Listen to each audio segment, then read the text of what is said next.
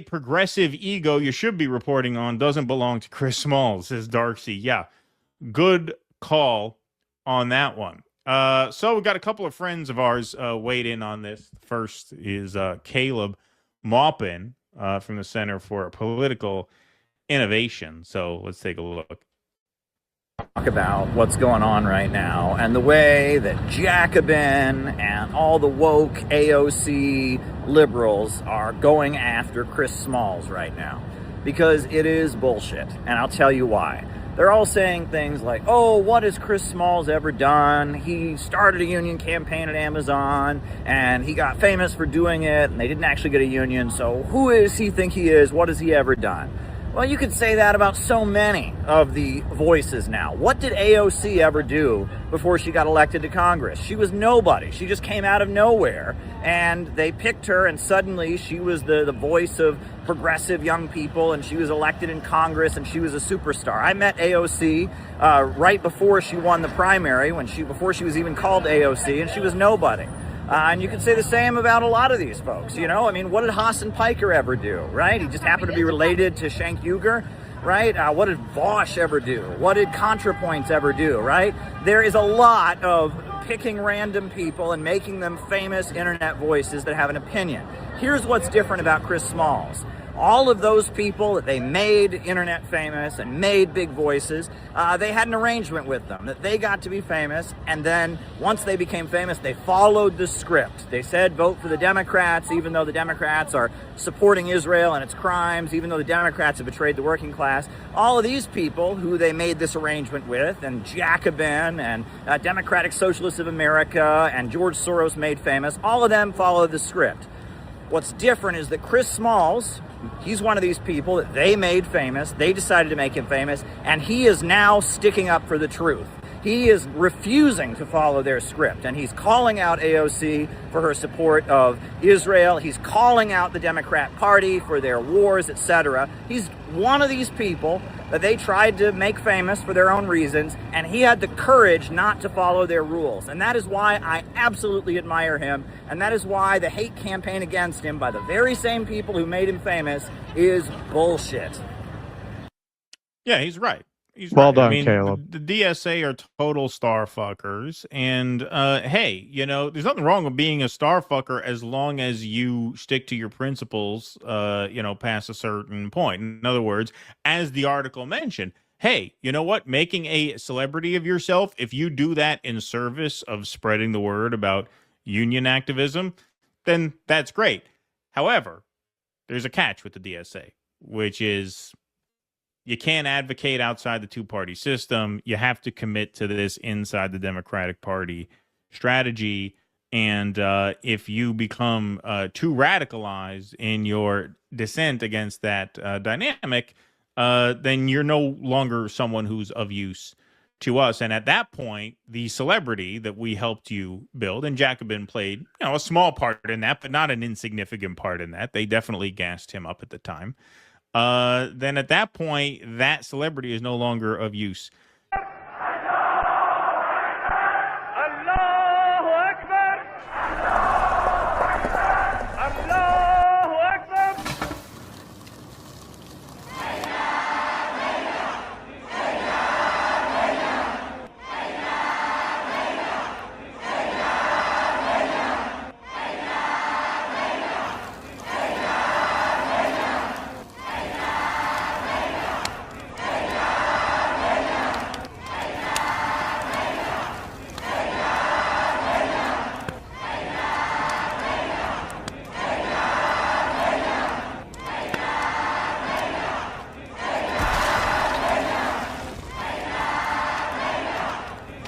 Some of you might be wondering what this painting is. Well, this is a painting from 1844, and this is from Horace Vernet, the American painter, and it's his depiction of the Hebrew prophet Jeremiah from the Old Testament of the Bible. This is Jeremiah, the weeping prophet. And this is his depiction of this Hebrew prophet, Jeremiah. And if you read the book of Jeremiah, Jeremiah was born in the year 650 BC in the kingdom of Judea. And at that time, the kingdom of Judea was experiencing a lot of injustice, I guess you could say.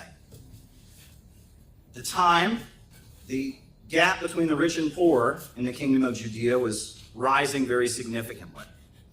And the rich people were becoming more and more ruthless. They were finding loopholes in the Hebrew law through which they could utilize poor people as slave laborers to build their great mansions. They also, according to the Hebrew law, they had provisions to care for widows and orphans, but those were being ignored, and widows and orphans were being left destitute and hungry. And at the same time, the rich were also engaging in human sacrifices, and they were burning infant babies, and they were engaging in all kinds of rituals and such. And Jeremiah was not from the priesthood. He was just an ordinary person. And he spoke up against the rich and powerful in the kingdom of Judea. And I want to point out something about that, because it's very, very easy to speak up against people who have no power.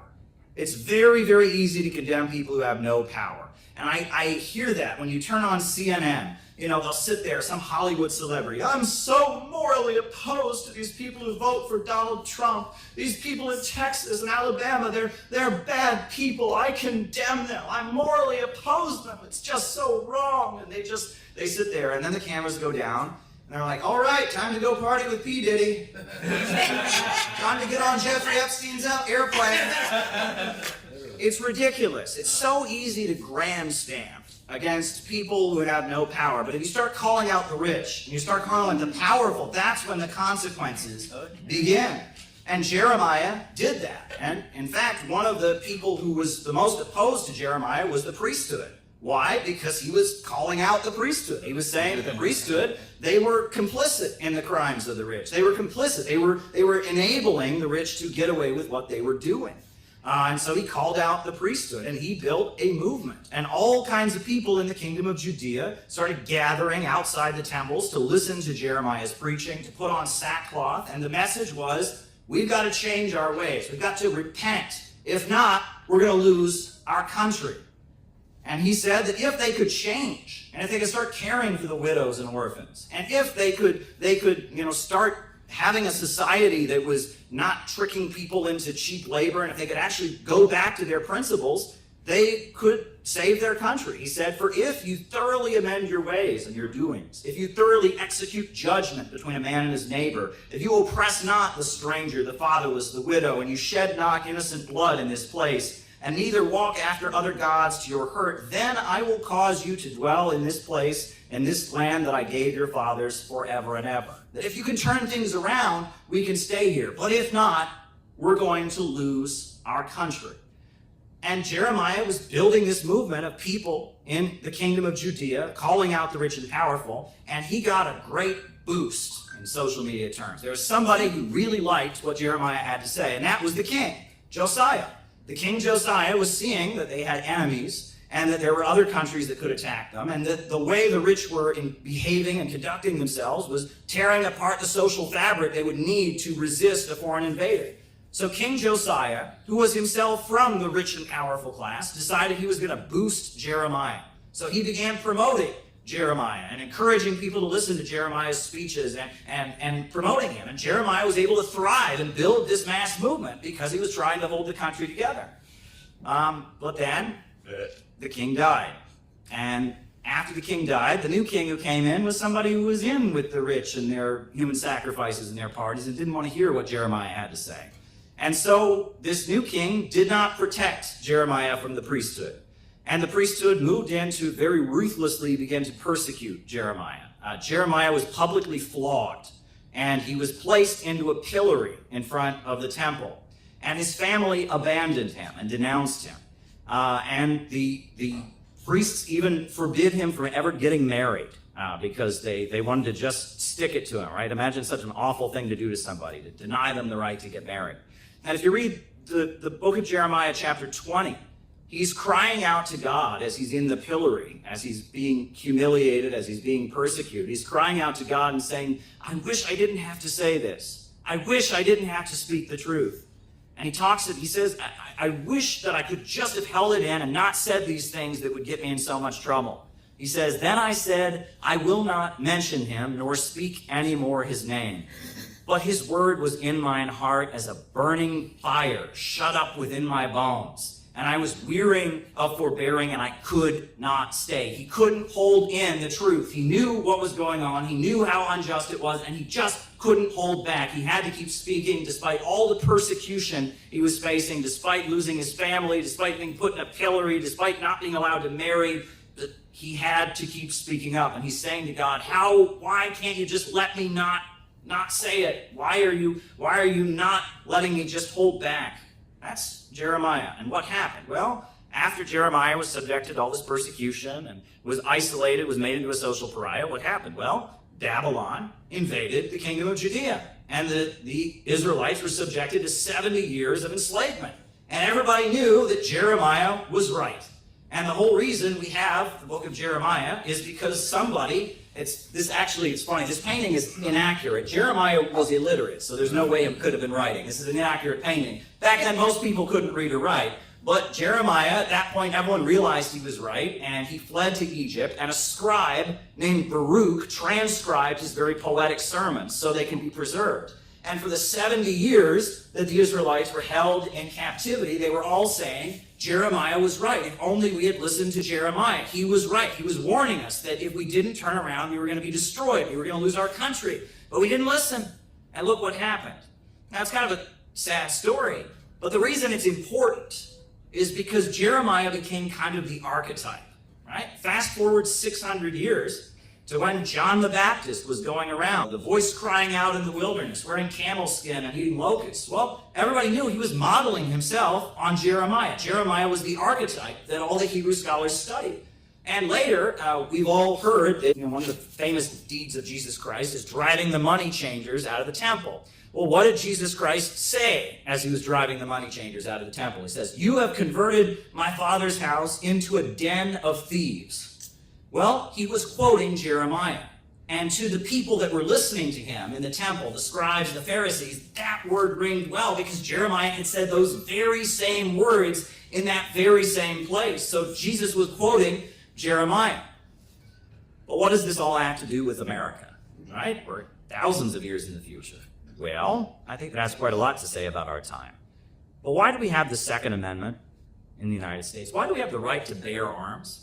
We have the right to bear arms because our country was started by English religious dissenters.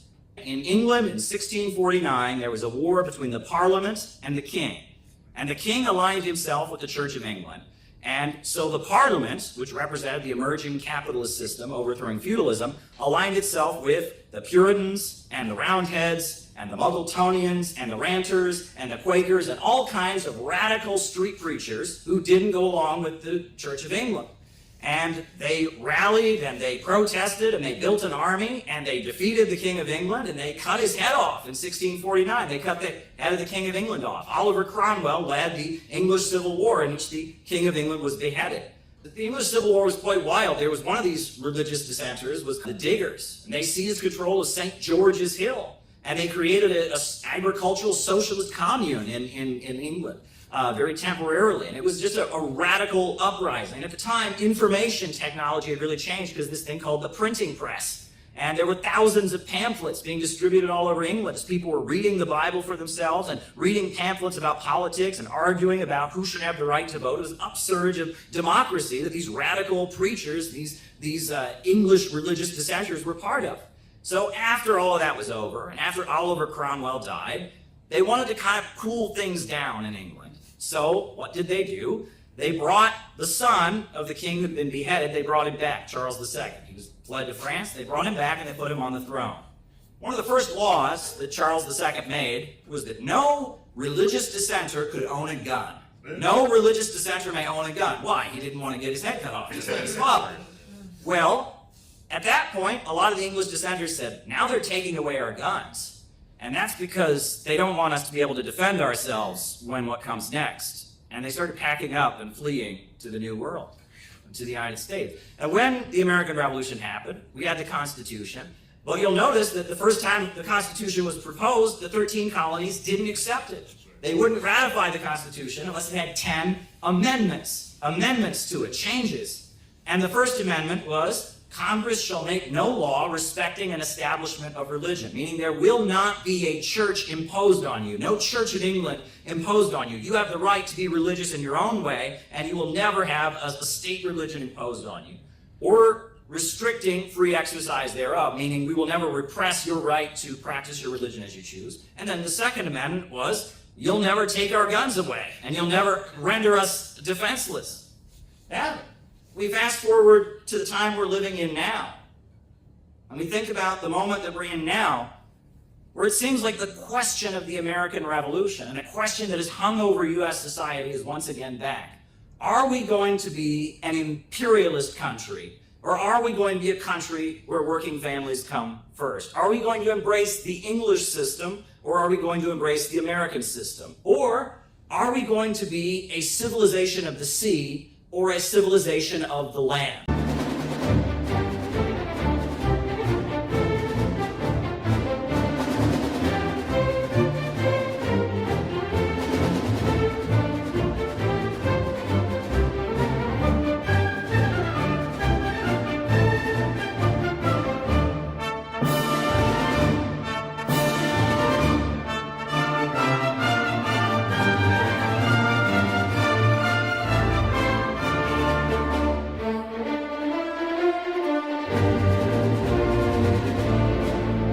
Hey everybody, the world seems to be going crazy right now with this horrendous war against Iran, but in a way, this is our time.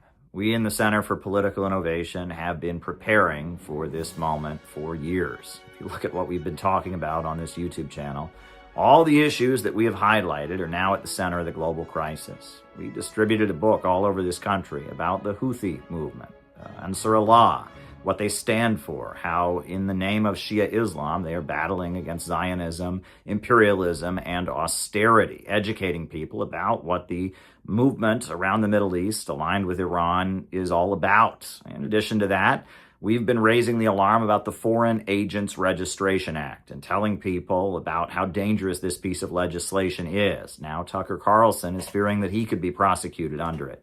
We did our best during the 2024 election cycle to boost the peace message within Trump's campaign and to amplify the voices within the Trump camp that called for peace. And now that is paying off as we see voice after voice speaking up. And, Joe Kent, the U.S. counterterrorism director, has stepped down. Marjorie Taylor Greene, Tucker Carlson, and so many other voices within the Trump camp, people like Megyn Kelly and others, are opposing this war. The work that CPI has done has all led up to this moment. And this year, we have done a lot already. As soon as Maduro was kidnapped, we were in the streets all over the country within a matter of hours. A few days after that, we gathered our forces and we were outside the federal detention facility in New York City where he was being held. We had a big event in New York City to kick off the year.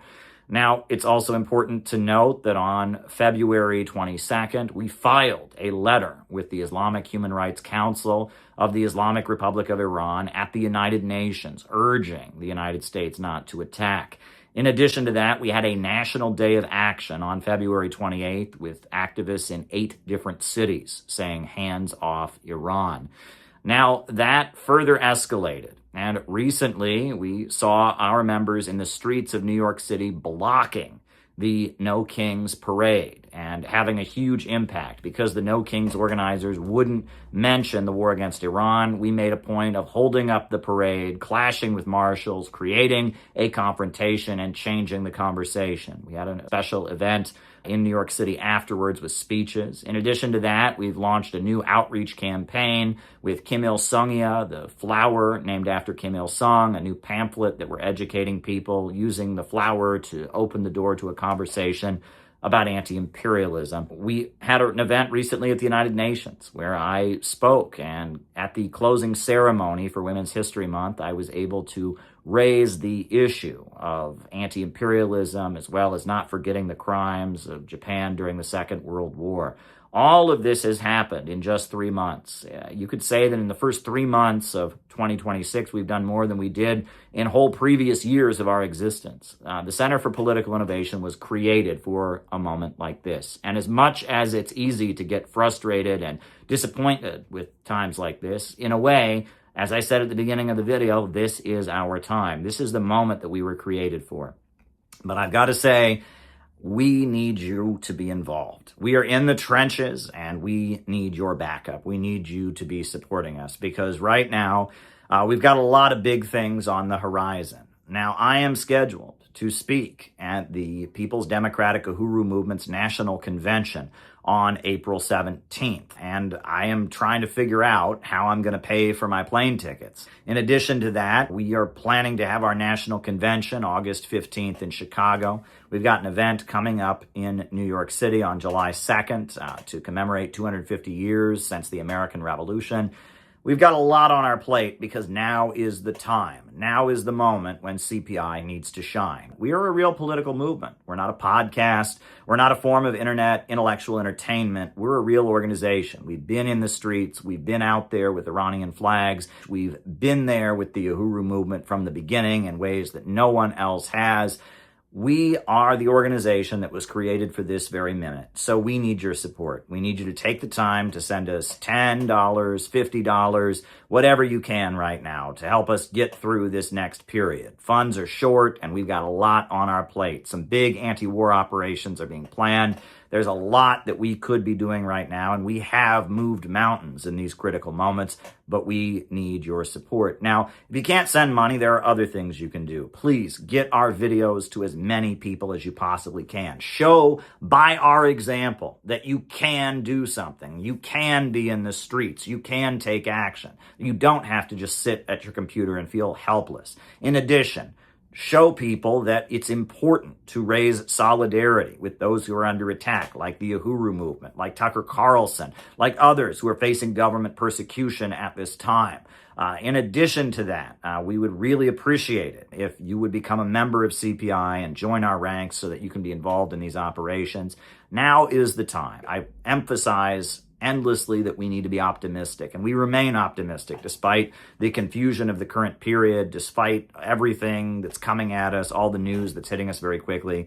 But we need your support. We are in the trenches and we need your backup now more than ever. Please send us a small contribution so we can continue. It is crunch time and we need you to be part of what we are doing here in America.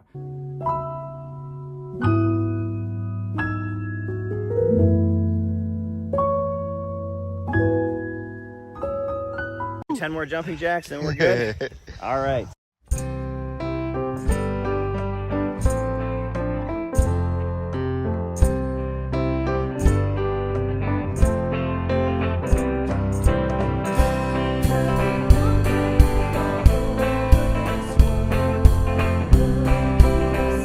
So I decided to go to a Chicago workshop, and Caleb explained the economics of why our country is taking us to war. It's part of the economic system of globalism, imperialism. The thing that struck me was that he was very passionate about what he was saying. He was very passionate. Be myself and not be judged, for who I am. I knew about the Trotskyist to neocon pipeline, but I didn't know why that was. I thought it's kind of a mystery. What I found by learning from Caleb is that the common thread is anti-populism. It's a distrust of the vast majority of working people. The idea of defining capital as profits in command, and that's a brilliant definition to simplify it for people. To try to actually build a community in the United States and also caring for one another.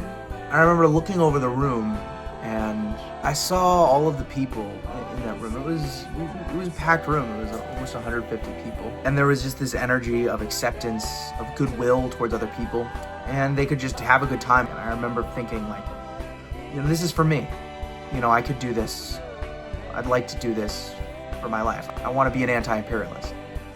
I was just looking for a real organization, an authentic organization that really wanted to had a positive message and really wanted to build up America. Have friends who are like-minded in the sense of trying to find the answers of becoming a real anti-imperialist. So I found it very enlightening, and I was inspired to start my own chapter of CPI up in Minneapolis. And yes, I was pushed to be a better activist. I was pushed to be more socially oriented.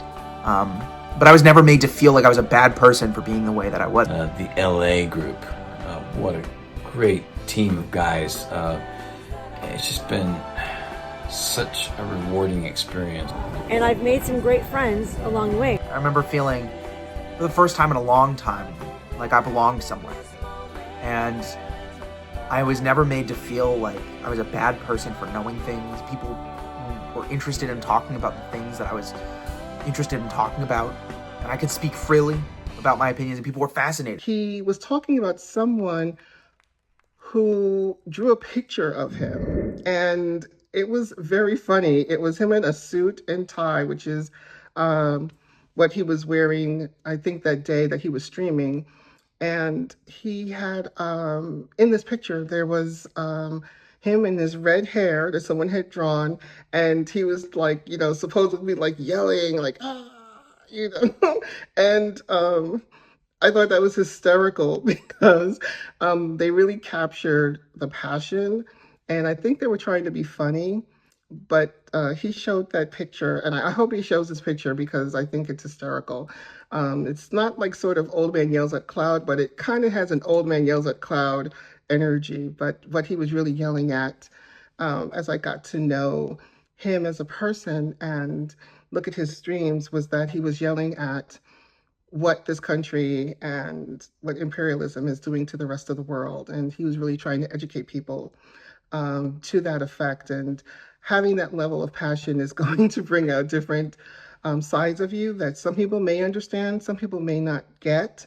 But I certainly did get it because I have the same fiery, passion as well. So in that, we are all kindred spirits at CPI, but certainly seeing Caleb that first time on YouTube, on his live stream, just going off. Mao Zedong, the leader of the Chinese Revolution, in one of his speeches, he said, if a person's political line is incorrect, his very soul is incorrect. Now, that's often misquoted or translated as, if a person has the incorrect political line, it is as if he has no soul. Well, I'm going to say that Mao had it backwards. I would say that it's not that if a person has the incorrect political line that he has no soul. I would say that if someone has no soul, then they have the incorrect political line. That's what I would say. And if we are not espousing optimism and hope, we have the wrong political line, no matter what we say.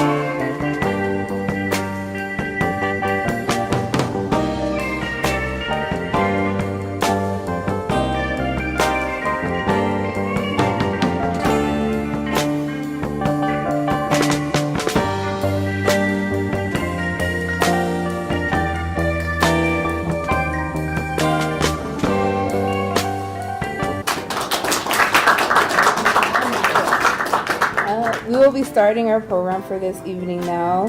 My name is Gabby Hernandez. and I am the regional captain for the Center for Political Innovation Chicago, and I'll be chairing tonight's meeting. Our first presentation tonight will be Noah, the Northeast Regional Captain of CPI. Noah is based in the Boston.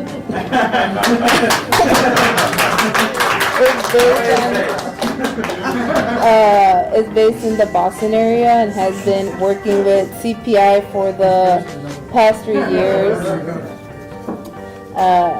He has represented CPI at 2 international gatherings in Russia, and he has a YouTube channel putting forward innovationist politics. He has proven to be very reliable and dedicated, distributing our book on the Houthis across the country and oversee many operations. Noah will be speaking on the history of CPI. Welcome, Noah.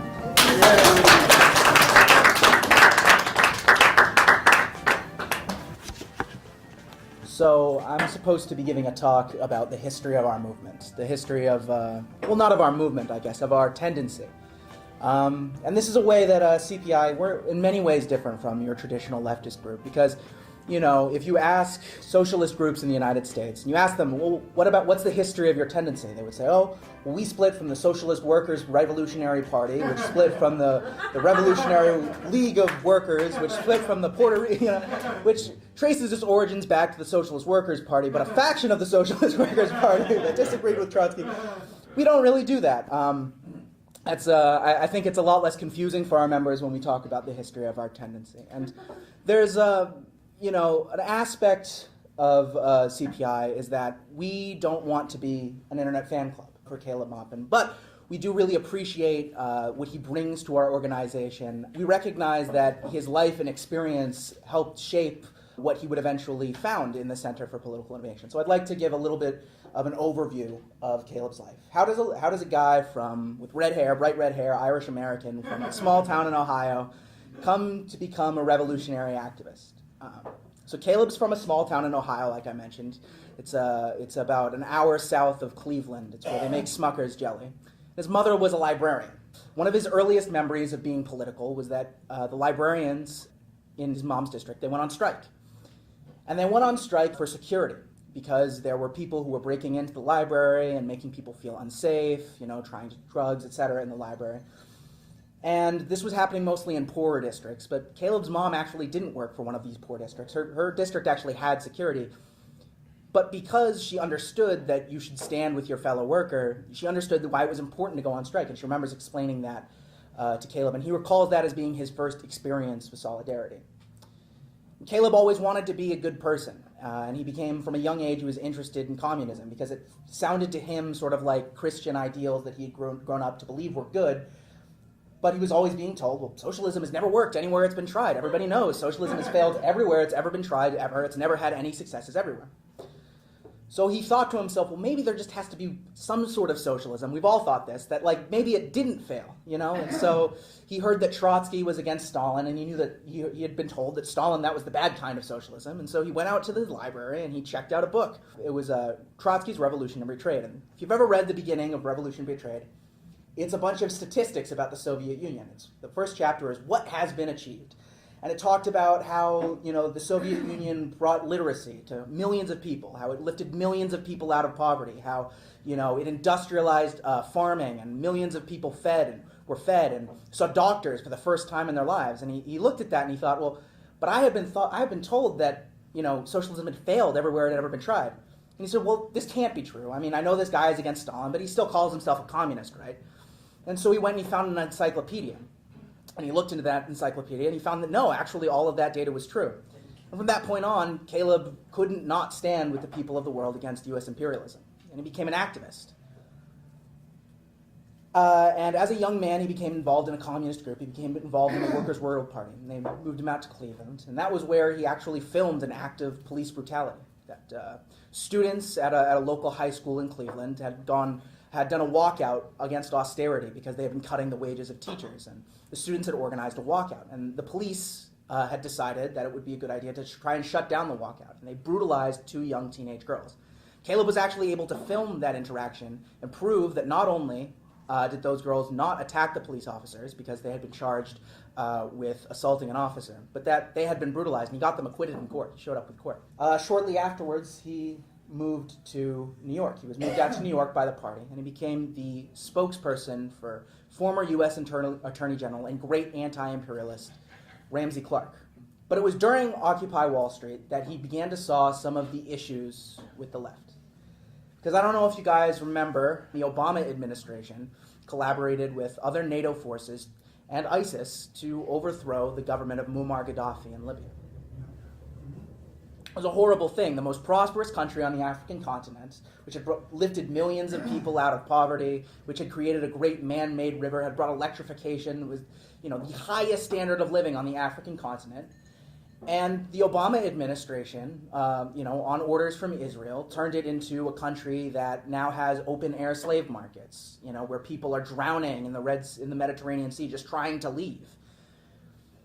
But because Obama was in office, and that there were a lot of people within, those leftist organizations who didn't want to piss off liberals who really liked Obama, and because they were pandering to them, and because the Arab Spring, which had been organized by the Hillary Clinton administration through social media and other means, had been presented to the public as a glorious revolution from below, almost no leftist organizations stand with them. And Caleb remembers being extremely frustrated with the leadership of the Workers' World Party, being very upset with them, and he would explain, well, I think that Libya is a socialist country. And he would explain their economic system. He would present the writings of Muammar Gaddafi on their system. He would present statistics about how the economy functions in Libya. But because the leadership of the Workers' World Party, they wanted to pander to liberals and they wanted that liberal NGO money, they were against the bombing, but they argued, oh, well, it's not really socialist. He's kind of like a bourgeois nationalist, whatever. It was hand-waving. It was rejection. And he remembers being very angry with that. And he also remembers looking around the encampments of the Occupy Wall Street, because Occupy Wall Street was not all leftist. There was broad people there. And he remembers meeting libertarians. And he remembers talking to libertarians. And they would point out how Gaddafi had been in the process of creating an African central bank, which would be an alternative to the petrodollar. And he remembers watching the broadcast of Alex Jones and how he brought on former U.S. Congresswoman Cynthia McKinney, a great black nationalist, communist, to talk about how, the Libyan people were free, actually, and that he pointed out, I'm not normally a fan of communists, but that Gaddafi, I like him. He's got guns. He's handing out guns. And he's a good guy. And he, he actually went to a shooting range in Libya and was shooting the guns. And he remembered thinking, well, something is not right, because I had thought that being a communist meant that you stood with the people of the world against U.S. imperialism, and the people who are calling themselves communists are not doing that. They're actually doing the bidding of the U.S. foreign policy establishment. And, many of the so-called right, who I had been told were my enemy, although maybe they have confused ideas about the economy or, they're more conspiracy-oriented, but they took a right position, and that was something that he had to live with. But the real turning point for Caleb, when he stopped being able to associate with the traditional leftist groups, was when he went to Iran. And Caleb went to Iran on a humanitarian mission with the Red Crescent Society, which is Iran's version of the Red Cross. And this was because in Yemen in 2014, there was a civil war that was going on. There was a U.S.-backed military dictator that was actually backed by Israel and Saudi Arabia as well, a puppet government that was keeping the people of Yemen poor, and that was backed by Saudi Arabia, and that Saudi Arabia, at the behest of this military dictator, was committing a genocide against the Yemeni people. They were enforcing a blockade to prevent any food from coming in, to prevent any medicine from coming in. I mean, this sounds very familiar if you're familiar with current events. It's a typical, and it was very heroic of Caleb. He got on a boat with the Red Crescent Society and tried to bring aid to the Yemeni people. But as he got on the boat, Israel and Saudi Arabia, they announced, as they always do, that actually the flour and the medicine that Caleb was bringing and that the Iranian people were trying to bring to the Yemeni people, well, those were actually weapons and bombs, and that a military strike on that boat would be justified. And on the day that the boat was supposed to arrive in the port of Hodeida, they bombed the harbor 8 times in a single day. 8 times in a single day. He actually ended up having to dock in Djibouti. He never ended up making it to Yemen. But he remembers he went back to Iran, and he remembers meeting the Iranian people. And he remembers being on that ship full of very religious Shia Muslims, and all they want to talk about is religion. They want to talk about, what do Christians think of Moses? What do Christians think of Abraham? What do they think of, this prophet and this prophet? And he was raised as a Christian, but the leftist group that he had been in had made him feel like that was a bad part of him, that he was a bad person for being a Christian. And he remembers his religious training came back to him. And the Iranians actually said, there aren't a lot of guys like you in the United States. That, most guys from small towns in Ohio, they want to kill us. And he said, yeah, actually, they do. And they said, what you were doing, Caleb, is very, very special. And he took that back, and it was from that point on, he really couldn't put up with the negativity of the left anymore. He couldn't put up with the resentment, with the anger. Something wasn't right, and he ended up leaving the Workers' World Party. And in 2021, founded the Center for Political Innovation. The Center for Political Innovation is not a party. We're not a party. We don't claim to be a party. We're not LARPing as a political party, because a real party would have community networks. It would be running in elections, and we don't do that. We know what we're capable of, and what we do is we're an educational project. We're an educational project that builds community amongst people, an anti-imperialist community of people who bond with each other and who want to spread a message that is anti-war, that is against what the United States is doing all around the world. The first book we published when we launched in 2021 was Muammar Gaddafi's Green Book, because we wanted to bring that message of what the Libyan people, of what Gaddafi had brought to the Libyan people, to the masses. Yeah, we published it, yes. We published it. Yeah, we published it. Yeah, I'm sure we have a copy in our literature table, yeah. And we published a number of books since our founding. I'll go over some of the greatest hits. We published the Green Book. We published Bread Tube Serves Imperialism, which exposed how many of the leftists that were being promoted on social media, the biggest names, Bosch, etc., Destiny, were actually being supported by the Cult Awareness Network and other CIA-aligned groups. It was being promoted by U.S. intelligence. We also published Who Are the Houthis and What Are They Fighting For? About the history of the Ansar Allah movement in Yemen and what they are really about. And the Euro-communist movements, the line of march people were more academic and ex-prisoners. There were a lot of people who had been in the BLA who were got out of jail and went back to college and joined with them. So it was a strange group, but high caliber, intellectual people. And then my take is different than yours on the new communist movement in the sense that at the time, the group that became Freedom Road and some of the other groups like that,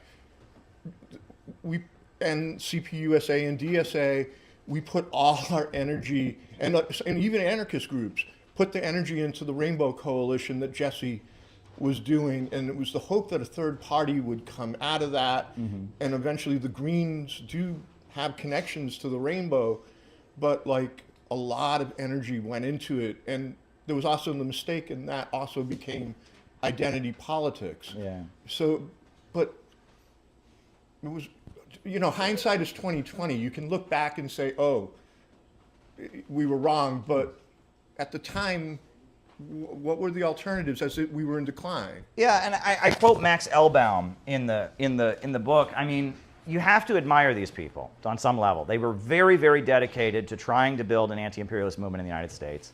And they did exactly what you're supposed to do. They rejected the terrorism and the left adventurism of the Weather Underground. They rejected the idea that average Americans are the enemy. They went and got jobs in factories, and a lot of them, lived in, their whole lives were dedicated to trying to build this movement to oppose American imperialism. And they were doing exactly what you're supposed to do, but the ground wasn't fertile because the economy was still very, very strong, and average Americans didn't want to hear it, and the world was going very much against the way that they were moving, right? China was changing, and they had looked to China for inspiration, and China was changing, and it's just kind of a tragedy. It's ultimately a tragedy because the world was not going the way that they thought they could go, and the U.S. working class didn't want to hear it. But the problem is that the memo has now been sent out a lot of the groups that are still around that can trace their roots back to these periods. The memo has been sent out that we can never win over average Americans. That's a big thing. The bulk of the population is unreachable. number one, or at least the white people are unreachable. And number two, that we must support the Democrats at all costs. Because if we don't align with the Democrats, the Republicans are all going to kill us, and the right wing, you know, they're evil, and they must be, you know, and that has been the crippling, you know, the lessons of this period that have been learned have done huge damage to what calls itself communism in the United States. This orientation that the bulk of the white working class are the enemy, and that we must always align with the Democrats and oppose this thing called the right wing.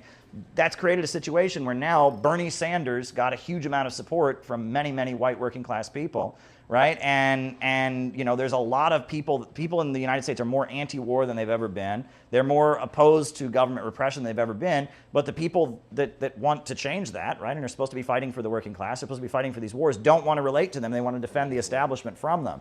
And it's created this situation where politics has gotten bad, and we need to unlearn what these people very tragically learned. And that, you know, it's sad, and for a lot of these people, it's not a question of intellectually arguing with them. It's a matter of trauma. You know, I mean, it's a matter of, you have to remember these people, I mean, you know it better than I do, I'm sure, but I'm saying that for these people, like, there were like fist fights, there were deaths, there were killing, there was, you know, people died, you know what I mean? You know, I mean, people, May of 1980, after they did their Death to Deng Xiaoping rally, the RCP decided they were going to call a general strike on May 1st, which was ridiculous. It's this tiny communist group, and they're going to call a general strike. They called it May Day 1980. And so all over the country, their members were going around and waving communist flags and such, and getting beaten up, and et cetera. And I believe there was a guy who was stabbed to death, right? Somebody stabbed him to death, and there was another person whose body was found at the bottom of an elevator shaft in New York City, you know, and that these people were very dedicated to what they were doing, and the population didn't want to hear it, and they were enduring like real physical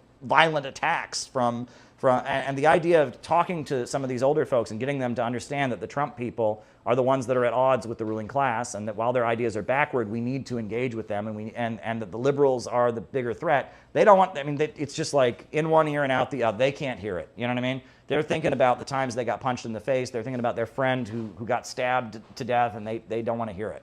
And it's similar in Latin America. There's a similar problem. Because right now, you know, in Latin America, I mean, at least there wasn't a civil war. But in a lot of Latin American countries, you see the old right wing is starting to realize that Russia and China will give a better deal to you know, the country, and that it's the kind of the woke folks that are aligned with the United States. But then the hardline communists and the old right wing have fought each other in a civil war where like thousands of people have been killed. So they're not going to unite together and align with Russia and China and make, you know, and develop the country. There's real trauma there. So this is what we're trying to overcome. These are my thoughts. I have a lot to say. I apologize if I've gone on for a while, but go ahead. No, I agree with exactly what you're saying. And especially Trump became a lightning rod for this, radioactive lightning rod to instill this mental virus. People became apoplectic of Trump, and he never has done anything near as bad as what we're seeing right now with the Democrats in office. But what the whole Trump brought in from that Trump derangement syndrome is it segued, it was like a mental virus that segued right into a COVID derangement syndrome. And then from there, we've got various derangement syndromes. And so this is the time period, well, we're after it now, of when China had their Cultural Revolution, which to me is such a pivotal lesson in history. So, because I think that's exactly what the derangement syndromes have brought on, such that now we're at dysfunctional woke on steroids, that is keep us divided and separate. Where have the left done any kind of postmortem analysis of China's Cultural Revolution? Well, that's us. I mean, the title of this book is Out of the Movement to the Masses. And the point is we have to break with the left, and we have to build a socialist movement among people who love their country and want to build a better America by breaking out of this international financial system that's destroying the lives of working families. And that's why it's called Out of the Movement to the Masses. We have to break with leftism, and we have to build a real working class movement. But as far as the Cultural Revolution, I mean, the Chinese Communist Party says the Cultural Revolution was a disaster and it was a mistake. And I think what we've learned from the fall of the Soviet Union and from what China has achieved and what all the socialist countries say now, you have to have a market sector to deal not with healthcare, not with energy, but to deal with the things that make life good, right? Like, you know, the government shouldn't be running restaurants. The government shouldn't be running hotels. The government shouldn't be designing clothing. You need people to vote with their dollars on these things, right? You know, life is better, but you can't have your whole economy and your whole society run on the basis of profit. You need a central plan for the community, right? And that's how all the communist countries in the world are moving. Vietnam, you know, North Korea would like to do that. They just are barricaded. They can't get the foreign investment. The economy is like militarized, but that's where the communist world is at. You know, at this point. And the Cultural Revolution, it really comes down to, and this is, again, I'm going to give a complex answer, but okay, so say you have a shortage of food, right? You've got a shortage of food, right? Obviously, if you have a shortage of food, you're going to have to ration the food that exists to make sure that everyone, you know, gets some. However, you're going to have a guard who makes sure that, you know, that no one takes anybody else's food. And that guard is going to demand a bigger piece of food for taking on the responsibility of being the guard.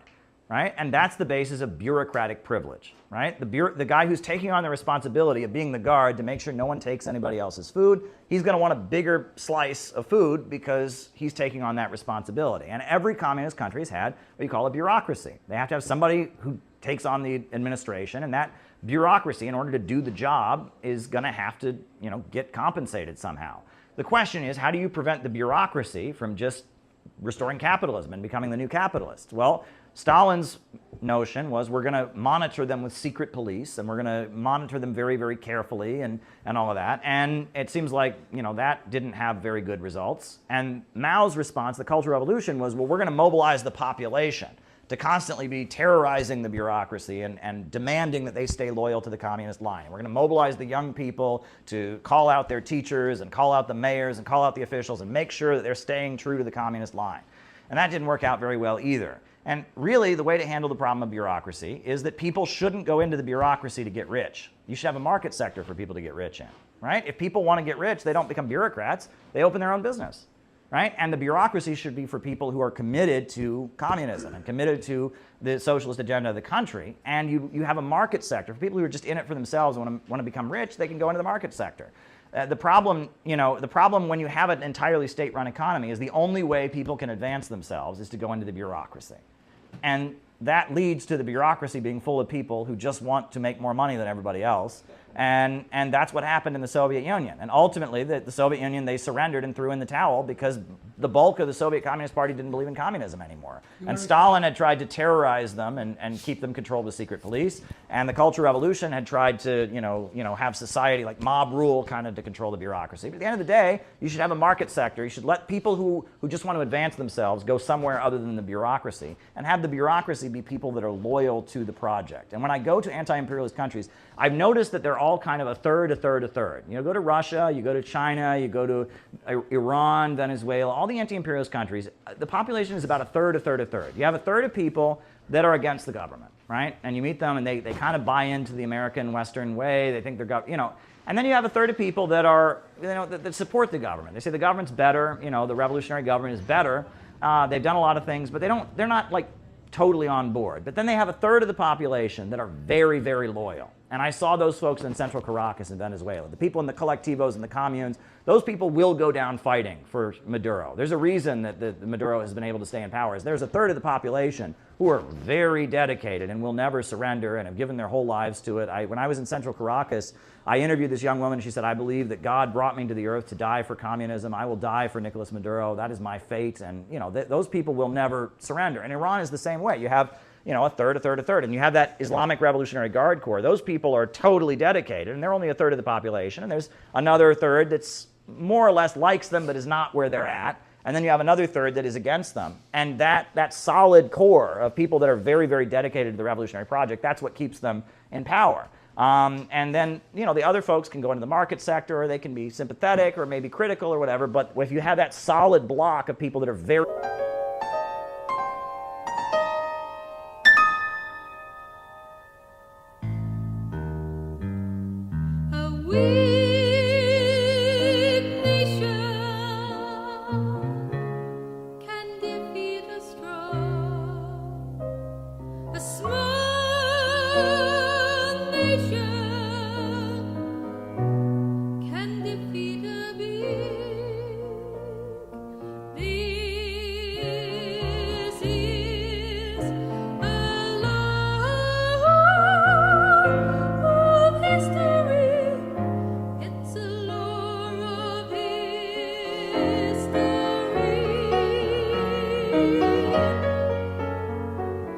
Globalism, imperialism, as I understand it from CPI, is a financial system that is run by Wall Street and London, where giant international corporations spread their tentacles around the world, holding back development. You look around this country, they are literally unpaving the roads in 27 different states. Municipalities cannot maintain paved roads. They don't have enough money.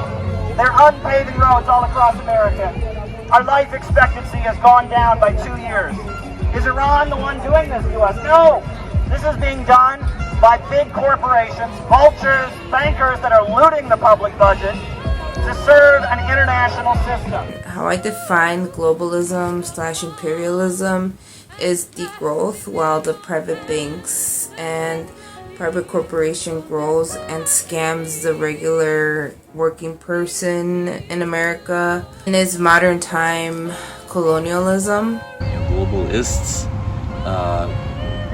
elite, oligarchs, corporatists, the deep state. I mean, it's all that same class of people that are at the top, and they want to stay at the top. They sink their fangs into Africa, they sink their fangs into Latin America, they sink their fangs into Asia, and they have U.S. military bases to accompany the corporations to extract huge profits from across the planet, while we, the American people, the American working class, American working families are left behind. Not only are they doing something that's immoral by conquering other countries, but they're also doing it in a way that does not benefit the working people of the core empire. It only benefits this global ruling class that has hollowed out industries and has financialized everything. You know, Nigeria is a country in Africa with so much oil, but the people of Nigeria are in deep and utter poverty because their oil is controlled by ExxonMobil, BP, Shell, and Chevron, and they are prevented from building up their own economy. And there are many examples of this, and that imperialism is going around the world in degrowing countries. Our servicemen do not want to fight. On the aircraft carriers that they have parked outside of Iran, you have thousands of American servicemen intentionally clogging the toilets and trying to flood the aircraft carrier because they know that the Iranian people are not their enemies. And the countries that have broken free from that system, like Burkina Faso, where they are creating food sovereignty and economic independence, get demonized as juntas and authoritarian. Iran is not the enemy, folks. Israel's the enemy. The Zionists are the enemy. Epstein elitists are the enemy. Their system is more destructive than productive. I really appreciate the Center for Political Innovation because we are a family. We understand that we have to encourage each other and that to stay on the revolutionary road, we also need to work on personal development.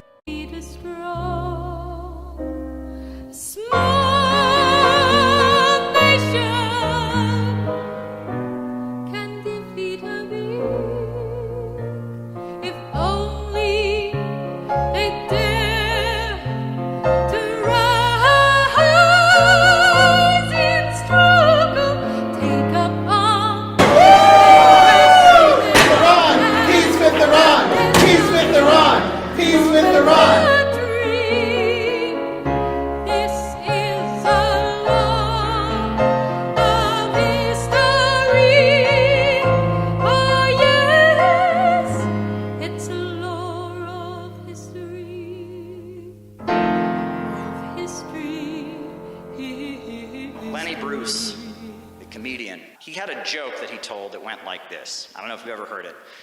He used to talk about the old 1950s television show. It's The Lone Ranger. You know, the Lone Ranger, he wore a mask, he was a white dude, and then he had a Native American sidekick named Tonto. The story goes, the joke of Lenny Bruce is that the Lone Ranger and Tonto were surrounded by a group of Native Americans with their spears ready, pointed out at them, and they were facing the edge of a cliff. There was no escape. And so the Lone Ranger turned to Tonto and said, "Tonto, what are we going to do?" And Tonto said, "What do you mean we, white man?" Well, you think about that joke, I think that's what's ahead for the U.S. ruling class. because they're looking at China rising up, and they're looking at Russia rising up, and they're looking at Venezuela and Iran, and they're turning to the American working class, and they're saying, American working class. And I think Joe Biden's saying, American working class, what are we going to do? And the American working class is saying, what do you mean we, Joe Biden? What do you mean we?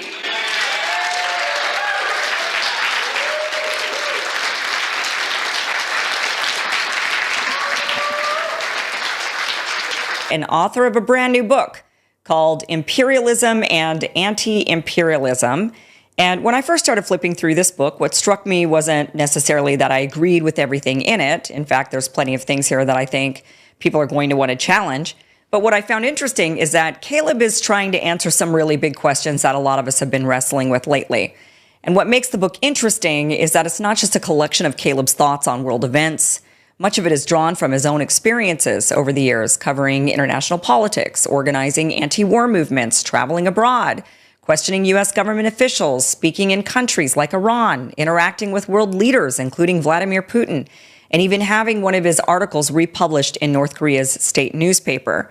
Through those experiences, Caleb explores some of the biggest geopolitical questions of our time, from China and Russia to Ukraine, NATO, energy markets, sanctions, and the shifting balance of power in an increasingly multipolar world.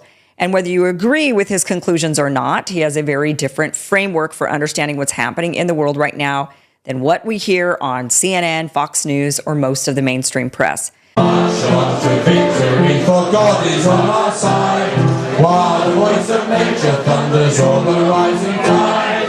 God gave the land to the people, the land was God who gave the land,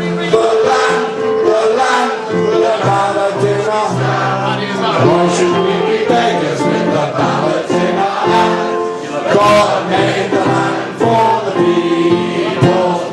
Long was Andy smoking from the east and from the west. Why should we work hard and let the landlords take the best? Make them pay their taxes on the land but find the rest. The land was meant for the people. The land was God who made the land. The ground on which we stand. Why should we be beggars with the ballot in our hand? God made the land for the people. Clear the way for liberty, the land must all be free. Liberals will not falter from the fight they've said it be. To the flag we love so well, we'll fight from sea to sea. Oh, the land that is free for the people. The land, was God who made the land. The ground on which we stand. Why should we be beggars with the ballot in our hand? God made the land for the people. The army now is marching on the battle to begin. The standard now is raised on high to face the battle din. We'll never cease from fighting till the victory we win. And the land is free for the people. The land, the God who made the land. The ground on which we stand. Why should we be beggars with the ballot in our hand? God made the land for the people. Right. I'm Caleb Maupin, the chair of the U.S. delegation, and he also represents the Center for Political Innovation. Welcome, everybody. My name is Caleb Maupin. I'm the founder of the Center for Political Innovation. And in October, I was deeply honored when the youth office of the Russian Foreign Ministry reached out to me about forming a national preparatory committee for the upcoming World Youth Festival set for March in Russia. As someone who attended the World Festival of Youth and Students in 2013 in Quito, Ecuador, someone who attended the festival that was held in Sochi in 2017, as an advocate of socialism, peace, and international cooperation, as an American patriot, as a Christian, and someone who strives to live according to the teachings of Jesus Christ, I considered this to be a great opportunity. However, it is the circumstances of our upcoming trip that bring us here today. As we meet here today, Jesse Neville, Penny Hess and Omali Yeshitela have been indicted by the U.S. Department of Justice. They are facing a possible 15 years in prison. Their trial date was just set for September. The Biden administration has charged them for doing what we are about to do, for going to an international conference in Russia. The Biden administration has declared that they're putting on some Zoom calls, writing some articles about Ukraine, that has been conspiracy to act as a foreign agent.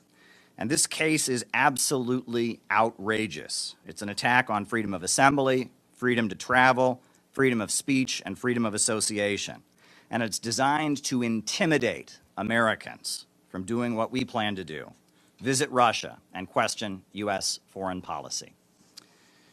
In light of this horrific indictment, it is very important that we go to Russia to show that we will not be intimidated and to take responsibility for the future amid the utter failure of the Biden administration. Biden said he would end the war in Yemen, and as we all know, now that war is expanding and U.S. bombs are being dropped on Yemen. Biden has poured billions of dollars of American taxpayer money into Ukraine to prolong this war, at the same time that our bridges and highways are crumbling and our living standards are dropping and American working families are being squeezed by inflation. Under these circumstances, with Biden trying to intimidate Americans and weaponizing the Department of Justice against dissidents, and with international tensions rising, we have a duty to go to Russia and show the world another America. Because there are two Americas. Beyond Wall Street and Hollywood, in the vast territories of the American heartland, you will find a lot of hardworking people who love their children, love their communities, and want a better life. You will find an America that values peace, not war. It is this America that produced Dr. Martin Luther King Jr., the Black Panthers, the great abolitionist John Brown, and it's this America that produced the labor movement that pushed forward Roosevelt, the great anti-fascist coalition that propelled the United States to align with the Soviet Union to defeat the menace of fascism in a great moment in history, also to align with China. It is this America, the America that's been hidden from mainstream TV, the America that has been canceled by the social media monopolies. It's this America of the working class, of small business owners, and people of many different races and ethnic backgrounds who reject war and the emerging low-wage police state. It is this America and its democratic traditions that I will be proudly representing in Sochi. There's a new economy arising in the world today centered around the BRICS, the Eurasian Economic Union, the Belt and Road Initiative of China, and the real America would benefit from joining with this new economy, trading with countries on the basis of win-win cooperation, and ending the wars, the threats, and the sanctions. The Center for Political Innovation sees Russia as an ally of the real America, and we call for the charges against the Uhuru 3 to be immediately dropped, and we look forward to making lots of new friends at the upcoming World Youth Festival, not just youth from Russia, but youth from the 188 different countries that will be represented at this vitally important international gathering. Thank you.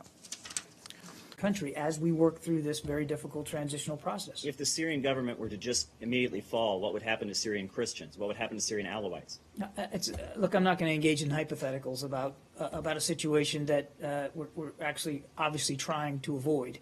It isn't about the fall of the regime. We are trying to get to a transitional process of governance that preserves even some of the existing infrastructure going forward, but that at the end of that process gets us to a government that is put in place by the Syrian people, with their voices being heard, and it doesn't include Bashar al-Assad.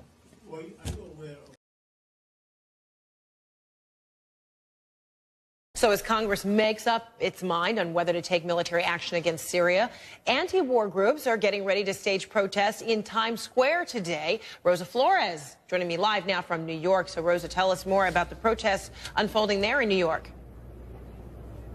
Yeah, well, those protesters are making their way here to Times Square, and I'm actually here with one of the organizers, Caleb from the International Action Center. And I know that you guys are expecting dozens, if not hundreds, of people here. But first of all, explain to us kind of what is your mission? Why are you guys here? The last thing we need right now is a new war against Syria. Right now, they're cutting food stamps, hospitals are closing, schools are being shut down. There's a budget crisis in this country. We do not need more money for a new war against Syria. Every one of the cruise missiles they would send would cost over $1 million. That could be teachers that could be hired. That could be hospitals that could be opening. But instead, it's blowing up and killing people in another country, and that's not right. Now, let me ask you about the support that you're getting, because from what I understand, lots of organizations are coming out of the woodwork and asking to be involved. Tell us a little bit about the involvement of other organizations that perhaps would not be, in this case, participating in something like this. Well, 89% of the U.S. public is opposed to this war. People in this country overwhelmingly oppose an attack on Syria. But that won't mean anything unless people do something about it. If people aren't in the streets and organizing and demonstrating and making clear to the government that they will not let this war pass, that won't mean anything, because we've seen so many times the government not listen to the people and go to war. I don't believe what's coming out about this chemical weapons attack. I have a lot of questions about it. There are a lot of facts that just aren't adding up. And we've heard about weapons of mass destruction before. There's so many lies to take us into war. We don't need a new war. We need jobs, schools, education, and not a new war against the Syrian people. And these rebels that our government and our tax dollars are paying for, they're not good folks, and they're doing awful things there in Syria, and we should not be supporting these rebels in Syria. Right now in this city, hospitals are closing, schools are closing, all kinds of resources that people in this city use to survive are being shut down. Well, what are they talking about doing? They're talking about a new war against Syria. How much money is every single one of these missiles going to cost? At least $1 million. That could be teachers, that could be nurses, that could be doctors. But instead, it's going to a war. Do we want that? No. And now, you know, there have already been 100,000 people killed in this war in Syria. And they've been killed because our tax dollars are going to fund the Syrian rebels. A lot of these Syrian rebels aren't even from Syria.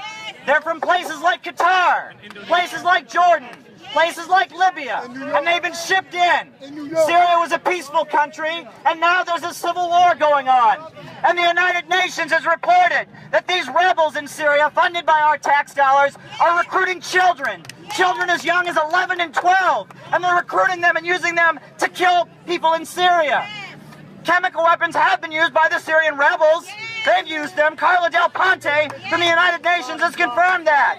They're using sarin gas, and they're killing innocent people in Syria with our tax dollars. Yes. And the reason that they're talking about striking Syria right now, the reason they're talking about striking is because those rebels are losing. Why are they losing? They're losing because the people of Syria don't support them. They don't support foreign importing insurgents trying to tear up their country. And that is why Obama wants to send the missiles to do what the rebels can't do, because they don't have support on the ground. We want the people of Syria to run Syria. We want money for jobs and schools and education, not a new war. I'm with FIST, Fight Imperialism, stand together, and you can check us out. Thank you. And how the Ansar Allah movement is actually a movement against austerity in Yemen. We published Where is America Going? Marxism, MAGA, and the Coming Revolution, which has been tongue-in-cheekly sort of referred to as the MAGA Communist Manifesto. It's actually, you know, being republished in Chinese, actually. It's being sold soon, hopefully, on the Chinese mainland. And Caleb's not the only one who writes books. Our member in Minneapolis, our Minneapolis regional captain, Penny, actually published Africa's Flame, The Rise of Ibrahim Traore, about the amazing, the great African leader who was bringing the African people out of poverty.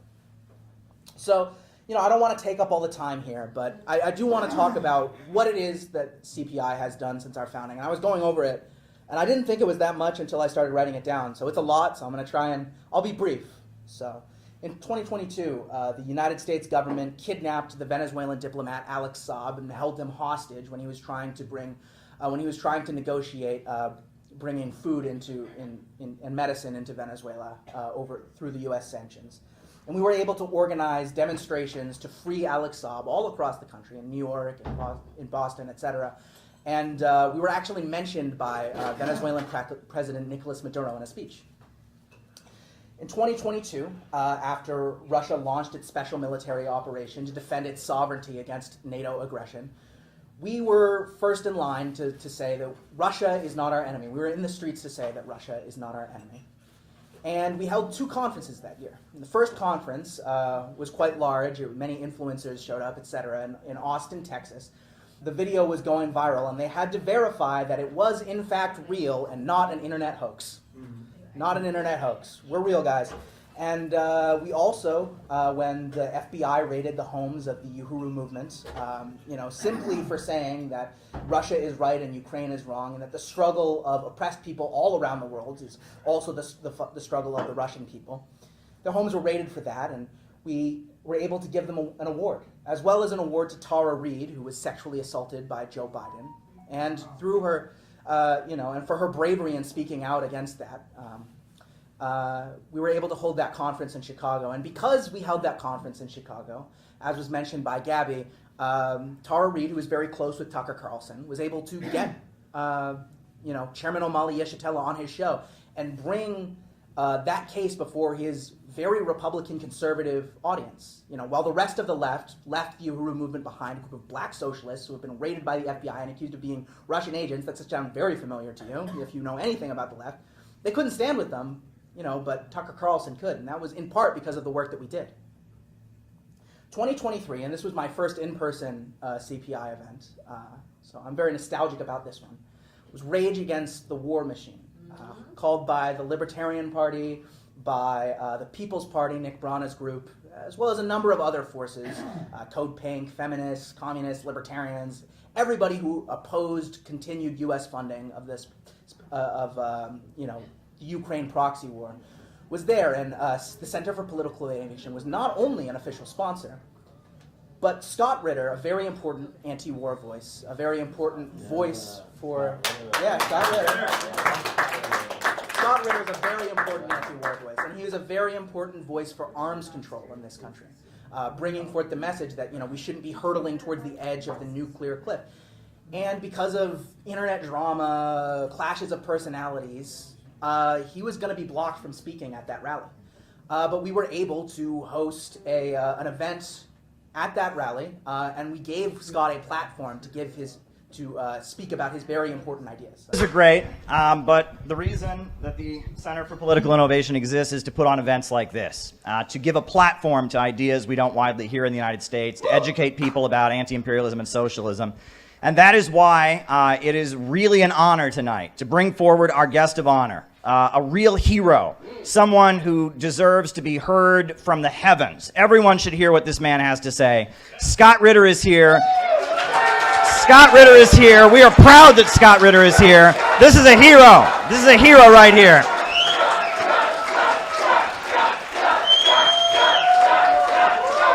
We love you, Scott. We love you. Go ahead and give us some words. Thank you. Thanks, man. Yeah. Thank you. Well, thank you very much. To be honest, I thought I was just coming here to a reception to say hi to people, and speaking is, hopefully it's a bonus. We're very proud to have done that. That same year, when Biden held his Summit for Democracy, we held a Summit Against Hypocrisy, which talked about how the values that U.S. imperialism claims to promote around the world are actually fraudulent, and that the crimes of U.S. imperialism should not be excused under the language. They should not be allowed to hide behind the language of democracy and freedom and justice for minorities. That is absolutely incorrect.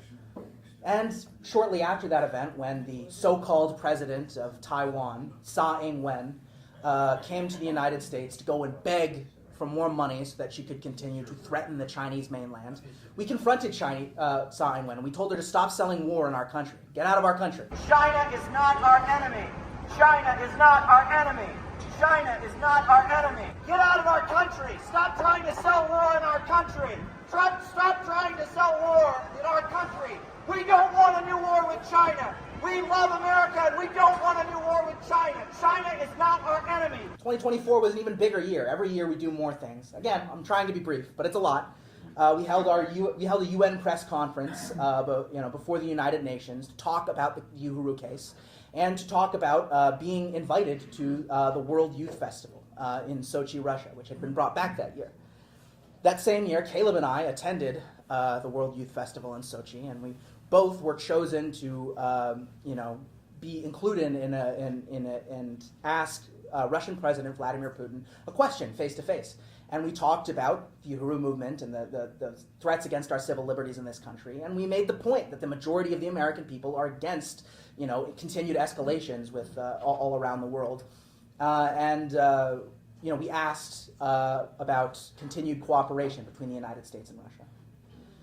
That same year, Caleb was also invited out to LA to do an event about reunification of the Korean Peninsula with the LA Family Church. They invited him out to see, where he highlighted the important work of Reverend Sun Myung Moon and the church that he had founded in reunifying the Korean Peninsula and bringing peace between North and South Korea and ending the U.S. occupation of South Korea.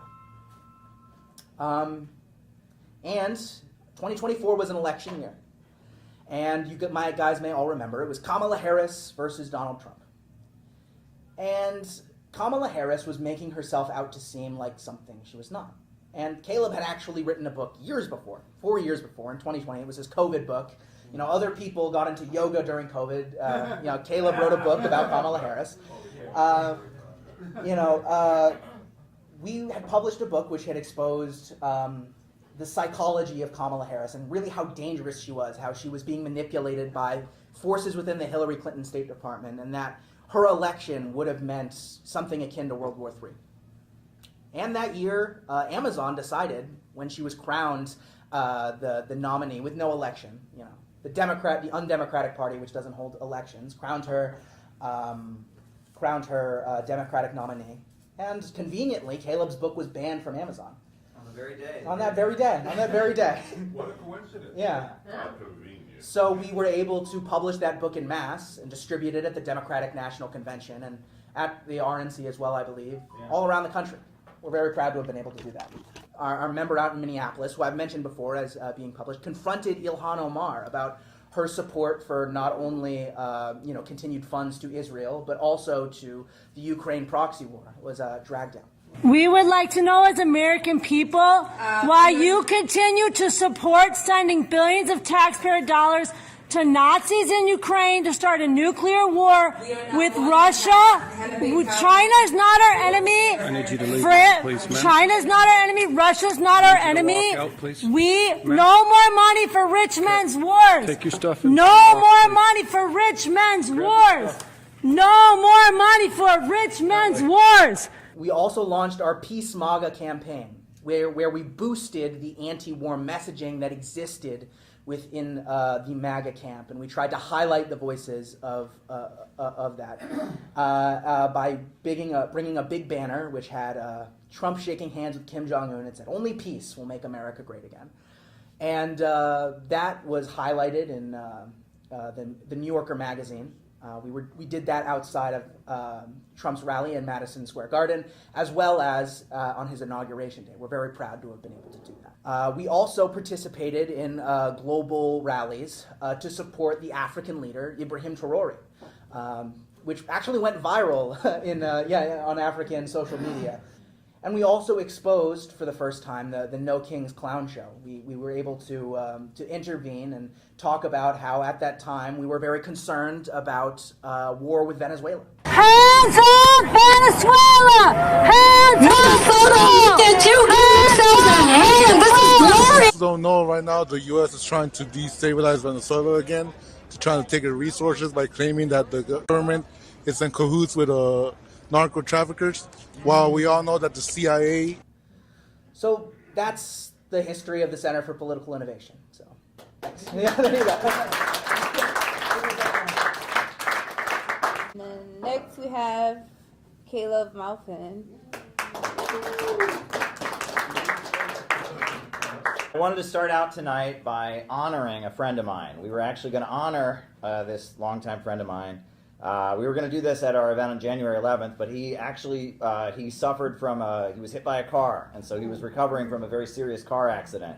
And so we're really, really glad that he's here, and I'm also really blown away by Michael's recovery because he tells me he walked how many miles today? Walked about a mile today. He walked a mile today. So he's not only able to come here after recovering from this, but I want to talk about Michael. So I've known Michael for quite some time.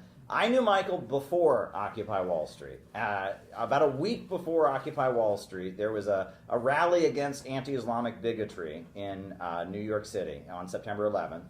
And you can see a photo of me and Michael standing next to each other at this rally with a number of Muslims there and opposing anti-Islamic bigotry. And I knew Michael from those days. He was part of the United National Anti-War Committee. And back then, Michael wore a button-up shirt everywhere he went, and he was, his hair was perfectly combed, and he was like that. And then Occupy Wall Street started, and I showed up at Occupy Wall Street a couple weeks after it was, and there was Michael, and wow, he had a nose ring and ripped jeans, and I was like, wow, Michael, you've really changed. And Michael was an important part of Occupy Wall Street, actually. And then he ended up going to San Francisco. He was part of Occupy San Francisco, and he ended up getting hit. He was just filming a demonstration, but they hit him with some very serious criminal charges.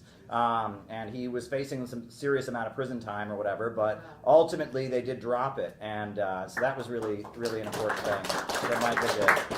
And I've known Michael for a long time, and Michael's been involved in so many different struggles for justice, and he's a true friend. He really is, and he's somebody who's been through a lot. And there's been a lot of strange twists and turns, and Michael was one of the first critics of the vaccine mandate that I knew, right? He refused to go along with COVID hysteria.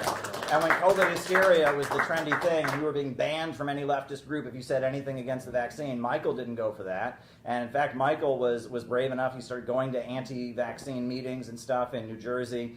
You're Red Illuminati, I believe, on Twitter, right? That's your internet persona, is Red Illuminati? Yeah, and he's always standing up and challenging the war narrative, the neocons, etc. So I'm really glad you could be here today, Michael, and I want to just present to you with the Innovator Award that we meant to give you on January 11th. This is for Michael Pellegatti. So come on up, Michael. Come on up. Come on up, and I just want to give Michael the opportunity to say whatever he wants to say. And we just love you. You're a member of our community. You've been doing stuff with CPI for quite some time, and we really appreciate you. So I'm going to give you this award. I don't have any prepared statements, but Just say something from the heart. That's all.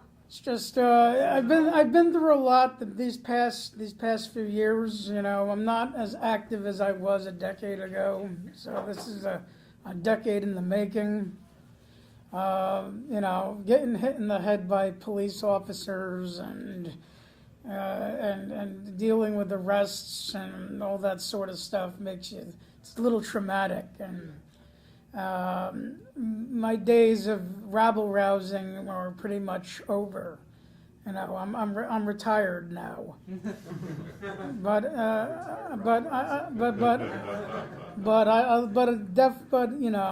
have no qualms about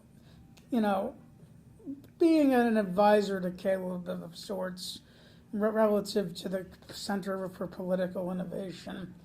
I'm not officially a member, but I'm like a de facto member. Yes, you are.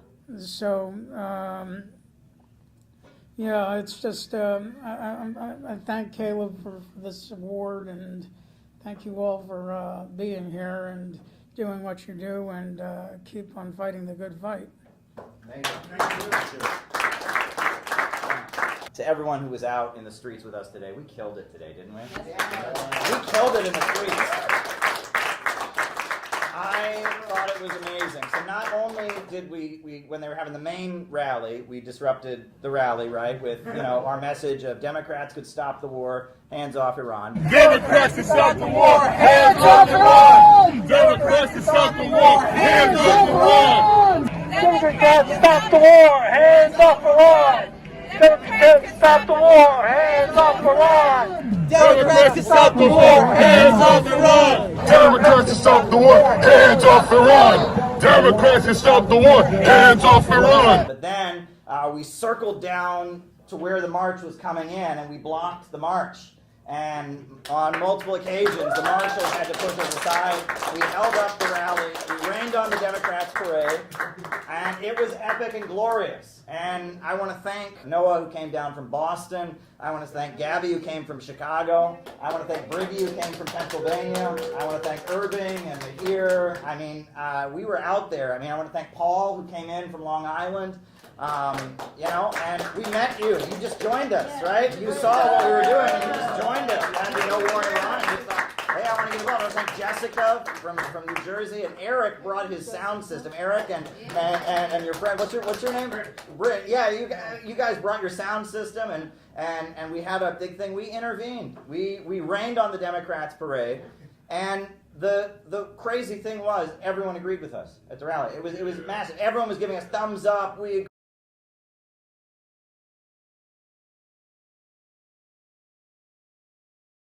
Welcome, everybody. We have got Caleb Maupin here. The book, Where is America Going? Marxism, MAGA, and the Coming Revolution. We'd like to get into it. Caleb, how are you this morning? I'm good. How about you? I can't complain. If I did, it would take up time. We don't need that. Sure. So, where is America going? That's the opener. You gave us a very convenient title by phrasing it as a question.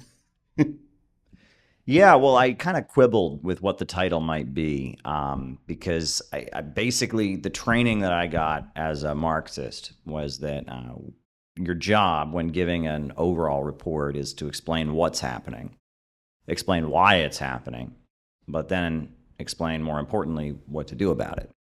And I've noticed that many Marxist books have what they call the Chapter 5 problem, which is they explain what's going on, and they give a thorough analysis, and then it ends with, so maybe be a liberal activist, kind of, maybe. And then the Chapter 5, where they tell you what you're supposed to do, is extremely weak.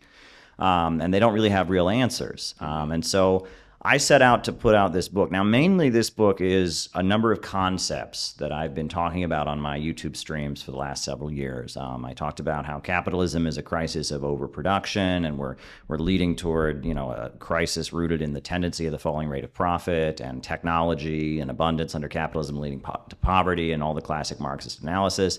I talked about Bonapartism. I talked about the real meaning of fascism and what it is, and the synthetic left. And I also then talked about the divisions in the ruling class and the potential openings for us to intervene. And those are all things that I felt there was a need for them to be written down. You know, if you watch all my streams, you know, on YouTube, you'll get a sense of these understandings, but it needed to be really written down. And it also needed to be defended with citations and sources. And there's quite a long bibliography in this text, a lot of quotes from a lot of different thinkers. The problem of overproduction is one that anybody who was lucky enough to go to the CPI event recently in Washington, D.C. got a very good explanation on. Can you expound on that here and maybe tell people exactly where it goes in the book? Because I know it also leads us to the falling rate of profit. Sure. Well, the understanding that Marxism has always had is that the problem with capitalism is that it's the only system in the world where greater wealth and greater abundance leads to greater poverty. In feudalism, in primitive hunter-gatherer civilization, all the systems that preceded capitalism, people were hungry because there were food shortages. It's only under capitalism you can have a situation where people become hungry, lose their jobs, there's layoffs, there's hunger because there's too much food. Donuts in the dumpster. Yeah. People can become homeless, and we saw this in the 2008 financial crisis because there's too much housing. I mean, that's what happened. People couldn't keep up with buying houses at the rate that houses were being produced. There was too much housing. There's a huge amount of housing in America, and people were losing their homes, and there's tent cities. And now here in Washington, D.C., I mean, we see tents of homeless people everywhere, and there's housing everywhere. And it's not that it's just ironic that there's so much housing in America and so much homelessness. It's that homelessness is created by there being so much housing. Poverty is created by abundance, and that's the built-in problem of capitalism. However, the technological revolution and the computer revolution has made that problem, that built-in problem of capitalism, that ever-present problem, so much bigger because of the fact that computers are eliminating labor like you wouldn't believe. I mean, ChatGPT, look what they can do. So there's so much less of a role of the worker in production that the rate of profit that the capitalist makes goes down, right? Only human labor creates value. Exactly. You explained it so eloquently at the event. Another thing that's present in this book that I think is very worth talking about is the counter gangs and the bread tube stuff. Like, you've been through that. Obviously, the bread tube serves imperialism, but I'm sure you went into much more detail in this book. Where did you take that? Well, I didn't want to spend too much time on the bread tube stuff because I wrote a whole book about it. I mean, I mentioned it in passing because it's important, but the main thing to talk about is that over the course of the 1970s, after the U.S. was defeated in Vietnam, the way the United States was able to kind of turn things around and ultimately win the Cold War was by kind of reinventing their strategy. When the Cold War started out, it was capitalism versus communism. The great democratic Christian, capitalist West versus the evil Marxist-Leninist communists. And things happened like the Vietnam War, like the Korean War, like McCarthyism, and the USA was isolating itself, and communists around the world were the champions of national liberation struggles, et cetera. And so communists actually were quite successful. But in the 1970s, Zbigniew Brzezinski and Henry Kissinger were kind of given the task of developing a new strategy, and part of that strategy was muddying the waters, playing the Soviet Union against China, manipulating socialists against each other. We saw the rise of Euro-communism in Western Europe, where the various communist parties were kind of bribed and nudged into terminating their relationship with the Soviet Union. And there was an effort to manipulate left-wing politics that was very successful. And by the time the Soviet Union ultimately fell, the global communist movement was in such confusion and chaos that, you had situations like the Kampuchea War of 1978, where communists were killing communists. I think there was a Vietnam vet who said, it was crazy. They sent me to Vietnam telling me my job was to fight communists. But now in Vietnam, we have the United States backing the Cambodian communists to kill the Vietnamese communists, who are then being invaded by the Chinese communists, all on the grounds that they're being backed by the Soviet communists. And it was about that manipulation and confusion of left-wing politics. That's how the USA was ultimately able to bring down the Soviet Union, disorienting the left-wing movements. And that term counter-gang, let me just tell you real quick where that comes from. Mm-hmm. That comes from Kenya. And that was, the Land and Freedom Army, the Mau Mau. They had a huge uprising against the British in the 1950s that was defeated. The way it was defeated was British intelligence and military strategist Frank Kitson developed what he called counter gangs, which were groups of people who acted like Mau Mau liberation fighters, but were actually working or being covertly supported by the British. They would commit atrocities that were blamed on the Mau Mau. They would sometimes claim the Mau Mau were selling out and they were the real anti-colonial heroes. And by sending these groups of people that looked like anti-colonial revolutionaries out to muddy the waters and confuse things, they were able to diffuse the struggle. And ultimately, we know what happened, and the Kenyan Liberation Army and liberation movement was defeated. The British colonialists were successful. I brought that up after the crisis of overproduction, because ultimately that, I think, is...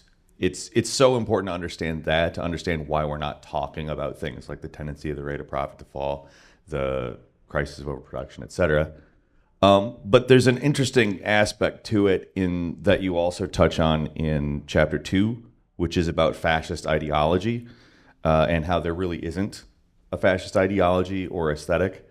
And the counter gangs and all those revolutionaries are just constantly focusing on the idea that there is a fascist ideology or aesthetic, and that seems to primarily be what they're talking about. And obviously you can kind of warp that to be whatever you want it to be. It's ideology, it's aesthetic. You can say anyone's a fascist if you really want to, and they do. How ultimately can we get back to talking about these important aspects of, like, the fundamental contradictions of capitalism that permeate themselves up to now the, sort of extra super imperial stage that we're in today? Well, In the book, I point out that fascism is economic in its nature. And that R. Palm Dutt, who I think is one of probably the most important writer. Gang. Yeah. I'm 100% there with you on Dutt. Yeah, R. Palm Dutt in his book Fascism and Social Revolution, which was written at the height of 1930s fascism, 1934, he made clear that this is an economic system. This is an attempt to save capitalism. And the ideology and the aesthetic, all that's made up as they go along. Fascism is what they do. It's not what they say. And that what it is that when capitalism enters a long-term economic crisis, the capitalists have to figure out a way to save their system. And the only way they can save their system is with mass destruction, driving down living standards, reducing consumption. And what the Nazis did is they created a layer of the population that were slave laborers in concentration camps. They restarted military spending. They crushed the labor movement and were able to kind of rejuvenate the economy of Nazi Germany for a few years. And it was a mechanism to try and stabilize capitalism. And ultimately, it wasn't a long-term solution, and it led to the Second World War. I mean, again, just returning to like the very root of the problem, the beginning of the book, that is not possible to change. It's just something that, you get to a point where, production is way past consumption, and you're going to have to figure out a way to maintain the class supremacy of the bourgeoisie in some way. So ultimately, that kind of leads us into very, very dedicated to your revolutionary ideology, that anti-imperialist government is going to stay in power. And that's the model that we see in revolutionary and anti-imperialist countries at this point. I really like what you said. You said it really well, and I totally agree with everything you said, but it didn't address my question. Okay. My question has to do with the degree that the left, not even the communist groups, the left has processed what happened in the Cultural Revolution, which was an utter mistake, but that's what we're knee-deep in right now, this psychosis that has been weaponized, that has kept a whole, like almost the third that should be united with those who are in dissent against the government, has kept us apart, is this woke psychosis that has now been weaponized as super Karens, not going after the state, but going after their fellow citizens. Mm-hmm. So why and how has not just communists, but the left not processed what a failure it was in China, and it's being used on them, in part probably because it's not even rational. It's going at their deep limbic selves. The Cultural Revolution in China and what is going on now, there are similarities in how people are targeting other people, but it has a completely different character. This was in the context of China was a socialist country that was up against U.S. imperialism. The government was mobilizing people to try and purify the socialist message, and it was a disaster. It was a mistake, but that's not what's going on now. What's going on now is we're in a capitalist imperialist society that is in the grip of an economic crisis, and the ruling class are fighting with each other, and the ultra-rich are trying to build a layer of people that will protect them from Donald Trump and populism, and they're mobilizing them, and it may be a similar mindset of persecute your neighbor, tell on people, etc., but it's a completely different context. And most of the so-called left or whatever completely hates Mao and completely hates the Cultural Revolution in China, and that I guess the Black Panthers may have held up pictures of Mao, and some young people may be getting interested in these ideas, but overwhelmingly the left they don't claim that heritage. There may be a similar mindset, but it's not the same thing happening. It's a woke sickness. Well, it's the same thing. Different circumstances, different people. They don't have to align with them, but it's the same thing that has insinuated itself into a whole body of people.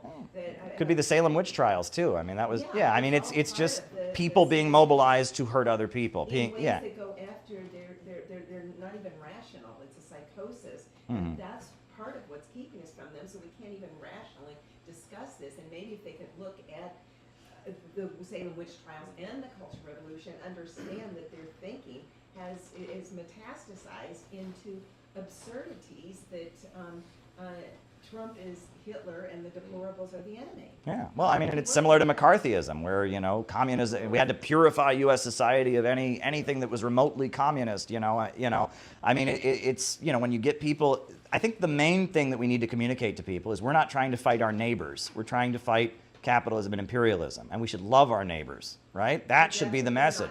And they're not doing that. Yeah. And I go to these Palestine rallies that are happening, and I agree with the message, but the message is hate. I mean, it's just they're vile and angry, and they're giving the middle finger, and and that is, I mean, there's a spiritual problem with what calls itself the left now. And so I see what you're saying. So, yeah.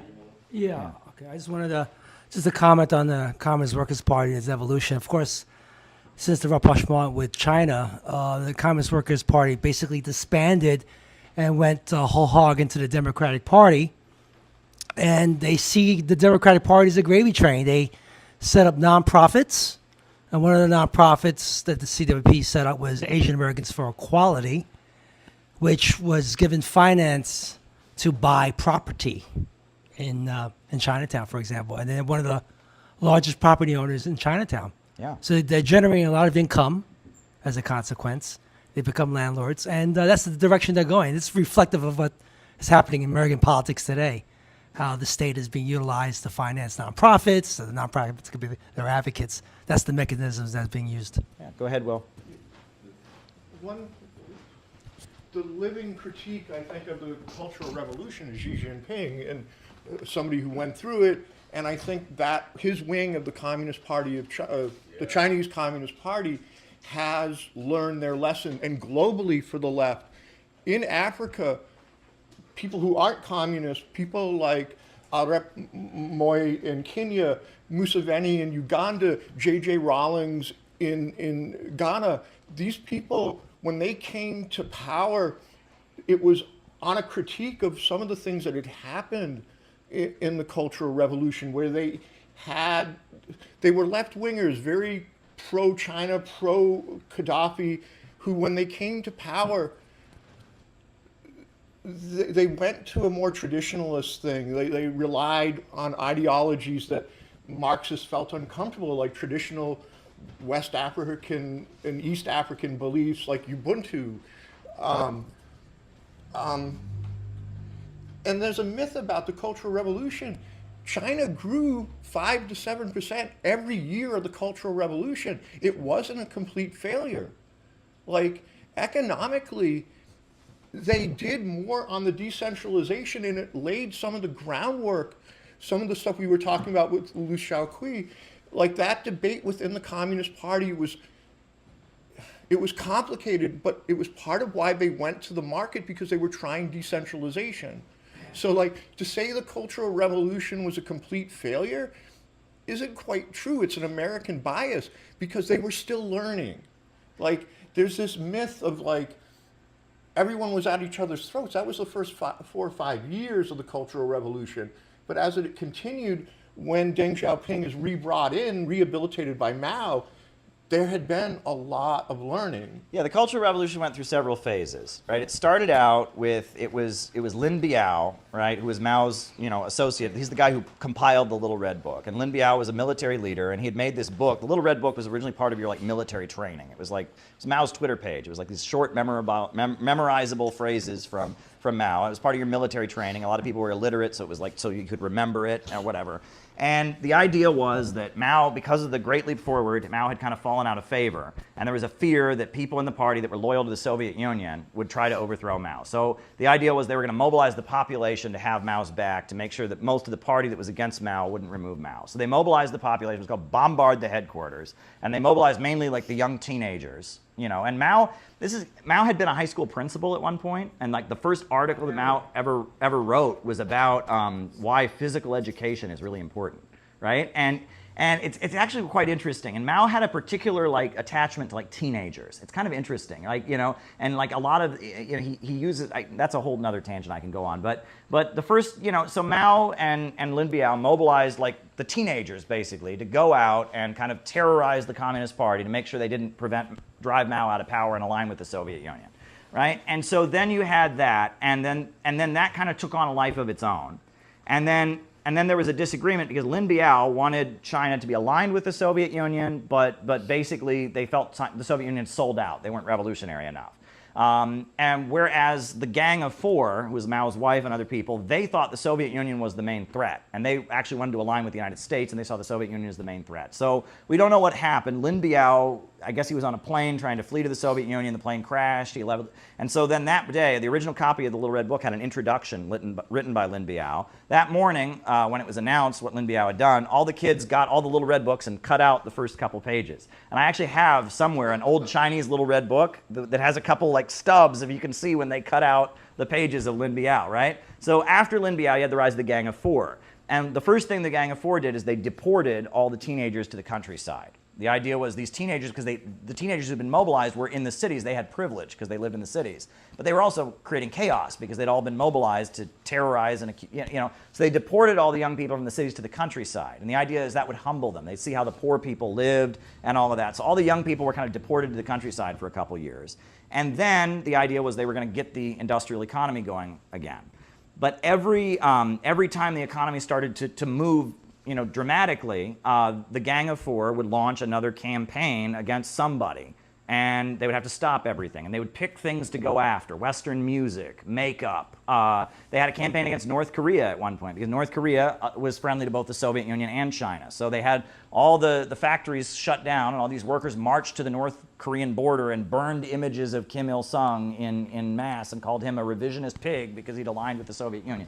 And it was like every time the economy started to move, Mao's wife in particular had to launch a down with somebody campaign and start punishing and persecuting somebody because she was a wrecker. Her whole life, all she'd ever done is persecute people. You know what I mean? And so she had to find someone to persecute because that was the basis of her power. And one of the most telling incidents was what they called the white snail incident, or the glass snail incident. So China has cut ties with the Soviet Union. They're getting friendly with the United States. Nixon has gone to China. So the United States has a cultural exchange with China. And there's a group of like young Chinese engineers that come to America, and they go to a factory that makes color televisions, right? And they go to this factory that makes color TVs. And they realize that communist countries can't get color TVs because of the blockade from the United States, but China can sell color TVs to communist countries. So they have this idea that they'll make a deal with the American company that makes color televisions, and they'll have China build color television factories, and China can sell color televisions to the communist countries of the world, and that's a way China can make money. So before they come back to the United States, all these young Chinese students are given a glass snail as like a gift, like a token. So they come back to the United States and they have a press conference. They say, hey, we got this great idea. We're going to make color televisions. It's going to be a great idea. Mao's wife hears about this. She's furious. This can't happen because China would never want bourgeois, decadent, disgusting colored televisions anyway. And she then claims that the glass snail is mocking China. It's saying that China's slow and it's a mockery of the country. So she goes on television and just goes after these students. How dare they want China to make color TVs? And look, this snail was a mockery of China.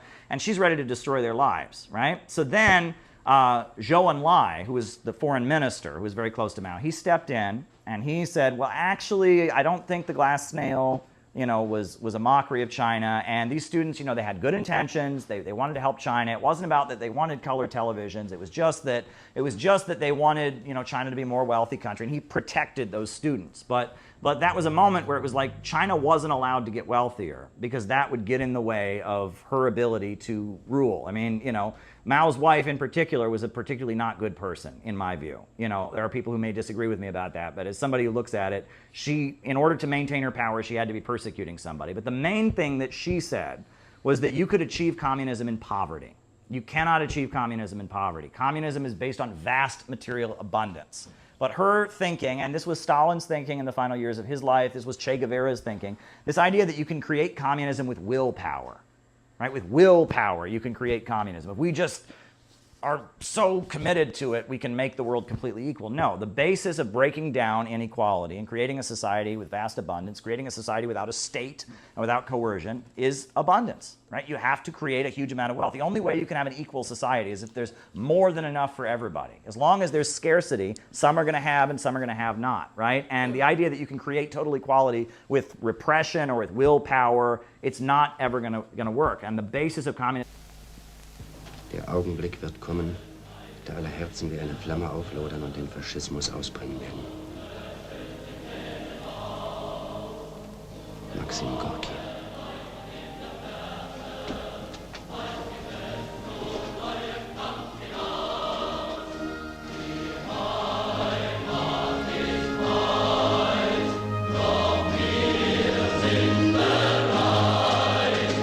Wir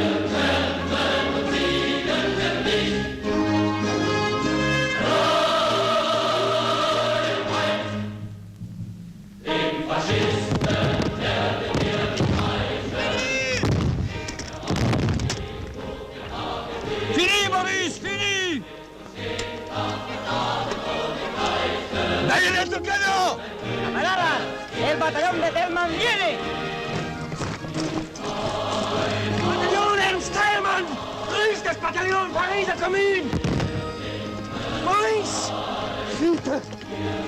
Vous avez vu juste à temps! Passaemos! Adelante! Vorwärts! Im Geist Ernst Thälmanns!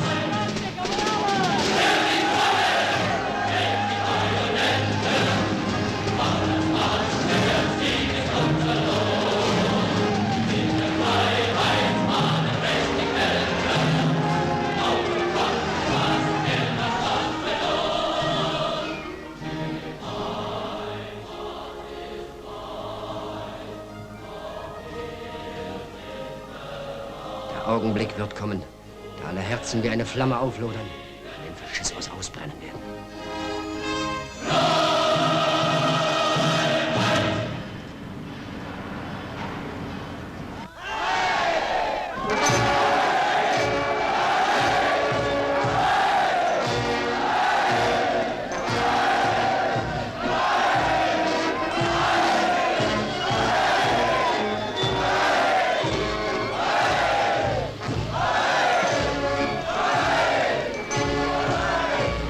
Das Ergebnis unserer Erfahrungen auf der spanischen Feuertaufe sehen Sie hier. Es wurde größter Wert auf weiten Aktionsradius in flachem Gebiet gelegt.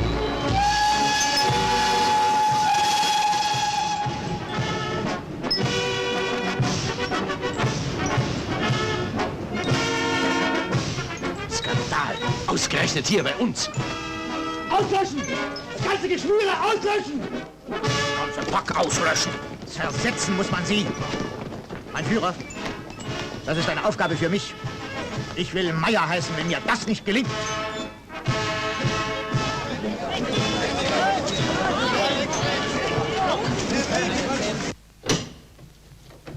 Hoher Besuch, Herr Thälmann. Seien Sie vernünftig. Warte! Stille! Achtung! Pressen das! Clear! Sonderauftrag weiter zur Verfügung. Danke, danke. Wo ist denn dieser Thälmann? Hier im Gang, Exzellenz. Völlig isoliert. Die Zellen oben und unten sind auch leer.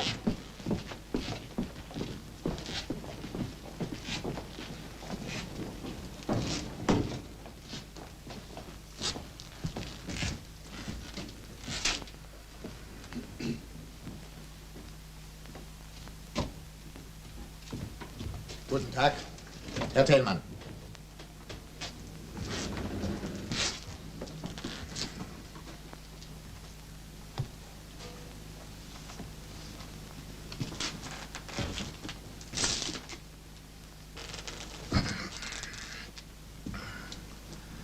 Ich bin, wie Sie sehen, zu Ihnen.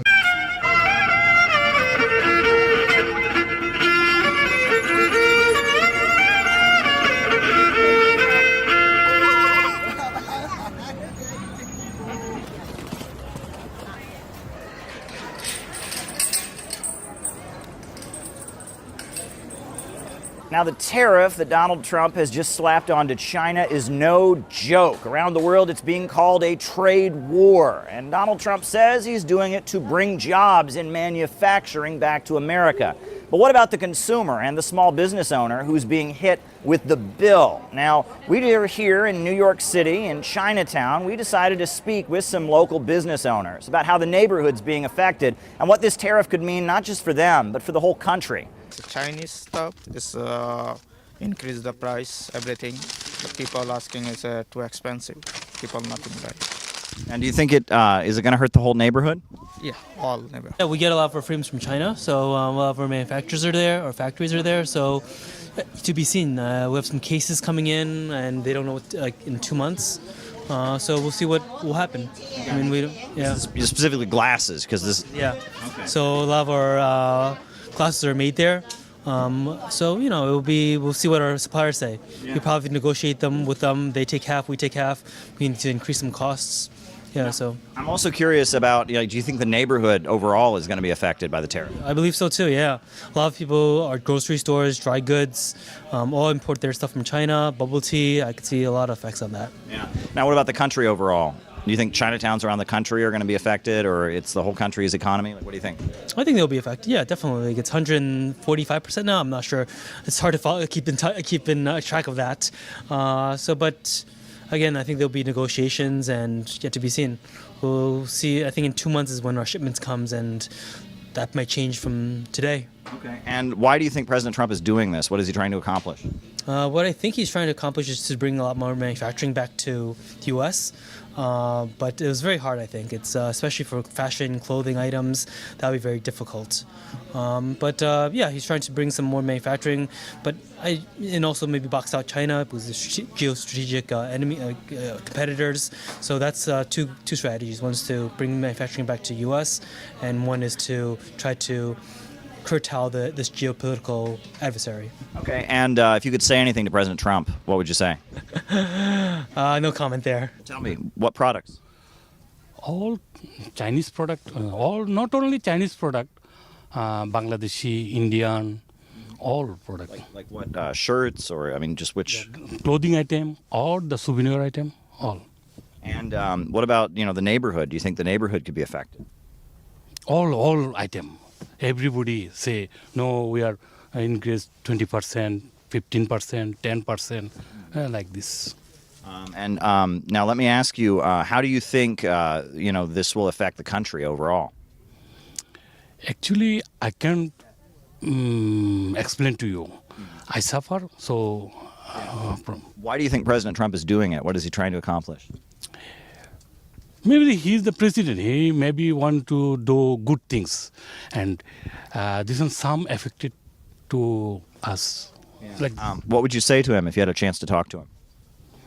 Actually, I don't want to say like this. Okay. Yeah. But it's not good for your business. Yeah, not for good for me. Good business. Thank you. Thank you. Thank you. All right. Great. All right. Yeah. How's it affected you?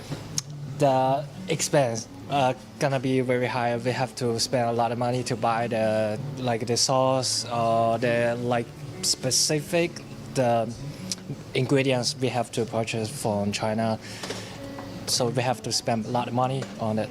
Yeah. Which products specifically? You said the sauce. What other things? Yeah, like the soy sauce and then the sesame oil, and because we are still kind of like a chain store, we have to buy a lot of things from China. Mm-hmm. Now, is it affecting your neighbors here in Chinatown as well? I think so. Yeah. Yeah, I don't know but except some store they might purchase America goods, but most people they prefer the Chinese goods. It's the same around the country? Yeah, exactly. Okay, and why do you think President Trump is doing this? What is he trying to achieve? I don't know. He's trying to make America great again, I guess. Okay. Mm-hmm. What would you say to President Trump if you had an opportunity to talk to him about it? Cancel the traffic, please. Yeah. Give us service space. Hey, how are you? Great. So we're curious, is this tariff on China affecting your business? Yes, it does. Because of the tariff, it's so high right now. So everything, the cost has been gone up for a lot. What products specifically have been affected? Like the teas, like any of the Lucy from China. So we have a lot of products like this kind. So they're from China. So the price, so it's $45 now. Is it going to go up? It's going to go up. To what? For sure. I have no idea yet, but it's going to be a lot. Yeah. And is it the same for your neighbors here? I think so. Yeah. And let me ask, is it the same around the country, at different Chinatowns around the country? Yes, I think so. What do you think Trump is trying to accomplish? Why is he doing this? I have no idea. Maybe he always says it's good for the American, but now it's damaging all the small business. Yeah. If you could say anything to President Trump, what would you say? I wish him to think about it again and again before he makes decisions like this. Yeah. Yep. Yeah, I mean, a lot of politicians talk about small businesses. They're like the lifeblood of the economy, but it seems like small businesses are suffering. Yes, we are. Yeah. We are suffering right now, badly. Thank you. How are you? Hey, I know Trump just put this huge tariff on China. Is that affecting your business? Right now, I'm not really in charge, so I can't really say for sure. But I've seen prices have gone up a little bit for some products right now. Yeah. What about your neighbors? Is it affecting them? I'm not too sure about that too. We haven't really interacted that much. So maybe prices have gone up, but I heard there's a pause right now, so maybe the prices will steadily go back down, but I'm not too sure. What Trump is trying to accomplish? Maybe, I'm not too sure about that, honestly. I wasn't really into the news about that, so I can't really say. And what about, do you think it's the same around the country? The country? Yeah, different Chinatowns around the country, are they affected the same way? I can't really say about that too, because I've only been like in Manhattan. I haven't really traveled to the other Chinatown market, so I can't tell you. Okay. And if you could say anything to President Trump, what would you say?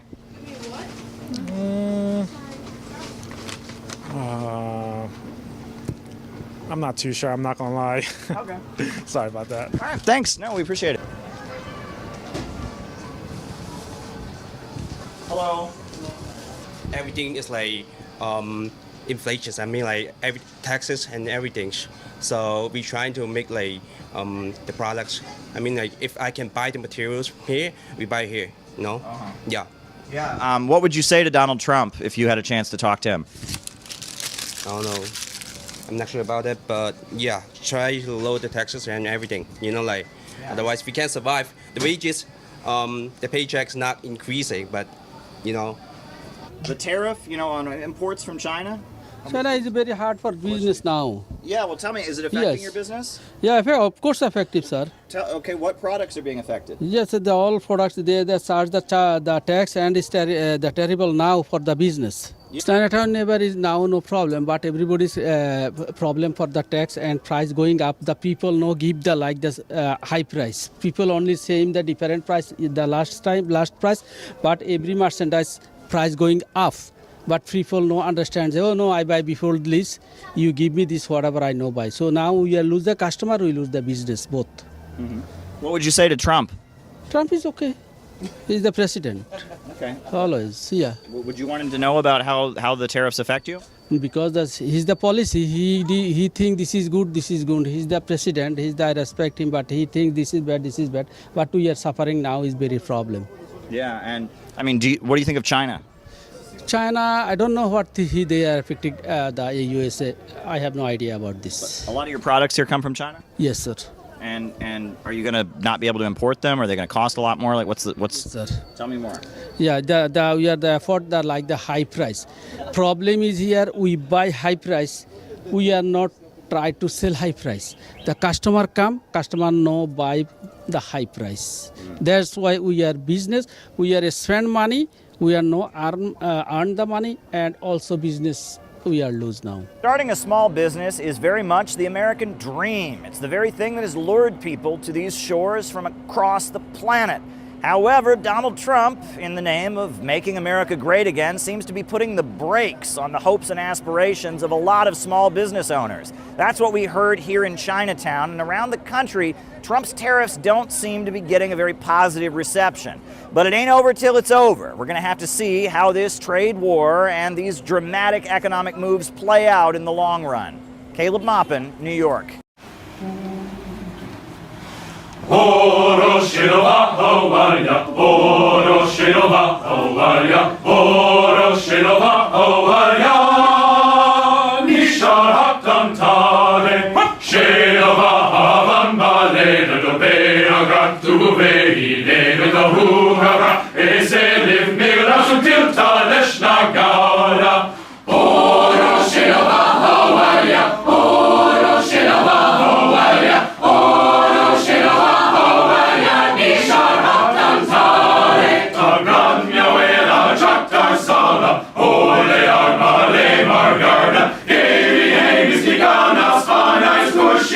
Gargada, Oro Shilova Hawaii.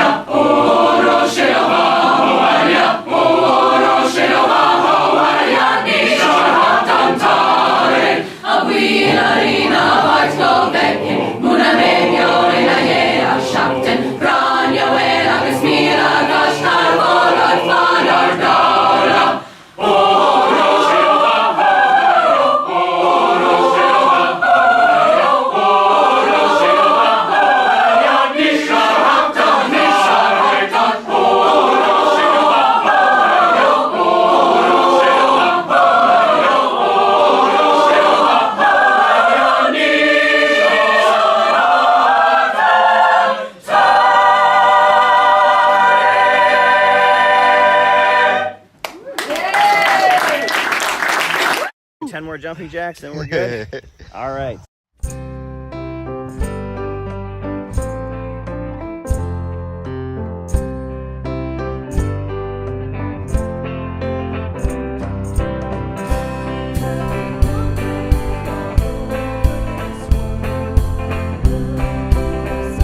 So I decided to go to a Chicago workshop, and Caleb explained the economics of why our country was taking us to war. It's part of the economic system of globalism, imperialism. The thing that struck me was that he was very passionate about what he was saying. He was very passionate. Be myself and not be judged, for who I am. I knew about the Trotskyist to neocon pipeline, but I didn't know why that was. I thought it's kind of a mystery. What I found by learning from Caleb is that the common thread is anti-populism. It's a distrust of the vast majority of working people. The idea of defining capital as profits in command, and that's a brilliant definition to simplify it for people. To try to actually build a community in the United States and also caring for one another.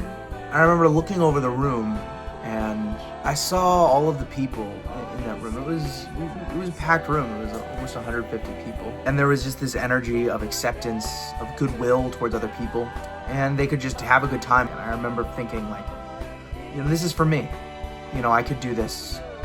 I'd like to do this for my life. I want to be an anti-imperialist. I was just looking for a real organization, an authentic organization that really wanted to had a positive message and really wanted to build up America. Have friends who are like-minded in the sense of trying to find the answers of becoming a real anti-imperialist. So I found it very enlightening, and I was inspired to start my own chapter of CPI up in Minneapolis. And yes, I was pushed to be a better activist. I was pushed to be more socially oriented. But I was never made to feel like I was a bad person for being the way that I was. The LA group, what a great team of guys. It's just been such a rewarding experience. And I've made some great friends along the way. I remember feeling, for the first time in a long time, like I belonged somewhere. And I was never made to feel like I was a bad person for knowing things. People were interested in talking about the things that I was interested in talking about. And I could speak freely about my opinions, and people were fascinated. He was talking about someone who drew a picture of him, and it was very funny. It was him in a suit and tie, which is what he was wearing, I think, that day that he was streaming. And he had, in this picture, there was him in his red hair that someone had drawn, and he was supposedly yelling, and I thought that was hysterical because they really captured the passion, and I think they were trying to be funny, but he showed that picture, and I hope he shows this picture because I think it's hysterical. It's not like sort of old man yells at cloud, but it kind of has an old man yells at cloud energy. But what he was really yelling at, as I got to know him as a person and look at his streams, was that he was yelling at what this country and what imperialism is doing to the rest of the world. And he was really trying to educate people to that effect. And having that level of passion is going to bring out different sides of you that some people may understand, some people may not get. But I certainly did get it because I have the same fiery, passion as well. So in that, we are all kindred spirits at CPI, but certainly seeing Caleb that first time on YouTube, on his live stream, just going off. Mao Zedong, the leader of the Chinese Revolution, in one of his speeches, he said, if a person's political line is incorrect, his very soul is incorrect. Now, that's often misquoted or translated as, if a person has the incorrect political line, it is as if he has no soul. Well, I'm going to say that Mao had it backwards. I would say that it's not that if a person has the incorrect political line that he has no soul, I would say that if someone has no soul, then they have the incorrect political line. That's what I would say. And if we are not espousing optimism and hope, we have the wrong political line, no matter what we say. Agree and all of that, but you'll know that the No Kings organizers did not put no war on Iran in the demands of the rally. Right? The No Kings was sponsored by all these big corporations and big monopolistic entities and big banks, and even though everyone there agreed that we shouldn't be having a war against Iran, they couldn't include that in the demands. But person after person was giving us thumbs up and taking our picture and all of that, and we made our mark. We made our mark. And I want to tell everyone how amazing of a job we did. And everyone who was part of it, thank you. Thank you for doing this. Thank you for doing this. It's really important that we intervened the way we did. And we're learning. And that's the whole operation. We've always been, it's a question of learning how we can intervene more effectively, right? You know, we're not a huge organization, but we made some big signs and we figured out how it was that we could penetrate this rally and intervene and get an anti-war message out there. And that's what we're always learning how to do, how to intervene more effectively, whether it's a banner that says only peace can make America great again and has Kim Jong-un shaking hands with Trump during the election, whether it's a book about Kamala Harris or a book about the Houthis, any way that we can intervene and put forward our message, we need to do it. And we need to learn and do it better because we speak for the majority of the people of the world and for the majority of the American people. The American people don't want these wars. And really, when it gets down to it, the American people know.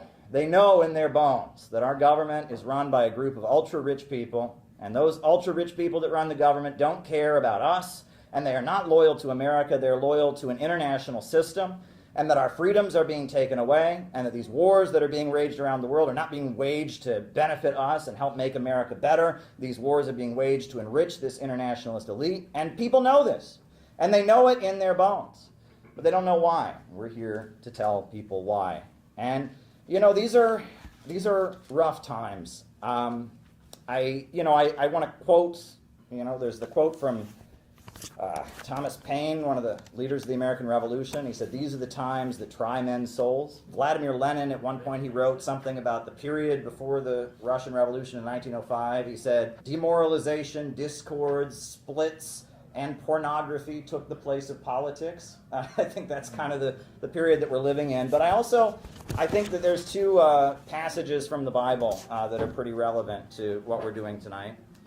And the first one comes from the book of Ephesians. And I've noticed it's become a rather popular scripture in the past few years. It says, "For we wrestle not against flesh and blood, but against principalities, against powers, against the rulers of darkness of this world, and against spiritual wickedness in high places."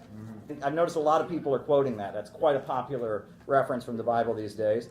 And then I can also quote from the book of Matthew, chapter 24, 12 and 13. "Then because iniquity shall abound, the love of many shall wax cold.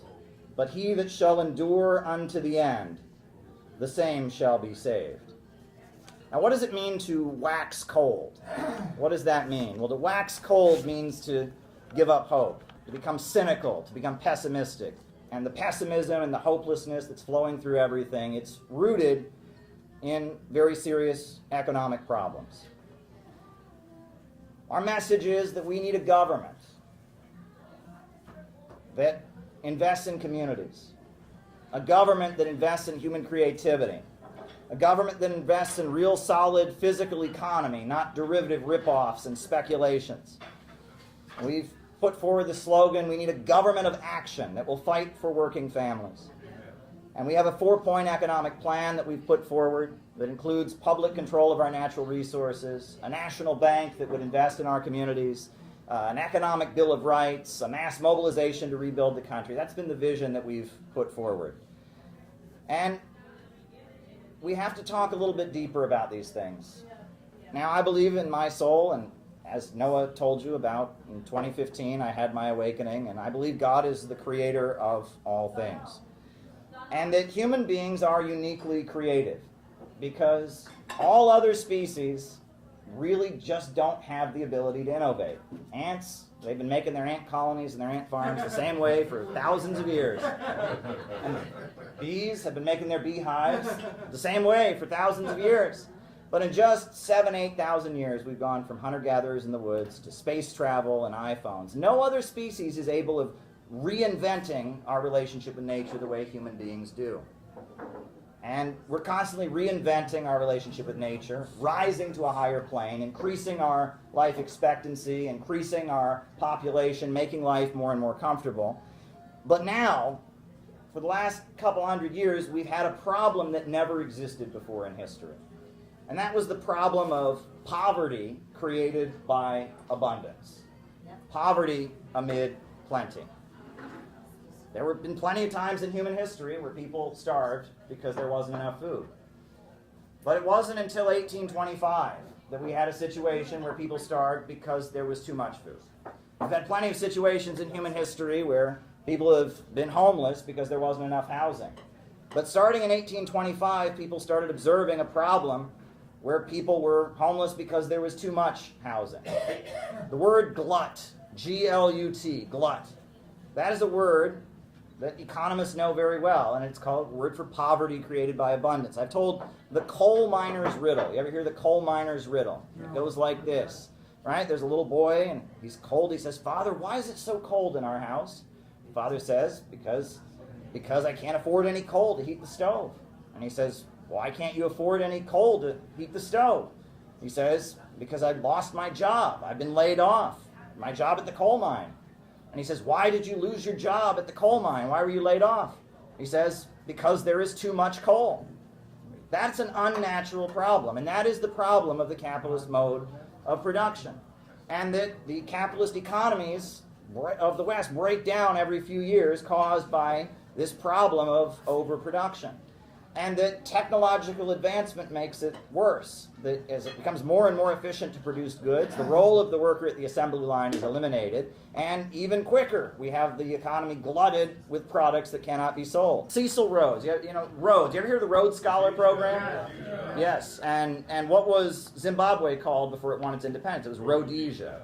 Well, Cecil Rhodes, who was the colonizer of Africa, he was quoted in 1895 as saying, "I was in the East End of London, a working class quarter yesterday, and I attended a meeting of the unemployed.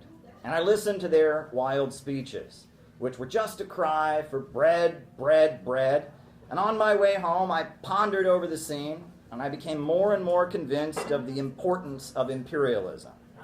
My cherished solution for our social problem, in order to save the 40 million inhabitants of the United Kingdom from a bloody civil war, we colonial statesmen must acquire new land to settle the surplus population, to provide new markets for the goods produced in the factories and mines.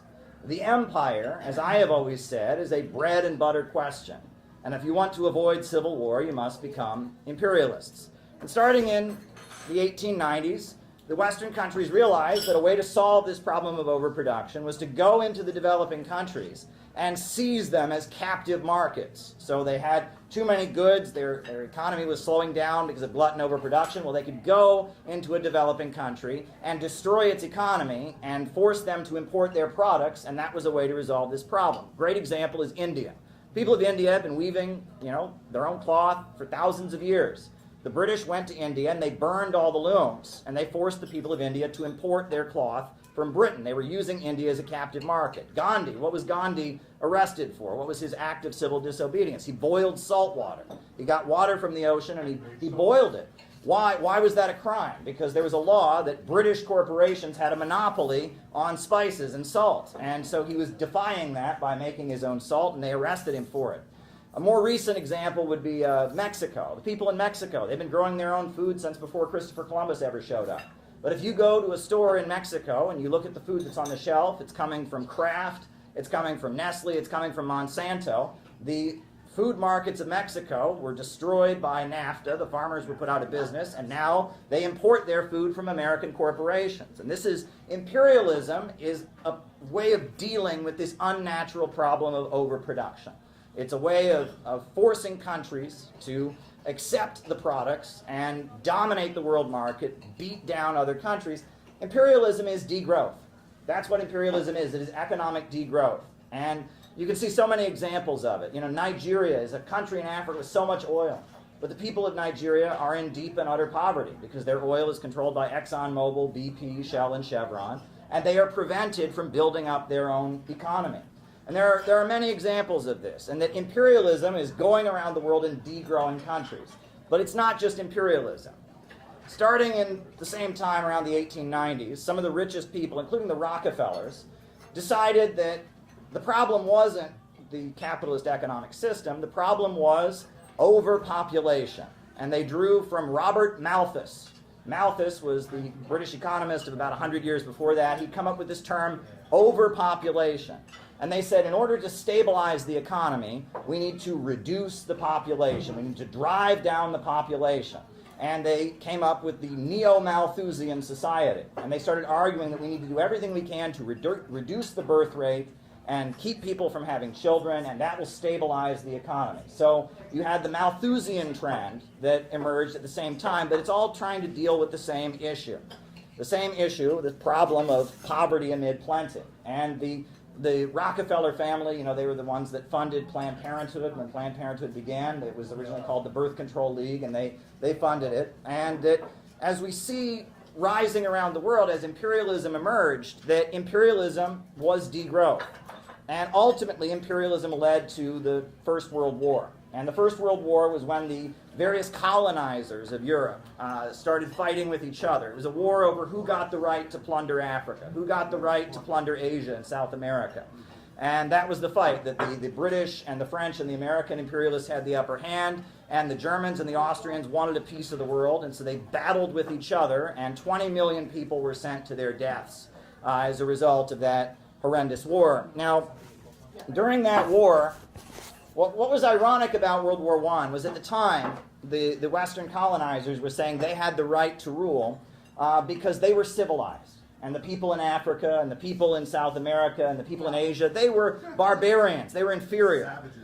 But then when the World War I began, never in human history had there been a war where poison gas and chemical weapons had been used. Never had there been a war where there was aerial bombing and killing. Never had there been a war with widespread machine gun use. And when 20 million people died in World War I, it was a display of barbarism and human cruelty and savagery like the world had never seen before. And so that really took away the ability of the colonizers to say that they're bringing hope to the world. And Rosa Luxemburg, we republished her very powerful anti-war pamphlet, the Junius pamphlet. We just republished it. At the time that war was happening, Rosa Luxemburg in Germany wrote the Junius pamphlet. And in the pamphlet she said this war is a regression into barbarism. The triumph of imperialism leads to the annihilation of civilization. At first, this happens sporadically for the duration of a modern war, but when the period of unlimited wars begins, it progresses towards its inevitable consequences. The triumph of imperialism and the collapse of all civilization as in ancient Rome. Desolation, depopulation, degeneration, a great cemetery.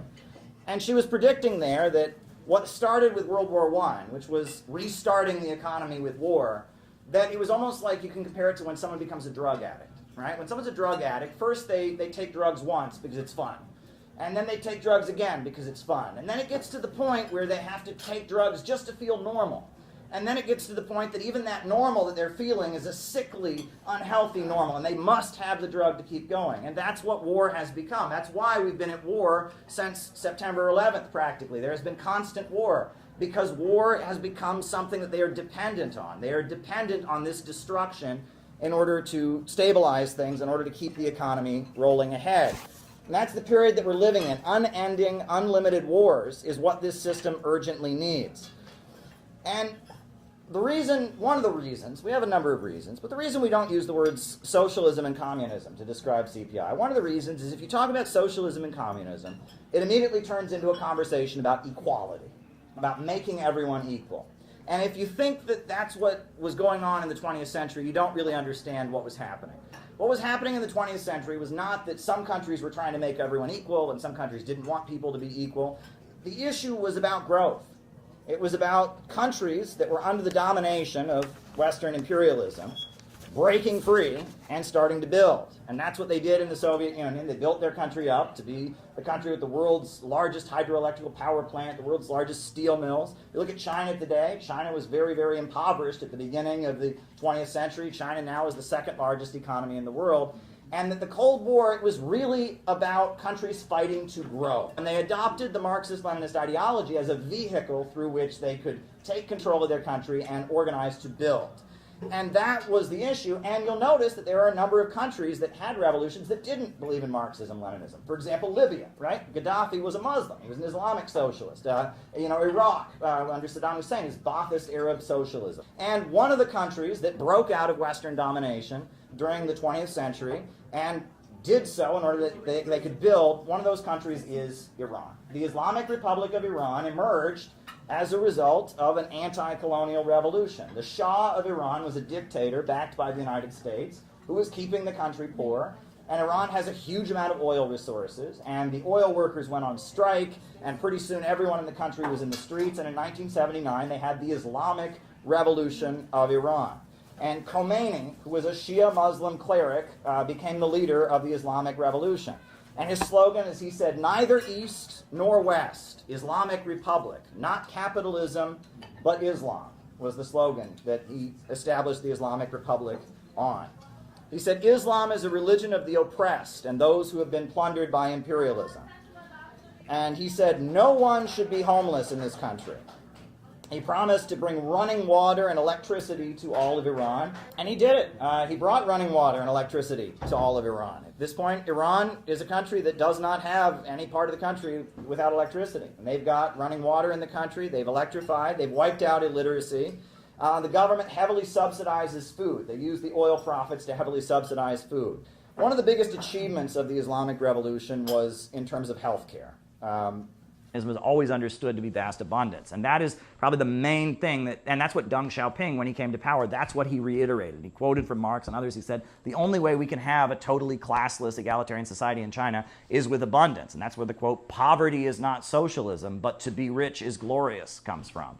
Right? And that was really the principal disagreement. So Zhou Enlai, the intellectual, the foreign minister who protected the students, he died. And he died a couple months before Mao died. And his funeral, all these wealthy, or not wealthy, all these high-achieving academics, scientists, engineers, and others go to his funeral, and they're crying that Zhou Enlai has died because who's going to protect us now? This is the guy who would protect us from Mao's wife, right? And so they went to his funeral in Tiananmen Square, and his funeral turned into an anti-communist riot. And like thousands of these young professors and intellectuals were like burning cars, and they were chanting down with communism, and they were angry because Zhou Enlai had died. Right? And then Mao died a couple months later. And that crowd in 1976, this isn't 76, this isn't the 89 Tiananmen thing, this is the Tiananmen incident of 76, put the Chinese Communist Party on notice that a lot of their most professional and skilled people were really tired of, they were turning against communism basically because of how badly they had been repressed by the Cultural Revolution. And that's what then enabled, after Mao died, Deng Xiaoping to come to power, arrest Mao's wife for counter-revolutionary crimes and declare the Cultural Revolution to be over, right? And then he immediately started courting those young scientists and intellectuals. And his speeches were all about how they're not making enough money. These young intellectuals were not letting them, and he let these people and encouraged them to start their own businesses, et cetera. And he won back that layer of the population that had been rioting at the time that Zhou Enlai had died, right? And he won them back. And it's those same people that were rioting. The Soviet Union wasn't brought down by the bulk of the population. The bulk of the population voted to keep the communists in power, etc. It was the college professors, it was the academics, it was the filmmakers, it was the engineers, it was the scientists, the people who felt stifled by the socialist system. They felt like I'm not living up to I can't achieve anything, right? I mean, I hear stories about like doctors in the Eastern Bloc, right, who would burn their money, right? Because they got paid maybe 10 times what everybody else got paid, but they couldn't do anything with it. They couldn't buy another house. They couldn't buy another car. They couldn't buy, and so they were getting paid 10 times what everyone had, but they couldn't do anything with their money. So they would burn their money because what good does it do them, right? And that in that state-run economy, if you're a high-achieving person, right, and that kind of goes to show that these kind of people that are wanting to accomplish things, they can if a society is able to win them over, right, a society flourishes. But if a society alienates that middle strata of you know, I don't know what you want to call them, thinkers, professors, thought leaders. You know, if you alienate those people, your society is going to fall. And the socialist countries had largely alienated those people. And at the time that the Eastern Bloc fell, the bulk of the population wanted to keep communism, but those people had been completely alienated, and they brought it down. But China won them back. And that's what the difference was. Deng Xiaoping came into power, and he won those people back. And he won those people back to supporting communism, understanding the communist government would support them and utilize them to build and strengthen and make China very wealthy, which has been very successful. So that's my assessment of the Cultural Revolution. Long-winded. These are not simple concepts that you can just explain. You have to go into great detail about them. But that's my assessment. Go ahead, Shruti.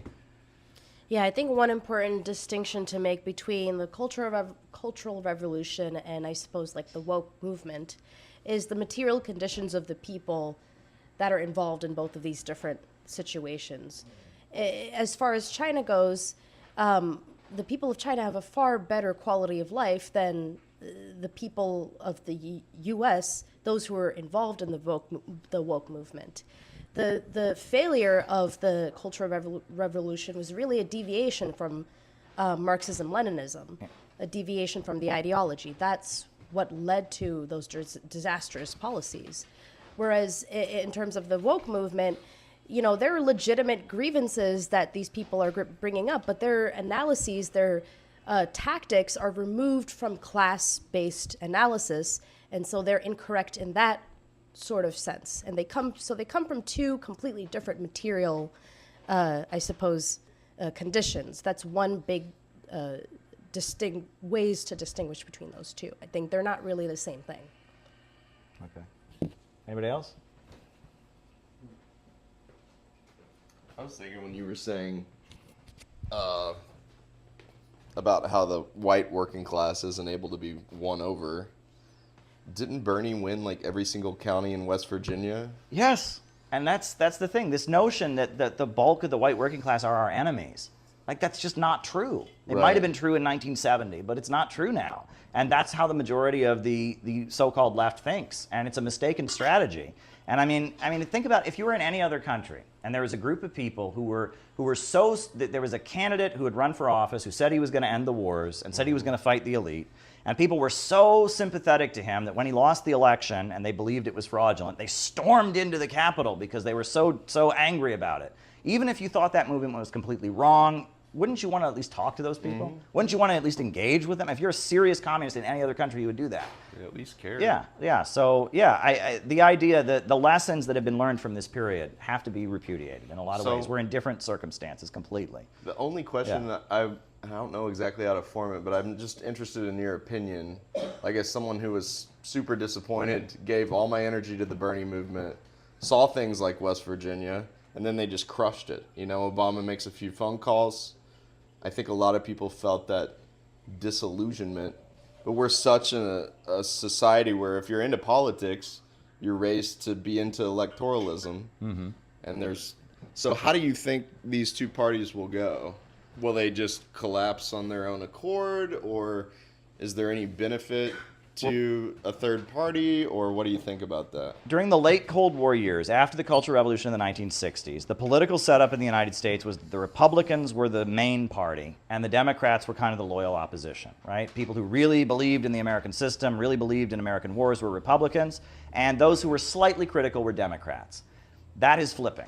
And now it is the Democrats that are becoming the main party, and people that are slightly critical or in opposition are becoming Republicans. And I think what's going to happen, and that's why I think Alexander Dugin and Russian thinkers are so important, is that we're starting to see that the Democrats are turning into just the party of the establishment.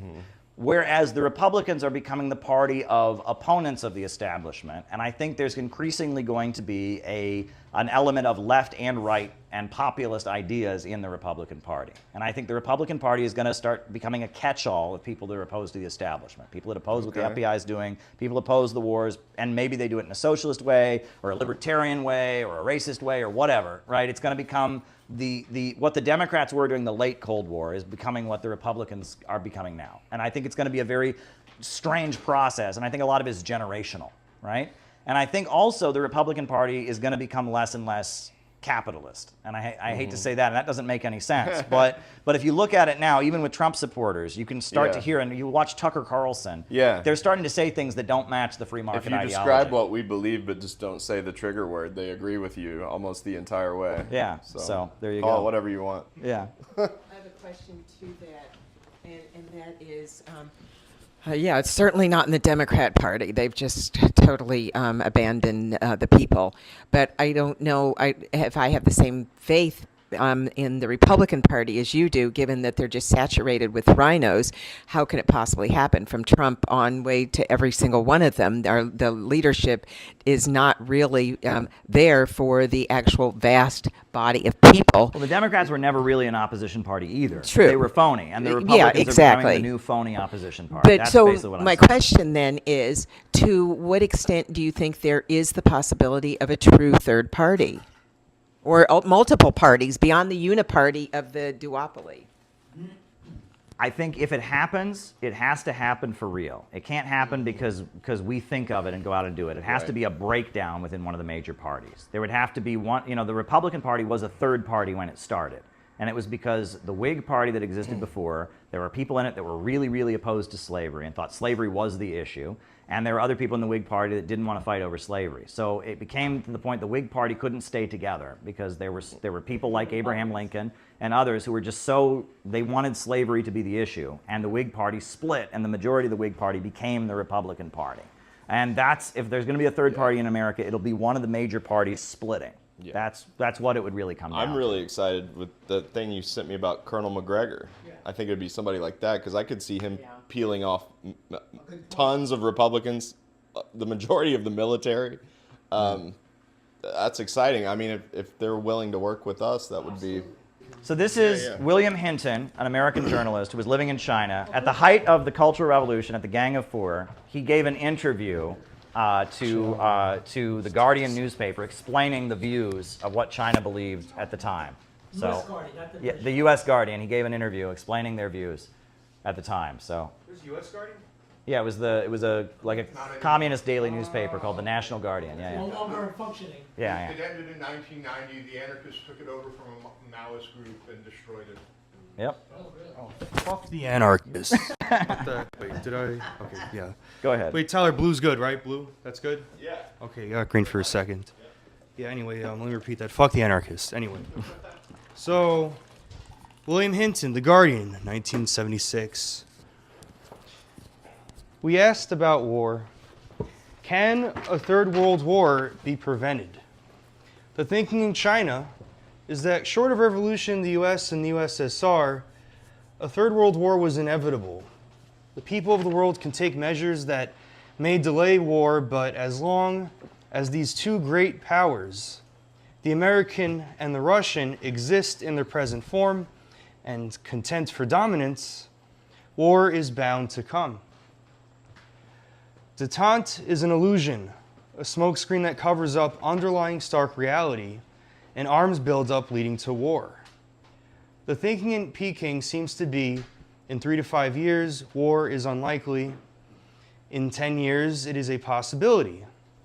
If one thinks in terms of a 30-year period, the time that has elapsed since World War II, it is likely to be sooner rather than later.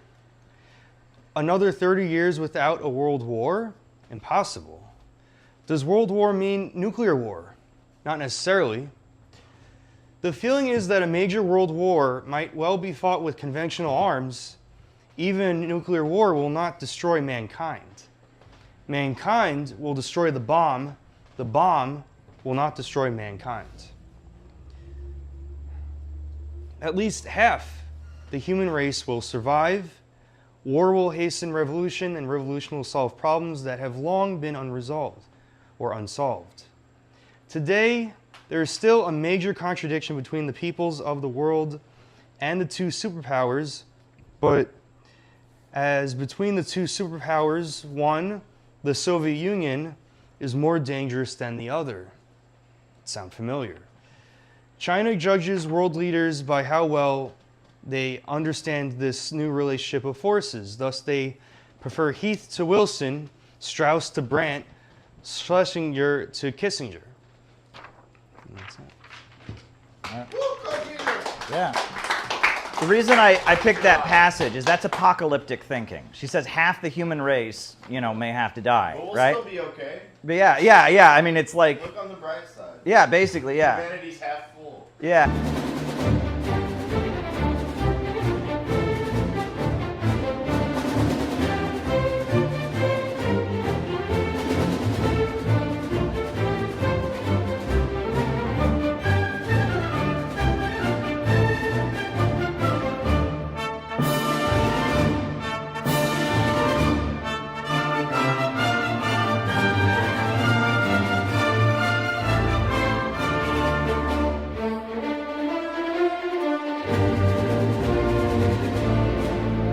Hey everybody, the world seems to be going crazy right now with this horrendous war against Iran, but in a way, this is our time.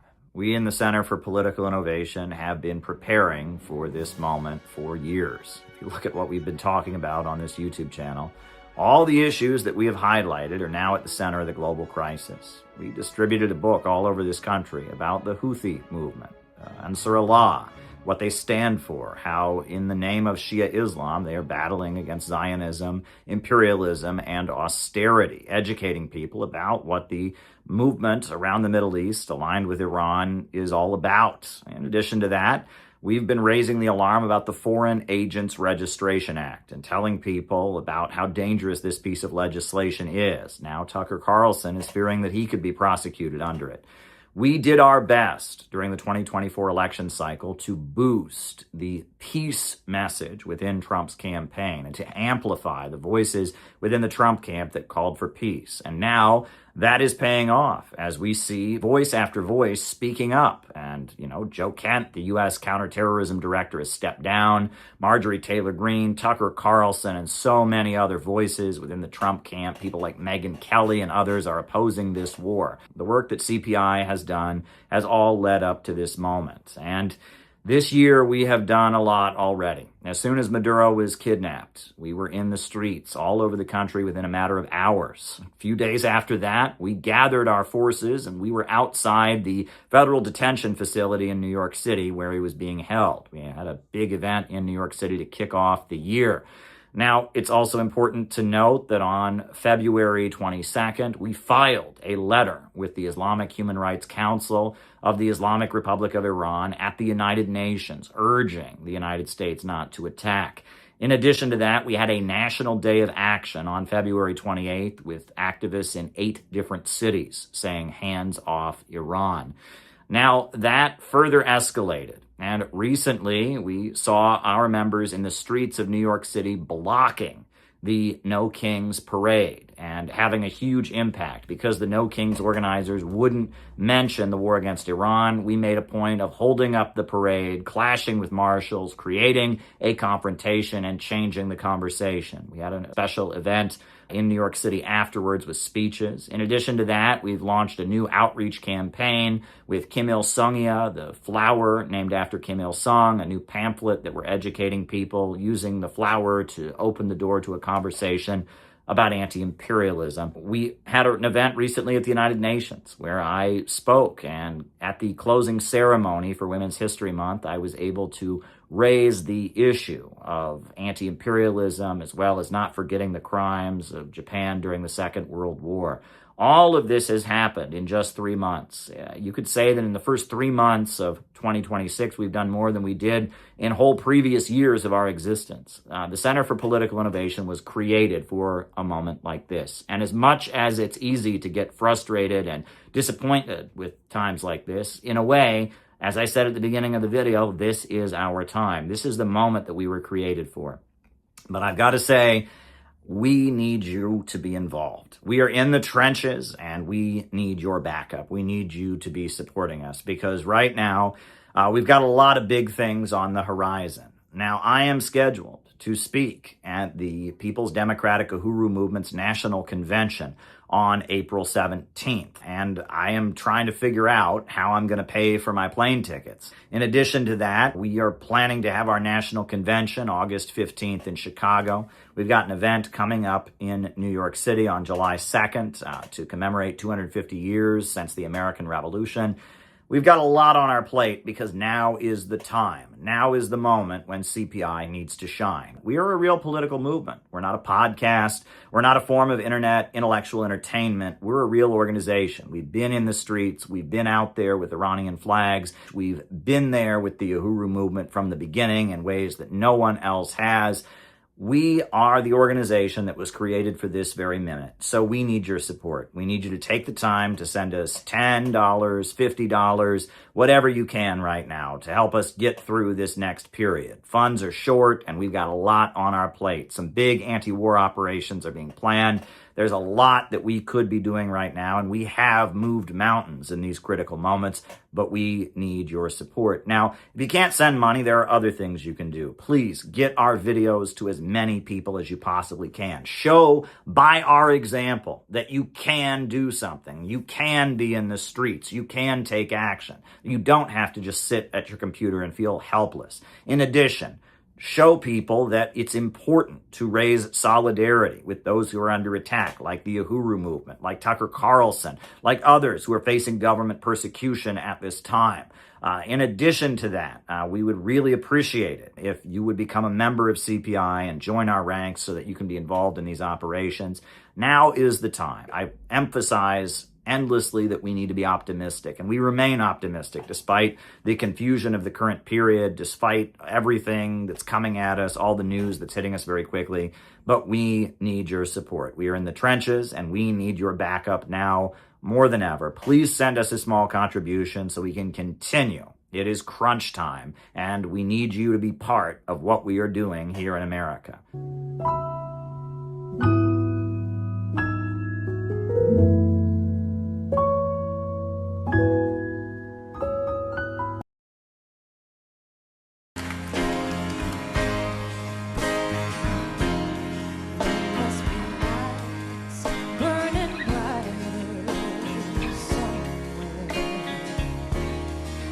To be birds flying higher in a sky more blue.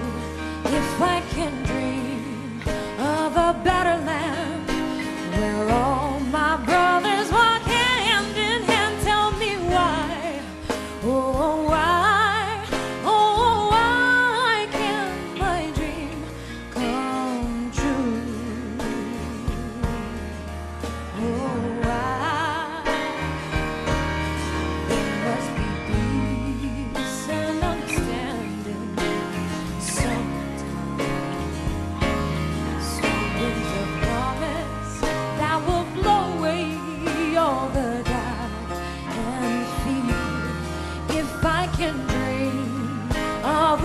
Sun where hope keeps shining on everyone. Tell me why, oh why won't that sun appear?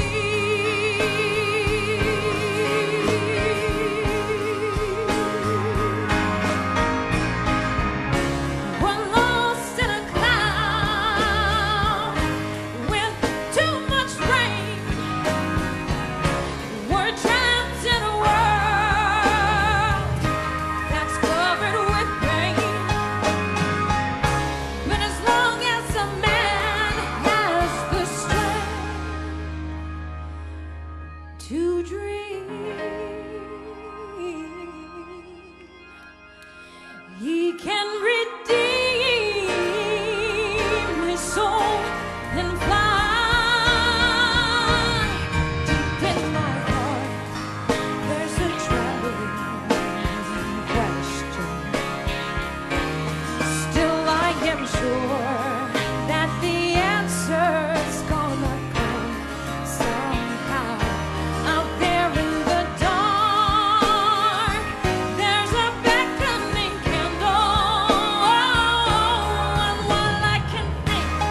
While I can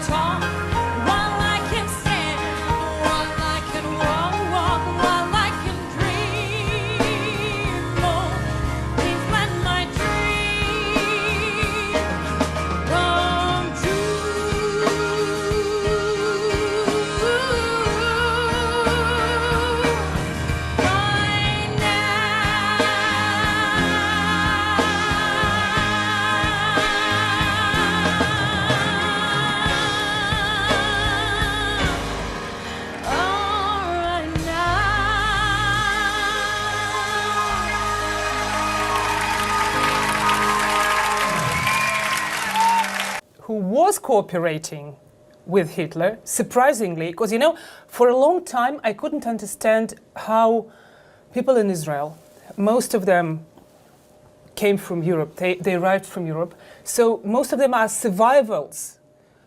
So, some of their grandparents, for example, they were sent to Auschwitz and other concentration camps.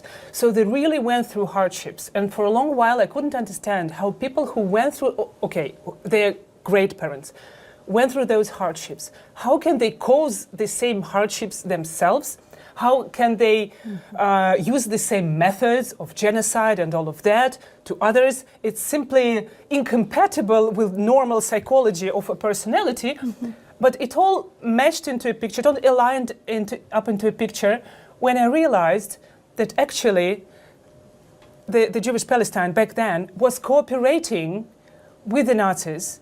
There was the transfer agreement, as far as I remember, signed in 1933. So they were cooperating for a big while, and throughout the 30s, majority, over 60% of all of the investments in the Palestine was coming from the Nazis. Yeah.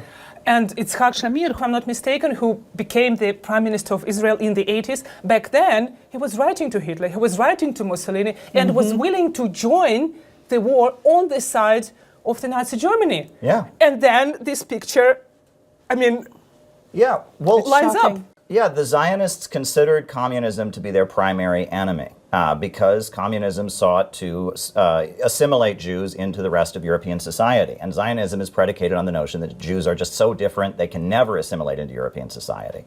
And they thought that the rise of Hitler, a lot of these Zionists thought the rise of Hitler was a good sign because it was making clear that Jews could never assimilate. And the history of Zionist-Nazi collaboration is very, very well documented. And what's interesting is in the right wing of Zionism, you had the mainstream of Zionism, the World Zionist Organization, but then you had revisionist Zionism, or Irgun, and the predecessors of what is now the Likud party in Israel. The right-wing Zionists, they went as far as making statements of, that basically they considered themselves to be the same thing, what Hitler is doing for the Germans, what Mussolini is doing for the Italians, we're doing for the Jews. We're nationalists, and the idea was that they could cooperate with the Nazis, and the Nazis would force all the Jews of Europe to flee to Palestine. And Irgun, which was the terrorist organization that aligned with Likud and aligned with the right wing of Zionism, the revisionist party, which eventually became what is now Likud in Israel, they carried out armed attacks against the British during the Second World War. They were on the opposite side, and they were very openly on the opposite side of World War II.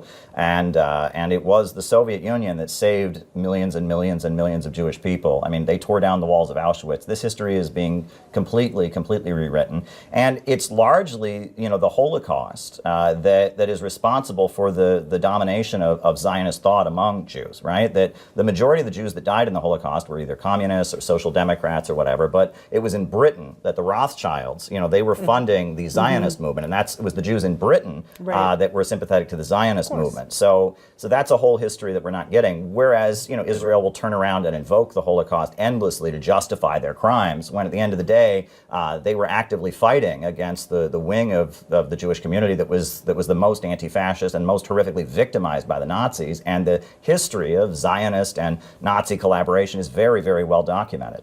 And I think that the Zionists, they cared more about the creation of the state than actually about the Jews. Because you need to sacrifice the Jews in Europe to build the state.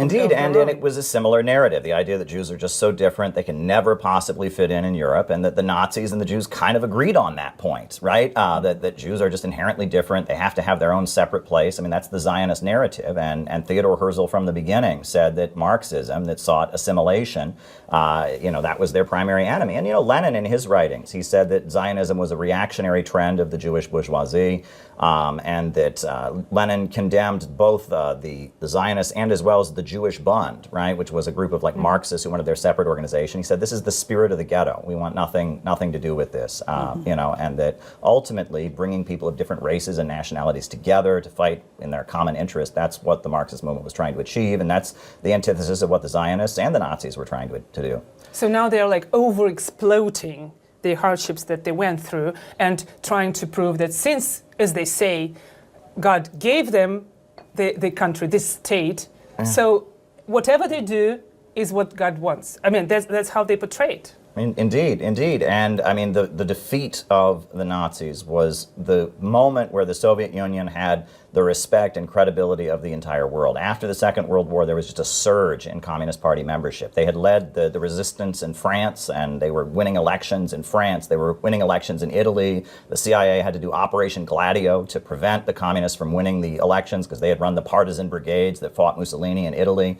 The communists were well respected because they had been raising the alarm about the danger of Hitler and the danger of Japanese expansionism and fascism. They'd been raising that alarm for a long time. I mean, I've met older communists that talk about how they were boycotting Japan. Their earliest memories are in the 1930s when they were boycotting Japan and telling people, don't buy any Japanese products. China needs us to not purchase any silk, and that it was communists were the anti-fascists. And so equating them, which is a big part of this neocon narrative that comes out of Sovietology, the academic school that was developed, that laid the basis for John Bolton and all this stuff, right? It's just a lie.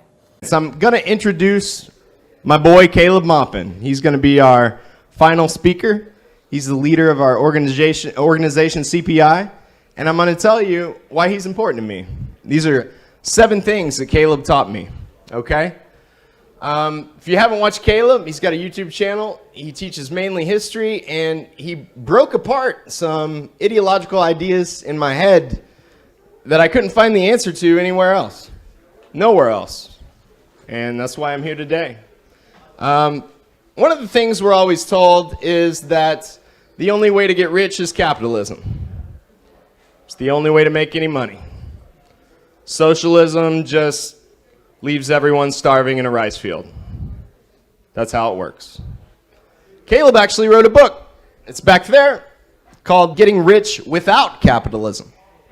I find it very interesting that Americans seem to know in the back of their mind that the Chinese economy is about to surpass the American economy. And then they do mental backflips to explain that that's because of capitalism. Capitalism led by the Communist Party of China. I don't wrap your mind around that. I don't know.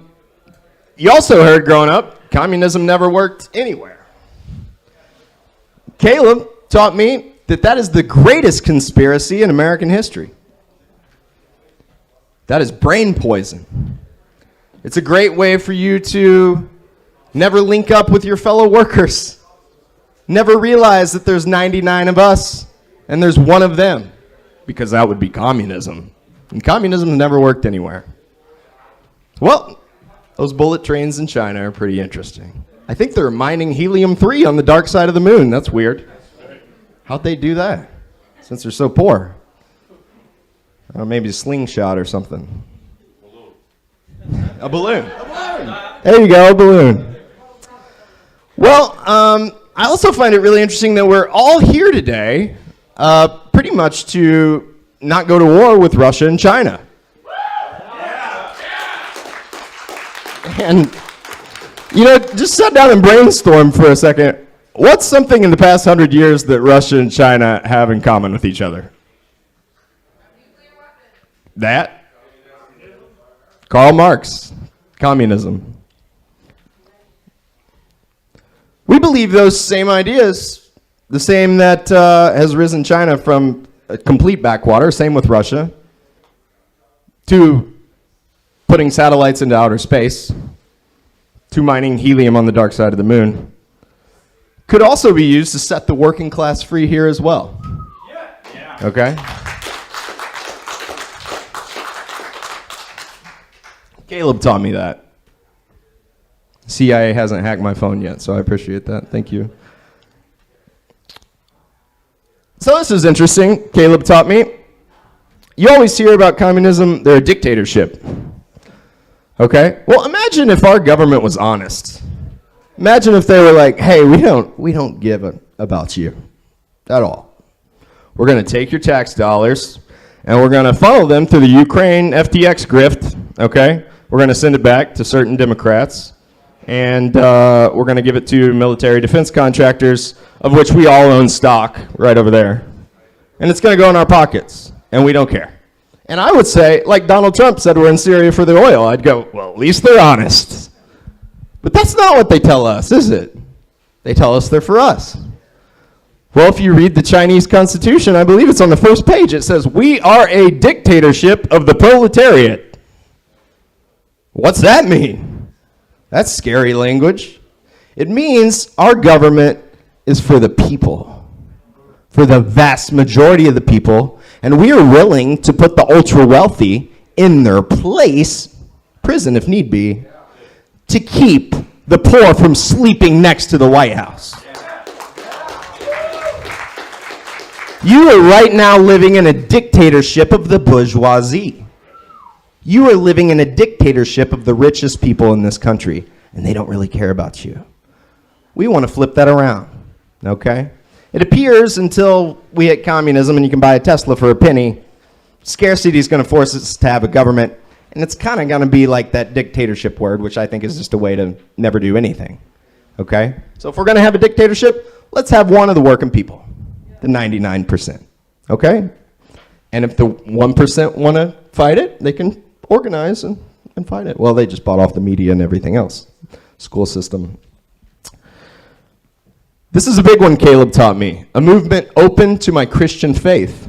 I didn't really want to be a communist or a Marxist because I thought I had to rebuke Jesus and God and very important things to me. What is spirituality to me? However you define it, it's what gets you out of bed in the morning and makes you think you can make the world a better place. If you don't have that, like Camus said, kill yourself, right? I'm not going to do that. So spirituality is whatever gets you out of bed in the morning. CPI will give you something to believe in and build. Marxism to me is a tool, okay? And I can feel the Holy Spirit in this room tonight.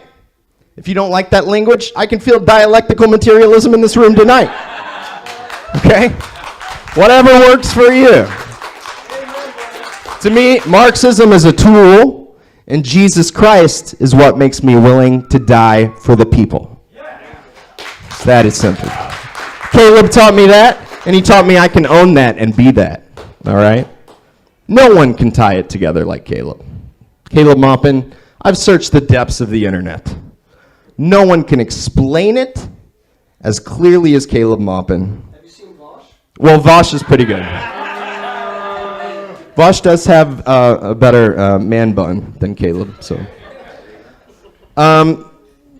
Bernie sold me out. I gave Bernie a lot of money. And imagine in 2016 if when Julian Assange put his freedom on the line to expose that Hillary Clinton and the Democratic Party were stabbing Bernie in the back. Imagine if Bernie said, to hell with this, we're marching on Washington. Every single one of my supporters, we're going to Washington until we get a free and fair election. And we're not leaving. Well, he didn't do that for some reason, did he? Twice he didn't do that. And the second time I go, there's only one way. It's to build a party of the working class. This guy's going to help us do it, and I hope you'll be a part of it. Finally, you guys all coming together with me, I'm not even joking. This is one of the best nights of my life, all right?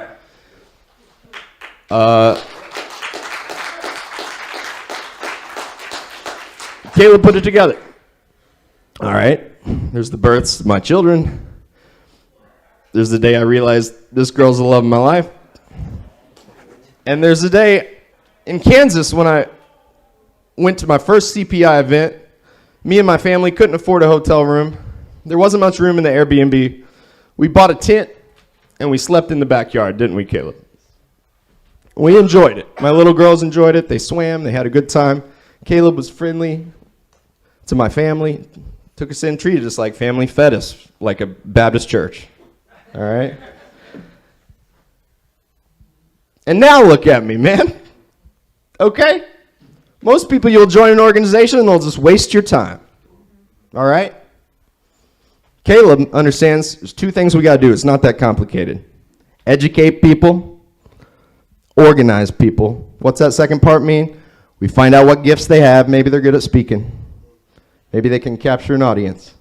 And we put them to work. And if you join CPI, Caleb Maupin will do that for you too. So come up here and say a few words, my brother.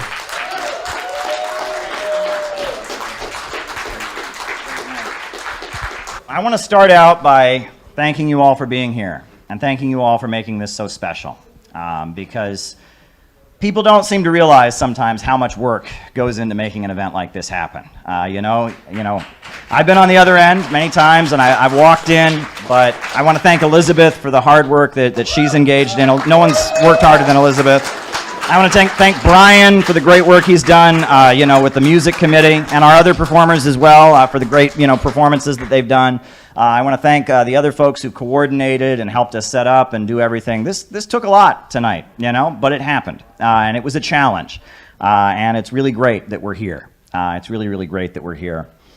Now, if you watch my live streams, you'll be familiar with this little mathematical formula. 100 years or so before Ayn Rand said A equals A, Frederick Engels, in a book called Dialectics of Nature, explained dialectical and historical materialism with this phrase: A does not equal A. And what does this mean? Well, this means that this first A can never be exactly the same as this second A, because the world is constantly in a state of motion. The world is constantly moving. The past is never the same as the present is never the same as the future. We are constantly in a state of motion. The world is changing. The philosopher Heraclitus, he said, "You never step into the same river twice." And it's this understanding that the world is constantly changing and in motion, and that things have the ability to reinvent themselves rapidly. That's what gives us the ability to be optimistic, because there's so much darkness and so much evil all around us. But when we realize that things can change and that our lives can have an impact on changing the world, that gives us the ability to see through the nightmare of the present. John Steinbeck, the author of The Grapes of Wrath, it's a very radical book if you actually read it. I don't know why they let us read it in school, because if you actually understood The Grapes of Wrath, he wrote, if you could separate causes from results, if you could know that Thomas Paine and Karl Marx and Thomas Jefferson and Vladimir Lenin were results, not causes, you might survive. But that you cannot know, for the quality of owning freezes you into I and forever cuts you off from the we. That's from The Grapes of Wrath. And he's explaining how it is the material conditions of the world that actually drives the changes that happen. Individuals emerge and they give voice to sentiments that exist already among the population. But they did not invent those sentiments. It is the conditions of the world that give birth to great heroes. People like Che Guevara, people like Hugo Chavez, people like Mao Zedong and Fidel Castro. They emerge as a result of material conditions, and they give voice to the sentiments that already exist. Now, there's a couple people here from Missouri tonight. Tyler's from Missouri, and Simon's also from Missouri. Is there anyone else here from Missouri tonight? Oh, very good, very good. All of you from Missouri have a special place in my heart, because my grandfather was from Missouri, and I used to go out and visit my grandfather in Missouri. And I'm sure, as our Missouri residents can attest, it is one attribute of older men in Missouri is they're not always politically correct in the way that they speak. I think that's a fair way of putting it, right? They're not always, totally PC in everything they say. And I remember one time I was over at my grandfather's house, and the screen door popped out, right? And he said, "God damn it, this house must be built on top of an Indian graveyard." And I was a kid. I did not know what that meant. It's kind of scary if you think about it. I'm like, there's ghosts in the house? What is this? What is this? So my parents had to explain to me that this is an old superstition. It's like the movie Poltergeist, right? It's like the movie Poltergeist, this belief, and it was just an expression. My grandfather was using an expression.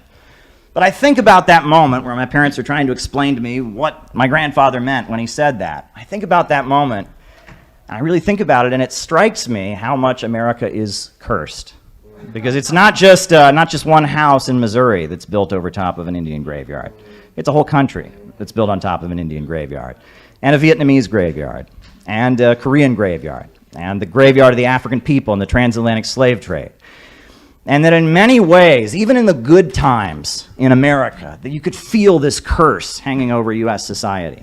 You go back to the 1950s when there was a booming economy, there was still something evil beneath the surface. All those cars and all those houses and all those hula hoops and refrigerators, we know they were dripping in blood.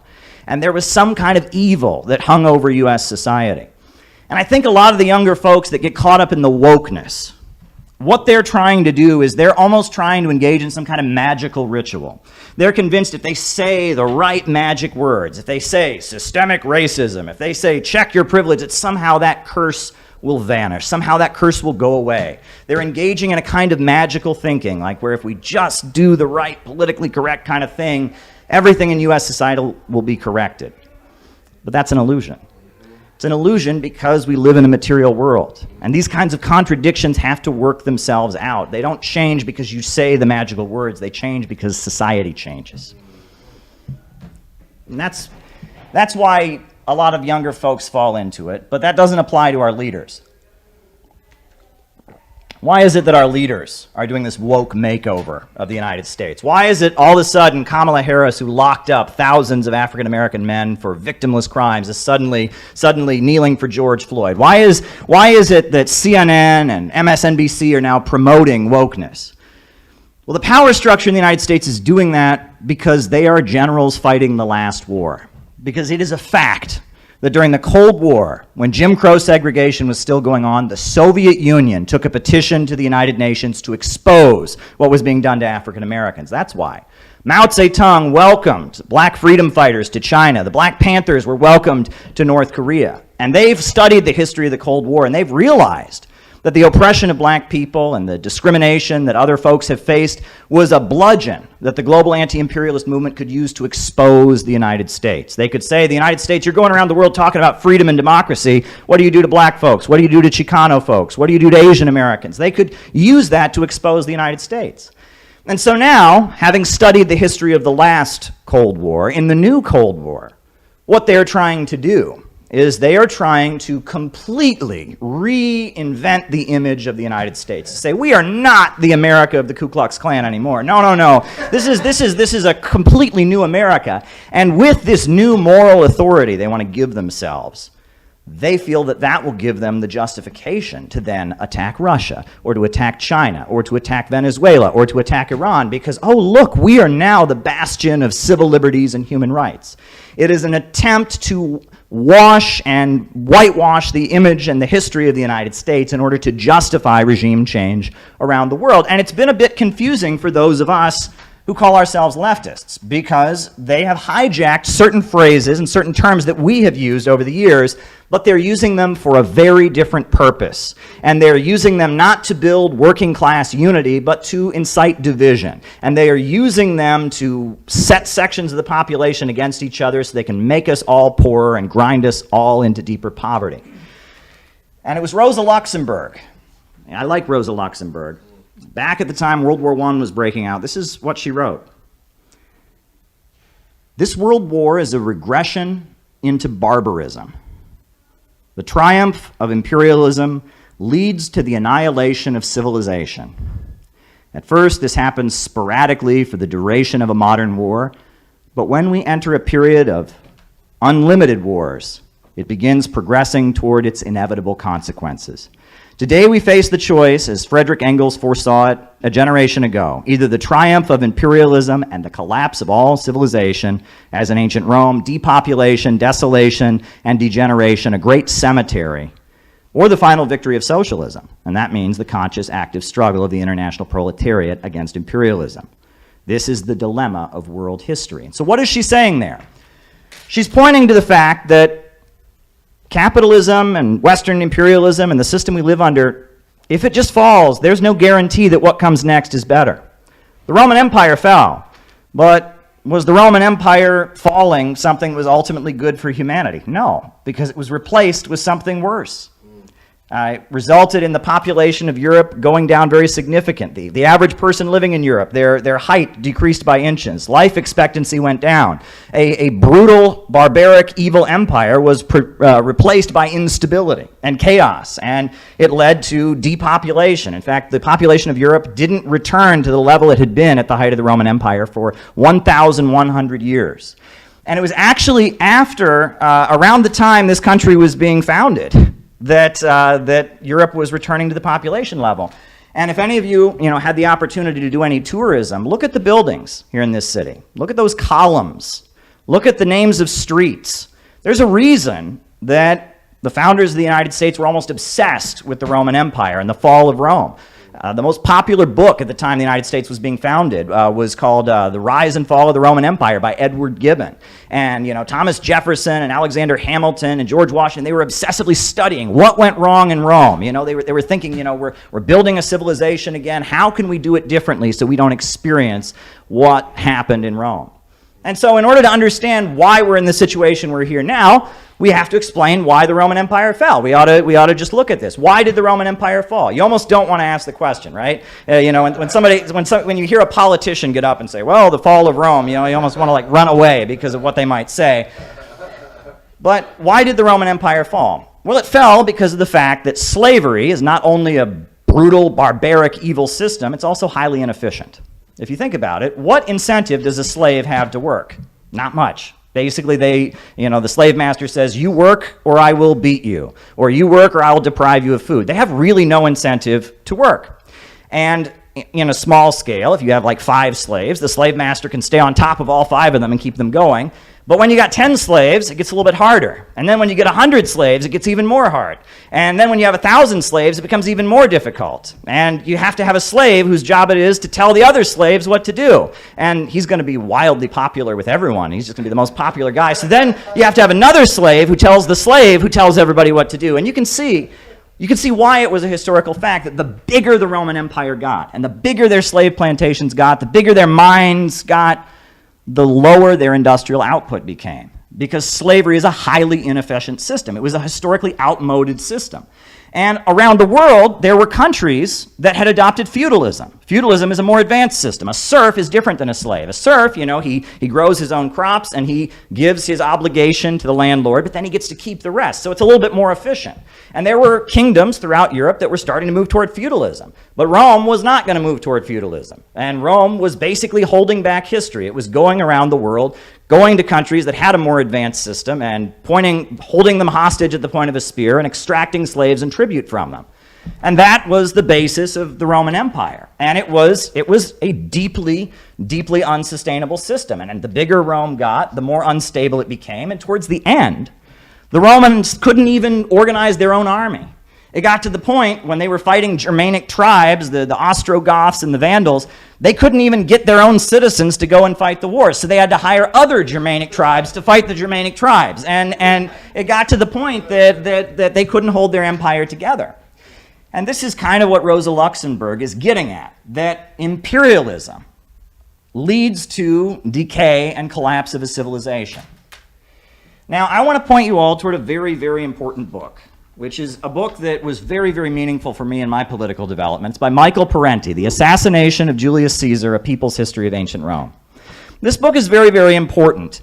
And the reason that this book is important is because it tells the story of a Roman leader named Julius Caesar. Now, Julius Caesar was not a communist. He was not an advocate of the slaves, and he was very much a conqueror.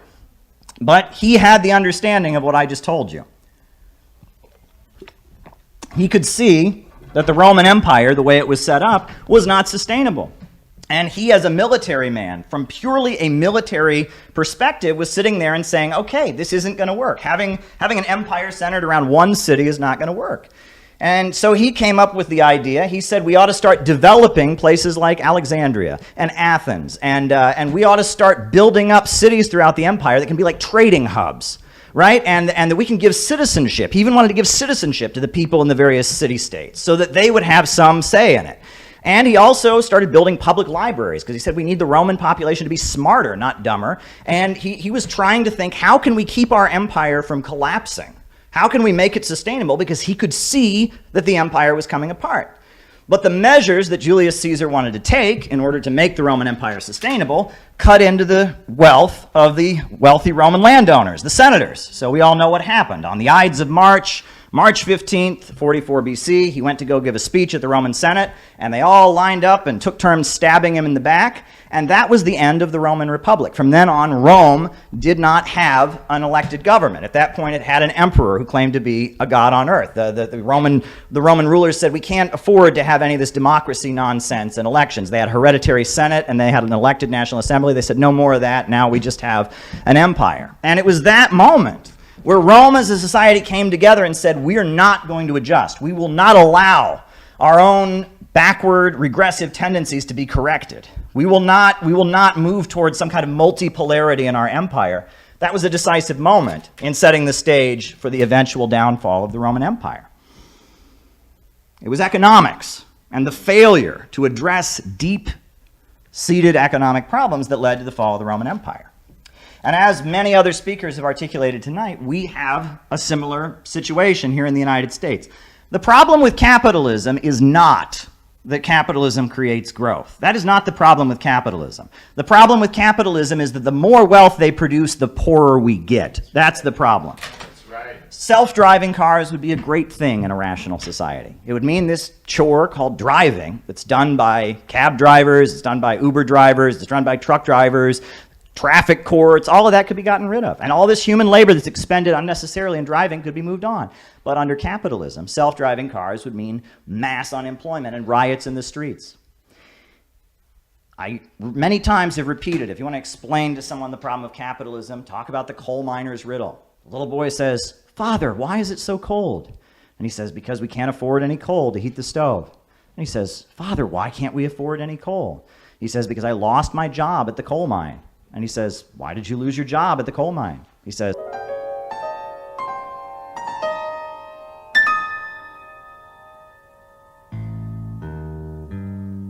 A weak nation can defeat a strong.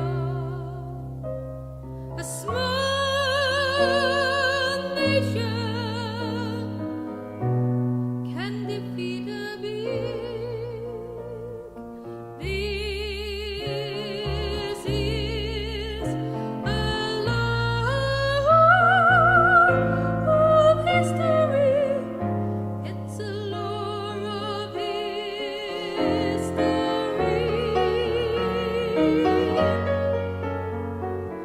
Globalism, imperialism, as I understand it from CPI, is a financial system that is run by Wall Street and London, where giant international corporations spread their tentacles around the world, holding back development. you look around this country, they are literally unpaving the roads in 27 different states. Municipalities cannot maintain paved roads. They don't have enough money. They're unpaving roads all across America. Our life expectancy has gone down by 2 years. Is Iran the one doing this to us? No.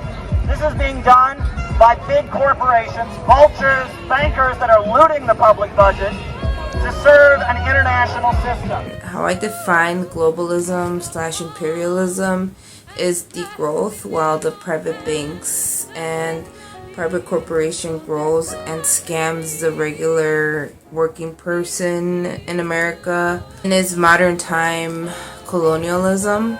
Globalists,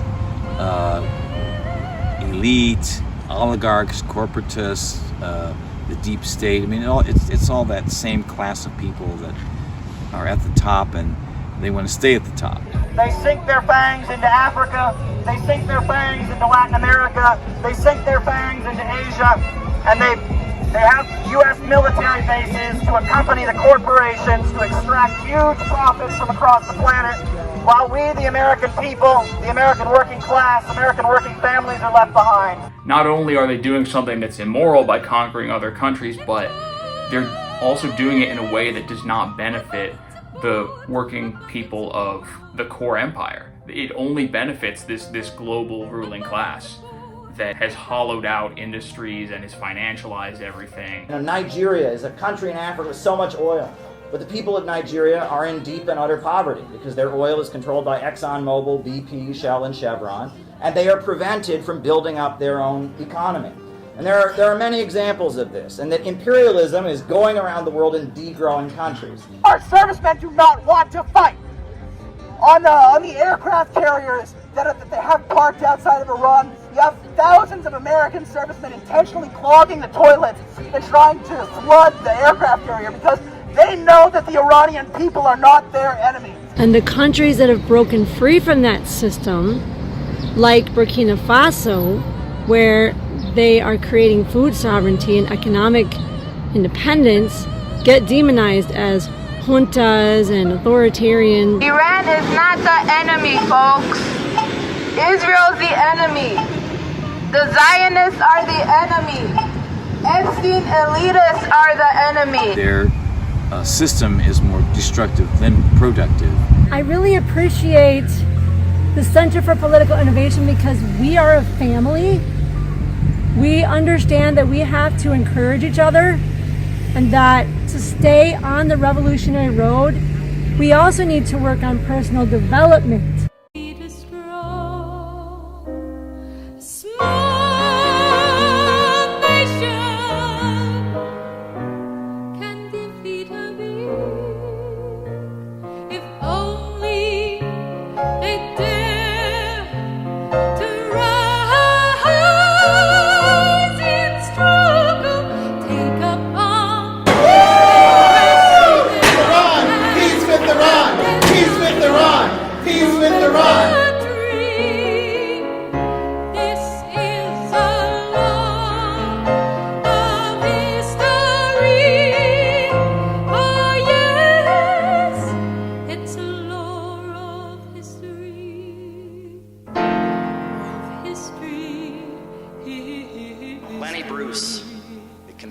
He had a joke that he told that went like this. I don't know if you've ever heard it. He used to talk about the old 1950s television show. It's The Lone Ranger. You know, the Lone Ranger, he wore a mask. He was a white dude. And then he had a Native American sidekick named Tonto. The story goes, the joke of Lenny Bruce is that the Lone Ranger and Tonto were surrounded by a group of Native Americans with their spears ready, pointed out at them. And they were facing the edge of a cliff. There was no escape. And so the Lone Ranger turned to Tonto and said, "Tonto, what are we going to do?" And Tonto said, "What do you mean we, white man?" Well, you think about that joke, I think that's what's ahead for the U.S. ruling class. Because they're looking at China rising up, and they're looking at Russia rising up, and they're looking at Venezuela and Iran, and they're turning to the American working class, and they're saying, "American working class." And I think Joe Biden's saying, "American working class, what are we going to do?" And the American working class is saying, "What do you mean we, Joe Biden? What do you mean we?"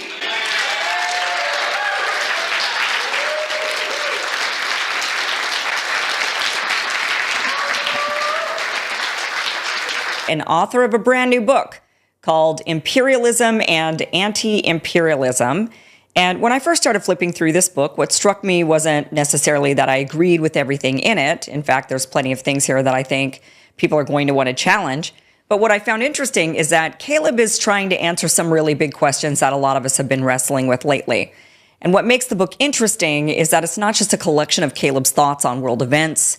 Much of it is drawn from his own experiences over the years, covering international politics, organizing anti-war movements, traveling abroad, questioning U.S. government officials, speaking in countries like Iran, interacting with world leaders, including Vladimir Putin, and even having one of his articles republished in North Korea's state newspaper. Through those experiences, Caleb explores some of the biggest geopolitical questions of our time, from China and Russia to Ukraine, NATO, energy markets, sanctions, and the shifting balance of power in an increasingly multipolar world. And whether you agree with his conclusions or not, he has a very different framework for understanding what's happening in the world right now than what we hear on CNN, Fox News, or most of the mainstream press. Oh, Stalin was a mighty man and a mighty man was he. He led the Soviet people on the road to victory. All through the revolution he fought at Lenin's side, and they made a combination till the day that Lenin died.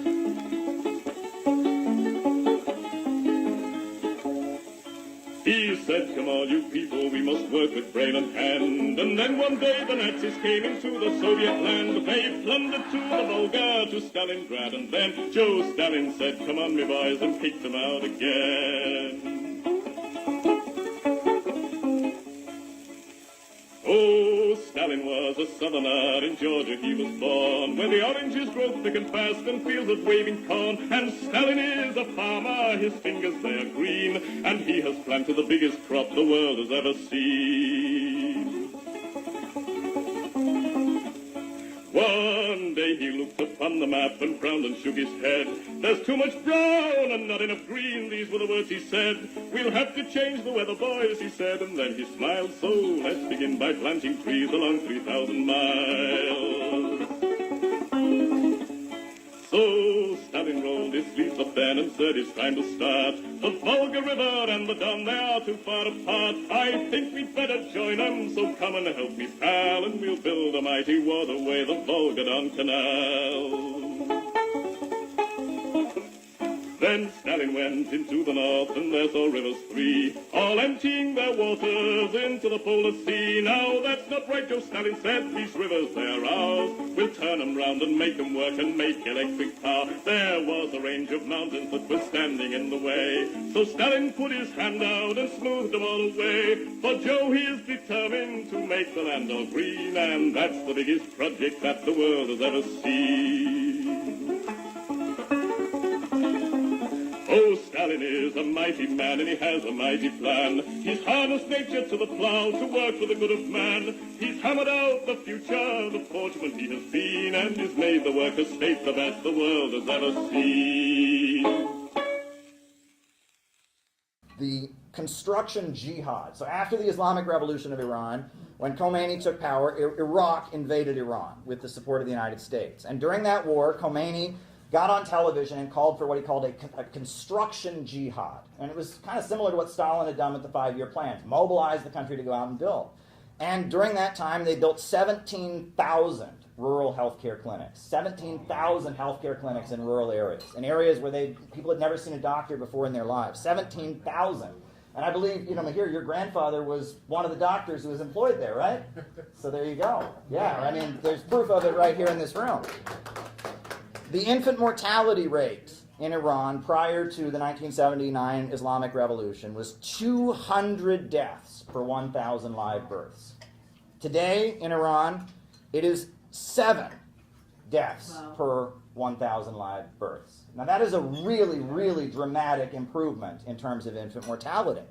And Iran sits at the center of a political and religious movement all throughout the region. Iran, its leaders and its government sponsors Hezbollah in Lebanon.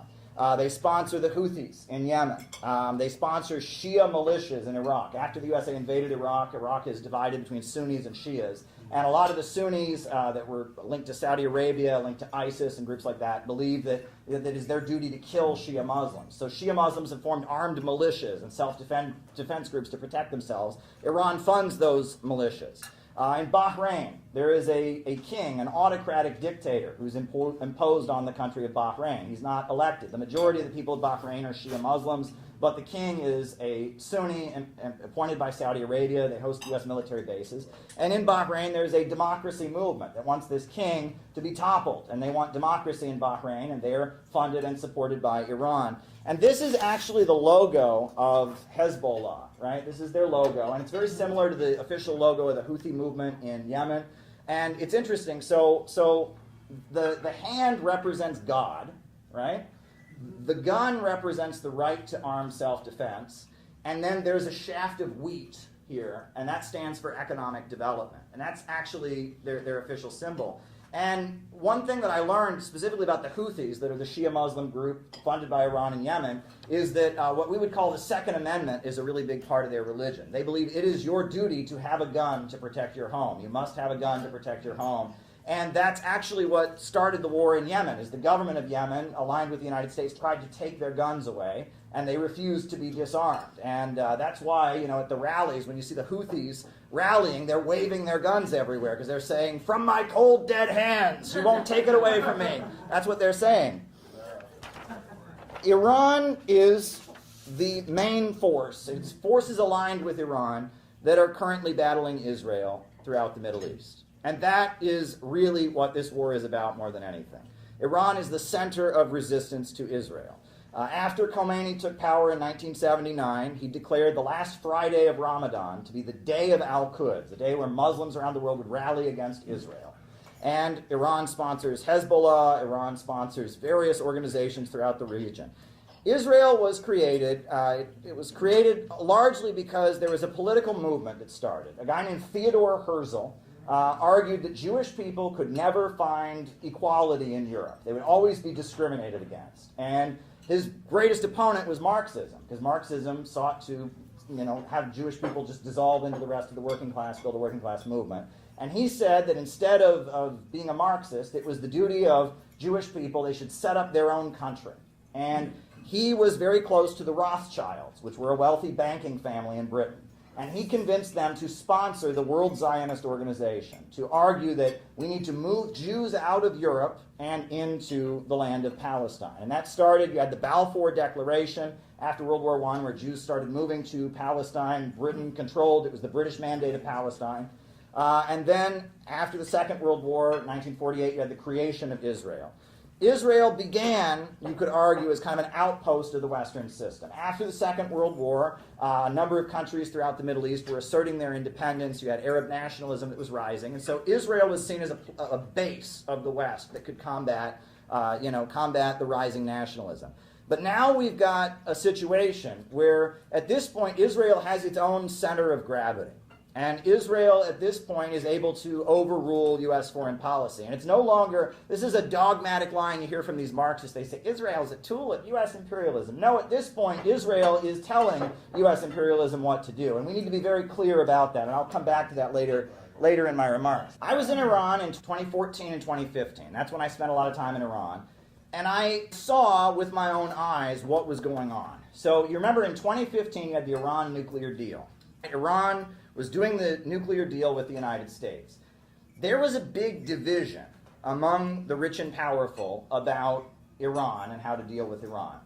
Barack Obama and his people, their strategy for Iran was that they wanted to have Iran sign the Iran nuclear deal and gradually boost the reformist wing of the Iranian government. They know that most people in Iran were born after the revolution. It's mainly young people, a lot of whom look at Facebook and Twitter and don't like the government. And the feeling was they would boost the reformist wing, the moderate wing of the Iranian government. They would bring American businesses into Iran, and that gradually they'd create a situation where the Islamic Republic would be overthrown. They wanted to be smart about it. And it was kind of modeled on the fall of the Soviet Union. That's actually very similar to how the Soviet Union was brought down. So you had the USA kind of boosting Gorbachev and boosting the more moderate wing of the government, and at the same time, sinking American influence into the country, and eventually led to a situation where the Soviet Union was brought down. That was the strategy that the Obama administration was using. And when I was in Iran, I didn't realize it, but basically I was being used to help that strategy. I was being used by the Obama administration. I just went there because I was working with Ramsey Clark. I was an anti-imperialist activist, and they would take me to the universities, and I would go to the universities. Whenever they asked me, what do you think? Do you think we should sign the Iran nuclear deal? My answer was always, I don't know. I said, I don't know.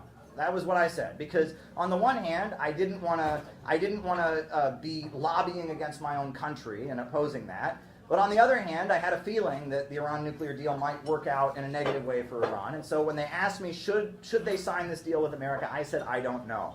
And every time I would go and speak at an Iranian university, there'd be a lot of young Iranians there, and there'd be somebody in the audience would raise their hand, and they would say, what's going to happen to you when you go back to the United States?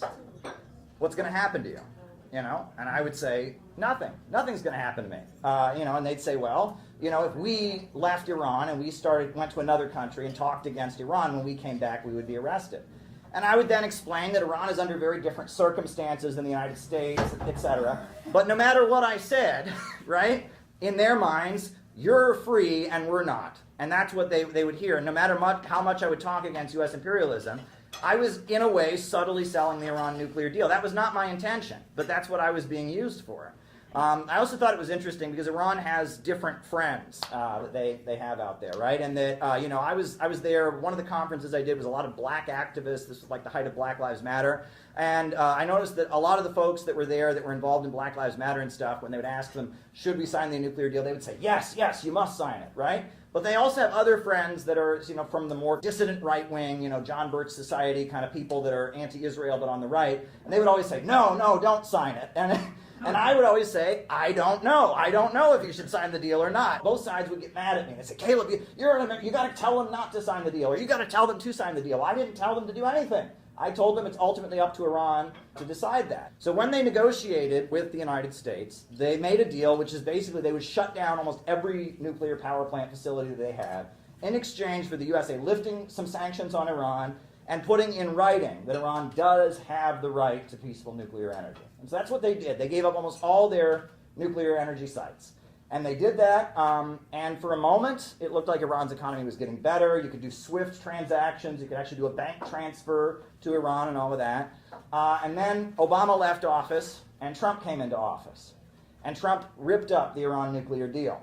And his excuse for ripping it up is he said, Iran does not fulfill the spirit of the agreement. Now, what does that mean? What's the spirit of the agreement? They had not violated the agreement one bit. They had followed everything they were obligated to do under the deal, but he said they're not fulfilling the spirit of the agreement. So he ripped up the agreement, and the sanctions that were lifted against Iran were reimposed on Iran. And then Trump murdered Qasem Soleimani, who was a leader of Iran's Islamic Revolutionary Guards. Imagine like somebody who's like the most patriotic, loved hero, like George Washington, mixed with a superstar, like a celebrity. He was the national celebrity and he was the national hero, and Trump killed him. And that was a moment where Iran just felt completely humiliated and completely degraded. At that point, how could they stay in the Iran nuclear deal? It really got down to the fact that there were two strategies for dealing with Iran.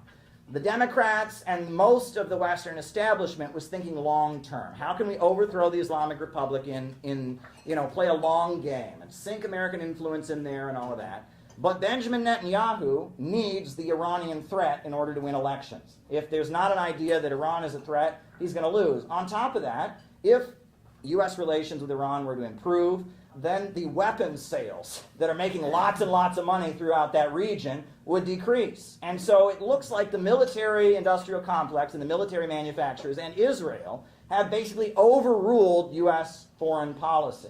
And it's important to point this out because if you look at it, in essence, what is happening right now is that Trump, and we saw this in his first term, but we're seeing this even more now in his second term, Trump is very much trying to make sure the Iran nuclear deal never comes back. That seems to be his goal. He's nailing the door shut. Not only has he gotten out of there, but he's nailing the door shut so it can never be opened.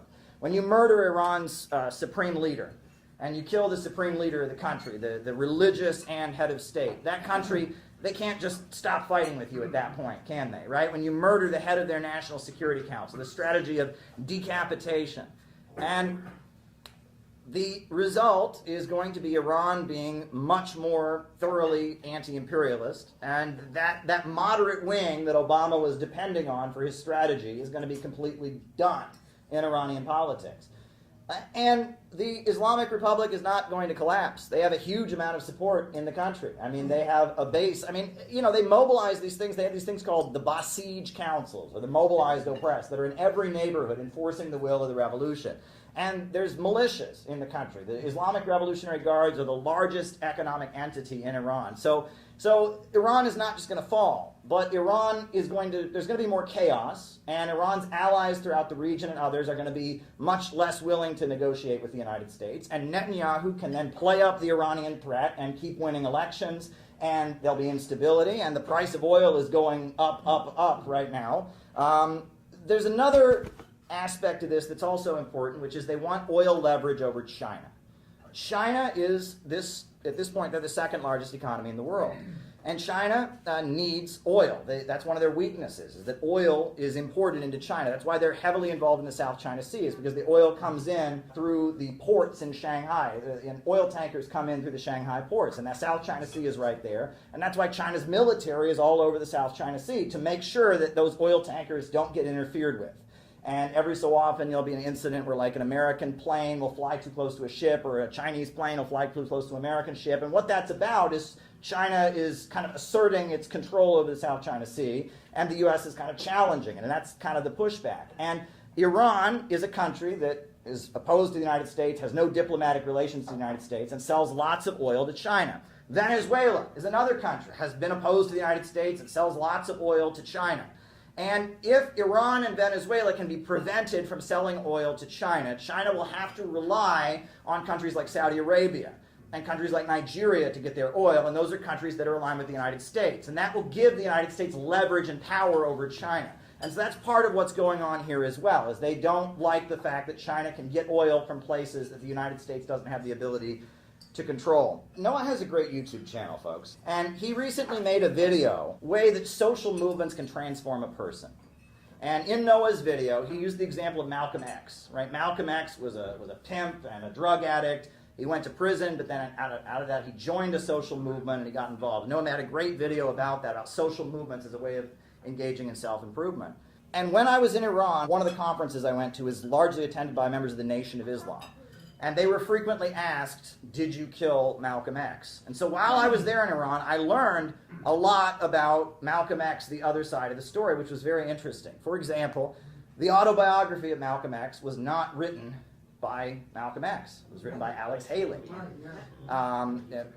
And on top of that, it was edited by Harvey Braverman, a Trotskyite who worked for a book company, edited it. So it wasn't even, it's Malcolm X's words told to Alex Haley, then edited by Trotskyite Harvey Braverman. The FBI went to the publishing house and they took 2 chapters out of it. And they said, you can't publish this, you can't publish that. It was 1969, national security, and they said, we won't allow this. So the autobiography of Malcolm X, which is everywhere, a lot of schools even require people to read it, it is not what Malcolm X actually said.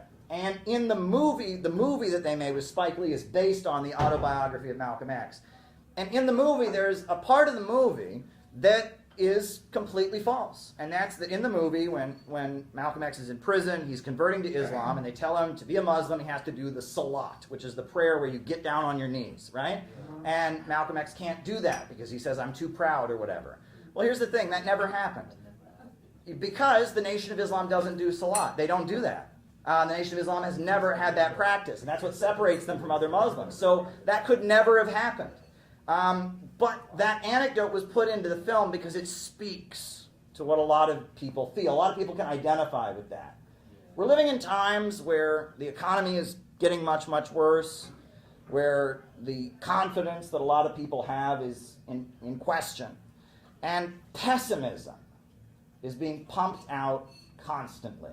Pessimism is everywhere in the times that we are living in. A lot of young men in particular feel that they're on trial every day. The problem with the so-called socialists and communists out there is that largely their political movement is at this point just an expression of that pessimism. When Stalin took power in the Soviet Union, they went out and they built the world's largest power plants. When Lenin said that communism is Soviet power plus electrification, I decided that I should become an electrical engineer, that was my holy duty. And I didn't want to just draw up plans, I wanted to build an electric power station. That was my mission, and I achieved it. Stalin set a task. Build this or build that. And thanks to the fact that people trusted him, and this enthusiasm of young people, it was possible. Remember, this was a country where people were illiterate, lived in virtual darkness, wore birch bark shoes. Even now, I think it's like something out of a fairy tale. How was it possible, at one of the most difficult times, to raise these great construction sites? It was only possible through the unity of the people and the love of the people for their idol. Because for us, Stalin was an idol.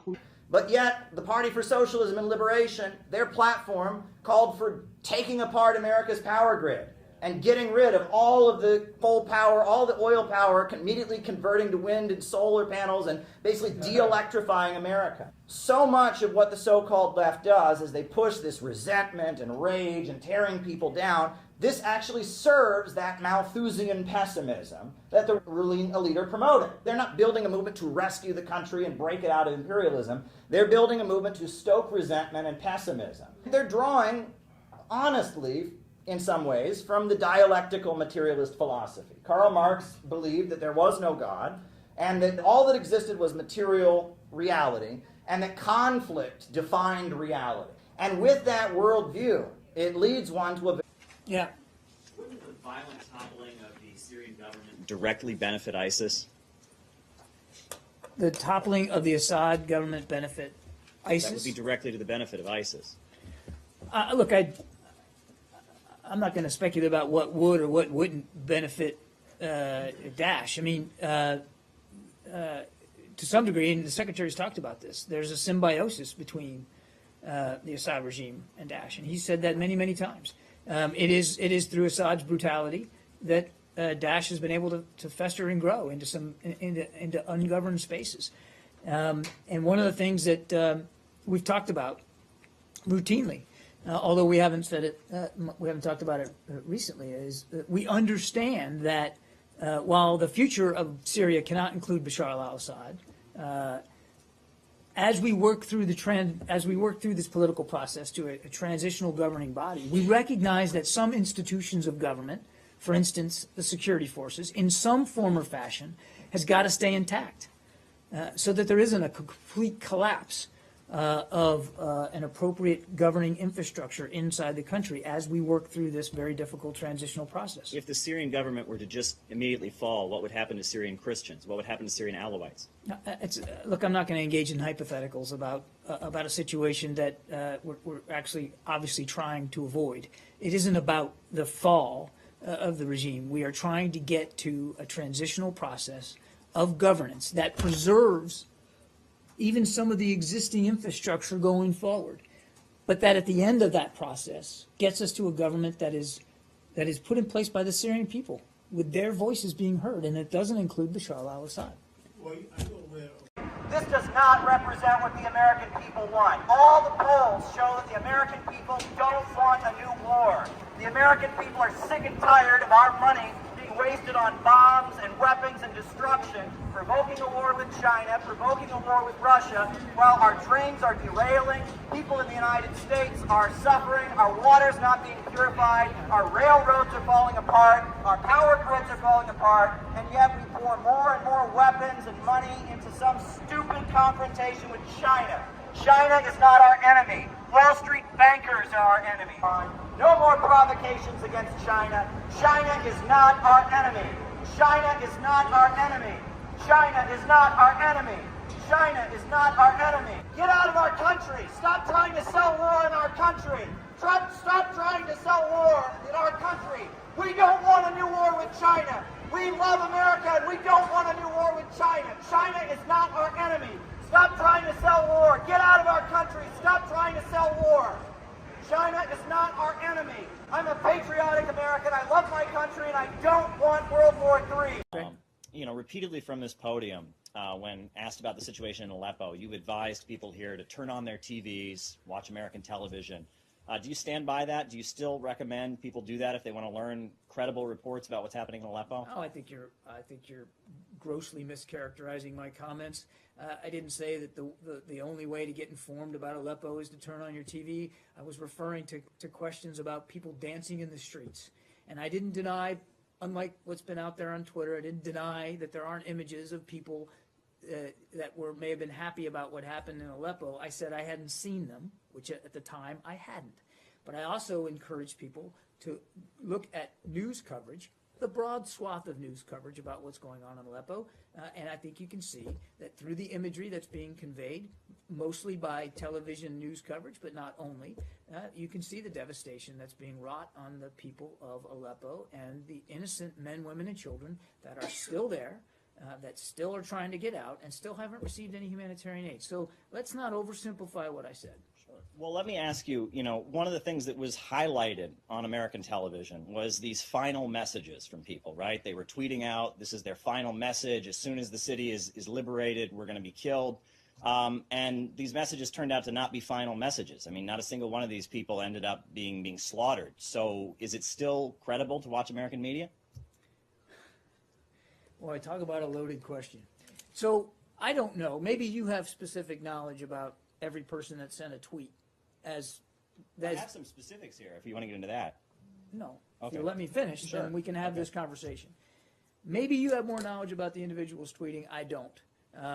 And my goodness, if every single person that thought they were going to die at the hands of the Syrian armed forces with the support of Russia didn't die, are you claiming that's a bad thing? I think that's a pretty darn good thing. So I can't speak for the fact that some may have survived and some didn't, but the fact that they believed it at the time and were honestly scared about their lives and the livelihoods of their friends and family seemed pretty legitimate to me based on the social media interaction that I saw.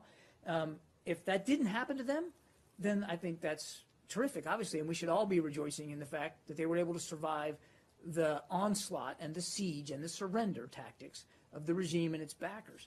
Now, as for the American media, yeah, I think the reporting coming out of Aleppo, some of what we're seeing is pretty darn courageous reporting, pretty brave, and I think it's pretty important. I always advocate, whenever anybody asks me about media coverage, to read and digest a broad array of media, not just U.S. media, but foreign media as well. Take it all in, take all those sources, and make your own judgments. But absolutely, I think it's important that independent, third-party media coverage of whatever the issue is, and we're talking about Aleppo, it could be anything, is vital. It's vital to the public so that they can better understand what's going on. So if you're asking me if I think that following the U.S. media with respect to what's going on in Syria is important, the answer is absolutely yes. One of the journalists who was quoted and featured across American mainstream media is Belil Abdul Karim. Here he is being interviewed. And this individual, we also have some of his other journalism, and here he is with someone, this is what he, in his words, describes as an explosive vest. And this is an interview he did with a fighter in an explosive vest. He reports, "The fighters are now preparing to leave the city. This is an explosive belt. This is what many fighters are wearing because they don't feel they can trust the regime."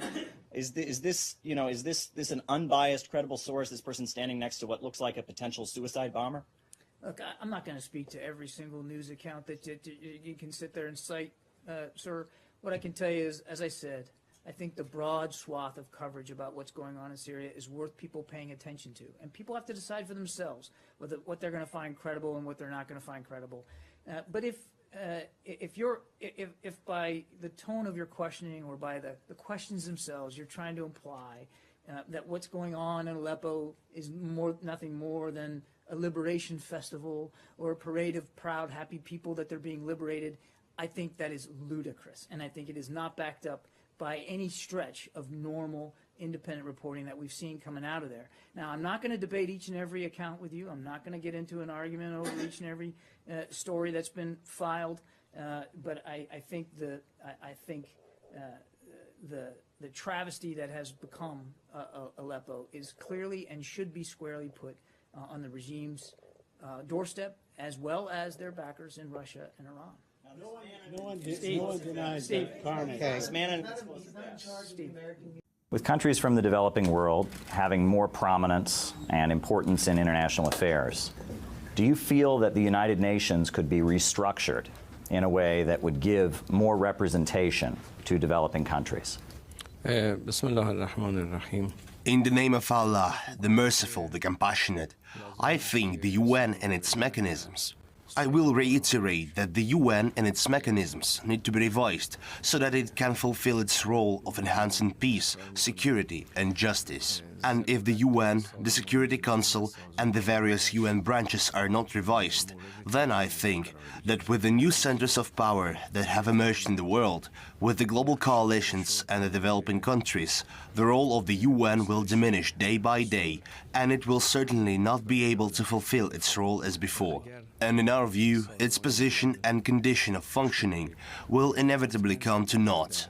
We definitely need to reconsider its position, structure, and condition of functioning. Now, Your Excellency, my question to follow up from this is that as Iran has such a vibrant and beautiful history as a civilization, what do you foresee as the future of your country and its role in international affairs being? Iran has a great past, a civilization, and this culture permeates the heritage of our country and our entire nation with its strong faith and religious beliefs. The rich civilizational past of the Iranian people, on the one hand, and their faith and the way they relate to divine values, on the other hand, has given birth to hope. And this hope will make the future brilliant. Today, this hope has emerged in the life of the Iranian people. The Islamic Republic is now following the path of progress, significant progress, despite the threats and sanctions that Iran's enemies have imposed and continue to impose.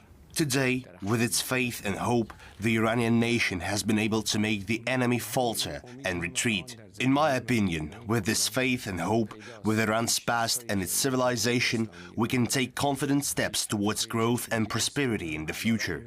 Now, Iran is one of the 6 countries that was just invited to join the BRICS. And I'm curious as to why you believe this development occurred and what it is that Iran can offer to the BRICS nations. Iran is a country with great potential. Iran has an extremely important geopolitical position. First, relations with the Persian Gulf and the Gulf of Oman. On the other hand, relations with Central Asia and Central Asian countries. The presence of many neighboring countries gives Iran certain opportunities. In addition to its geopolitical position, Iran has significant domestic potential as an energy and communications hub. Iran as a junction can interconnect the East and the West, the North and the South. Iran is a country with great capabilities and potential, the most important of which, however, are its people, full of faith and determination. Thanks to that, today it has been able to position itself, not only in the region but also in the world, as a leader of resistance against enemies. In fact, over these 40-plus years, the Iranian nation has shown that it can make an impact in the region and in the world. In the new world order that is now emerging, Iran is considered a key player. Iran occupies an important place in the emerging world order because the resistance movement in the region is linked to the name of Iran. Therefore, the potential that Iran possesses on the one hand and the potential that BRICS possesses on the other hand are coming together to form a powerful movement. I believe that the BRICS countries are just as important to Iran as Iran is important to the BRICS countries. This group is being formed to play a role in various fields, both regionally and internationally, especially in the field of trade and economy. Iran has faced widespread criticism for its stance on the Ukraine conflict, with Kiev and its partners lashing out and criticizing Iran. What would you say to those who look on at this and it appears to be some kind of double standard? What do you have to say on this point? Look, we are convinced that the war between Ukraine and Russia needs to come to an end as soon as possible. Most decisively, it will be good for all the parties. If we want to understand what had caused this war, it is NATO's desire to expand its influence on more countries and establish its presence and set up military bases not only in Ukraine, but in many other states. Naturally, what we observe now happening is Ukraine seriously increasing its capacities thanks to America and Europe, above all in terms of the military aid it receives. Naturally, this only pushes it to continue the war. Let's see who is to benefit from a prolonged war. Is it Ukraine? Is it perhaps Europe? Or is it those who are praying today for this war to go on? I am convinced that with regards to this issue, the Islamic Republic of Iran, above all, stands for facilitating the end of this war, playing a mediator's role between Russia and Ukraine if possible. However, all those who are today sending all sorts of aid, including financial and military aid to Ukraine, do not wish to end the war. They wish to protract it by any means possible. The Islamic Republic of Iran, due to the ample opportunities it now has at its disposal, has been blamed by the West, which is trying to throw in more accusations. We have given our response to these accusations on different forums. We said, if you have something to back up these accusations, please produce it. They have not been able to produce a single piece of evidence or proof of any kind. Today, we have no doubt that their strategy is to keep accusing the Islamic Republic in order to disparage it and set public opinion against it. But this trick, just like all the other tricks they have used against the Islamic Republic, won't help them. Now, Washington recently arranged the unfreezing of billions of dollars of Iranian funds that had been frozen in South Korea. But now, Washington is threatening to freeze these funds once again because they disapprove of how Iran may be spending this money. What do you make of these moves from Washington? What is their intent? Does this seem like erratic behavior? Is there a strategy behind what they're doing? You see, it wasn't fair when the funds were frozen, because they belong to the people of Iran. They shouldn't have frozen the funds. All the time the funds were frozen and the accounts arrested, this caused harm to the Iranian people. Now that the people of Iran again have access to these funds, we are spending them trying hard to take care of the needs of the Iranian people. But this American spirit of superiority, it was so typical of them to arrest our funds. Their sense of superiority allowed them to crack down on the Iranian people, to impose sanctions. Slapping nations with sanctions is so typical of the Americans and speaks of the uncurbed sense of superiority and tyranny that is at their core. Of course, Iran is a living witness of America's tyranny, both in terms of the American sanctions and in many other regards. I believe that our approach here and elsewhere involves perseverance, resistance, and standing our ground. Now, I would like, if possible, for you to give us your assessment of the prospects and future of relations between Iran and Russia. We have enjoyed long-standing relations with Russia in multiple areas, including politics, economics, trade, defense, and security. And our cooperation is developing every day. Even the war in the region couldn't slow down our cooperation in multiple areas. Quite the opposite. The political will that prioritizes expanding our cooperation, particularly in the areas of trade and economy, as well as our partnership in the International North-South Transport Corridor Initiative and regional cooperation, pursues the development of our relations. Today's issues have had no impact on the relationship between Russia and Iran and never will. Our relationship with Russia is of strategic importance, and no developments on the global scene can change that. Now, we understand your time is limited and you have many affairs to take care of, so we have just one final question. It's been a year since Iran was marked by a huge amount of unrest. And it's pretty clear the United States was backing this unrest and that there was a huge amount of media demonization of Iran broadcast around the world in the aftermath and during this unrest. What would you say to those who have seen these reports in Western media and have a negative image of Iran in their mind as a result of these portrayals? What would you like them to know that they have not been told?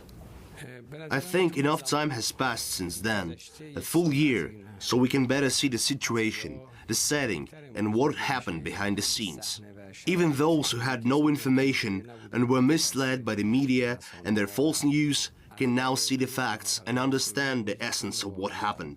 The United States and its European allies tried to ride the wave. They thought they could strike the Islamic Republic at that moment.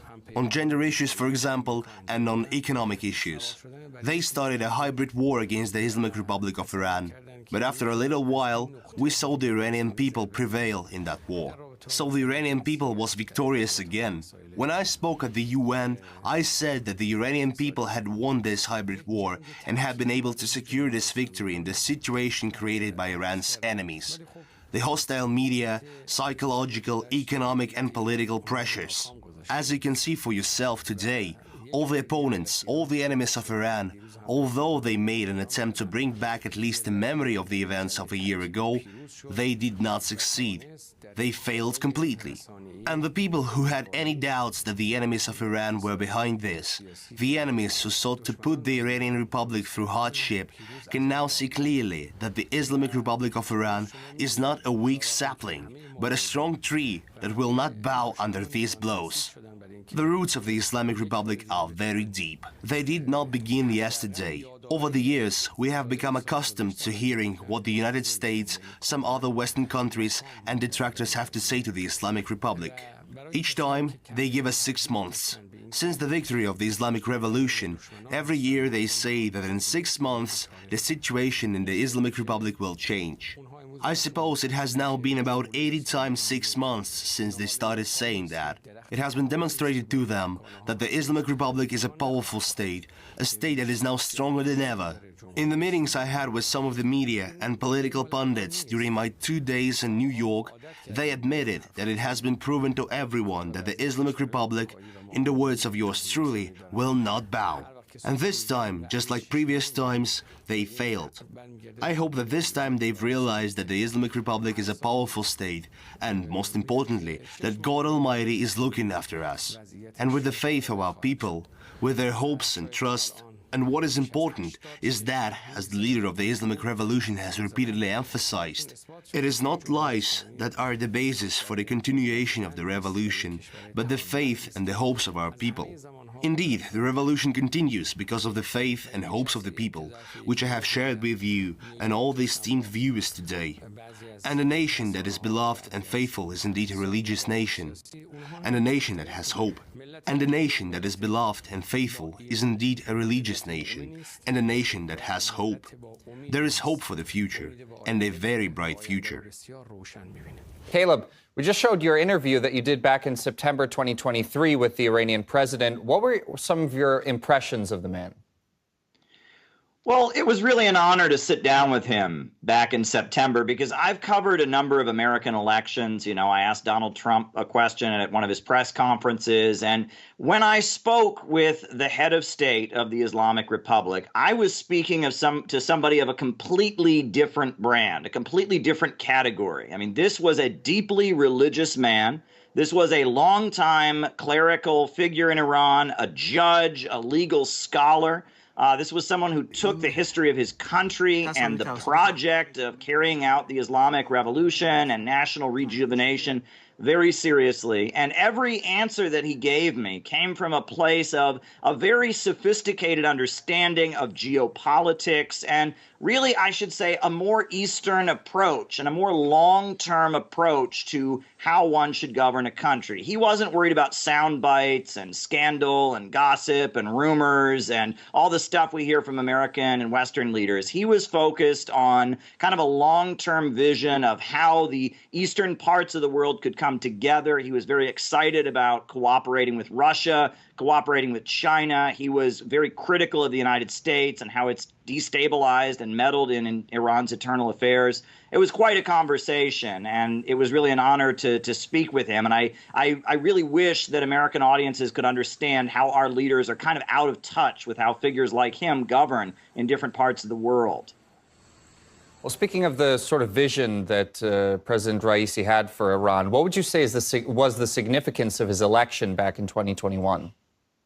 Well, he came on the heels of Iranian President Rouhani, who was a reformist, who was seen as being more sympathetic to the United States and had come to power on a platform of saying that if he carried out the Iran nuclear deal and negotiated with the United States, that would improve things for the Islamic Republic. And Rouhani, his predecessor, was proved devastatingly wrong because the Iran nuclear deal was signed and the USA ripped it up, and not only did they betray the deal, but then they murdered Qasem Soleimani, the top Iranian general, military figure, national hero. So when Riazi was elected, it was very much seen as a repudiation of kind of the reformist policies and a real reiteration of the principles of the Islamic Republic and the Islamic Revolution, the anti-capitalist and anti-imperialist principles. I mean, he called himself a principalist. His critics called him a hardliner, but he said he was a principalist, and he was reasserting the principles on which the Islamic Republic was founded. And that's particularly important right now because Iran is very much a target of Israel because of their support for the Palestinians. And support for the Palestinians was something that he was very firm, and he was kind of leading the country to kind of hold itself together in the face of the murder of Qasem Soleimani and more recently the brutal attack on the Iranian consulate in Damascus. And so it's important to understand him in that light. He came to power as a repudiation of figures who had tried to conciliate with the United States and then gotten slapped in the face. Well, of course, we have very little official information right now. We don't know if there were any foreign powers involved in this incident involving Raisi. But what do you think that it could mean for Tehran and its foreign relations in the region and beyond, as well as domestically? Well, the fact that already all over Iran there is suspicion of Israeli involvement, American involvement, that reflects what Iran has been subjected to for decades. criminal economic sanctions, the funding of destabilization movements to try and tear the country apart. You know, the Mujahideen at Khalq, which was considered for years to be a terrorist organization that conducted assassinations and worked with Saddam Hussein. They are openly celebrated by the U.S. government and promoted by top American politicians. And let's not forget, 1988, you had an Iranian civilian aircraft that was shot down by the United States. And U.S. President Reagan and later U.S. President Bush refused to apologize for shooting down this civilian aircraft. So the fact that there's widespread suspicion that the American government or the Israeli government could have been involved, based on what Iran has faced since its revolution, and most especially in recent months and recent years, that's not really surprising. It would fit what Iran has been subjected to, and it would kind of, you know, it would match the pattern of attacks on Iranian leaders, assassination of prominent Iranian national heroes and political figures like Qasem Soleimani. So I think people should understand that such suspicion, this isn't just internet conspiracy theories. It kind of matches a pattern of how that country has been treated. Well, just to add on what you just mentioned there, Caleb, we just got official confirmation from the vice president of Iran that Raisi, unfortunately, has been confirmed killed as a result of this incident. But that was RT correspondent Caleb Maupin. Thanks a lot for bringing us those details. Indeed. How did this stop? This was a great moment. June 30th, 2019. The leader of People's Korea and the leader of the United States shook hands. They met, the first president ever to visit the Democratic People's Republic of Korea. We had Donald Trump trying to make peace with a country that is still technically at war with the United States. Donald Trump was trying to open the door to peaceful reunification of the Korean Peninsula. There would be hope to bring the troops home from South Korea. There would be hope that there could be denuclearization, that North Korea wouldn't feel threatened anymore, that there could be no more bombs and weapons, and the people of Korea could reunify. And Donald Trump going to People's Korea was sabotaged. It was sabotaged by John Bolton and the neocons, the same forces that got us into Ukraine, the same forces that are escalating and pushing buttons against China and Taiwan on the Taiwan Strait, the same forces that want World War III sabotaged the peace process on the Korean Peninsula.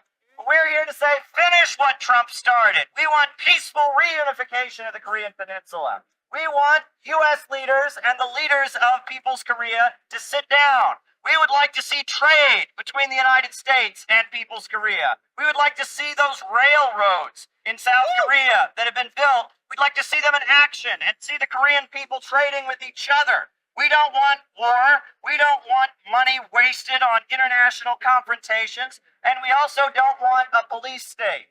And at the same time that the big bankers who control Joe Biden, the Silicon Valley monopolists and fascists, the same forces that control Joe Biden, are waging a war not just around the world, but against the American people. They are driving our country into poverty. Our trains are derailing. People are breathing in deadly chemicals. The water is not properly purified. Jobs are falling apart. Schools are falling apart. It's a nightmare. They have waged a war against us. And instead of rebuilding America, they're trying to move toward a low-wage police state. That's what they're doing here in the United States. They're trying to move toward a low-wage police state. We saw what happened, what's been revealed about January 6th. That was a setup. We saw that those people were led to do what they did for propaganda purposes. We call for an amnesty. We don't endorse what the people did, but they were enabled to do it and set up to do it by the American government. The FBI, the Secret Service, other agencies enabled what happened on January 6th to happen. Those folks were entrapped. And we say that until they're going to be honest with the public about what really happened on January 6th, there needs to be an amnesty for those who've been arrested. And the same goes for the Uhuru movement. A group of black revolutionaries, black activists, had guns pointed in their faces, drones flown into their homes. They were terrorized and accused of being Russian agents. Why? Because they were organizing for the rights of black people, organizing for the rights of their community, providing services that were not available in their community. They're waging a war against us. At the same time, they're waging a war against China, Russia, Iran, Venezuela, Cuba, and any country that dares break out of their financial system. And it is our responsibility to oppose it and to join arm in arm with the people of the world against imperialism. Please switch it. The Russian Ministry of Defense says that in Aleppo there was recently a chemical weapons attack and that it was conducted by the Harakat Nur al-Zenki organization, which is an opposition group that has received support from the United States. Is the United States still supporting this organization? So unaware of that allegation. The only thing I'm aware of is the alleged chemical weapons attack on the town of Sarakeb. I think we're talking about separate incidents. If I'm correct, I don't know. I'm referring to something in Aleppo. You're talking about something in Aleppo. So haven't seen those reports. Obviously, as we said with the incident that took place, I think 2 days ago, allegedly, there were reports of chemical weapons being used in another town. But the same would hold true with this. Is obviously we condemn strongly the use of any chemical weapons, and any credible allegations of their use in Syria will investigate.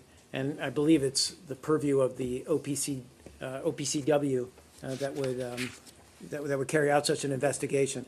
As to your follow-on question about this group, I don't have in front of me that we actually fund them. I mean, you're saying we provide them with assistance? Yes, as part of the so-called moderate opposition. Yeah.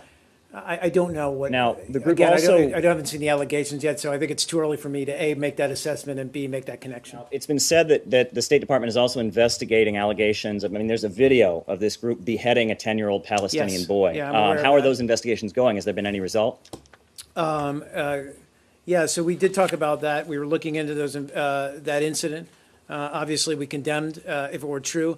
I know that the group itself said that they had also made some arrests and then set up a commission of inquiry into the incident. I don't have any updates at this point in time, but I can certainly check and get back to you. So what does a rebel group in Syria have to do to not receive U.S. funds any longer? What is the line that they must cross? What kind of controversial incident must take place for a group to stop receiving U.S. funds?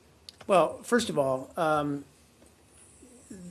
there's a lot of vetting of the Syrian moderate opposition that has already taken place. And it's not just by the U.S., but it's by all the members of the ISSG and, frankly, the UN. And it was established that al-Nusra, as well as Daesh or ISIL, were considered to be, by all members and by the UN, to be terrorist organizations. I think, again, these are not easy processes, and one incident here and there would not necessarily make you a terrorist group. Now, let me be very clear that we don't condone any of the activities that you just cited, possible use of chemical weapons, possible beheading of a young child, any human rights abuses, any of those things would give us serious cause for concern. That said, where we are in the broader geopolitical or political situation in Syria is, and one of the ongoing discussions that we've been having with Russia, is how do we clearly delineate between these known terrorist groups, Nusra and Daesh, and the moderate opposition? And how do we have a clear understanding of who is where so that we can, longer game here, get back in place a cessation of hostilities that is credible, that can also then jumpstart the political process. So it sounds to me like what you're saying is that even if these allegations are true, there's still a chance that the United States would continue supporting these groups. Is that what you're saying? I'm not making any, I'm not frankly answering any hypotheticals. We just don't know at this point. As I said, we would regard any of the acts that you mentioned or cited, and again, they are just allegations at this point. We take them very seriously and look into them and investigate them. They're not a red line Again, and U.S. support. So for a terrorist organization, there are fundamental actions, one of which is an intention to carry out terrorist attacks, both within Syria, but as well as on the West. Some of these groups, as I said, Nusra and Al-Qaeda, Al-Qaeda is al-Nusra, they're one and the same, and Daesh have expressed and indeed acted on these intentions. But as to the other members of the moderate Syrian opposition, look, we're constantly evaluating their behavior, and frankly, for them to be a member of the moderate Syrian opposition and to be part of the cessation of hostilities and the Syrian democratic forces, it requires that they meet the standards. And those standards are respect for human rights and adherence to a cessation of hostilities. And does that include not using chemical weapons? Is that part of the standard? Of course. So you're still looking into the chemical weapons Yes. charges? Yeah, I don't have any back and updates forth? on that. There's no- Yeah. Just to be clear, if a group was using chemical weapons, their funding would be cut off. Again, I will not make any statements of one or the other until we know all the facts and have determined who is to blame for any. I mean, honestly, it's the first time I'm hearing about a report for use of chemical weapons. But again, we have also seen reports of the use of chemical weapons on another town, and we're looking into that. So, I mean, again, we just don't have. Have a policy not to support groups that use chemical weapons? We condemn the use of chemical weapons. Yes, but do you have a policy of not supporting groups that do such things? Again, we would evaluate any support for any groups that are engaged in any kind of activity that, frankly, go against international norms. Okay, so let's move on from Asia. What do we have now? Okay, let's go to Syria then. Sir, I'm sorry, tell me your name. Oh, I'm Caleb with RT. Caleb Maupin. Oh, right, Caleb. Hi. So, this recent statement from the White House alleging that the Syrian government was planning an upcoming chemical attack. Are you concerned that that could have created an opening for terrorist groups to carry out a chemical attack?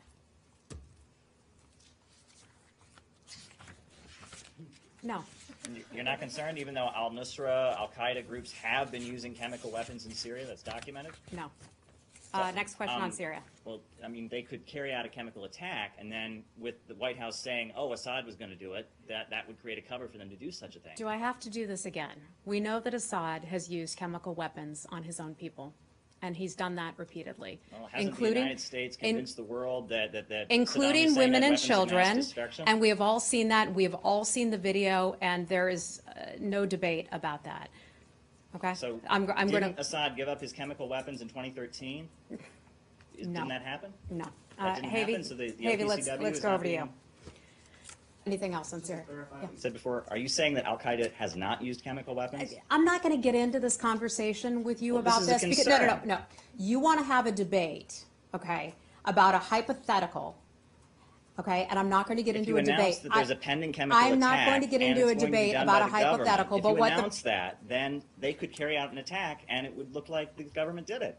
I mean, isn't that a real if you possibility? want to try to make excuses for the Assad regime, go I'm right not talking ahead. about You've Assad, got a I'm lot talking of about cameras on you terrorist right groups. now. I'm talking about al-Qaeda and Okay, and I'm al-Nusra. not going to spend all our folks' time having that conversation. We all know here in this room that Bashar al-Assad is responsible for chemical attacks on his own people, including women and And children. isn't al-Qaeda We are also- not going to isn't debate al-Qaeda it responsible for such beyond things? that. Al-Qaeda, horrible too, but Uses what we're chemical talking about weapons? right now is Assad and Syria. Well, I Okay, asked you about next al-Qaeda. Next That's question. what I was asking for clarification. Something else on Syria? Okay, let's go to Russia. What's bizarre is she's trying to frame herself as Miss Black Lives Matter, when in reality, Kamala Harris was the queen of mass incarceration. Kevin Cooper was hours away from receiving lethal injection. Hours away from it. His lawyers asked that DNA evidence be acquired in order to make sure he was actually guilty of the crime. And Kamala Harris's office tried to prevent DNA evidence from being acquired. They wanted Kevin Cooper to be executed, but the governor of California disagreed. They acquired DNA evidence, and the execution was stopped. The New York Times tells us that she feels really bad about it, for whatever that means. And people can also recall that while she was head of the California State Attorney General's office, over 1,000 people were locked up for smoking marijuana. She presided over jailing a lot of people. And on top of that, the drug labs in the state of California that were being used by the police were turning up false positive results. And yet, Kamala Harris's office did not tell the defense attorneys or the judges about this. They knew that the drug labs were turning over false positives, and people went to prison because her office concealed that their drug labs were turning up false positives. And another thing about Kamala Harris, I don't know if people saw, but there's a video of Kamala Harris where she's bragging about how she jailed the parents of children who were truant from school. I would not be standing here were it not for the education I received. And I know many of us will say the same thing. And I believe a child going without an education is tantamount to a crime. So I decided I was going to start prosecuting parents for truancy. Well, this was a little controversial in San Francisco. And frankly, my staff went bananas. They were very concerned because we didn't know at the time whether I was going to have an opponent in my re-election race. But I said, look, I'm done. This is a serious issue, and I've got a little political capital, and I'm going to spend some of it. Have you seen the clip? And she gets up there, and it's the same kind of thing. She's giggling. Yes, I had the idea that we could lock up parents who are truant from school. You know, I wouldn't be anywhere in my life if it weren't for my education, and so not giving a child their education is a crime, and so I jailed parents, and she's giggling about it. It's just so great.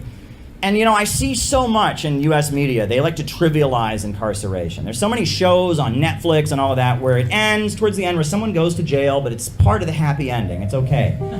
And they don't seem to realize what that means. You know, when one member of a family, when a father or a mother goes to prison, or a brother or a sister, it hurts the entire family. And when Kamala Harris is up there giggling about, oh, you know, I locked up these parents because their kids weren't in school. You know, yeah, kids need to be in school. When kids aren't getting to school, it's a problem. But the worst thing you could do is then throw their parents in jail. That's not going to help the situation in any conceivable way. But when she's joking about it, and she's laughing about it, Kamala Harris, she says, what did she say? She said, well, I wouldn't be anywhere if it wasn't for my education. It's about her. The big line when she was calling out Joe Biden, when she was trying to contend with Joe Biden in the presidential election, what did she shout at Joe Biden? She shouted, that little girl was me! You know, there was a little girl in California who was part of the second class to integrate her public schools. And she was bused to school every day. And that little girl was me. And then her campaign started churning out T-shirts with the face of 10-year-old Kamala Harris on them. Do you remember this? Yes. It's almost like she wants us to vote for her because she was once a 10-year-old child. I mean, that's what it sounds like. What's particularly interesting is, you know, you remember when Barack Obama was running for president. We knew everything about Barack Obama. We knew all about Barack Obama's pastor. We knew about Barack Obama's father from Kenya. We knew the school he went to in Indonesia. But Kamala Harris, barely anybody knows anything about Kamala Harris. Well, Kamala Harris's mother, who's now deceased, was from India, was a cancer researcher. And Kamala Harris's father, Donald Harris, was a Marxist economist, and is a Marxist economist, a professor at Stanford University. He was an advisor to the government of Michael Manley in Jamaica, and he and Kamala are estranged from one another. He did not attend Kamala's inauguration as vice president. They're not on good speaking terms. But the more you look at it, it's very clear that Kamala Harris sees herself as a victim. The way Kamala Harris speaks, the world has been unfair to her. And she blames Donald Harris for that to some degree or other. We don't know why. We also, there's rumors, we don't really know what happened when she was in Quebec. We just know she never talks about the years that she spent in Quebec. But Kamala Harris thinks that she is a victim. And she wants the whole world to know that that little girl was her. And she wants vengeance. And she wants to make people pay. And she wanted to make Kevin Cooper pay. And she wanted to make those parents pay. That's what leftism is if it's stripped of economics. If it's stripped of class struggle, if it's stripped of a desire to have the people rise up and control the means of production, if it's just anger, if it's just revenge, it's just a call for destruction, a call for rebellion, that's what Kamala Harris is. Kamala Harris, she's very much a guillotine meme. That's what she is. It's the glorification of punishment, a desire for revenge, a desire for destruction. And that if you look at the history of socialism around the world, the strength of socialism wasn't the guillotines, it wasn't the firing squads, it wasn't the persecution. That's not what people remember the strength of socialism being. They just did a poll. 75% of Russians say that the Soviet Union was the best time in their history, but they're not thinking that because of executions. This was from a PBS documentary. They interviewed a woman named Tatiana Fedorova. Stalin set a task. Build this or build that. And thanks to the fact that people trusted him and this enthusiasm of young people, it was possible. Remember, this was a country where people were illiterate, lived in virtual darkness, wore birch bark shoes. Even now, I think it's like something out of a fairy tale. How was it possible at one of the most difficult times to raise these great construction sites? It was only possible through the unity of the people and the love of the people for their idol. And the reason Stalin remains wildly popular in Russia, it's not because he executed people, it's because he mobilized them to build that country up from nothing. This was a country...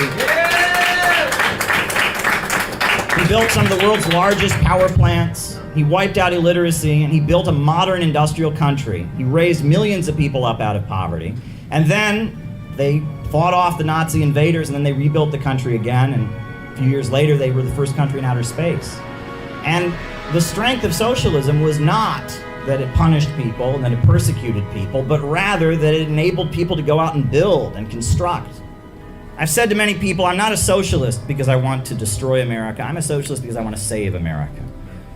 And we have to save America from the horrors that are being unfolded by an irrational system where profits come before people. I want to save America. I want to build a better world.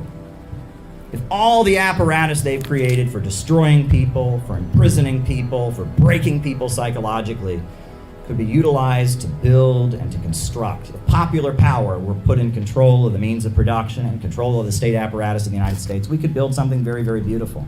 They want you to be mad at Russia and China instead of the looters that are sitting not very far from here off Wall Street, who are actively getting bailouts in the billions, arguably even in the trillions, for their gambling debts.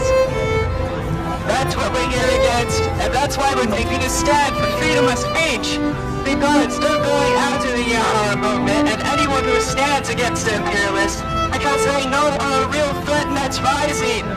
They know we authentically represent the American people.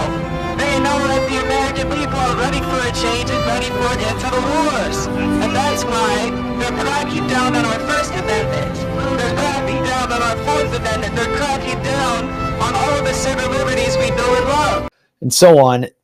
And so there's this hysteria within the transatlantic elite about information that they can't control.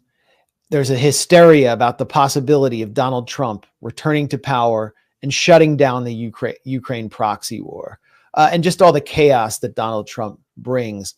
And we can't escape the fact that this is an election season in the U.S. and that the U.S. effectively manages the Nine Eyes and decides what takes place there, and that it is seeking to crack down on any information that it cannot control, which could potentially interfere with Kamala Harris's path to victory after the Democrats pulled off this coup of placing her there as the nominee. And you can see how they're controlling the press in the US. They have all the media, or we'll talk about this later, all the media organizations begging for an interview. She does one interview and it becomes this bonanza. She won't answer real questions. So it's all about the control of information, and you've risen to the level of a threat because you're breaking through. And I think when we look at the censorship requests that are being put into the big tech platforms, how our first live stream from the DNC, which was live from the protest, Wyatt Reed was on the ground. It was taken offline for a period. We were given a strike. Chris Hedges has had TikTok posts critical of Kamala Harris removed. Caleb Maupin had a series of essays he put up years ago about Kamala Harris, critical essays. It wasn't exactly a New York Times best-selling book. Amazon just without explanation removed his book. They're banning books that criticize Kamala Harris. And the White House has the power, as we know. Look up the case Murthy versus Missouri. This was from the COVID era. Look up all the censorship requests the Biden administration placed to Meta and other groups, including over the Hunter Biden laptop. Yeah. We know they were doing this. So now it seems clear the Kamala campaign is using the power of the Biden White House to crack down on information. And the U.S. national security state is using the power of Nine Eyes to just shut down all alternative voices, as many as they can, around the world. as well as trying to implicate the Palestine Solidarity Movement, which threatens Kamala's path to victory here, implicating them as somehow Iran-controlled.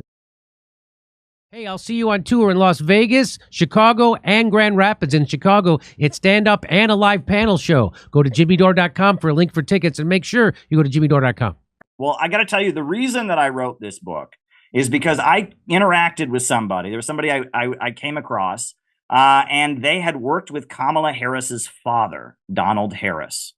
And they told me about that. And so I started doing research because, you remember when Barack Obama was running for president? We learned everything there was to know about, his mother, Ann Dunham, his father from Kenya, his grandparents, and everything, Jeremiah Wright, and the school in Indonesia. But no one knows anything about Kamala Harris. Nothing. I mean, we know nothing. We know that she was in Congress. She gave some great speeches, and now she's potentially the next president. We know nothing about her. Well, her father is Donald Harris, who is a Marxist economist who taught at Stanford University. He was an advisor to the government of Michael Manley, the kind of socialist president of Jamaica, kind of a Bernie Sanders president of Jamaica for a long time. And he and her are not on speaking terms. He denounced her presidential campaign in 2020. And there's a story there. There's a lot there. And no one wants to talk about it. I dug into it and did the research. And why did he? Now, it had something to do with her disparaging Jamaicans as pot-smoking potheads, right? Well, yes. So what happened was she was on a radio show called The Breakfast Club. And she was asked if she'd ever smoked marijuana. I don't know if you remember this. And she said, oh, yeah, that she smoked weed when she was in college. And then they asked her what music she listened to when she smoked weed. And she said Snoop Dogg. And that was interesting because Snoop Dogg had not yet released an album at the point when she was in college. So that's interesting. But regardless, she then said, half my family's from Jamaica. What do you think? And Donald Harris heard about this, and he didn't particularly care for it. And he published an essay called Reflections of a Jamaican Father. And in that essay, he reveals that it looks an awful lot like Kamala Harris lied in her autobiography. In her autobiography, The Truths We Hold, she says that when her parents divorced when she was a small child, the only thing they fought over was the books. Oh, doesn't that sound nice? They only fought over the books. Well, Donald Harris reveals they actually fought over who got custody of Kamala and her sister. There was a custody battle.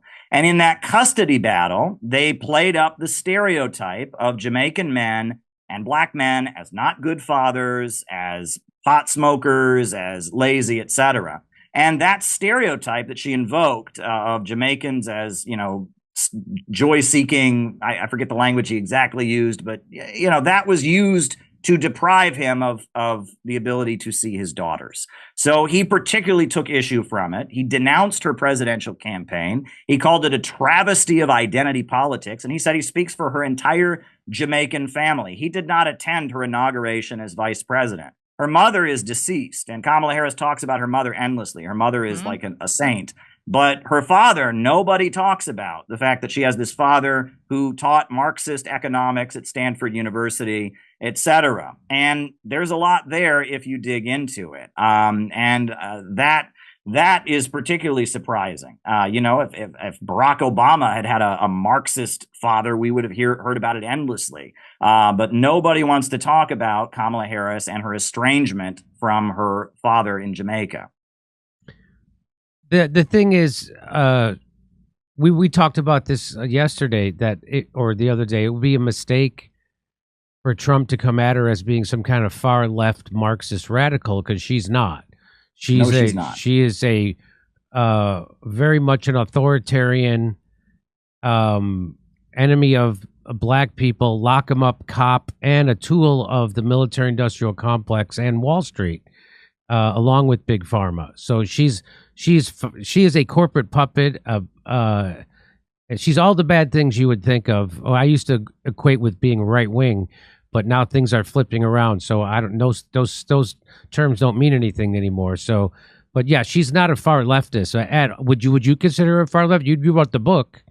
No, not at all. I mean, what is interesting, though, is that, her parents certainly were on the far left when they met each other. Right. They met each other at the free speech movement in Berkeley. They were part of, left-wing protests. They were most likely in some kind of communist organization at that time. We don't know exactly, but her father was a Marxist economist. They were both attending protests. But what's interesting, and I talk about this in the first chapter of the book, is that, Berkeley in the early 60s was not only the center of, protest movements for civil rights, the free speech movement at UC Berkeley. It was also the center of all kinds of CIA programs intended to manipulate left-wing politics. Starting with the downfall of McCarthy in the late 50s and early 60s, the U.S. government started covertly funding various leftist and communist groups while manipulating and crafting their politics to serve a different agenda.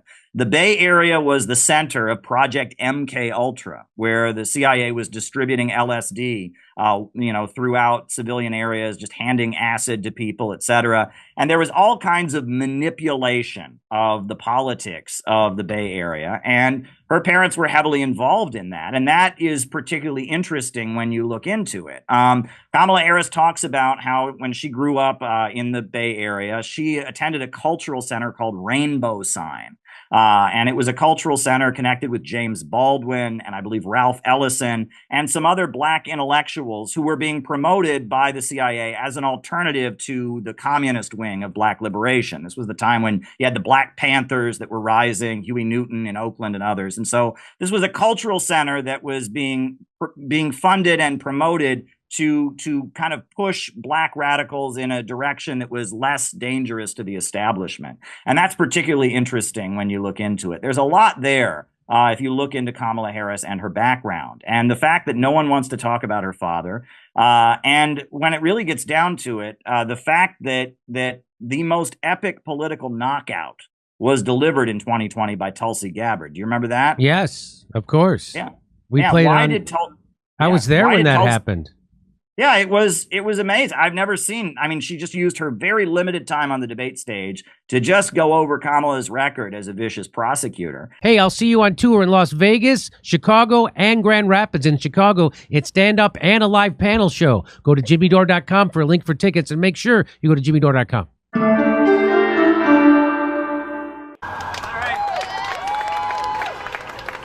Every single day, $18 million of our tax money goes to fund the criminals in that building over there and in occupied Palestine, the Israeli regime. Every single day, $18 million. And I have a copy of today's issue of the Wall Street Journal, and it says here that 1 in 4 bridges in the United States are not secure. It says here that urban highway congestion costs over $100 billion annually. The United States is crumbling. People are unemployed. They are closing hospitals and they are closing schools, but yet they have more and more money for the murderers in Tel Aviv. That's unacceptable. As the U.S. becomes more and more of a police state, and the civil liberties the U.S. government is always bragging about get stripped and stripped away, you can't help but admit that the U.S. is starting to look more and more like Israel. The cops who choked Eric Garner to death, the New York City Police Department is trained in Israel. The same corporation that manufactured the rubber bullets that were fired against protesters in Ferguson, Missouri, manufactures the bullets that were fired on protesters in Palestine. The struggle against Zionism, the struggle against the Israeli criminals is not just a struggle in one part of the world, it's a global struggle. It's a struggle against the bankers in London and the bankers on Wall Street who are destroying the world, and it's a struggle against global capitalism. Thank you very much. From the river to the sea, Palestine will be free. From the river to the sea, Palestine will be free. So an email has recently come to light, an exchange between Jeffrey Leeds and former Secretary of State Colin Powell, in which he acknowledges that Israel has, quote, he says 200 nuclear weapons. And the Nuclear Non-Proliferation Treaty has not been signed by Israel. Under U.S. law, the United States should cut off support to Israel because it's a nuclear power that has not signed the Nuclear Non-Proliferation Treaty, according to Colin Powell, correct? Shouldn't you ask Colin Powell that? I'm not going to speak to this particular traffic, and I'm certainly So not you're saying going to Israel discuss. doesn't have nuclear weapons? I'm certainly not going to discuss matters of intelligence from the podium. And I'm not. I have no comment on that. Okay, well, the email says the boys in Tehran know Israel has 200, all we targeted on Tehran, and we have thousands. I mean, that seems to indicate that there's a knowledge of an Israeli nuclear program, which would make U.S. aid to Israel illegal. I think I've answered your question. Okay, well, let me ask, is that, do I have the correct understanding of U.S. law that we're not allowed to support a nuclear power that has not signed the Nuclear Non-Proliferation Treaty?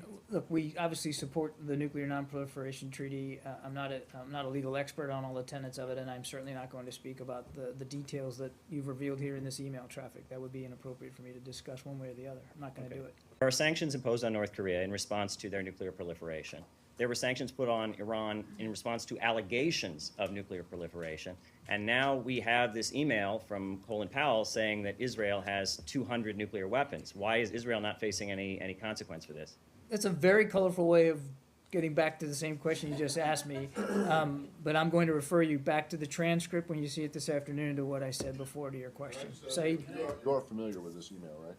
I'm not. Oh. I have not seen it. I can't speak to the email, and frankly, even if I'd seen it, sir, I wouldn't engage in that kind of a discussion from the podium.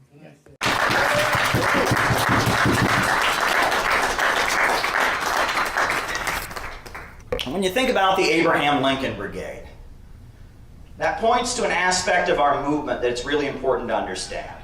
There's a famous writer named Sherwood Anderson. You ever heard of Sherwood Anderson? He wrote Winesburg, Ohio. He was a novelist. And at one point, Sherwood Anderson was asked, what's the difference between a socialist and a communist? What's the difference? And he said, I don't know the technical difference, but it seems to me like the communists, they're the ones who mean it. And what he was pointing to was the fact that when we do something, we really do it. In the early 1930s, the understanding was that the Social Democrats and the Reformists, the sellout leaders who had sold out the revolution in Germany, that were leading workers to oppose the Soviet Union in the name of socialism, that they were the main threat. And it was necessary to expose the Social Democrats and the Reformists. And so when that was the line of the Communist International, we didn't just half-ass oppose the Social Democrats. We didn't just sort of oppose the Social Democrats. We went all in. We really opposed the Social Democrats, because we understood that that was what was necessary. And so all over the world, communists went into class against class mode to expose the Social Democrats and build a united front from below, because we understood that that was the correct tactic. And then we know that after the rise of Hitler, and as the situation changed, the line changed, and it became correct to align with the Social Democrats in a united front against fascism. And when that line changed, we didn't just half-ass align with them against fascism. What did we do? We built the Abraham Lincoln Brigade and went and fought in Spain. We had the Battle of Cable Street in London. We built huge anti-fascist mobilizations. We are the reason Roosevelt won the 1936 presidential election. When we do something, we do it hard. We do it hard. There was a labor leader who once remarked, he said, if it's 3 in the morning at your labor union hall and there's 2 guys running the mimeograph machine, you can bet at least one of them is a communist. And the people who criticize our movement, right, this is a really common critique from Trotskyites, is they'll say, well, hey, they zigzag, you know, they're always reversing themselves. You know, they do this and then they do that. Yeah, if the situation changes in 24 hours, the tactics must also change in 24 hours. And sometimes what's correct on Monday is not correct on Tuesday, and it's not correct on Wednesday, and you have to change your tactics. And when you're as dedicated as we are, and when you never half-ass these things, when you take it very seriously, when you are fully committed to achieving what we aim to achieve, it can look a little strange to people who don't get it. And they can go, well, one day you're running this way, and the next day you're running this way. Yes, and every way that we run, we're running hard because we understand that it's necessary and that it must be done. That some people came here knowing not a single word in Russian, and now they know many. One young person from Kamchatka is sitting in back rows. He's probably unaware of what has been talked about. Please introduce yourself. I'm the leader of the United States delegation. I'm representing the Center for Political Innovation. And I would like to just thank you from the bottom of my heart for that dynamic interview you gave to Tucker Carlson, in which you showed many, many young Americans a different kind of leadership, because our politicians and our leaders in the United States, they speak in sound bites, they speak in terms of scandal and gossip, but you presented a long-term vision, a scientific view of statecraft, and by getting through to young Americans, you made a difference. Many people who would never have listened to anything you had to say or heard another perspective heard you because of that interview. Now, getting to my question, things between our two countries are not good at this point. You know, before we left, we had to have a press conference at the United Nations. We are concerned about being prosecuted. There are 3 Americans that have already been charged and are facing prosecution, possibly 15 years in prison, simply because they attended a conference like this in Russia, the Yahoo movement they're called. And we are concerned because I know that I speak for the majority of the American people when I say that we do not want our tax money dumped into this conflict in Ukraine any longer. We do not want our country to continue to deteriorate internally while our leaders waste money on prolonging this war. I'm frightened by what the Biden administration is doing, not just in Ukraine, but also on Taiwan and on the Korean Peninsula. And I really do see gatherings like this as a potential road to peace. And what I have seen at this festival has blown my mind. The amount of young volunteers that you have here, people who have stepped up, who love their country and want to just come forward and put together dynamic events like this. What kind of role can events like this and young diplomacy activities like this play in helping set the stage for maybe changing the dangerous direction our leaders in the United States are taking things against the majority of the wishes of the majority of the people of our country? Thank you.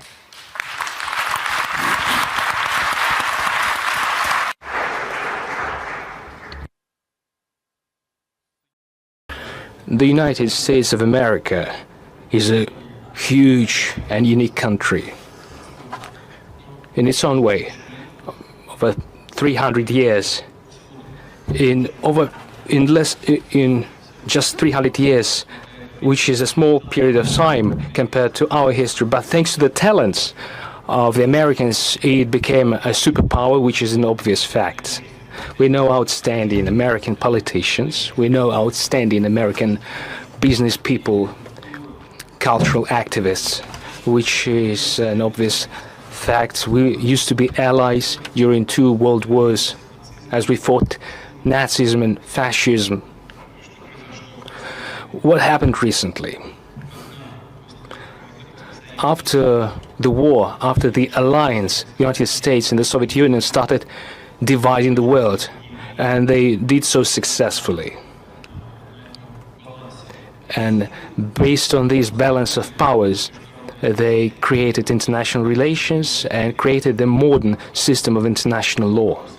Then the Soviet Union ceased to exist for a number of reasons. I will not go into detail, but they were mainly internal reasons. There is one superpower remaining, represented by your country. The way your elites use this monopoly to global domination is dubious. In my opinion, the United States failed to bear this burden of responsibility that they happen to bear. They created monopoly, strengthened it. I don't mean the American people, I mean the ruling elites. While strengthening their monopoly, they soon faced a situation where the overwhelming majority of countries disliked it. And so, step by step, it became obvious to everyone that there is resistance to the forming global order. Many, including your allies, They are keeping their silence here. They are afraid of speaking up because they're dependent on major economies, on mass media. There are a lot of dependencies, but believe me, I know what I'm talking about. Even allies dislike it too. And so they faced failures and disturbances. The ruling elites of the United States, after achieving the monopoly of power, decided that the previous system of international relations that was built on the outcomes of World War II is no longer satisfying for them because the balance of power evolved, and hence they decided to change the international legal order. And when it became clear that not everyone is okay with this, by this I mean Iraqi developments, they happened without UN Security Council sanctions. The same applies to Syria, Yugoslavia, former Yugoslavia, without going into detail about root causes. There were no decisions or resolutions of UN Security Council. The United States did let this genie get out of the bottle. If they did so, why can't other countries protect their national interests in the same way? As for Yugoslavia, my counterpart told me on multiple occasions, yes, we did so without UN Security Council resolution, but there was a waging 8-year war, bloodshed, something must be done. When Russia, however, decided to protect their people in the Donbass, which faced a war with elderly, with children being killed, why cannot Russia do the same while protecting their own people, not some thousands of kilometers away from their national borders, instead on the border of their own country, and people were waiting for us to help without going into detail. My point is to understand that the world cannot be controlled from one pole, and which is detrimental to that pole itself as it undermines the foundation. And in the interview given to your compatriot Mr. Carlson, I said that dollar is being undermined as they forbid to use dollar for settlements. They seek quick results. Instead of gaining one, they only undermine their national currency. They attain an opposite result, and this is true for many areas. In my opinion, this is a wrong policy. But the youth, returning to your question, can do many things without interfering in domestic processes, without describing or giving descriptions of the behavior of presidential candidates. It is just a part of the national culture, but youth can contribute in building state-to-state relations. What would be the procedure? They can just speak up domestically, within law, within their constitution. It is the only way, the only option. In no way do we call upon any activities of disobedience, but it is a possibility to speak up in their own country. And I think this is a way to go. In my opinion, this is going to pave the way for non-state forms of contact in order to create conditions for improving relations on state-to-state level too. Thank you very much for your question.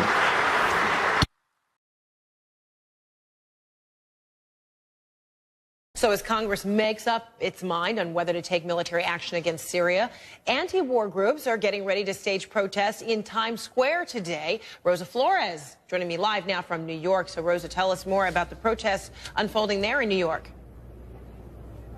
Yeah, well, those protesters are making their way here to Times Square, and I'm actually here with one of the organizers, Caleb from the International Action Center. And I know that you guys are expecting dozens, if not hundreds, of people here. But first of all, explain to us kind of what is your mission? Why are you guys here? The last thing we need right now is a new war against Syria.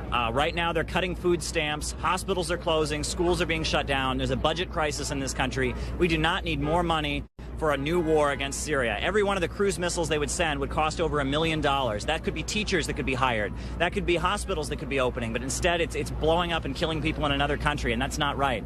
Now, let me ask you about the support that you're getting, because from what I understand, lots of organizations are coming out of the woodwork and asking to be involved. Tell us a little bit about the involvement of other organizations that perhaps would not be, in this case, participating in something like this. Well, 89% of the U.S. public is opposed to this war. People in this country overwhelmingly oppose an attack on Syria. But that won't mean anything unless people do something about it. If people aren't in the streets and organizing and demonstrating and making clear to the government that they will not let this war pass, that won't mean anything, because we've seen so many times the government not listen to the people and go to war. I don't believe what's coming out about this chemical weapons attack. I have a lot of questions about it. There are a lot of facts that just aren't adding up. And we've heard about weapons of mass destruction before. There's so many lies to take us into war. We don't need a new war. We need jobs, schools, education, and not a new war against the Syrian people. And these rebels that our government and our tax dollars are paying for, they're not good folks, and they're doing awful things there in Syria, and we should not be supporting these rebels in Syria.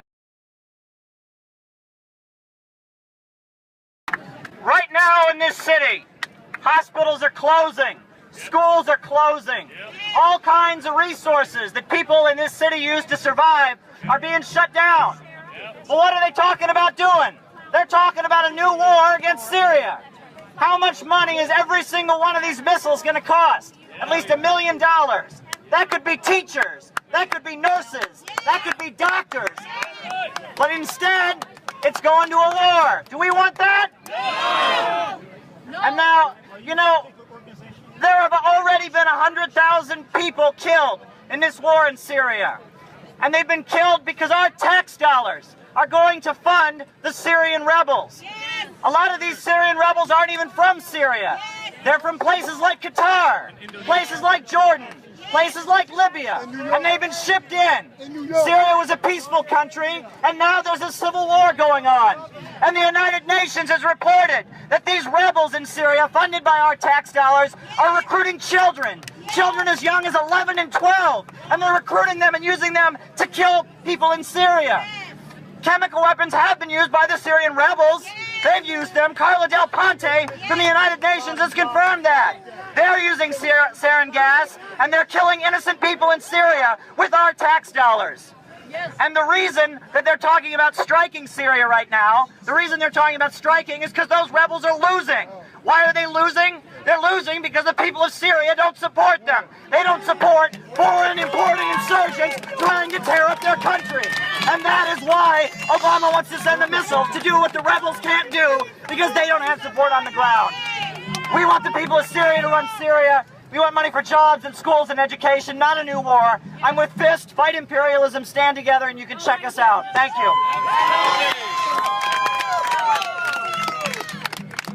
After the rioting was done, U.S. media kind of forgot about those communities. Well, Uhuru, they went out there because they saw black and brown people like themselves that were out there protesting and rioting, and they stayed there. And they've been there since 2014, providing services in the community, giving these young people in the community something constructive to do, not just go out and break shit to raise awareness about the conditions they're in, but ways to actually feed people and serve the community. And they've been there in St. Louis since 2014 doing constructive work. They have really escalated these programs. They have a farmer's market. They provide classes and services to pregnant mothers, and in particular in St. Louis, Missouri, and in St. Petersburg, Florida. They're trying to undo the damage that the U.S. Department of Justice and the state police and the local police and all the forces have been doing in communities like Ferguson, Missouri. And at the same time that they've done this community work, the African People's Socialist Party has also taken a firm anti-imperialist stance. They support China. They support Russia. They support Cuba. They support Iran. And when the United States started piling weapons into Kiev, they defended Russia's right to intervene. This defensive war in Ukraine that Russia is actually waging against world colonial powers, not Ukraine as a single entity, but the U.S. and all colonial powers who have an interest in colonially dominating African people right here in this country and around the world and extracting resources from the majority of peoples on the planet. That system, this current system, is in severe crisis, and they cannot rule in the same old way. Because of that, their homes were raided. Then months later, the federal government came out with an indictment, and it's charging them with being Russian agents. And it's trying to allege that the election campaign that they ran in St. Petersburg, Florida, was somehow interference in the U.S. electoral process. 4 activists associated with the People's Democratic Uhuru Movement and the African People's Socialist Party have been indicted by the U.S. Department of Justice. The indictment from the U.S. Department of Justice accuses them of spreading Russian propaganda and cites simply some web conferences that they had, some Zoom meetings, some emails they sent out, as well as the fact that they have run routine election campaigns. Is this of concern to the Secretary General as an attack on human rights, freedom of assembly, etc.? I frankly was not aware of the case before you mentioned it. Let me look into it and I will get back to you. What's going on in Africa is directly connected to what's going on here. What's going on in Ukraine is connected to what's going on in Harlem. You know what I'm saying? It's an international global economy that's all connected. Because they go to conferences in Russia, this constitutes Russian meddling in the elections. The whole thing is ridiculous. It's completely, utterly ridiculous. They've been running these campaigns for years, since before I was born. Back in the 1970s, they were running people for office. Their platform of reparations, I mean, Marianne Williamson, she's a major Democrat candidate. She also says she believes in reparations. I mean, it's not a unique message that they have in that sense, but they have been targeted because they're doing what you're supposed to do. I mean, you know, at all of our meetings, we have a picture of Fred Hampton up on the stage because Fred Hampton, he built a free breakfast program. He organized what he called a rainbow coalition, uniting low-income people, white, black, brown, Arab, Latino, into one organization, you know, trying to build up community empowerment, trying to do community service projects while teaching Marxism and socialism. You know, we look at Fred Hampton as a great example of the American revolutionary tradition. And, you know, the African People's Socialist Party and the Uhuru movement, you know, they don't like that we wave the American flag. They don't like that we consider ourselves patriotic. They have their own kind of unique analysis. They talk about what they call the colonial mode of production. That's not traditional Marxist thinking. And we don't agree with them on a number of issues. But it doesn't matter. We support them. We all have to stand up and oppose the ideology of division and support an ideology of unity based upon our material interests, you know what I'm saying, to work together. People who can't understand that, people who can't get past, you know, this or that, like, we got to put aside our differences and say that if they come for them, they come for all of us. If they go after them, they got to deal with all of us. That needs to be the attitude among anti-imperialists. Bit of wisdom that was passed down to me. You know, we can be critical of different figures, but Sam Marcy, an important leader of communism in the post-war years, he would often talk about how at the anti-war protests that happened during the 1960s, where you'd have hundreds of thousands of people marching against the Vietnam War, there'd be these beautiful puppets that they would build. They'd have puppets of, you know, Richard Nixon with his money or whatever. They'd have puppets of the heroic Vietnamese people fighting for their liberation, these beautiful puppets. That there were whole communities of people, and they weren't members of any communist group, but they were against the Vietnam War and had a general leftist, anti-imperialist view, and they made it their mission that when there was a big anti-war rally, they would come together and they would make these beautiful works of art as their contribution to opposing the war in Vietnam. And there were whole communities that built these puppets. It was their project, their way of being creative, of building community and coming together. And there were couples who met each other through the process of making those puppets. And a couple of years later, they were there making the puppets with their little kids that they had just had. And there were whole communities of people, and they made it their mission. This is something that we can do. Imperialism is the enemy of humanity. The Vietnam War is horrible, and this is something we can do. We have a 9-to-5 job, we have a regular life, but this is something that we can do. And we can do it together, and we can bond, and that's beautiful. And what Sam Marcy would tell his followers is that community that built those puppets, that's 1,000 times more valuable than some kid who thinks he's Lenin. You know what I'm saying? A community like that has longevity. People are doing that their whole life and they're taking on a contribution.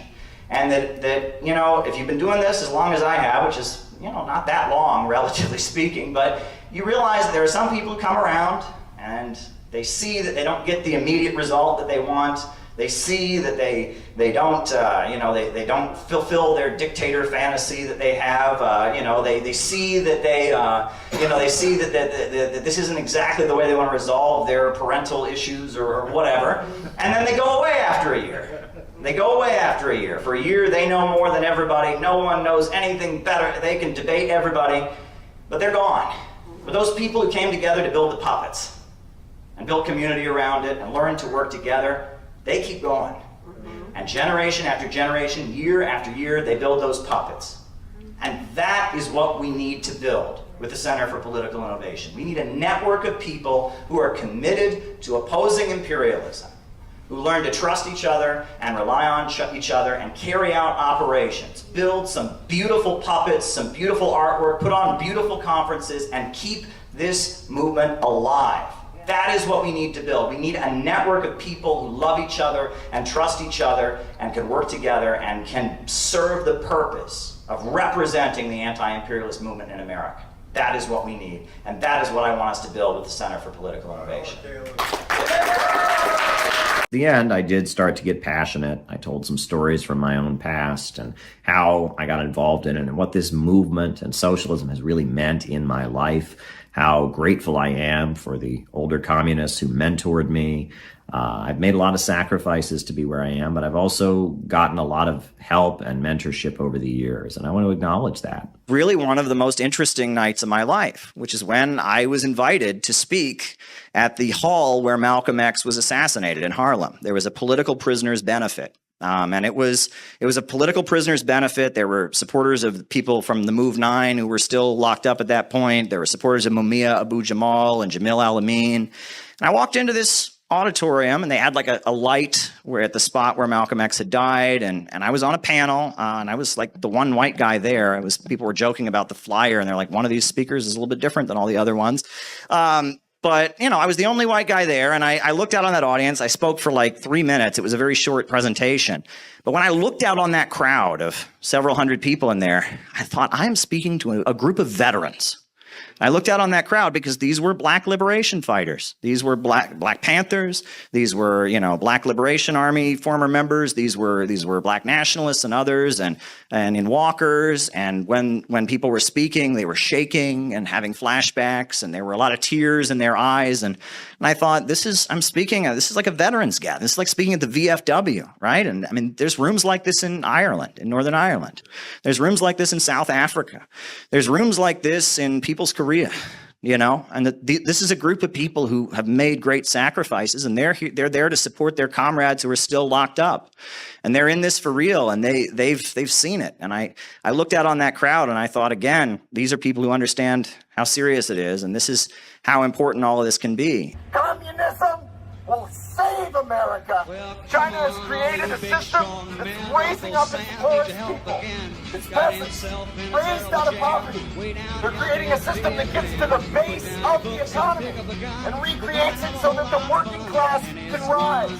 Unlike in this country, where homeless people sleep a block from the White House.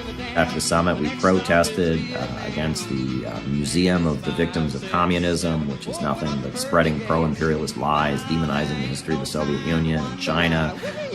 So trying to fight something that literally causes circumstantial change. Well, instead of fighting against people around the world, we should be fighting against those bankers who set up that situation. We should be building a coalition of people with different perspectives. We're going to stand up against big banks and corporations. That's what I think. You're looking at Country Joe and the Fish. Little known fact, there was a band that played at Woodstock called Country Joe and the Fish Band. And the reason they have that name, according to every source that I can check, is because their parents were members of the Communist Party USA, and they picked the name for some pretty interesting reasons. Now, this guy was Country Joe because he was from Georgia, from the countryside. He grew up in a small village. He was the son of a bootmaker. And this guy was the Fish because one of his most well-known quotations, before he even started his organization, he just walked 300 miles through the countryside, talking to every person he could meet, asking them about the conditions of their life, engaging with them. He says, how should we judge whether or not a youth is a revolutionary? How can we tell? Well, there can only be one criteria, namely, whether or not he's willing to integrate himself with the broad masses of the workers and the peasants, and he does so in practice. The masses are the water, and the revolutionaries are the fish. Country Joe and the Fish. The next stop is Vietnam. We are educating, we're agitating, we're demonstrating, and we're normal people. That's the best part. pretty normal. Let's fix our government right here at home to provide for working people before we go 7,000 miles away to waste young, precious lives over something as dumb as anti-communism. Afterwards, a few of us went to New York City to protest against Tsai Ing-wen, the Taiwan president. All the polls show the American people don't want a new war. The American people are sick and tired of our money being wasted on bombs and weapons and destruction, provoking a war with China, provoking a war with Russia, while our dreams are derailing. People in the United States are suffering. Tsai Ing-wen came to the United States to beg for more weapons and to demonize China. And the Center for Political Innovation, we were in the streets of New York City confronting the Taiwan president and her effort to spread war. China is not our enemy. China is not our enemy. China is not our enemy. Get out of our country. Stop trying to sell war in our country. Stop trying to sell war in our country. We don't want a new war with China. We love America and we don't want a new war with China. China is not our enemy. Stop trying to sell war. Get out of our country. Stop trying to sell war.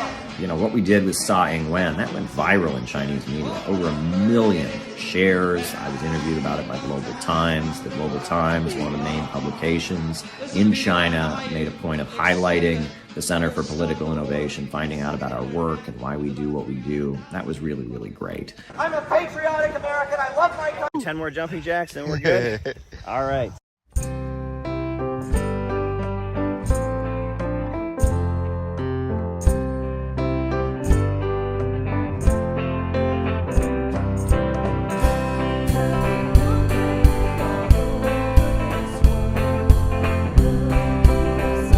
So I decided to go to a Chicago workshop, and Caleb explained the economics of why our country is taking us to war. It's part of the economic system of globalism, imperialism. The thing that struck me was that he was very passionate about what he was saying. He was very passionate.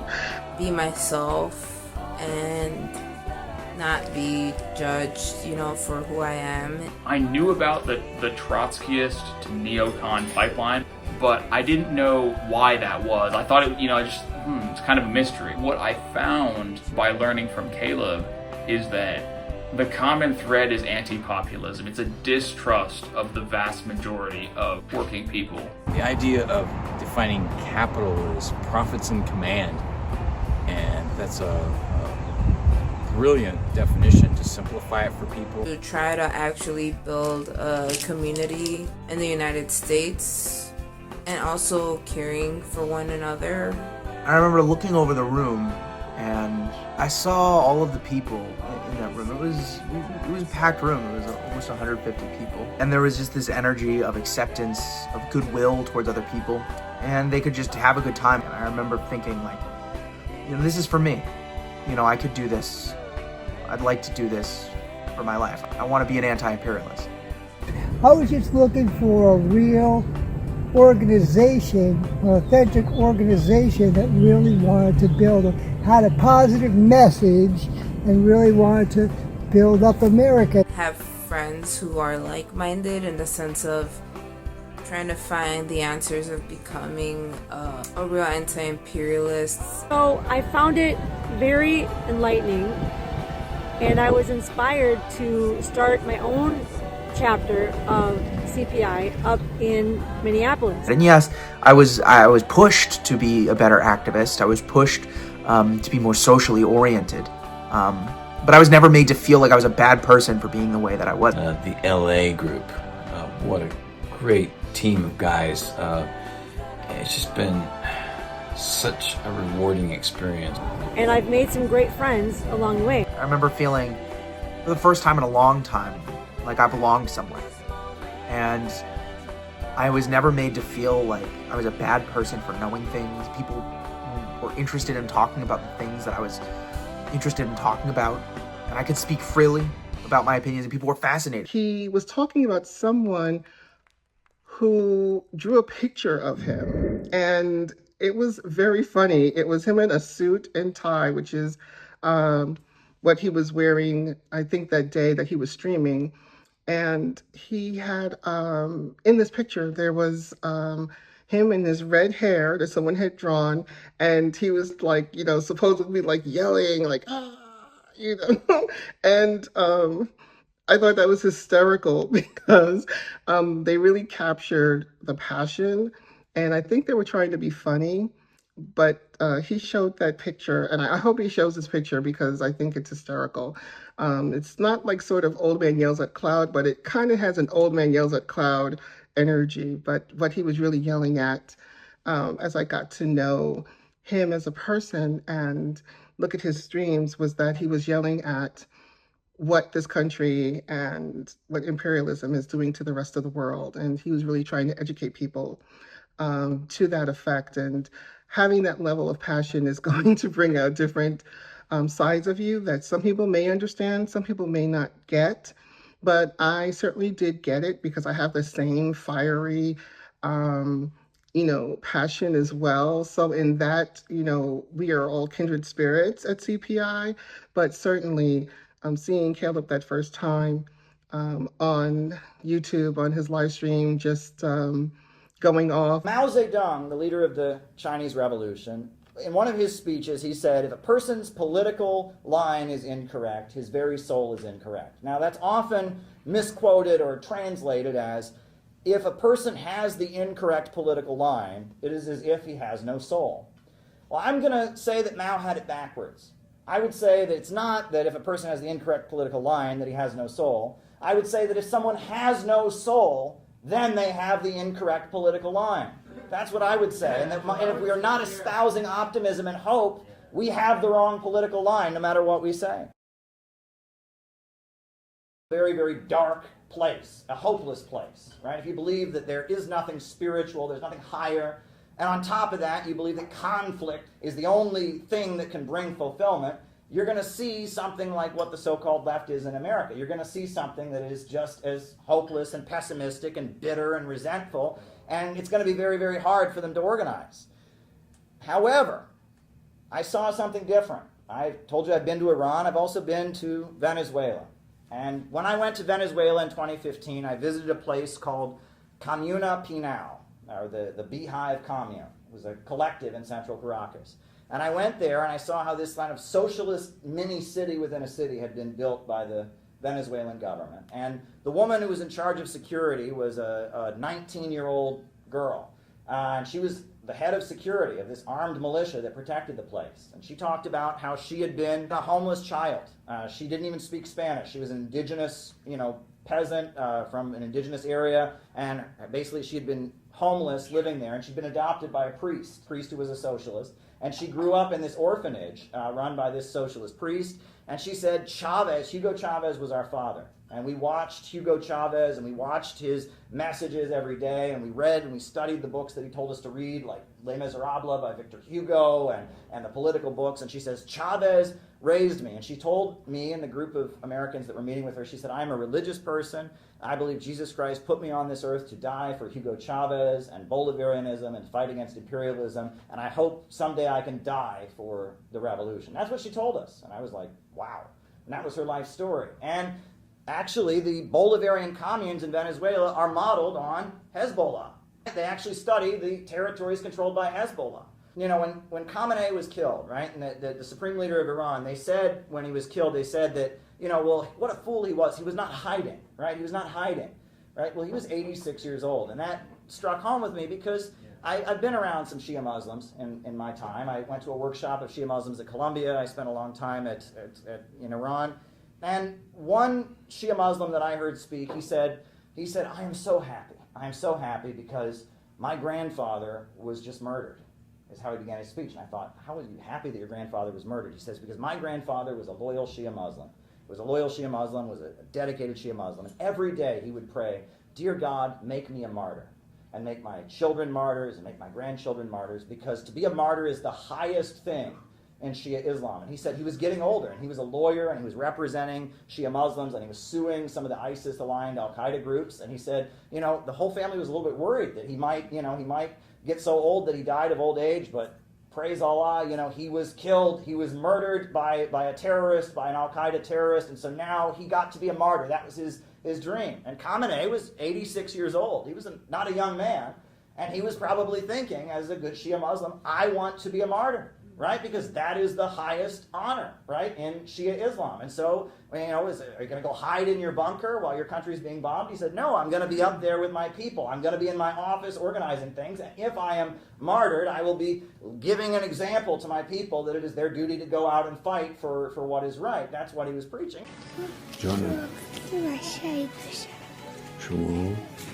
شما اول بزرگ بشین انشالله قدرتون بلند بشه درس بخونین و عالم بشین و انشالله برای اسلام مفید باشین یه 80-90 سالم عمر کنین بعدم شهید بشین It's interesting. People demonize Shia Islam for this. You can find the same thing in the Christian Bible. Jesus said, he who gains his life will lose it, but he who loses his life for my sake shall gain it. All throughout the Christian Bible it says that to be a martyr, to die for the faith, to die for what's right, is a great honor. So that's not something particular there, but Noah told my story about how when I was a teenager, I was getting into socialism and communism. I discovered a writer named Anna Louise Strong. Has anyone ever heard of Anna Louise Strong? Yes. Anna Louise Strong, she was from Nebraska, and that's where she was born, but she went to college at Oberlin College. Her father was a minister, and she was somebody who was very dedicated to child welfare. She was opposed to child labor and the way children were being worked, and she did photo displays about the horrors of child labor. And she was elected to the city council of Seattle as someone who was fighting for reforms for children. She got involved with the labor movement and the struggle to advance the rights of workers. And then when the Soviet Union, when the Russian Revolution happened, she was sponsored by the American Friends Service Committee and the Quakers to go over there and do an investigative report. And she wrote a book called The First Time in History, and she wrote a lot of journalistic accounts of what life was like in the Soviet Union.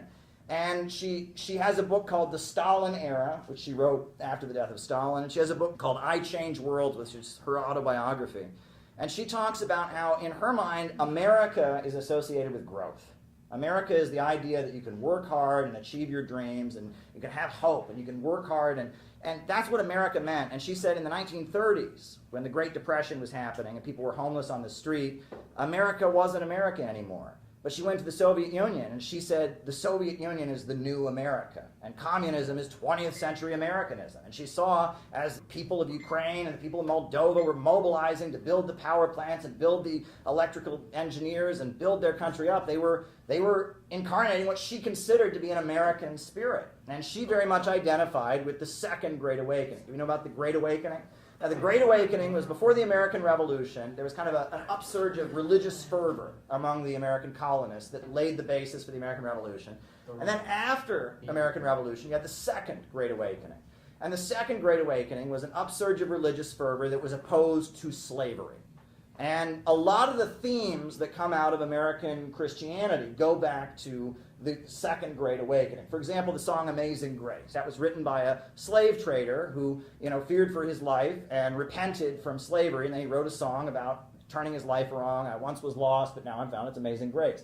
The tradition of tent revival preaching, right, where you build a tent and you have church outside, and that comes from the Second Great Awakening. Mormonism, Seventh-day Adventism, a lot of the religious groups that are uniquely American come back to that movement. And what it really was the slaveholders, they had a political stranglehold over the government, because the U.S. Constitution says that a slave is 3/5 of a human being. So in the South, the slaveholders, they were overrepresented in the federal government and on the Supreme Court, because they could count 3/5 of their slaves as population. And so the only way that the anti-slavery folks in the North could defeat the slaveholders politically was they had to build a mass movement. And so the Second Great Awakening was kind of a mass movement that was created to push back against the power of the slaveholders and the British Empire that had kind of a stranglehold on the government. And we talk about John Brown, and we talk about Frederick Douglass, and we talk about this was a mass religious movement that was created in America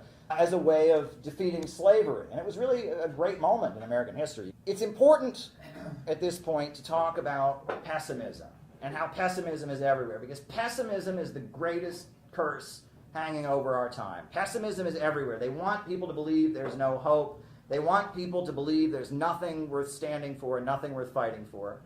And a lot of this pessimism is what really holds people back. I think a lot of people just think you can't change anything. Or they think all they can do is listen to a podcast. Or they think all they can do is complain on the internet. When if you build a mass movement, you can change things. Look what we were able to do today. With our small group, we were able to stop the march. We were able to interrupt the speeches. We were able to do a lot with a small group of people because we decided to take action. But it takes confidence and passion to create action. You have to not be ashamed. You have to not be afraid. I know a lot of people, they have a voice in the back of their head that says, you can't do anything.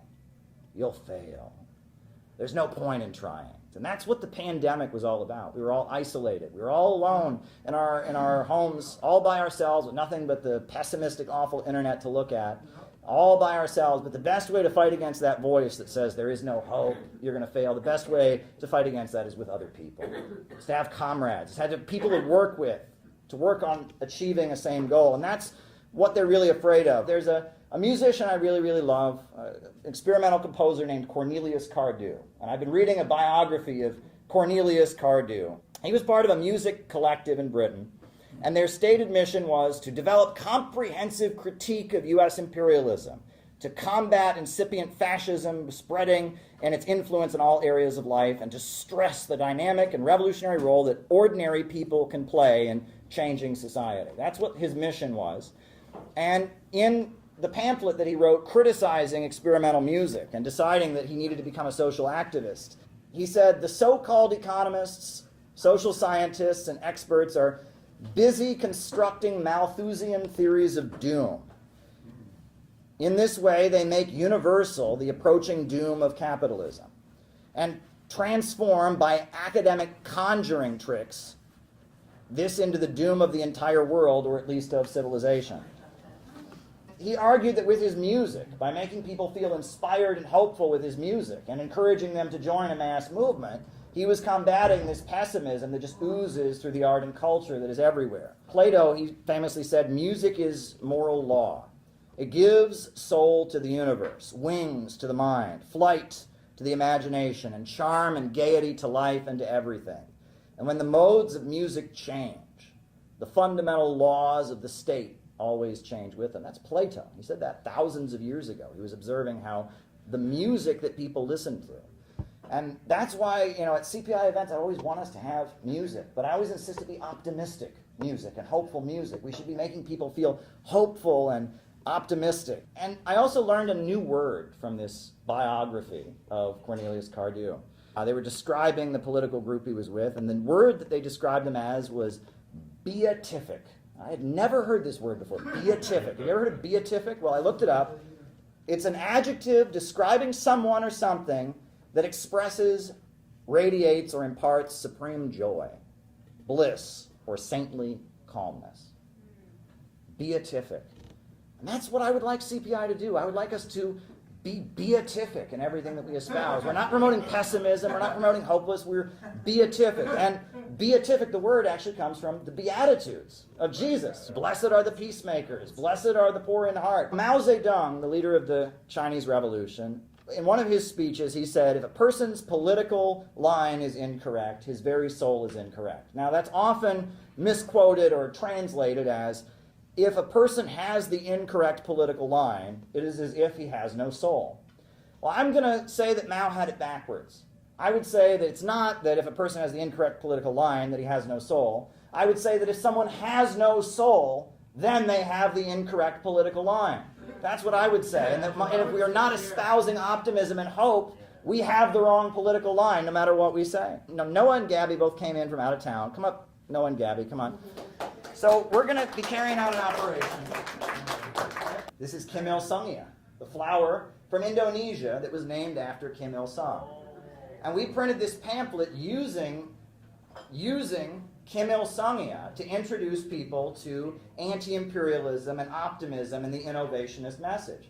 And on the back it says, someday this flower will grow in the White House rose garden and in the halls of Congress. That's what it says. And tomorrow, Noah and Gabby, we have thousands of these. Noah and Gabby are going to the historic Riverside Church. And Riverside Church in Harlem is a very big church, thousands of people who go there every Sunday, right? And they're taking these pamphlets, big boxes of them by the hundreds, and as people are lined up to go in, they're going to be handing out in bulk this pamphlet about Kim Il-sungya and about anti-imperialism to the people at Riverside Church. And again, we're not saying, be really mad, be pessimistic, be hopeless, we're all going to die from climate change. No, they're saying, this is a beautiful flower that you can't get in America, and that's because it's from North Korea, and North Korea is part of this economy that is rising around the world while our Western system is falling apart and crashing and burning, and we want America to join this new economy because the only future that America is going to have is to be part of this new economy that's rising around the world. And that's what we have to make clear to people. The only future this country has is joining the BRICS, joining the Eurasian Economic Union, joining the Bolivarian Alternative for Latin America, joining the Axis of Resistance. If we continue to cling ourselves to the British Empire, to the very people our revolution was against, the degrowth empire, the Malthusian empire, if we do that, our country is doomed. And that's what separates me from the so-called left, is the left wants, they celebrate the fall of America. Oh, burn it down, tear it down, this is an evil society. Well, listen, folks, was the fall of the Roman Empire a good thing? Rome was not good. Slavery, gladiatorial shows, bread and circuses. Rome was an evil empire. But what replaced the Roman Empire? Barbarism. Yes, the human life expectancy decreased.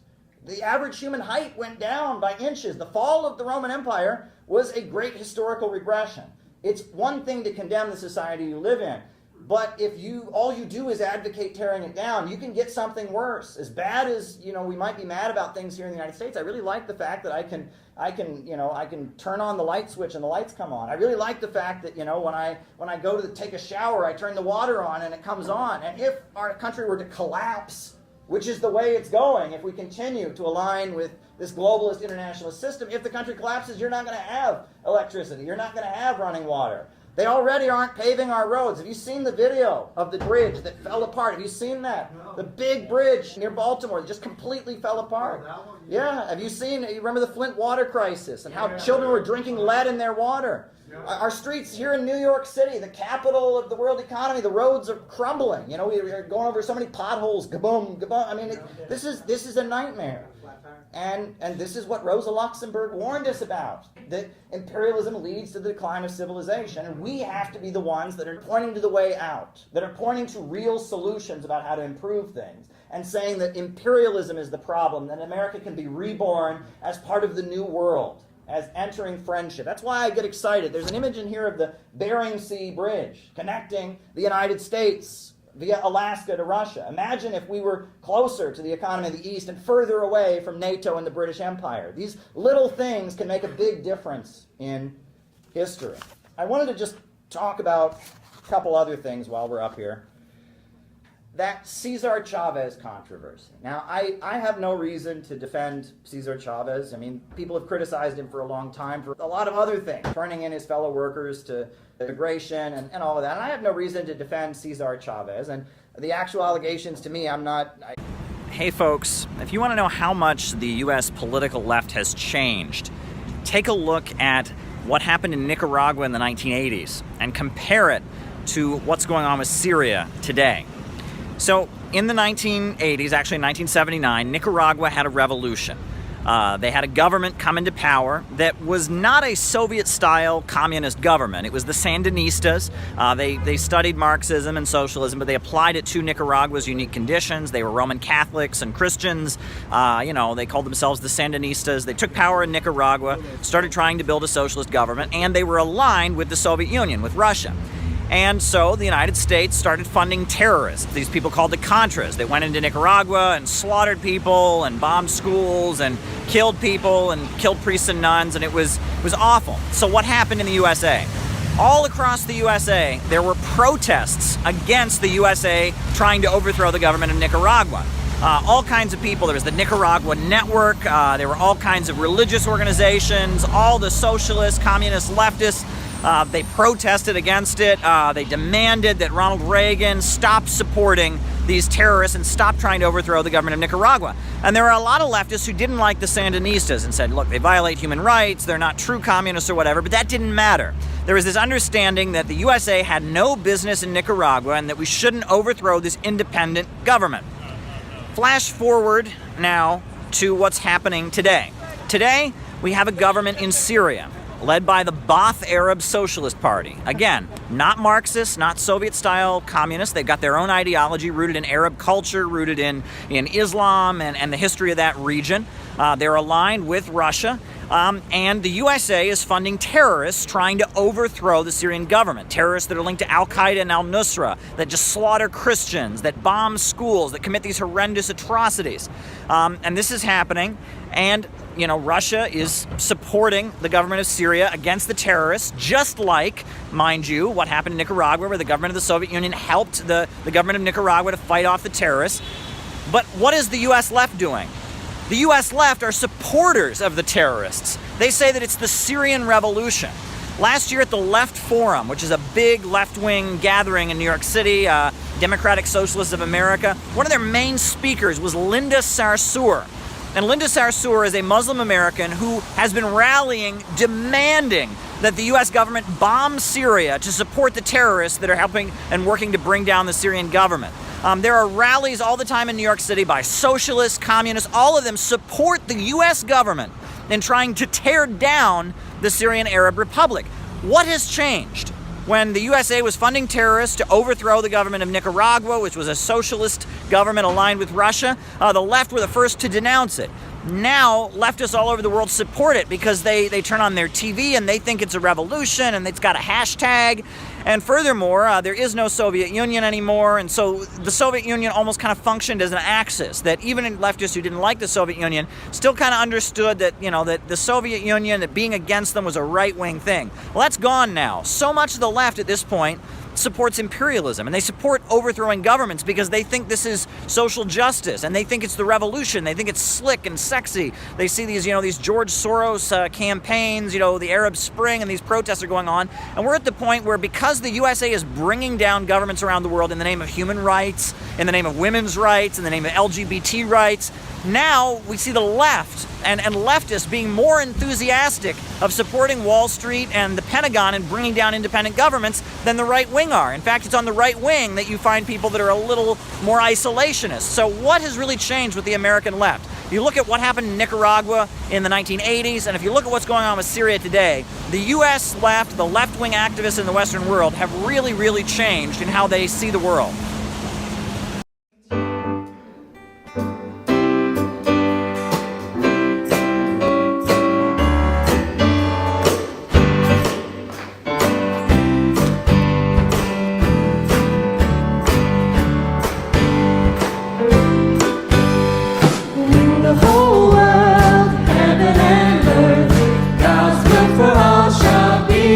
Teach to all men God's divine word.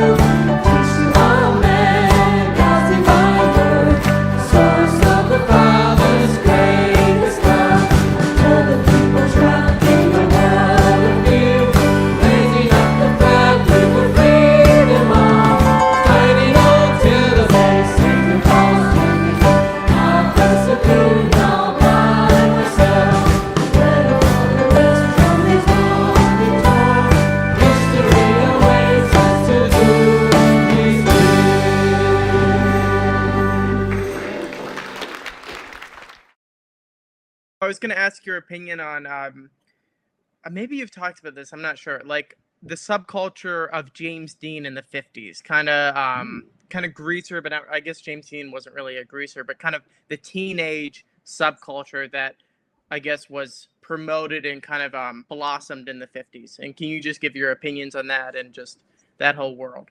Well, let me say, first of all, the first time I ever went to Los Angeles, I went to Griffith Observatory. And me and a friend who hosted me out there, we went to Griffith Observatory. Have you seen Rebel Without a Cause? Yes. That is a very good movie. It's a great movie. I first saw it when I was a teenager. I'm like, this is a very, very cool film. It's poetic on a number of levels. What I think is interesting about that film is that it was specifically highlighting that in very wealthy areas of Southern California at that time, there was a lot of new wealth, but there was also a rise in juvenile crime. And it's like, why is this happening? Juvenile crime was associated with poverty historically, right? You know, kids that don't have a job, or they're from a poor family, they go out and steal things, or they're in a gang or something. But why are these kids? And you watch the movie, right? His parents are like, we bought you a car. You know, I mean, It's like he's living in this like 1950s luxury life, but yet he's getting into knife fights and stealing cars and what's going on there. But I would argue that was really, it was an expression of alienation. And it was kind of Cold War America, right? You have the parents coming out of the Great Depression, and it's that whole thing of like the parents lived during the Great Depression, and then they lived through World War II, right? And so the parents have gone through World War II, which was a horrendous event where lots of people died. They've been through the Great Depression and struggling to eat and struggling to pay their bills, and people dying of malnutrition and the political turmoil of the Roosevelt years and all of that.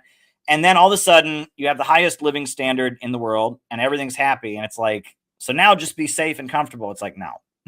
You look at so much 1950s culture. It's like, this can't be real, right? It's, a traumatized person, who suddenly is in a safe environment, looking over their shoulder going, that's a whole lot of 1950s culture. 1947, you have the UFO scare, right? Where people all over the country are hallucinating and seeing UFOs. And then movie after movie, that's the 1950s, you get the cliche of like the giant monster attacking the city, you know what I'm saying? Or the alien invasion and all of that. And that the American subconscious was very, very horrified. And that was a big part of, when they talk about the labor aristocracy and that white middle class, the white picket fence, the kind of held U.S. Cold War America together. Underlying that was an extreme amount of fear and terror. They were not well, right? And then, the right historically kind of knew how to, utilize the fears that those folks had. I'll just use an example, certain members of my family were living in the suburbs in the South during the 60s. And they told me they literally believed that "We Shall Overcome," the song of the Civil Rights Movement, meant kill all white people. And this was, everyone knew that. That was just a fact, right? And obviously that's not what Dr. Martin Luther King was saying. But, everybody knew that. That was a fact. Dr. Martin Luther King says, "We shall overcome," and that means kill all the white people. And that there was like this, like, everyone's coming to get us. We're under attack. We may be comfortable. We may have a house. We may have a car, but we're not really safe. And that's what I view. That's the context of the James Dean thing. The other thing that's weird is that psychoanalysis, Freudianism, which I'm fascinated by, was huge in Hollywood in those years. And that movie in particular has a number of like weird Freudian tropes that wouldn't fly in Hollywood. There's like a gay character in it, right? Pluto. What was his name? I think it's Pluto. And Plato. Kind of like Plato. Yeah, he's kind of having like a gay crush on James Dean. Well, it's even weirder. So Sal Mineo was the actor. Sal Mineo was gay, and they didn't write the script for Sal Mineo's character to be gay, but Sal Mineo himself was gay, and James Dean was bisexual, and they were having an affair, and so it showed up in the movie. And that's one of the like weirdest stories in Hollywood, is that everyone saw it and they're like, "Oh, this is about homosexuality," and it's like, everyone's like, it is, but it kind of is if you look at the way he looks at James Dean throughout the movie and all of that. Sal Mineo is the very famous actor. He was the Plato kid who's like the juvenile delinquent who ends up, becoming like, having the gun and all of that, right? He's the He's the kid who's a little bit younger. But then like the Natalie Wood character, right? She's got sexual feelings for her father that comes across in the film, right? And then like James Dean hates his father because his mother is always like bossing the father around. Yeah, and so his father's weak. He perceives him as weak. Yeah. Right. It's all a very like super Freudian film. And there's a movie from World War II called Curse of the Cat The Cat People. Have you ever heard of this movie? I've heard of it. I haven't seen it. Yeah, it came out during World War II, and it's about a woman who every time she gets sexually turned on, she turns into a cat. And it's not clear if you watch the movie if she actually turns into a cat or if she's just mentally ill. Right. And it's totally like a Freudian thing. And it's like the psychoanalysis stuff was so big in Hollywood during these years that they were like these tropes were showing up in movies in kind of weird ways. They were all kind of on the psychoanalytic couch. And, and we know that was, the American deep state was obsessed with that. Yeah, kind of that's how like acid was introduced to America. It was through these like fucked up 50s stars who like the American government and I guess institutions that were affiliated with the government were giving out acid trials to like these like kind of standard movie stars, and they were having like these weird acid therapy sessions throughout the 50s. And it's just such a weird, I guess that kind of shines through with what you were saying, where it's like it's all intertwined in this kind of Freudian kind of point of view. Right. There was a movie that came out a couple years ago that was about the making of the movie Psycho. It was a movie about Alfred Hitchcock making the movie Psycho, and I thought that was fascinating because it showed like what was the source of all of that, and and like what was the reaction to it. And then I had not seen the movie Psycho before. Have you seen Psycho? Yes. Yeah. And I watched Psycho and I'm like, this is interesting. It's like halfway between a 1950s detective movie and a modern slasher film. You know what I'm saying? It's like halfway through.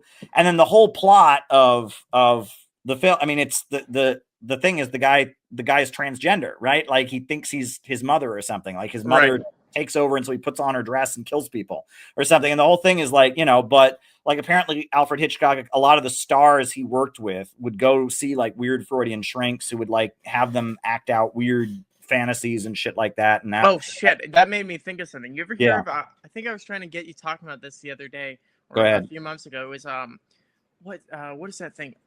Like scream therapy, primal therapy. You ever hear primal therapy? That is weird shit. You would love reading about that. Read about primal therapy. It was like this thing in the 60s and the 70s. The reason it's well known today is because John Lennon of the Beatles was really into it. And it's like where you just like go like as a baby, you like cradle the ground and you scream, mama, like just scream, like you scream for your parents. You like try to go back to your primal self. And it's very, very, very weird. But it was like huge in like the milieu of this late 60s New Left. And there was like a very popular book about it in like 68. And everybody was reading it. And Lennon kind of got trapped inside of that whole movement. But it's very similar to what you were saying. Well, I would research it.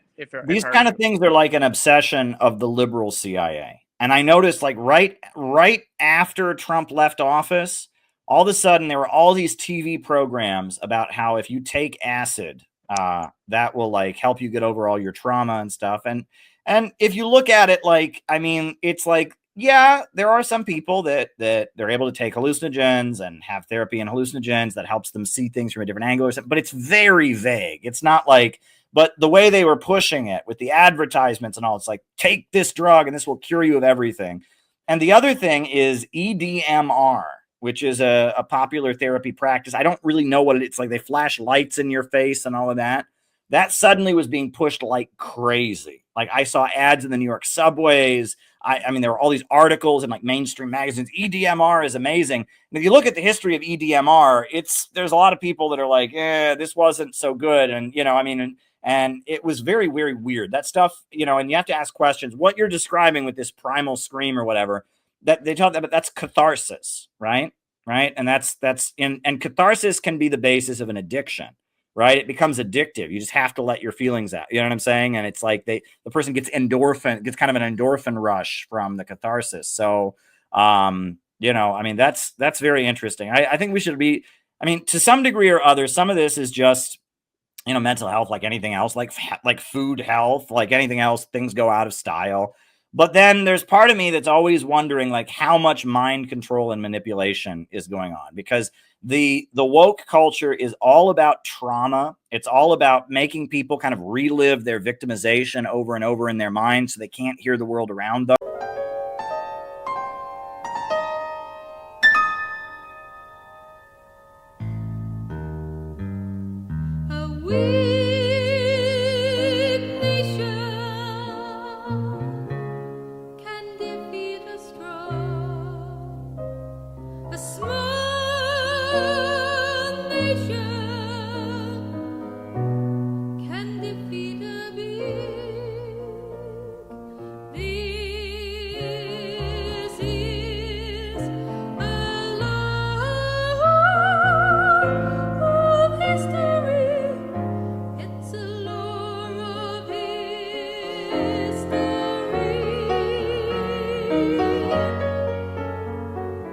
Globalism, imperialism, as I understand it from CPI, is a financial system that is run by Wall Street and London, where giant international corporations spread their tentacles around the world, holding back development. You look around this country, they are literally unpaving the roads in 27 different states. Municipalities cannot maintain paved roads. They don't have enough money.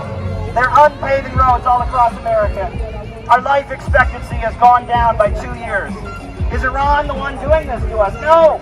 This is being done by big corporations, vultures, bankers that are looting the public budget to serve an international system. How I define globalism/imperialism is degrowth, while the private banks and private corporation grows and scams the regular working person in America. And is modern time colonialism. Globalists, elite, oligarchs, corporatists, the deep state. I mean, it's all that same class of people that are at the top, and they want to stay at the top.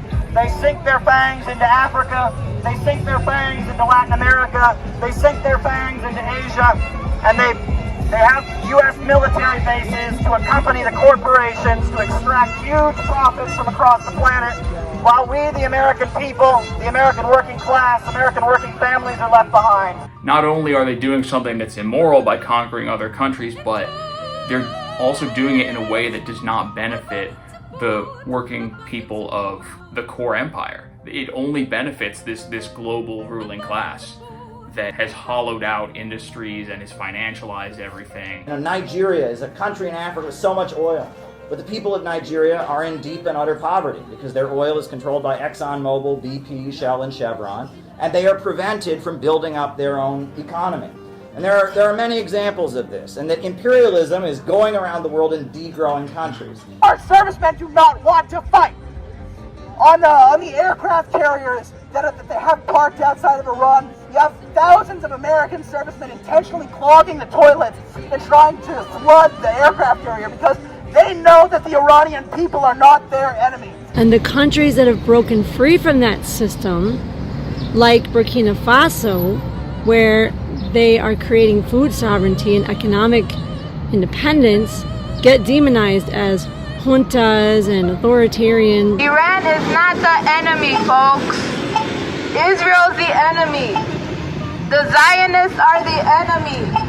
Epstein elitists are the enemy. Their system is more destructive than productive.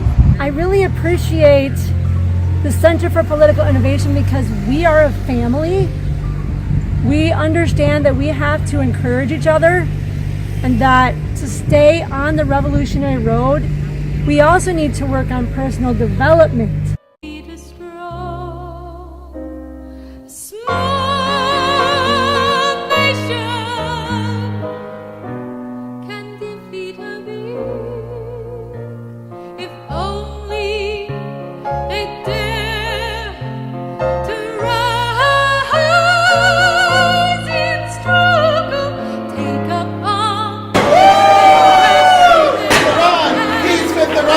Peace with Iran!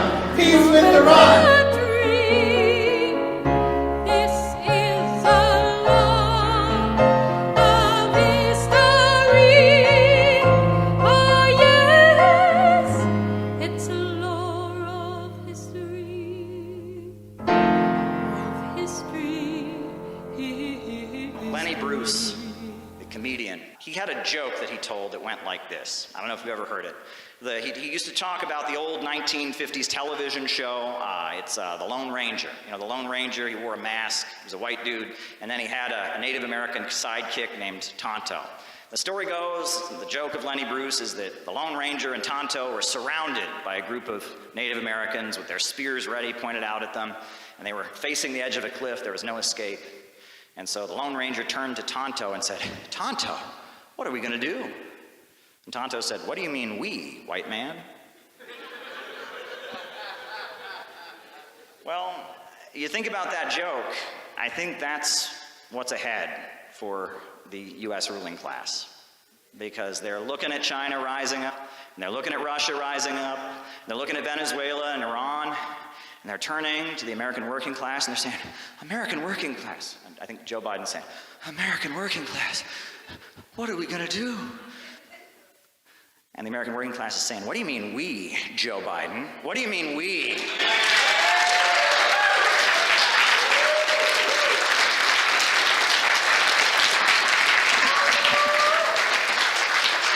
An author of a brand new book called Imperialism and Anti-Imperialism.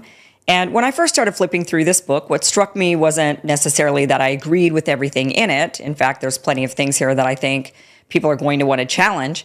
But what I found interesting is that Caleb is trying to answer some really big questions that a lot of us have been wrestling with lately. And what makes the book interesting is that it's not just a collection of Caleb's thoughts on world events. Much of it is drawn from his own experiences over the years, covering international politics, organizing anti-war movements, traveling abroad, questioning U.S. government officials, speaking in countries like Iran, interacting with world leaders, including Vladimir Putin, and even having one of his articles republished in North Korea's state newspaper. Through those experiences, Caleb explores some of the biggest geopolitical questions of our time, from China and Russia to Ukraine, NATO, energy markets, sanctions, and the shifting balance of power in an increasingly multipolar world. And whether you agree with his conclusions or not, he has a very different framework for understanding what's happening in the world right now than what we hear on CNN, Fox News, or most of the mainstream press.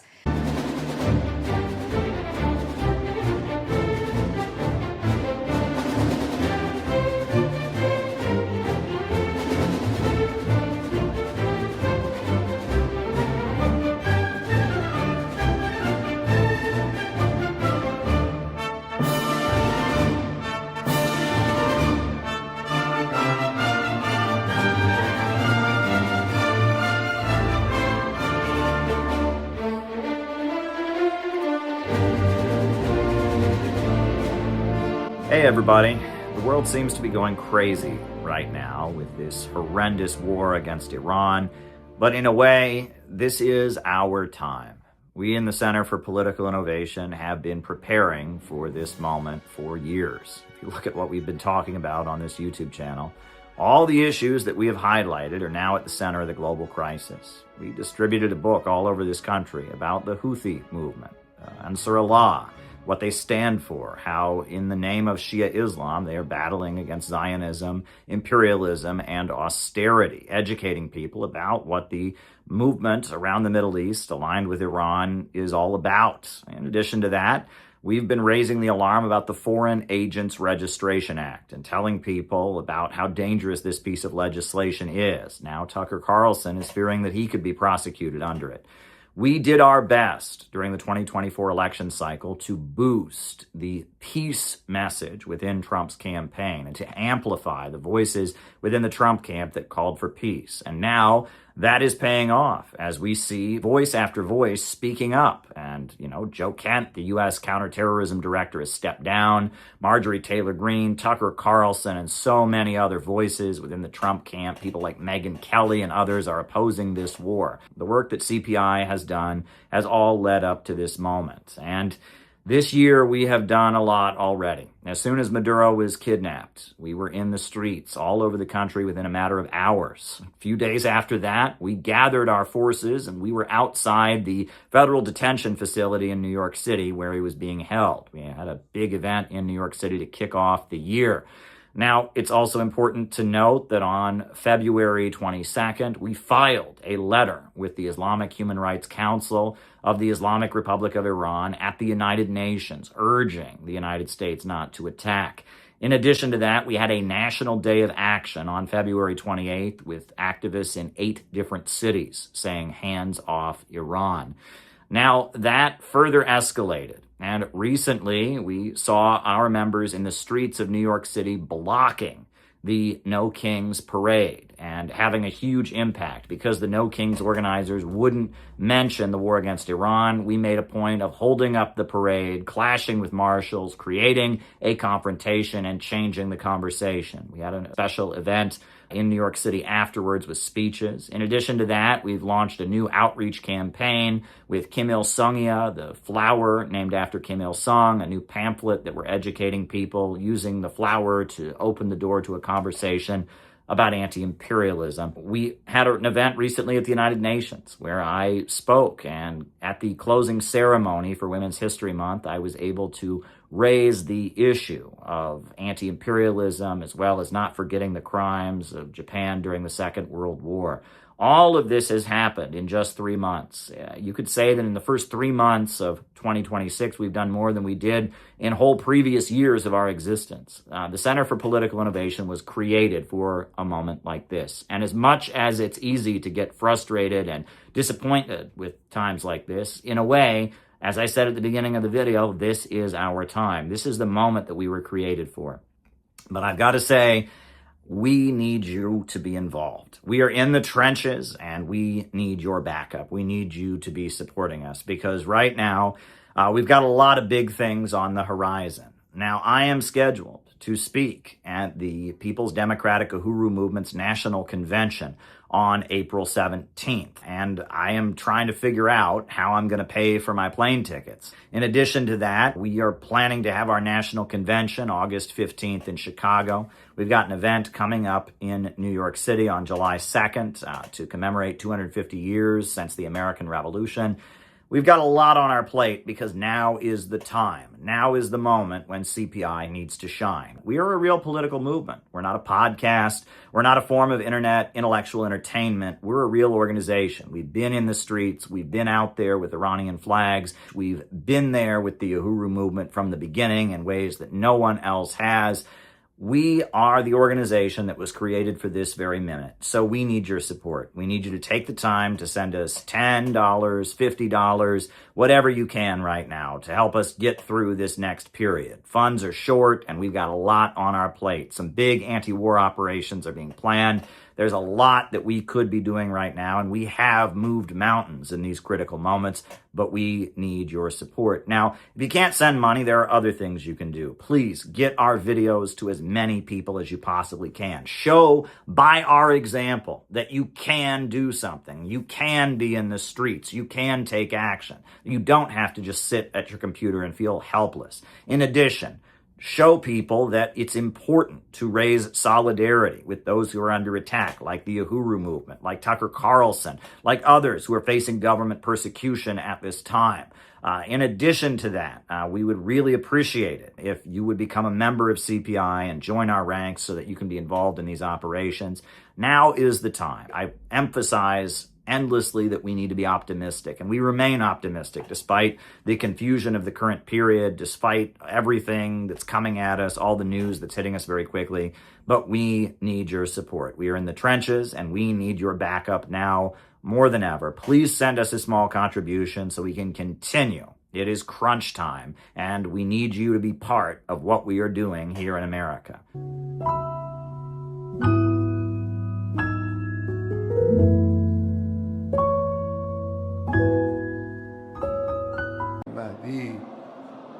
صلوات الله و سلامه علیهم و تهنیت عرض میکنم. The Islamic Revolution of Iran was a very pivotal event, led to the creation of the Islamic Republic, a country that is now at the center of opposing Israel throughout the Middle East region, one of the main opponents of American imperialism around the world. Now, why is it that at the time of the 1979 revolution in Iran, when many different factions were organizing, why is it that Khomeini and his followers were the ones that ended up taking power and leading the country? Well, that's because the main issue in the Islamic Revolution was anti-imperialism, was the fact that Iran had a huge amount of oil, and that oil was under the control of British and American oil companies, while the Iranian people were impoverished. Now, in the 1979 revolution, there were many different communist factions, but none of them were able to take power. Only Khomeini and the Islamic Republic was able to take power. Why? Well, that was because the communists had not been consistent in their anti-imperialism.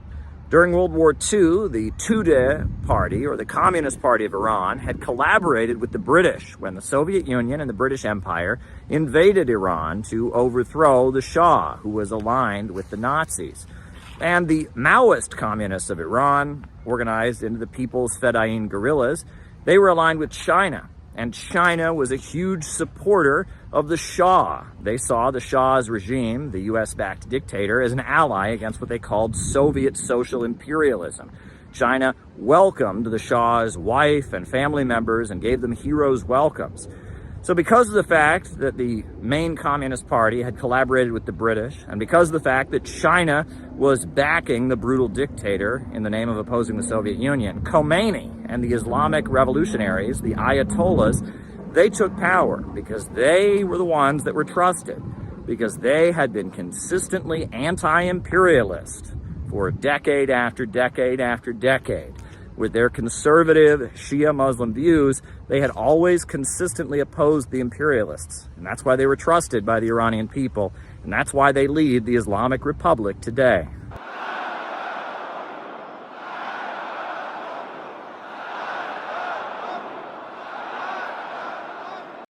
A couple years ago, I wrote a book that made a lot of people on the internet very, very angry. It was called Bread Tube Serves Imperialism. I had information about how some top socialist YouTubers online were being advised by an individual who was tied to the US intelligence apparatus. Now, after I've written that book, a lot more has come out. First of all, Gray Zone found receipts and revealed that Abigail Thorne, Philosophy Tube, is actually being funded by British intelligence outlets. In addition to that, ContraPoints, who laughed at the idea she would have ties with imperialism or the deep state, has done a special TV program with none other than Hillary Rodham Clinton, the woman who destroyed Libya and cheered about the death of Gaddafi. Oh, and I was widely mocked for bringing up the certain proclivities of a certain YouTuber who goes by Vosh, and we see how that has gone. So I was right. I was more right than even I realized at the time. There is no question at this point that the deep state is using BreadTube as a vehicle for deprogramming young people and trying to move them away from narratives that oppose the US imperialist establishment. So where is my apology? Where are the people coming forward and saying, oh, Caleb, we laughed at you, we mocked your narrative, but you were 100% correct? I'm waiting for your apologies. Meanwhile, my book, BreadTube Serves Imperialism, which focuses mainly on debunking their political beliefs, that book is still available. You can get your copy today. The land, the ground on which we stand. Why should we be beggars with our ballot in our hands? God gave the land to the people.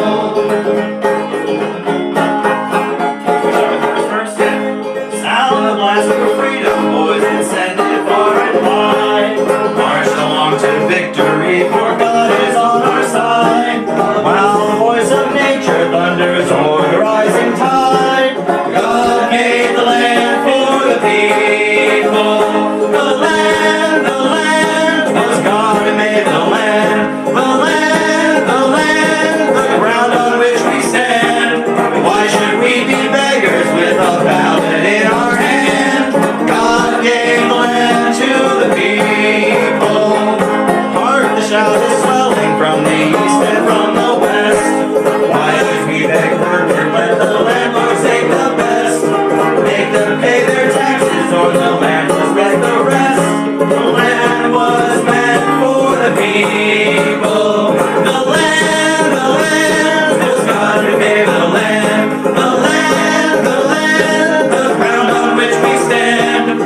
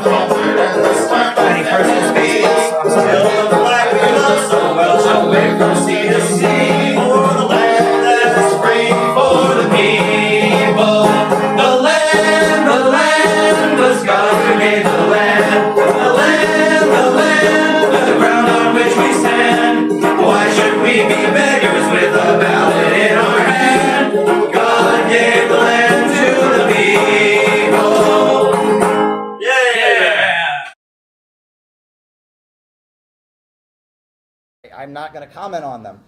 But, you know, one of our good friends, a guy named Paul, who played music at our event on January 11th, Paul, he was discussing the Cesar Chavez revelations to me, and he says, seems like the people who want to stay in the shadows and pull the secret levers have a stake in trying to make heroism impossible. That's what he said. And that they really want us to not have anyone to look up to. They really want us to not be able to look up to anybody and not admire somebody and not draw the spiritual strength from having leaders. And that the forces that just kind of rule by de facto are very, very committed to breaking down what they call cult of personality. That's what Khrushchev coined the term when going after Stalin. The idea that we can't have cult of personality, right? We can't have leaders that we look up to. We can't have anyone that we support, right? It's a cookbook, right? That's the, you know what that's about. That's the Twilight Zone episode. There's a classic episode of the Twilight Zone. These aliens, they come, the aliens come from another planet, and they've come to planet Earth, and they're doing all these nice things. They're feeding people, and they're taking care of them, and they ask them why they do it, and they hold up this book they have. It says, to serve man. Oh, we have this book, to serve man, to serve man. So then they're going to take some people back to their home planet, and the people are lined up to get on the spaceship, and this woman who's been translating the book runs out. Mr. Chambers! Mr. Chambers! Don't get on that ship! The rest of the book, to serve man, it's a cookbook!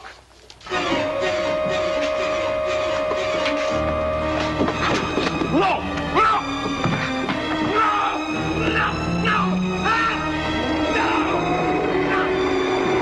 She says, to serve man, it's a cookbook. It's a cookbook, right? And she's, you know, and the message is that if anyone's trying to do anything nice, or anyone's trying to build a mass movement, or anyone's trying to fight for justice, they're really just going to cannibalize you and eat you. And that's really the message of it. And at the time, right, China had just had its revolution, and the slogan of the Chinese Communist Party was to serve the people. So it was probably intended as an anti-communist allegory, but it's more than that.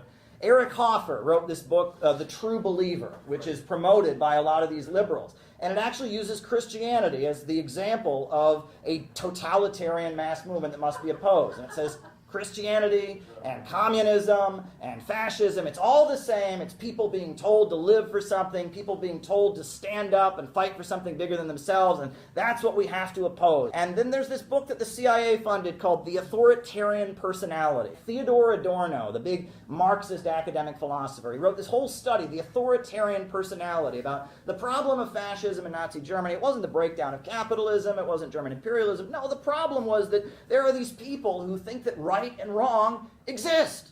And that's the problem. There are these people that believe in right and wrong and would join a mass movement to fight for right and wrong and don't think everything's just a matter of opinion, and that's dangerous. And those people, they might become Roman Catholics, or they might become communists, they might become fascists, but we need to break down the authoritarian personality. And that's the drivel they call Marxism in academia right now, is Theodore Adorno's attack on the authoritarian personality, just so you know, right? This is the Frankfurt School, this is wokeism, this is cultural Marxism. It's about breaking down any belief that people might have in things getting better. And we have to push back against that. We have to be proud enough to say that we are an illiberal movement. We have to be proud enough to say that we do believe right and wrong exists, and that none of the answers from the past are going to cut it. If it was just a matter of going into some political movement from 100 years ago and doing it right, somebody would have done that by now. We're in new territory. We're in new territory, and we are pioneering new trail. But ultimately, something is going to happen. So many people in our time are lost, suffering amid this crisis, looking for something to stand for and something to believe in. There's a subterranean fire burning across America. The earthquake is coming, and the volcano is going to erupt. And we have to remember what was said about how the masses are the real heroes. We saw that today. People were hungry for us. Some of the marshals weren't so nice to us, but the people loved us. The people were ready for us. The masses are the real heroes. I'll tell you a story. When I was part of Occupy Wall Street, there was the night of Occupy Wall Street where they were going to clear the park, right? They announced that at dawn they were going to clear the park, and so all these people went there. So at about 2 o'clock in the morning, I went down to Occupy Wall Street with some socialist sign, and I got out of the subway, and this guy in a limo was driving by me. And he rolled down the window, and he said, "Get a job, you hippie," or whatever. Just standing there. And then from behind me, I heard these shouts of, "Fuck you, you 1% motherfucker." And I'm like, what's going on? I turn around. There's a bunch of white construction workers, guys in hard hats that were there working on the MTA subway stop. And they supported Occupy Wall Street. And they were like, and they said, "We're with you, kid. Don't listen to that asshole. We have to work." They were totally on our side. And so I remember that day when I told that story to other leftists, they started crying. And why did they start crying? Because of the hard hat riots. 1970, the hard hat riots, where these construction workers went around beating up hippies. They were like, wow, the construction workers, those white construction worker guys, they're the ones who used to beat us up, and they were defending you. That day, there were a number of those construction worker guys walking around the rally saying, "Yeah, we're tired of Wall Street, we're tired of the 1%, and they were on our side. How do you feel about this? No comment. No comment. Are you a construction worker? I am. You are. Well, you're not against it. Absolutely not. You know that years ago, the construction workers really were actually violent against students. This time around, it's very different. Different story. We're all in the same boat now. See, you just told me what this is it. That's what you wanted to hear, right? That's all I need to hear. It's about jobs. There's no manufacturing anymore in upstate New York. You go to places like Binghamton, Johnson City, a lot of people are out of work. And so Oneonta is based on a service economy. It's a college town, so we're doing okay. But almost all of our light industry is gone. We used to have our railroads are gone. We used to have the world's largest roundhouse in Oneonta. That's gone with the advent of diesel engines. It seems to me it's getting to the point where, with union busting going on across the country, that what corporations and the government just turning their back on it, but what corporations are doing is they're trying to bust all the unions down to say, "Do you want to work? Do you want to feed your children? We'll give you $40 a day. Either go to work or shut your mouth and go home and starve." I got 3 kids. How old are they? 8, 6, and 4. You must be really concerned about their future. Well, I am. I work 5 days a week to support them, but now, even though I'm a union guy, our wages are slowly but surely getting regressing worse. What's your analysis of what's happening over here in Occupy Wall Street? People are angry, frustrated that our government is in the pockets of lobbyists and whoever else, special interest groups, big business. They see no prospect for them. And truth be told, there is no prospects for a lot of these young kids and even people in their 50s and stuff that are suddenly going to be unemployed. There's no social security work that you can live on. It's been dipped into for pay for wars and stuff. And the guys that's waging these wars, they're billionaires. Kellogg, Rick Brown, the Dick Cheneys, John Major in England, they're all profiting from war. So they have an interest to keep it going. Well, folks, I'm telling you that Hard Hat Riots number 2 is coming. And this time they're not going to be beating up hippies. They're going to be beating up Wall Street bankers. And they're not going to be doing it on the street. They're going to be going into their offices and dragging them out. And I think we're going to be the ones telling them to stop, guys. Now calm down, calm down. We don't want to have revenge here. We're going to be holding it back. The masses are the real heroes. The masses are the real heroes. We ourselves are often childish and ignorant. And that there's a boulder that's going to roll down the mountain. It's coming. And what we have the great honor of doing is being the ones that can guide that boulder. Guide that boulder in the right direction and push it where it needs to go. Push the energy that is coming, not towards destruction, not towards hate and resentment and pessimism, but towards the love and community and optimistic vision that we're putting forward. That's what we have the ability to do. And we should be greatly proud and honored that we have the ability to nudge the boulder the way it needs to go, but at the same time, we have to take this responsibility seriously. We were able to do today. That shows that if you actually decide, how can I intervene, you can actually make a difference. you can actually make a difference. So with that ability, with the understanding that we have of world events, with our understanding of the flaws in Marxism and why that's not going to work, with our understanding that you've got to be optimistic and hopeful, with our patriotism and our love and community, we have to do our best job to point the explosion that's coming in a good direction. That is the historic responsibility that we have. We have that responsibility, and we're going to take it on. And we're not going to back down, and sometimes it's difficult. Some days are not easy, but we keep doing it. I started out by quoting the book of Matthew. Many will have waxed cold, but those who stay true till the end, they shall be saved. Never wax cold. Never let the pessimism and the cynicism that is oozing out of every wing of our society come into you. Push back and be part of a community of people who are committed to pushing back against it with you. Never wax cold, because we're going to win. Dare to struggle, dare to win. All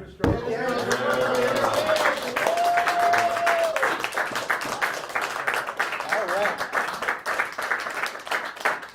So, but we have a glowing dream of how fair the world will seem when each man can live his life secure and free. When the earth is owned by labor and there's joy and peace for all in the commonwealth of toil that is to be. In the gloom of mighty cities, midst the roar of whirling wheels, we are toiling on like chattel slaves of old. And our masters hope to keep us ever thus beneath their heels, and to coin our very lifeblood into gold. But we have a glowing dream of how fair the world will seem when each man can live his life secure and free. When the earth is owned by labor and there's joy and peace for all in the commonwealth of toil that is to be. They would keep us cowed and beaten, cringing meekly at their feet. They would stand between each worker and his bread. Shall we yield our lives up to them for those bitter crusts we eat? Shall we only hope for heaven when we're dead? But we have a glowing dream of how fair the world will seem when each man can live his life secure and free. When the earth is owned by labor and there's joy and peace for all in the commonwealth of toil that is to be.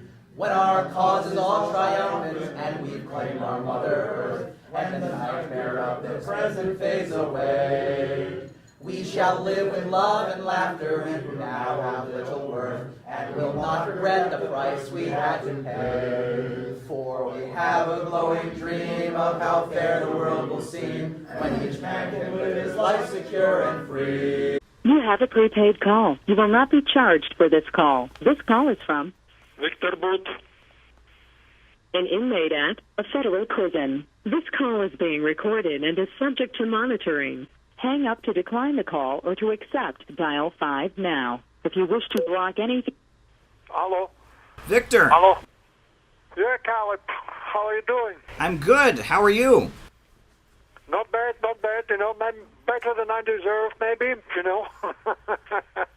All right, look.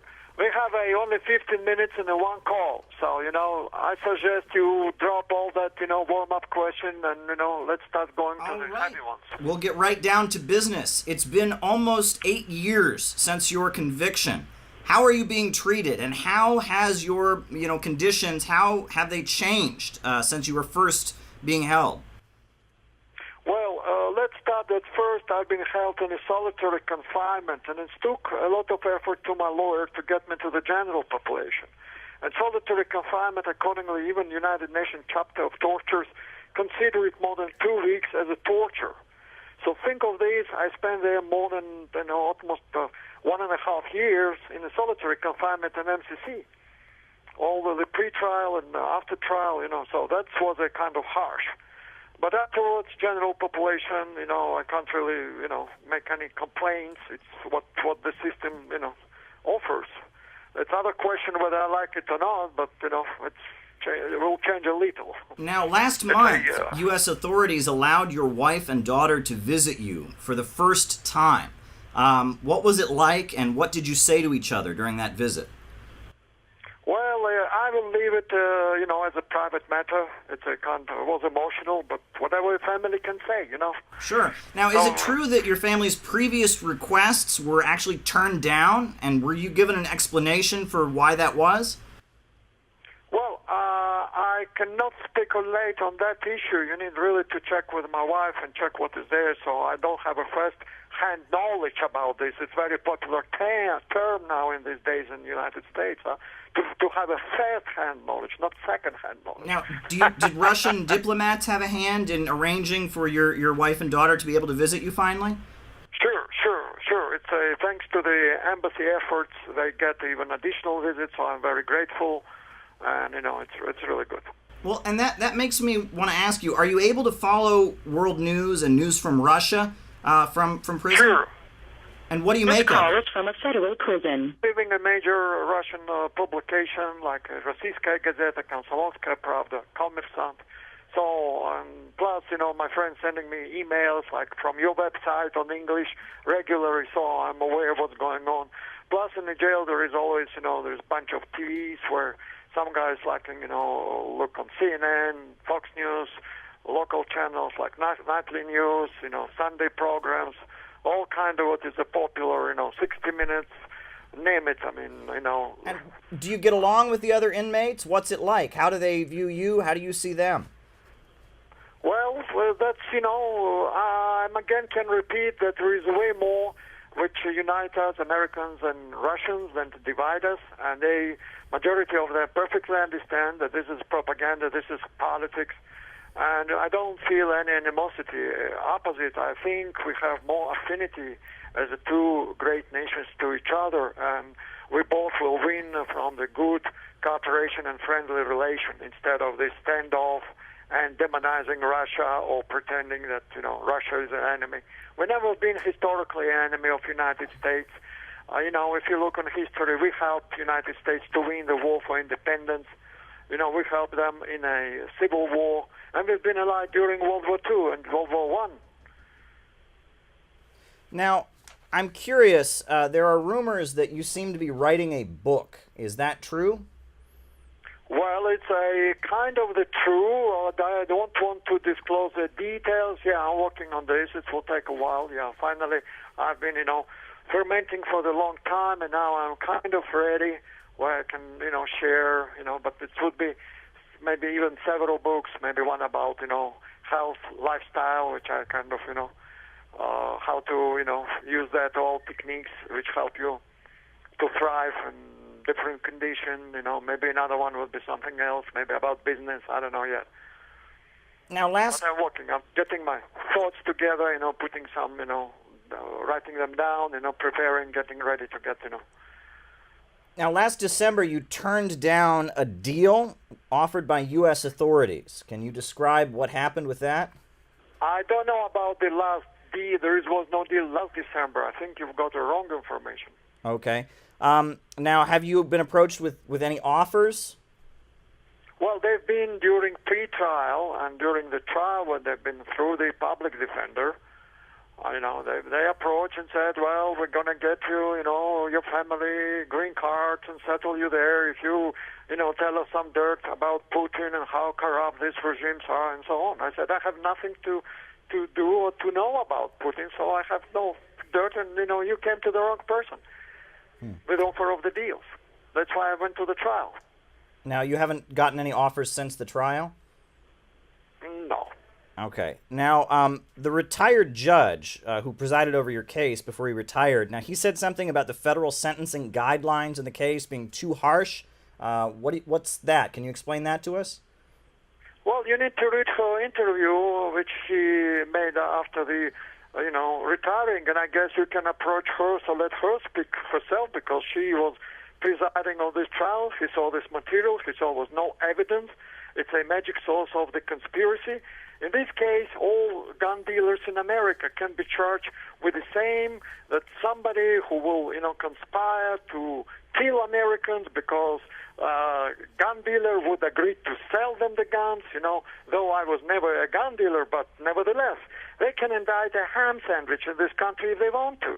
And look, it started like, you can laugh it or not, but in other countries we don't have this even term, conspiracy. There is no, in the law in Russia, like, yeah, there is attempt, but not conspiracy.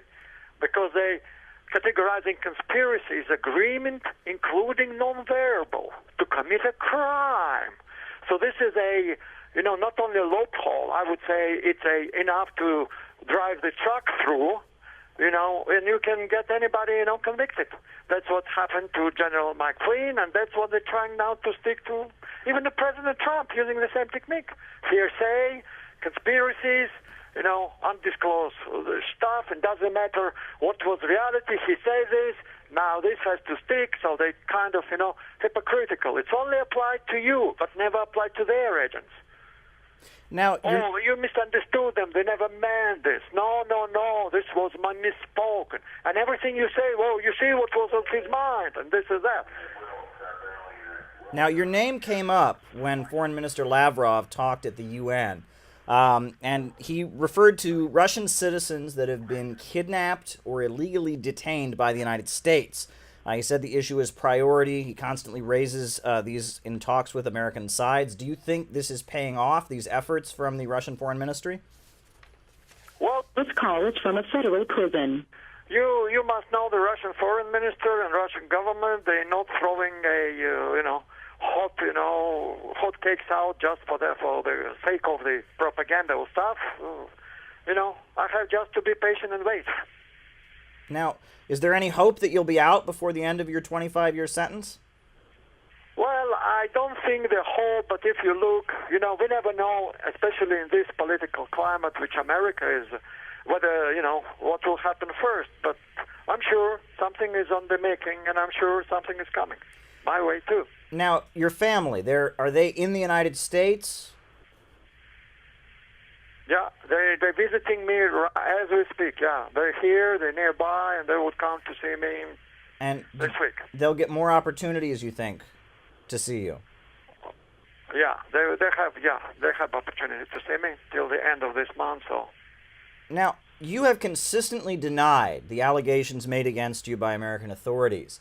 What do you say is the motivation for your arrest? Why did they arrest you and convict you? What was the motivation? Well, it's sometimes very difficult to say what is exact motivation. But you see how often they start using these conspiracy charges. I would say in the federal system, about maybe 60 to 70% of inmates are in conspiracy charges. Whether it's a conspiracy with the drugs, whether a conspiracy to do something else. Now, to get anybody out, knocked down, and put, it's like political prisoners, all of them has a conspiracy to kill. This is a magic sauce. It's kind of gorilla glue, which you can hang anything and it will hold. Because you see, whenever you put this magic word, conspiracy to kill, and look, almost all political But what made them come after you? Why did they target you? Well, I don't know what's make them about me, because, Hollywood went and make the fucking bullshit story and movie where they associate with me. There is a so-called self-appointed specialist like Douglas Farrar who wrote the fucking book based on whatever they've been eating mushrooms or smoking some dope. I don't know. There was no real fact-checking. There was no any proof. Whatever they're trying to, pretend, then they start, to telling, this was there.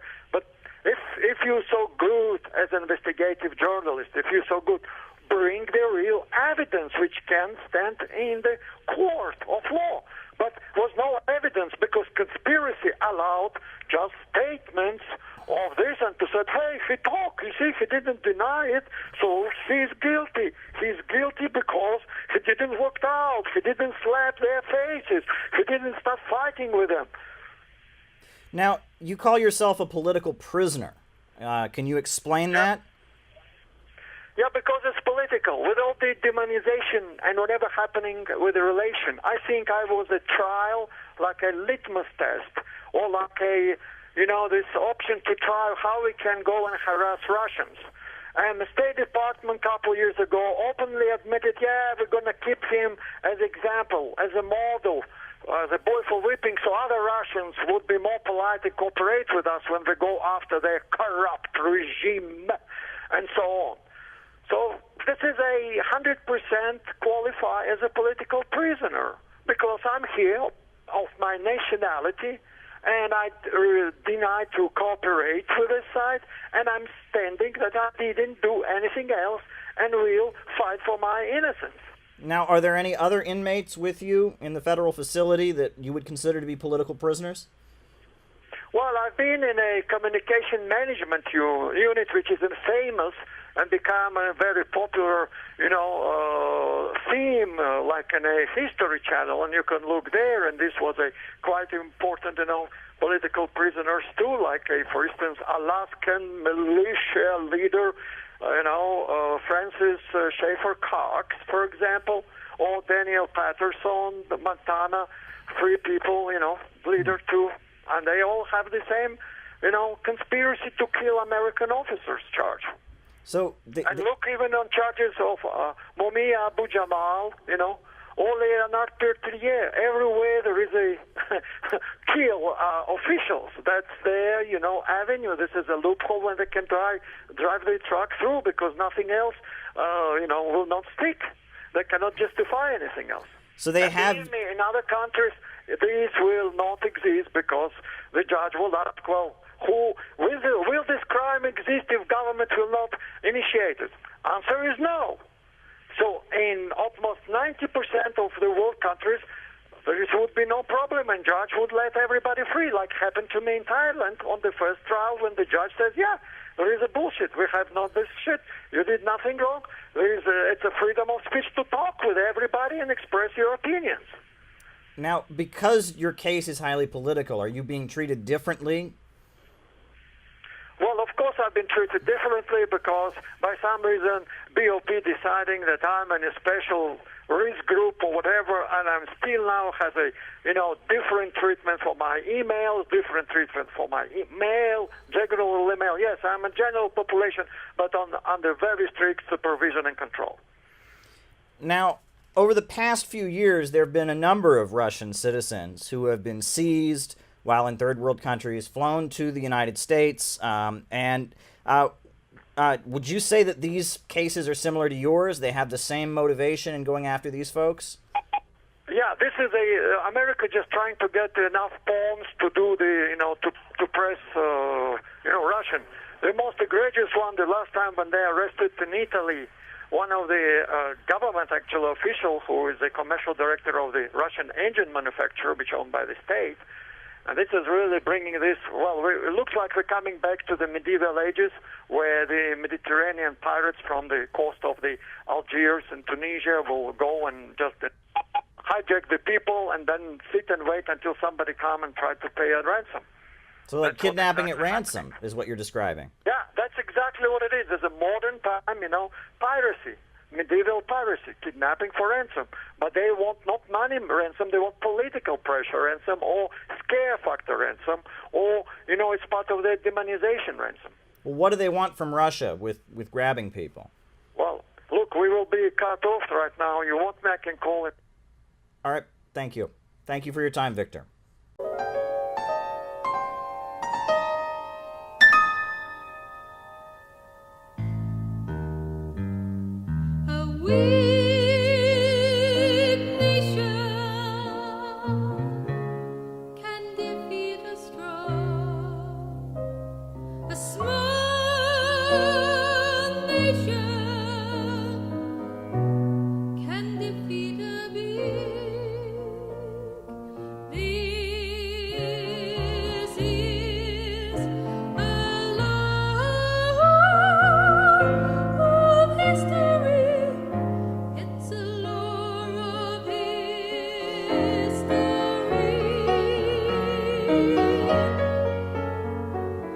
Globalism, imperialism, as I understand it from CPI, is a financial system that is run by Wall Street and London, where giant international corporations spread their tentacles around the world, holding back development. You look around this country, they are literally unpaving the roads in 27 different states. Municipalities cannot maintain paved roads. They don't have enough money. They're unpaving roads all across America. our life expectancy has gone down by 2 years. Is Iran the one doing this to us? No. This is being done by big corporations, vultures, bankers that are looting the public budget to serve an international system. How I define globalism/imperialism is degrowth while the private banks and private corporation grows and scams the regular working person in America. And is modern time colonialism. Globalists, elite, oligarchs, corporatists, the deep state. I mean, it's all that same class of people that are at the top, and they want to stay at the top.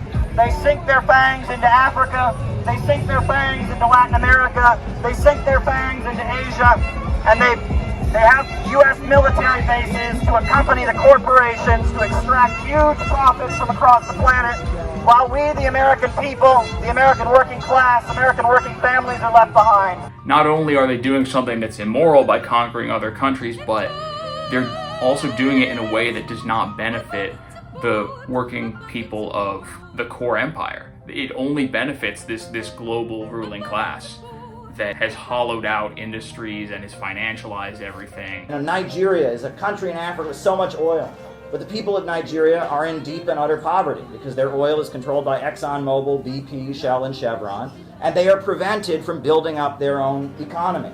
And there are many examples of this, and that imperialism is going around the world in degrowing countries. Our servicemen do not want to fight.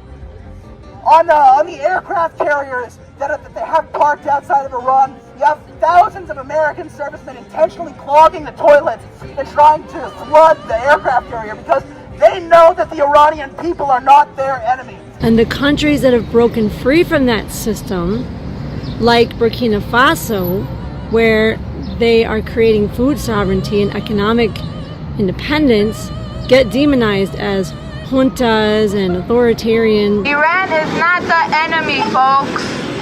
Israel's the enemy. The Zionists are the enemy. Epstein elitists are the enemy. Their system is more destructive than productive. I really appreciate the Center for Political Innovation because we are a family. We understand that we have to encourage each other and that to stay on the revolutionary road, we also need to work on personal development.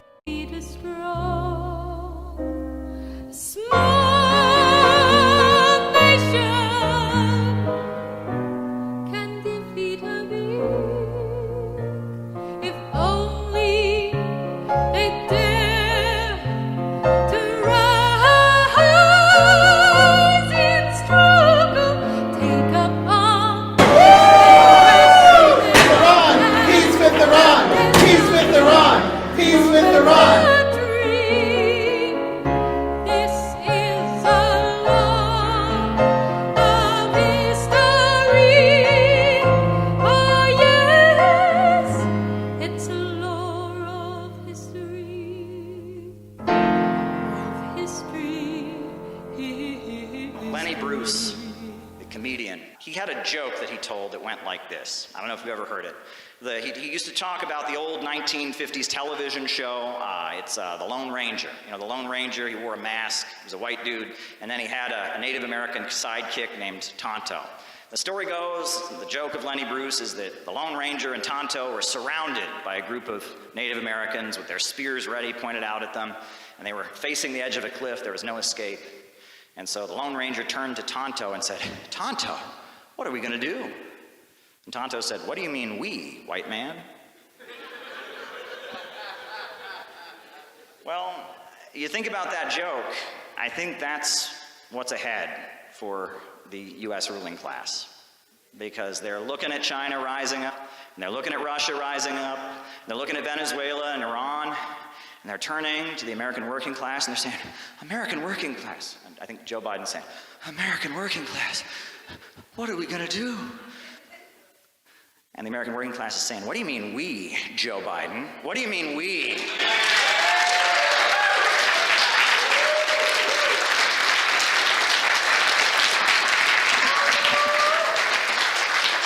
An author of a brand new book called Imperialism and Anti-Imperialism.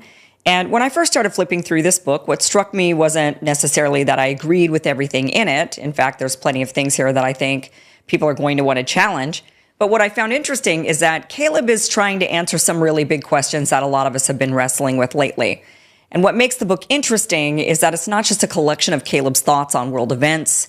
Much of it is drawn from his own experiences over the years, covering international politics, organizing anti-war movements, traveling abroad, questioning U.S. government officials, speaking in countries like Iran, interacting with world leaders, including Vladimir Putin, and even having one of his articles republished in North Korea's state newspaper. Through those experiences, Caleb explores some of the biggest geopolitical questions of our time, from China and Russia to Ukraine, NATO, energy markets, sanctions, and the shifting balance of power in an increasingly multipolar world.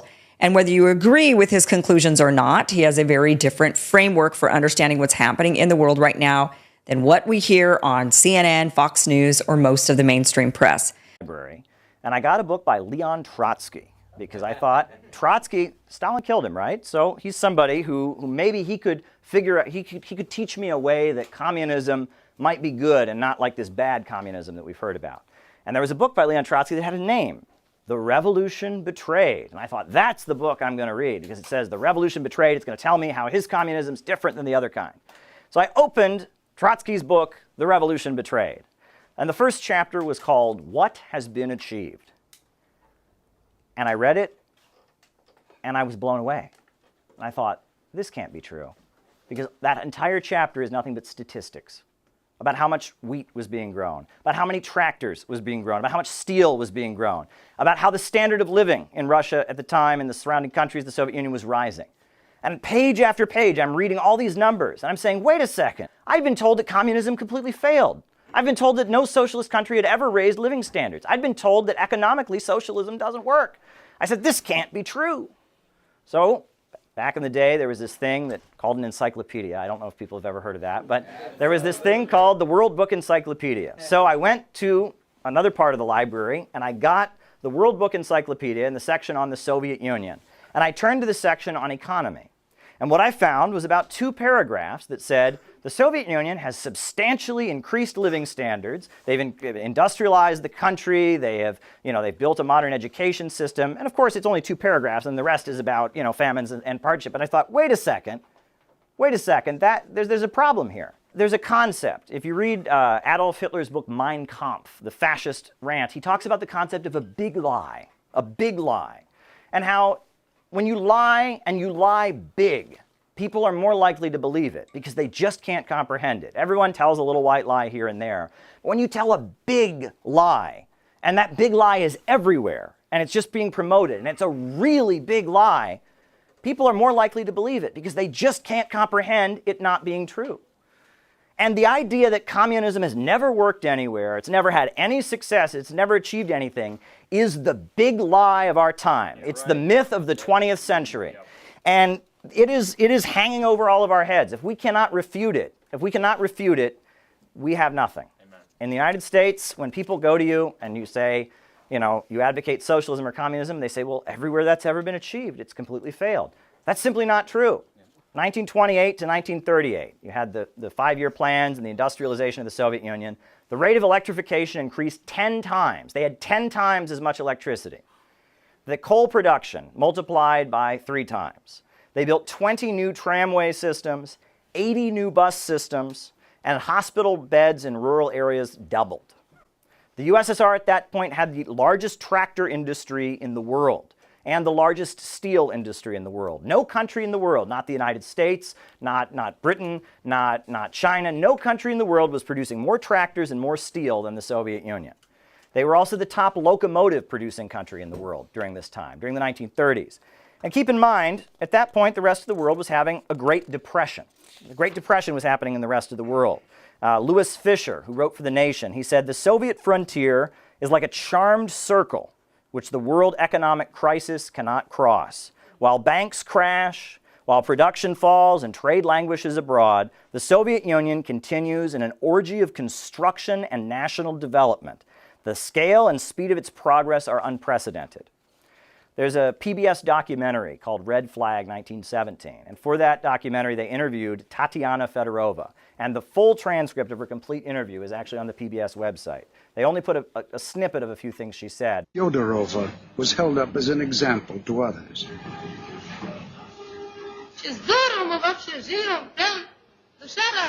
We live so well.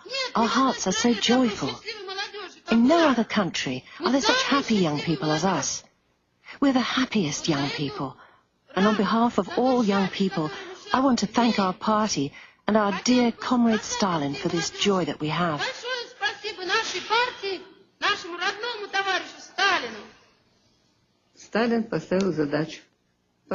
Stalin set a task. Build this or build that. And thanks to the fact that people trusted him and this enthusiasm of young people, it was possible.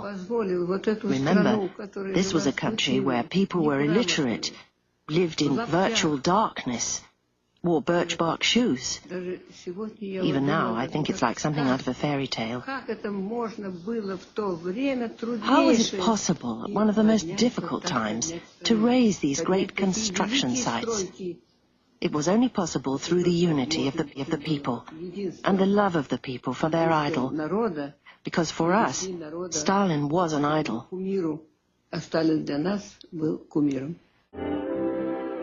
Teams of young activists were sent to the country.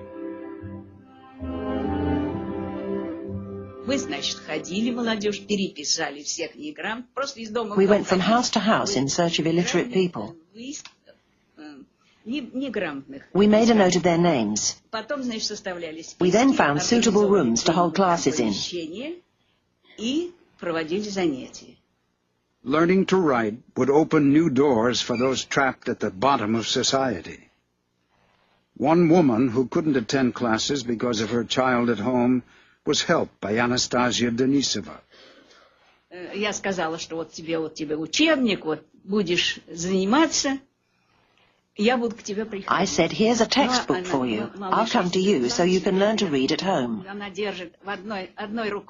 I remember vividly that when the baby cried, she carried on writing with one hand while she rocked him with the other. She was so keen to study. I'll always remember her striving for knowledge and enlightenment. It was immense.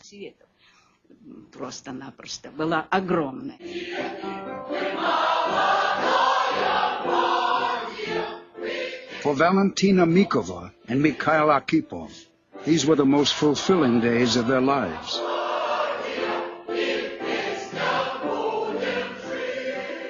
На строительстве домен был один экскаватор. И то плохой. There was one excavator at the blast furnace building site, and it wasn't always reliable. So we dug all the foundations by hand. Понимаете, The trench would be teeming with people. One takes the earth, throws it to the level above. The second person throws it to the third to the fourth, up to 5 or 6 levels. That was how we got the earth out of the trench. Then it was taken away in wheelbarrows. We worked in such a friendly way. It was such a good time. There wasn't so much to eat, we weren't well dressed, we were simply very happy. Happy because we were making our personal contribution. And they asked her about what was her proudest moment. And she said it was when the first train went by. It was when the noise of the motor of the first train went by in this clean tunnel, which we had until then only seen ordinary little carriages. You can't compare that feeling to anything. The construction workers who felt that will feel it forever. No one was forced to do it. We didn't have to do it, but everyone wanted to do it. It was very hard to explain, but it was the time of enthusiasts. At the time, it was said that communism is the young people of the world, and we were the young people of those years. Each of us tried to build a foundation of the structures with great joy. It was like a happy song. Many countries repeated this process. Romania, for example. This is a great source, right? I always joke that there's 2 media types in the United States. There's the media that's meant for like mass consumption to tell us what to think. And then there's like the media that the capitalists actually use to like make their business calculations and decisions. And if you want a good source on the history of socialist construction and its successes, I would encourage you to check out the Library of Congress, U.S. Library of Congress Country Studies. For example, Romania was a socialist country. Between 1950 and 1971, the number of hospital beds per 1,000 people in Romania more than doubled. The number of doctors per 1,000 people increased by 25%. The infant mortality rate was reduced by more than 75%. In 1945, only 27% of people were able to read and write in Romania. By 1966, according to the U.S. Library of Congress, illiteracy had been eradicated in Romania. By 1970, the number of teachers... By 1970, the number of teachers had tripled, and the number of university professors in Romania had gone from only 2,000 before World War II to 13,000. How can people say this is not progress? Shall never more be wasted on war. Shall never more be wasted on war. Thank you. Now,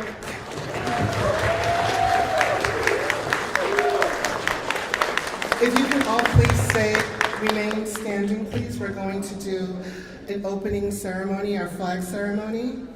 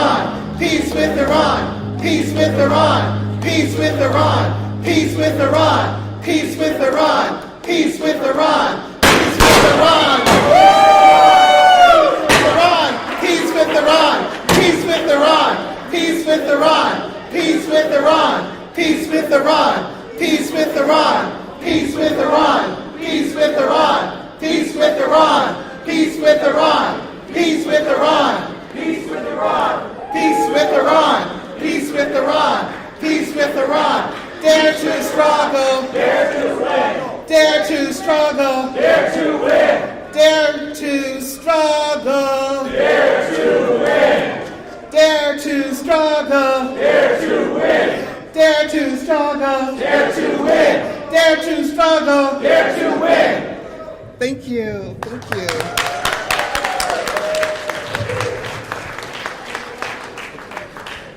You may all be seated.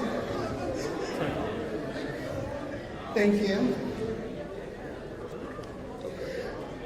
Now, before we continue, I would love your attention. I would like to introduce the ideological leader of the Center for Political Innovation, Caleb Maupin. Let's give him a round of applause, everyone.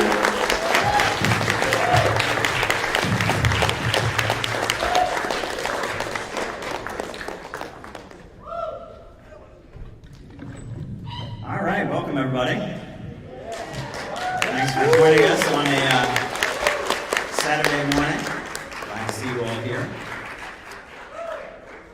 Should be a great day. We're going to have an opening session here honoring some very important voices for peace that we've brought with us, some very special guests. I wanted to start out by quoting from the Book of Rights, which is one of the main texts of Confucianism. The Book of Rights tells us that once Confucius was taking part in the winter sacrifice, and after the ceremony was over, he went for a stroll along the top of the city gate, and he sighed mournfully. And his disciple, who was by his side, asked, "Why do you sigh?" And Confucius replied, "I shall never see in person when the great way is practiced, when the world is shared by all alike, when worthy and able are promoted to office, and men and women practice good faith and live in affection. They do not regard as parents only their own parents, or as children only their own children. The elderly find a fitting close to their lives, and the able bodies all have proper fulfilling work, and the young are provided with an education, and the widows, the orphans, and the sick are all properly cared for. In this age, people hate to see goods lying about in waste, but they don't hoard them for themselves. And they dislike the thought that their energy and ability is not fully used, but they use their strength not for personal selfish gain. In this age, evil plotting does not exist, and thieves and rebels do not arise, so that people can leave their doors unlocked. And this will be the age of great unity." And those are the words of Confucius. But in 1875, Karl Marx wrote, "Right can never be higher than the economic structure of society and its cultural development conditioned thereby. In a higher phase of communist society, after the enslaving subordination of the individual to the division of labor, and therewith the antithesis between mental and physical labor has vanished. After labor has become life's prime want, not only a means of life, after the productive forces have increased with the all-around development of the individual, and the springs of cooperative wealth flow more abundantly, only then can the narrow horizon of bourgeois right be crossed in its entirety, and society inscribe on its banners, from each according to his ability, to each according to his needs." And that last phrase there, from each according to his ability, to each according to his needs, many people don't realize this, but that's actually a biblical allusion. Marx was referring to the book of Acts. And the book of Acts, chapter 2, 44, verse 44 through 47, says that all that believed were together and had all things in common, and sold their possessions and goods and parted them to all men, as every man had need. And they continued daily with one accord in the temple, breaking bread from house to house, singing of heart and praising God, and having favor with all the people. And the Lord added to the church daily the number that should be saved. The book of Revelations talks of how God shall wipe away all tears from their eyes, and there shall be no more death, neither sorrow nor crying, nor any more pain, for all the former things have passed away.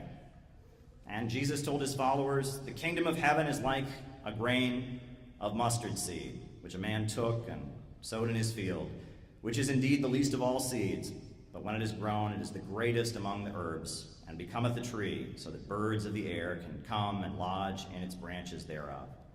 Now, what I'm saying here is that there's always been an understanding within human beings that we have it within us to build a world free from so much of the suffering and oppression and degradation that we see around us. We have it within us to build beautiful things. Ants have been making their ant farms the same way for thousands of years. Bees have been making their beehives the same way for thousands of years. But just 6, 7, 8,000 years, human beings have gone from hunter-gatherers in the woods to space travel and iPhones. No other species has the ability to reinvent its relationship with nature the way human beings do. But yet, we live in a time where human progress is being held back. Human progress is being restrained because a small group of bankers and billionaires in Wall Street and in London want to stay at the top of the world. And we need to be very clear that they are keeping the world poor and sowing chaos and instability around the world and fomenting wars and injustice so that they can keep themselves at the top, so that they can stay rich. And this system, the founders of the country fought against the British Empire, and they referred to it as the English system. Henry Charles Carey, who was an advisor to Abraham Lincoln, called it the English system. And Vladimir Lenin called it imperialism, the highest stage of capitalism. And in addition to that, now in Russia and in China, they're talking a lot about geopolitics and civilizations of the land and empires of the sea and thalassocracy and these empires based on controlling trade routes and keeping countries impoverished, holding back development. Whatever you want to call it, that system, globalism, imperialism, that system is the main barrier to human progress. It is the main thing preventing us from building the beautiful world that human innovation and human creativity is capable of building. And the Center for Political Innovation is an organization dedicated to trying to build a movement here in the United States to oppose globalism, imperialism. We need a government of action to fight for working families.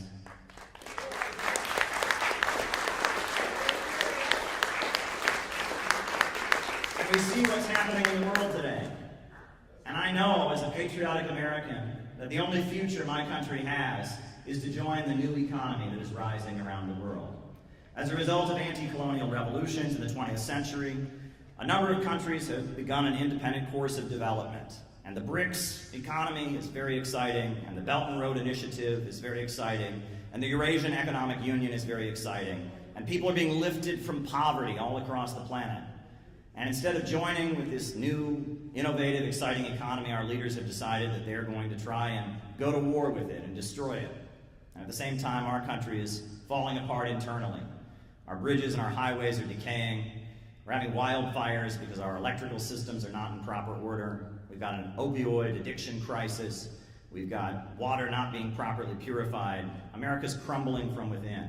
And this is the logical trajectory of a system where a small, wealthy elite are able to dominate and make decisions. And there's a widespread understanding in this country that the people that run the country are not working in the interests of humanity, and they're certainly not working in the interests of the people in this country.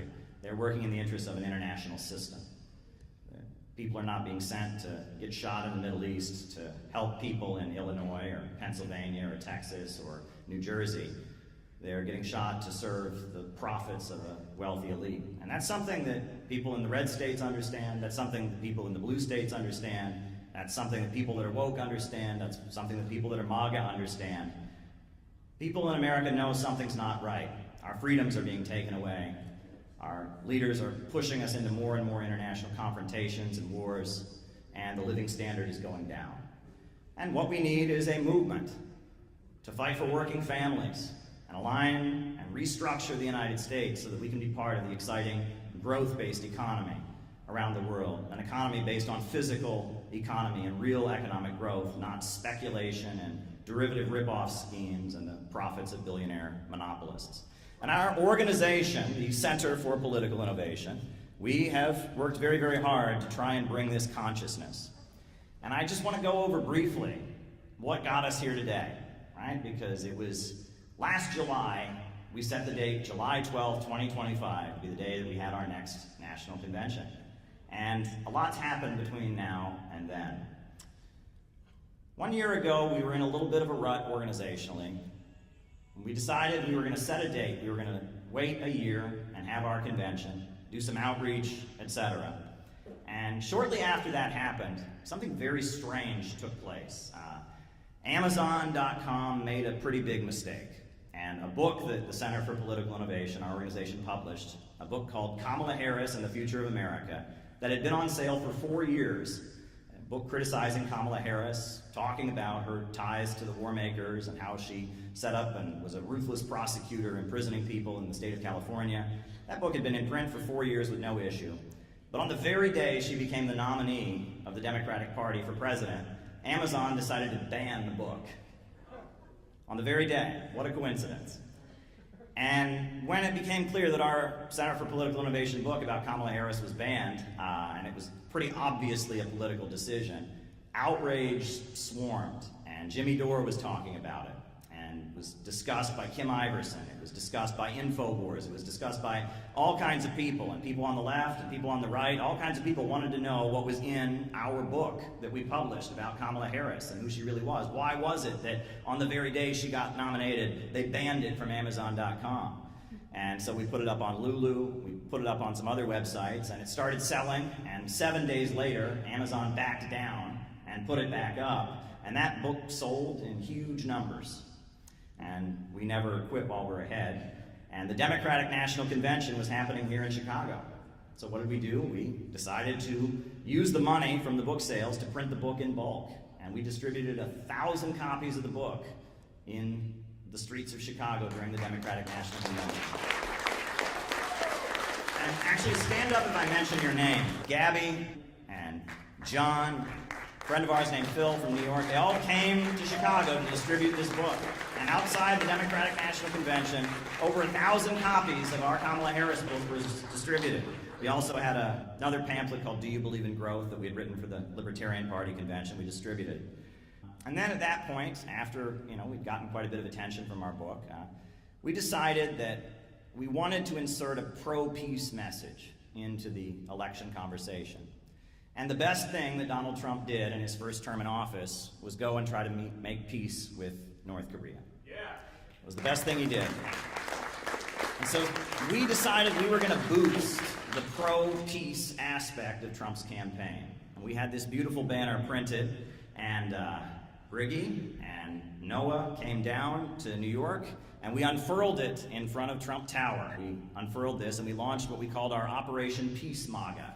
And we had this on the streets of New York City all throughout the election cycle. And we actually got a great amount of help from the Manhattan Family Church and Reverend Milhan Stevens. They helped us get the message out.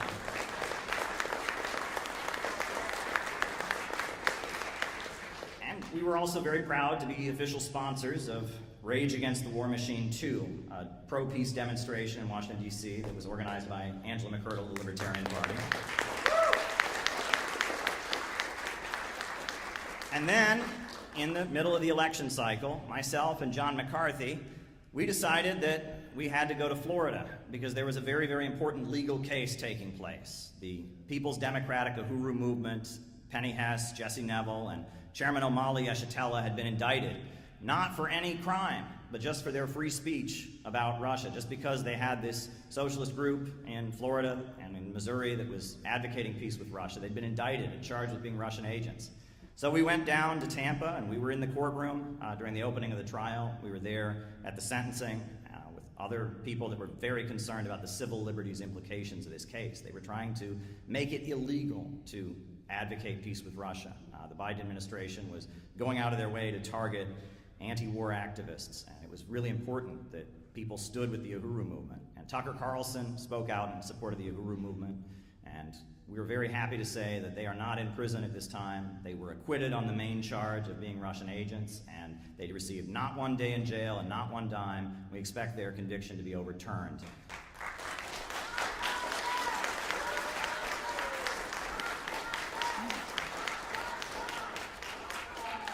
Yes.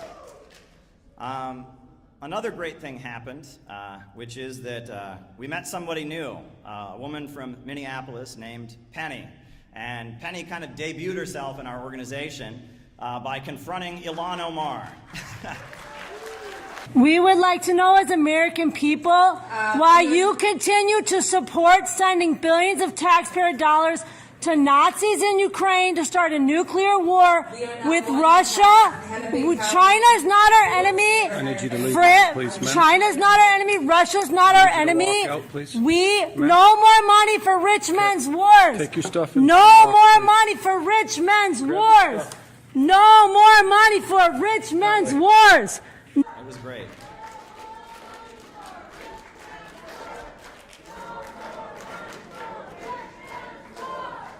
Yes, it was great. We made our mark on the No Kings rally today. Yes, we did. And you know what? I am damn proud to have been a part of it. One of the other things I want to say is that CPI has formed a relationship or, an understanding with the church that I belong to and that Caleb attends. And that's the Unification Church. And one of the things that the Unification Church has been working on ever since the founder, Reverend Sun Myung Moon, was freed from prison is the peaceful reunification of North and South Korea. And tonight I was actually surprised to see them because I didn't know they were coming. We have two members from the Unification Church with us, Reverend Dase and Ed. Thank you for coming.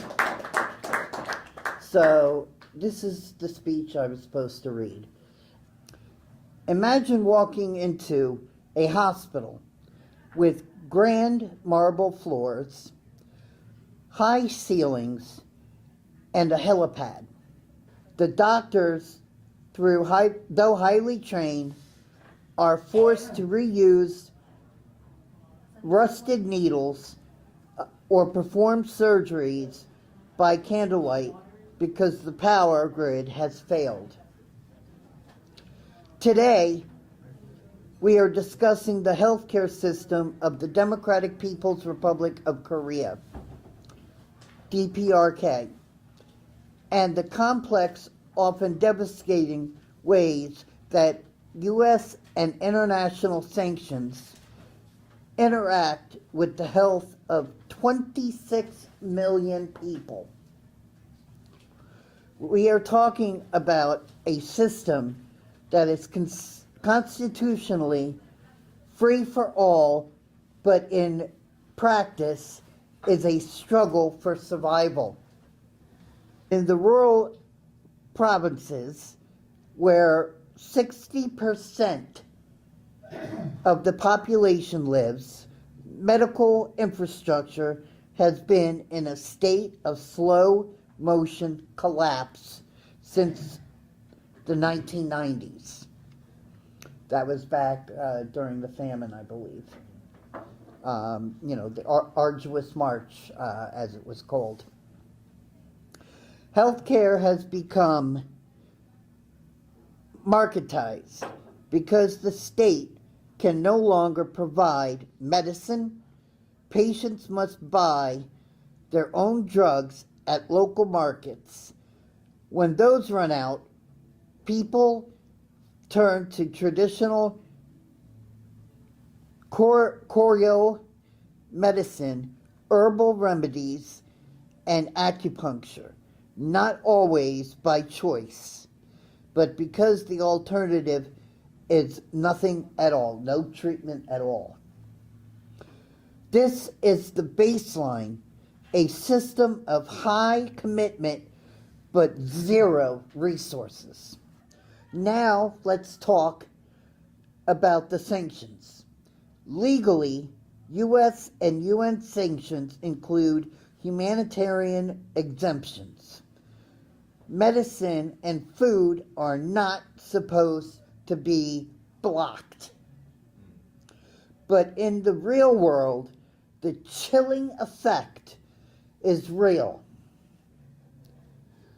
Even if an NGO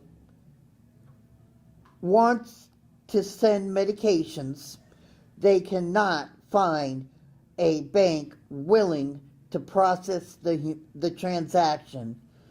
Banks fear secondary sanctions, multi-billion-dollar fines from the U.S. Treasury for even touching a North Korean account. The logistics nightmare.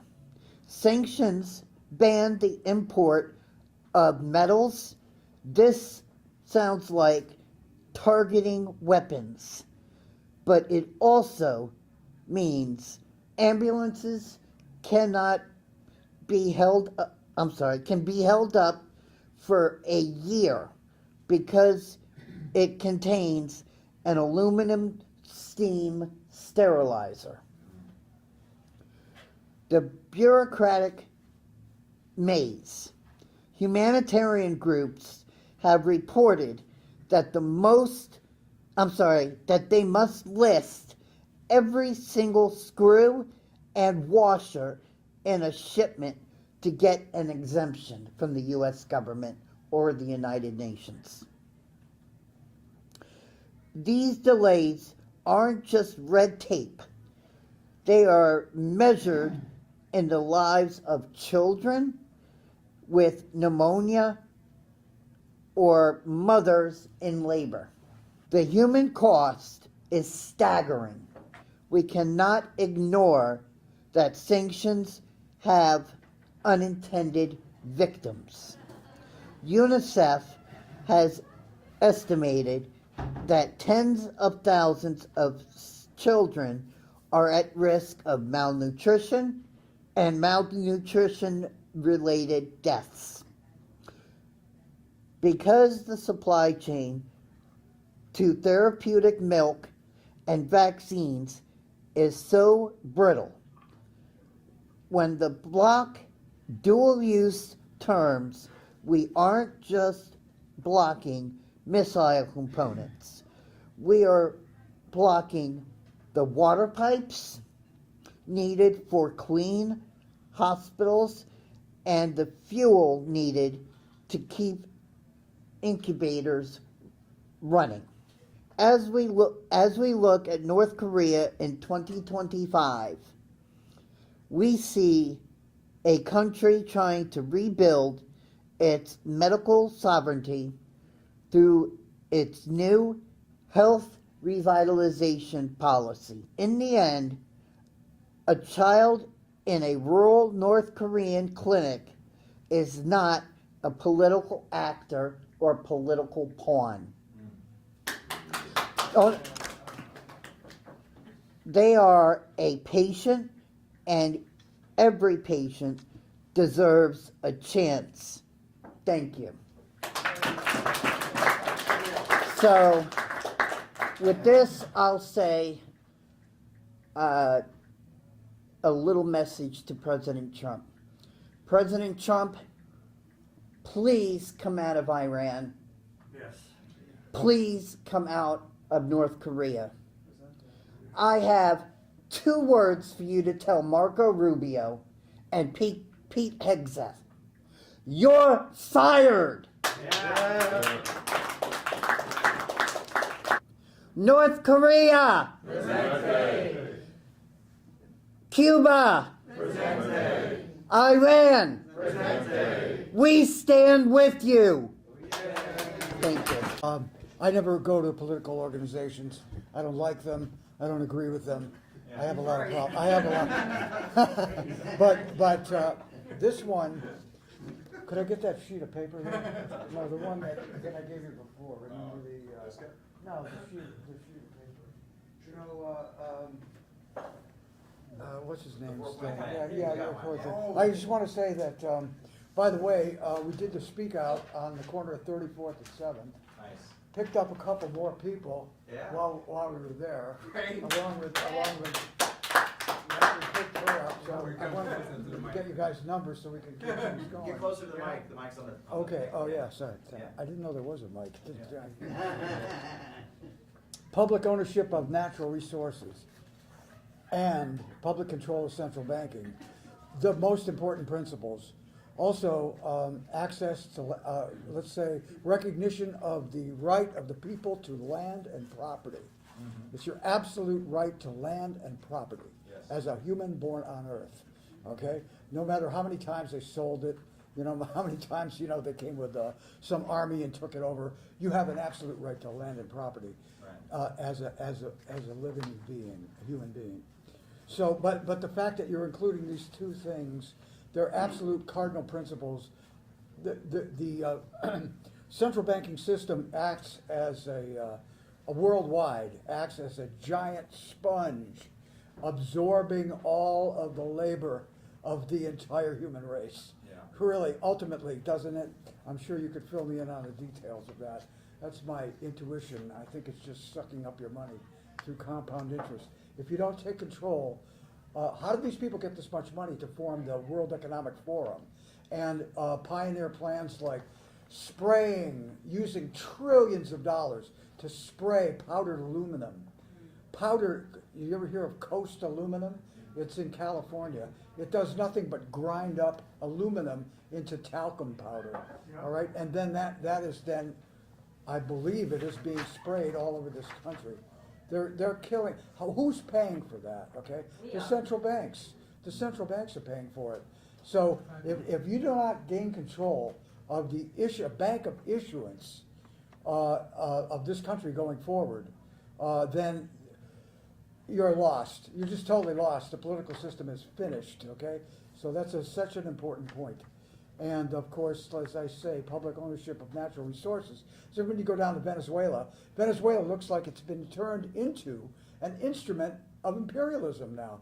They are not sending oil to Cuba. Right. What?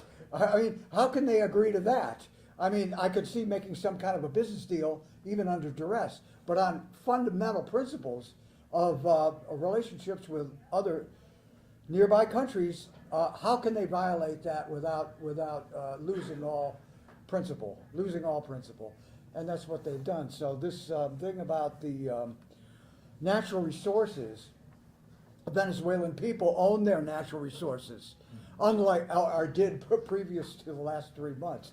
What, do the American people own their natural resources? You get nothing out of an oil barrel pulled out of the ground of America. That's not given back to the people as in remittance to their natural ownership of it. They don't do that in America. That's why one of the reasons America is totally impoverished. America is completely impoverished by these principles. There are principles of theft, and now introduced glorified, let's call it Zionist glorified murder.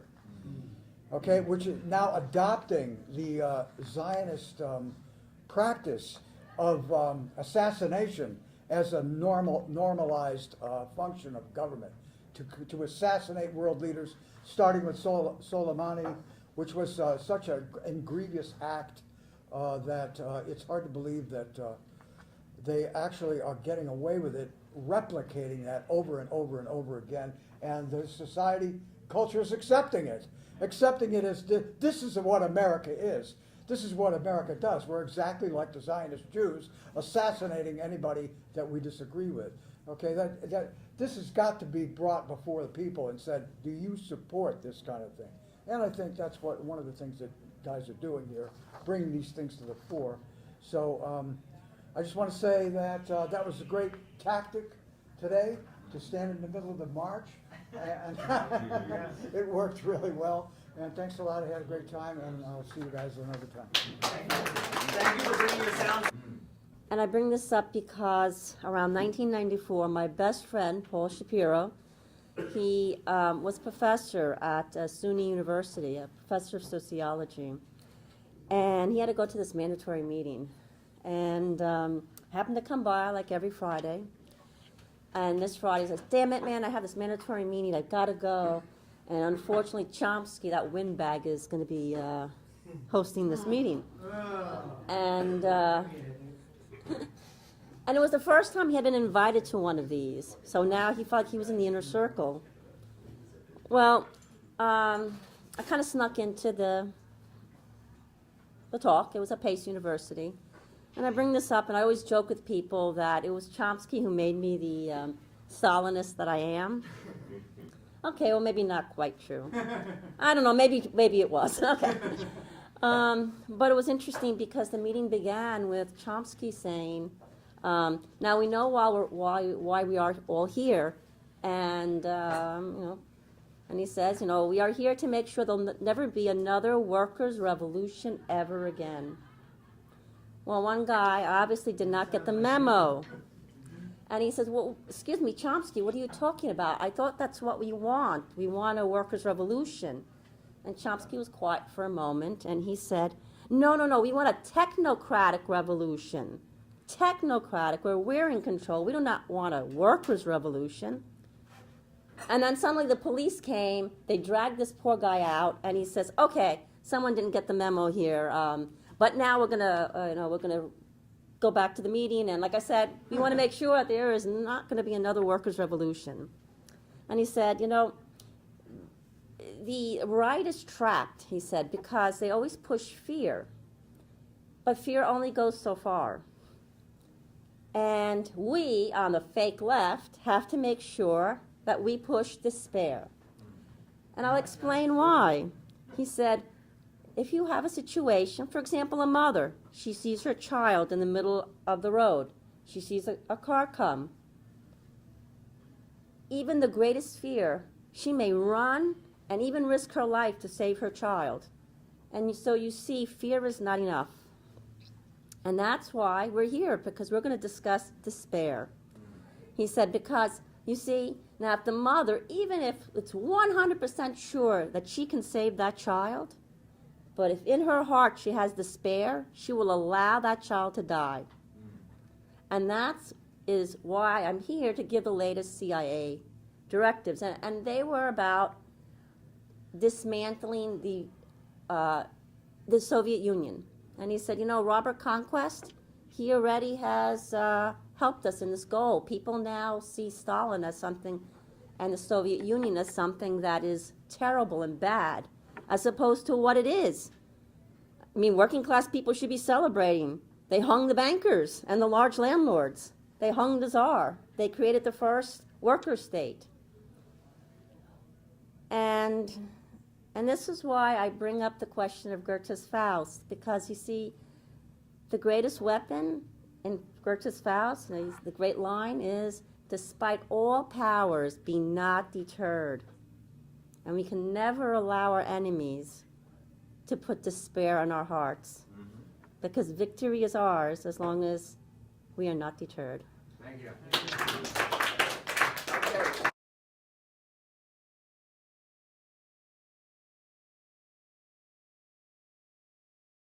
We are here outside of the historic Riverside Church in Harlem, New York City.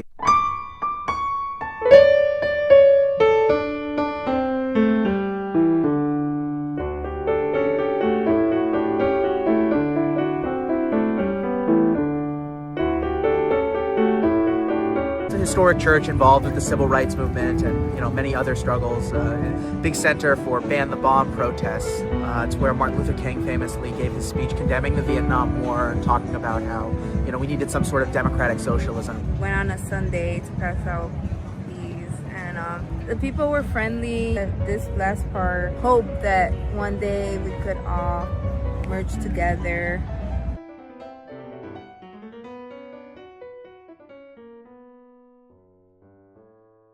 Talks about the Kim Il-sungya. It was a symbol of friendship between Indonesia and the Democratic People's Republic of Korea at the time, when Sukarno, who was part of the non-aligned movement. When people think about North Korea, they think about military parades, they think of people starving in the streets, they think of very dire-looking cities. This is something that's full of life and hope and optimism. It's a flower that only grows in a socialist country, and it's hard to get because of the sanctions that have been imposed on North Korea and that are very harsh and unfair. They were like saying, is there a garden or is there a flower shop that they sell this? And I'm like, well, you have to find out. And I told them about that Kim Il-sungya flower, and the back part I kept reading.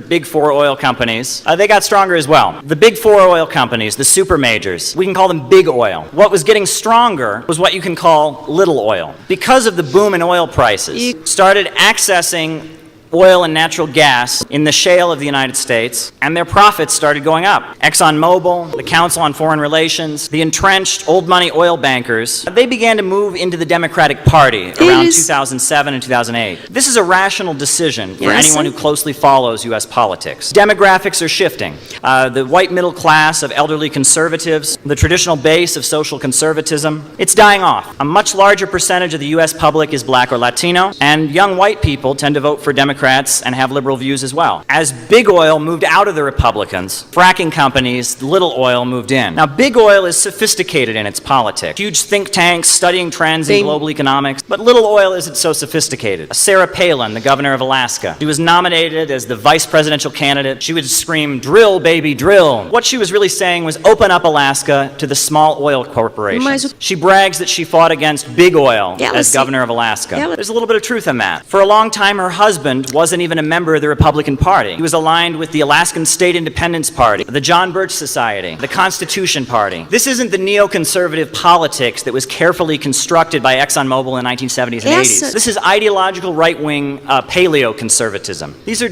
forces that were driven out of the Republican Party in the 1960s. People who think President Dwight Eisenhower was a communist. People who think that the drinking water has communist poison being put in it. People who say that Abraham Lincoln was a dictator and that the slaveholders of the South were somehow justified in rebelling.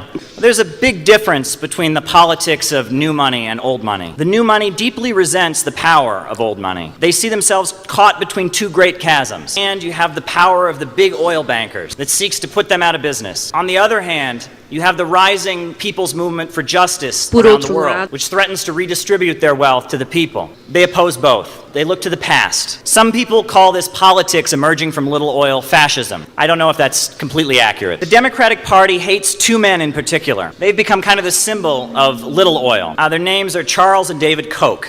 They are the inheritors of a company called Koch Industries. They're constantly being denounced by the Democrats because they're rising competitors with the big four oil companies. And if you can look at where Koch Industries came from, you can learn something about the role that oil plays in development. The father of the Koch brothers, his name was Fred Koch. He invented a new method of thermal cracking, the process by which crude oil is transformed into gasoline. The big oil bankers tried to put him out of business. They took him to court 44 times. In one instance, they actually were proven to have bribed a judge to rule against him. Fred Koch was nearly ruined in the United States, but this was 1927, and there was another place to turn, the Soviet Union. Prior to the Bolshevik Revolution, the Russian Empire had been one of the leading oil exporting countries. 150 different oil companies had invested in the Baku oil fields of Azerbaijan, part of the Tsarist Empire. The Baku petroleum output was larger than the entire domestic output of the United States. Half of the oil in the entire world was being produced in areas controlled by Russia. As a result of its important role in the world economy, Baku was one of the few areas in Russia to even have electricity. 95% of electricity was used for industrial purposes. The working peoples of Baku, half of them Turkish Muslims, the other half Christian Armenians, they lived in shacks and they made poverty wages. All throughout the Russian Empire, people were living in extreme poverty. But Russia was supplying the world with oil. The victory of Britain in World War I was dependent on the Russian oil. A famous incident occurred in 1901. There was an oil refinery in part of the Russian Empire called Georgia, the city of Batumi. The oil workers at this refinery went on strike. They were demanding better conditions, and the leaders of their union were arrested. So a crowd of oil workers, armed with guns in their hands, ripped down the walls of the prison. They freed their comrades. The leader of that crowd that broke open the jails in Batumi and freed the oil workers was a 23-year-old seminary school dropout. At the time, he went by the nickname Koba, who would eventually be known to the world as Joseph Stalin. The peoples all throughout the Russian Empire, they knew in their bones that they were supplying the modern industrial economy of the 21st century with oil.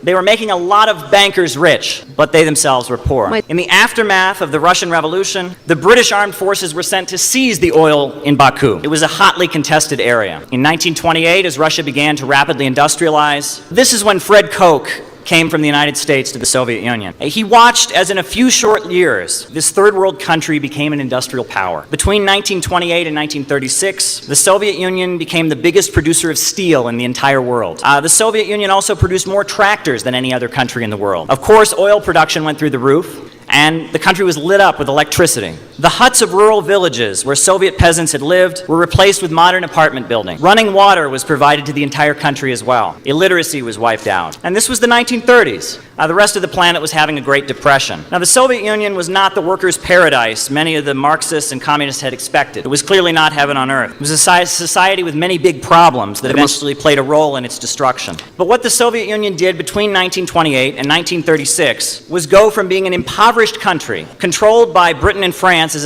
a semi-colony, to becoming a superpower. This doesn't require Marxism-Leninism. This doesn't require Soviet-style command economics. It requires economic independence. It requires mobilization of the people. It requires a leadership that loves the homeland, not the international bankers. Fred Koch. His sons certainly hate communism, cooperation and solidarity, and now they represent a faction in U.S. politics that is competing with the four major oil corporations. In 2014,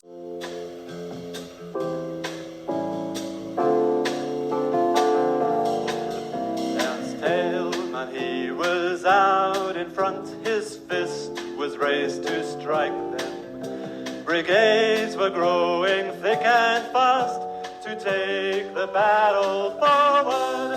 The flag was red and the fight was on. For our sturdy comrade Tailman, raise your fist.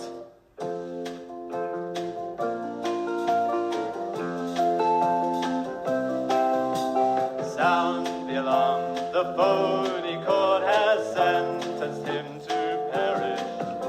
But when the people of the world rise up to liberation, we'll snatch the axe that falls on him. For our sturdy comrade Tailman, raise your fist.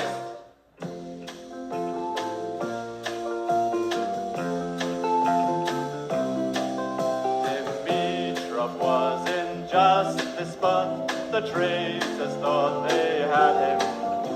But news was spread at lightning speed, and world opinion freed him. The world awakes, indignation flames. For our sturdy comrade Tailman, raise your fist.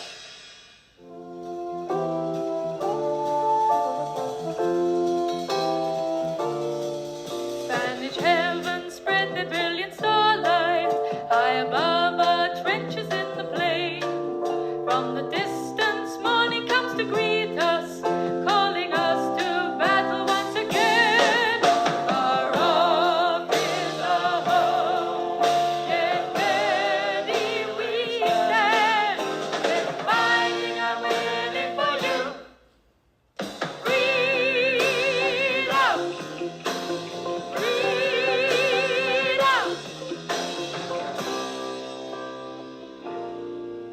We'll not yield a foot to Franco's fascists, even though the bullets fall like sleet. We'll stand those peerless men, our comrades, and for us there can be no retreat. Rome is our home, get ready we stand. We're fighting and winning for you. Freedom! Freedom!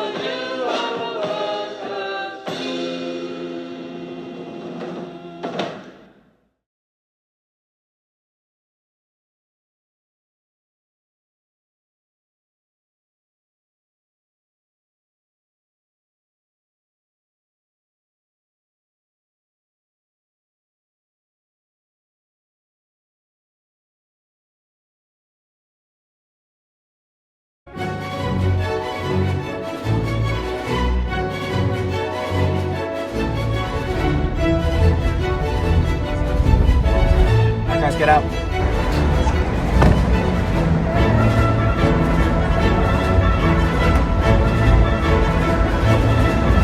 All right, this will be our corner. The federal facility where Maduro is being held is right over there.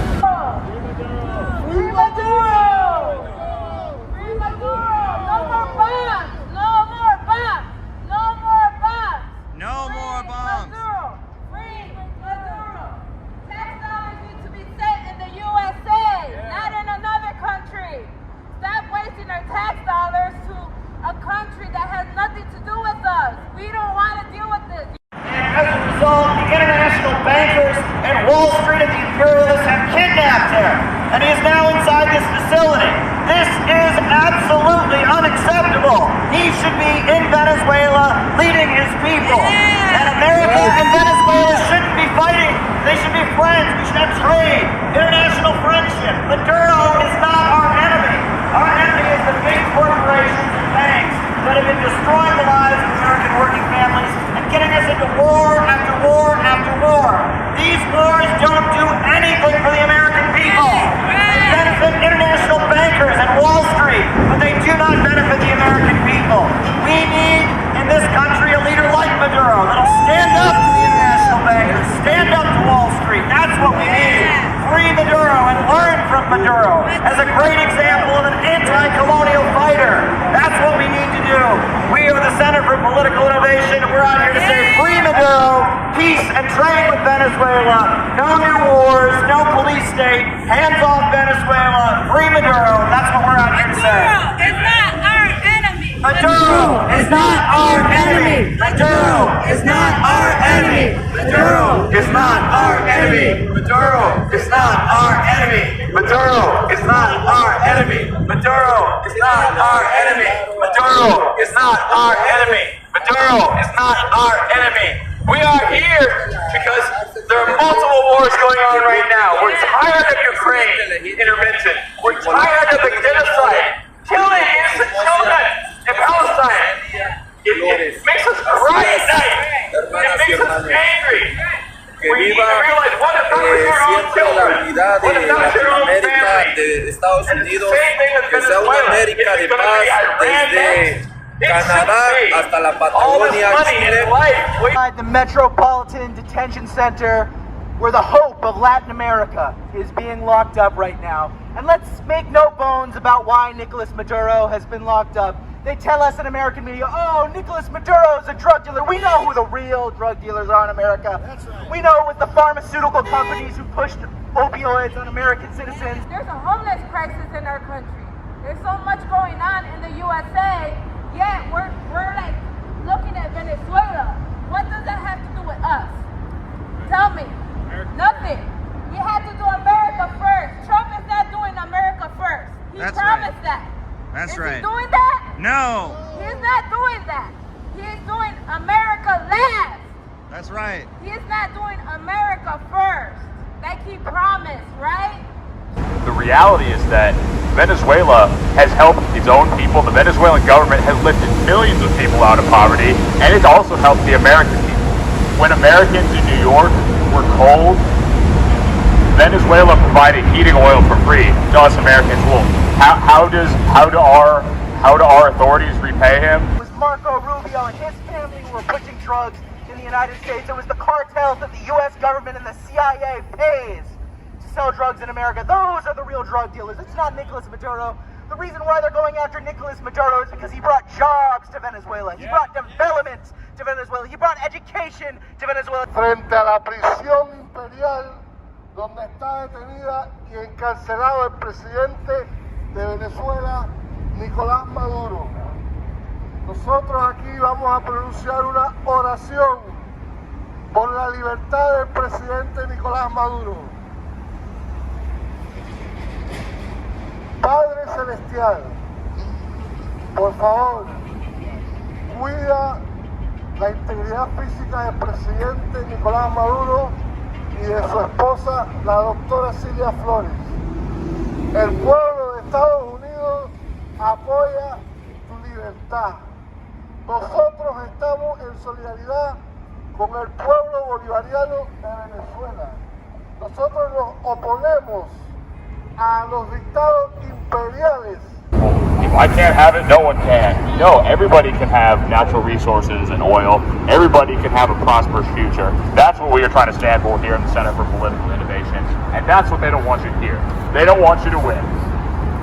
They want you to be stuck, pessimistic, and hopeless. Yeah, dare to struggle, dare to win. Dare to struggle, dare to win. Dare to struggle, dare to win. To the CIA that have been smuggling drugs into this country for years, Nicolas Maduro is the leader of Venezuela, and he has led his people to try and be independent and stand up for justice. It's absolutely crazy, absolutely crazy.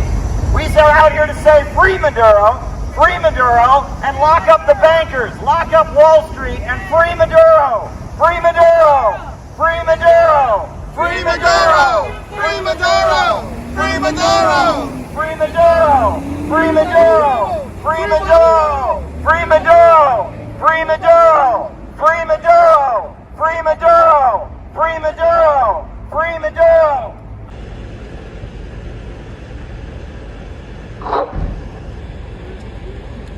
Libertad para Maduro.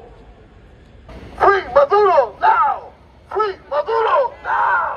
We are here to stand with the president of Venezuela, Nicolas Maduro, who was taken unlawfully from his home, from his country, from his people. How is this a thing? How are we now kidnapping leaders of countries? Is this something we want to be known for in America? No. He knows we're in Ukraine and we're genociding children and women and people in Palestine, and we're not doing anything to stop it. Well, if it just starts with a few of us, then it starts with a few of us. And Nicholas, if you and your wife can hear us, we love you, and we are here from all around the United States because we support you, brother. You need to be out here now. This is inexcusable for the United States government. I am not happy with my government. I love the American people. I love what this country is about. But our government is a huge, huge disappointment. To many of us that have had to live our entire lives either poor or lower middle class, while a handful of people have everything they want every single second of every day. It's not necessary. There's abundance for everyone, but we have to let it happen. God bless you, Maduro. We love you. Free Maduro now! Free Maduro now! Free Maduro now!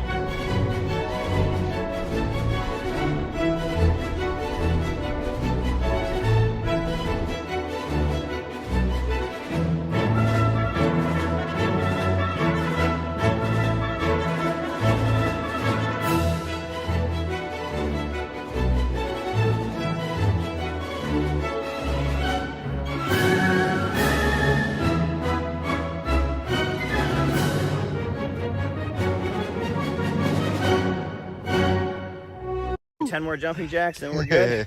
All right.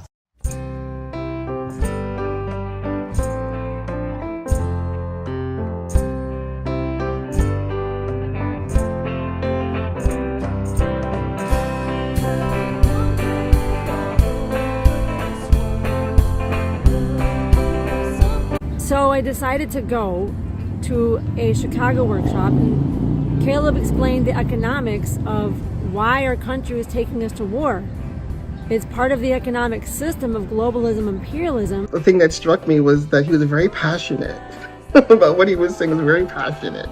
Be myself and not be judged, for who I am. I knew about the Trotskyist to neocon pipeline, but I didn't know why that was. I thought it's kind of a mystery. What I found by learning from Caleb is that the common thread is anti-populism. It's a distrust of the vast majority of working people.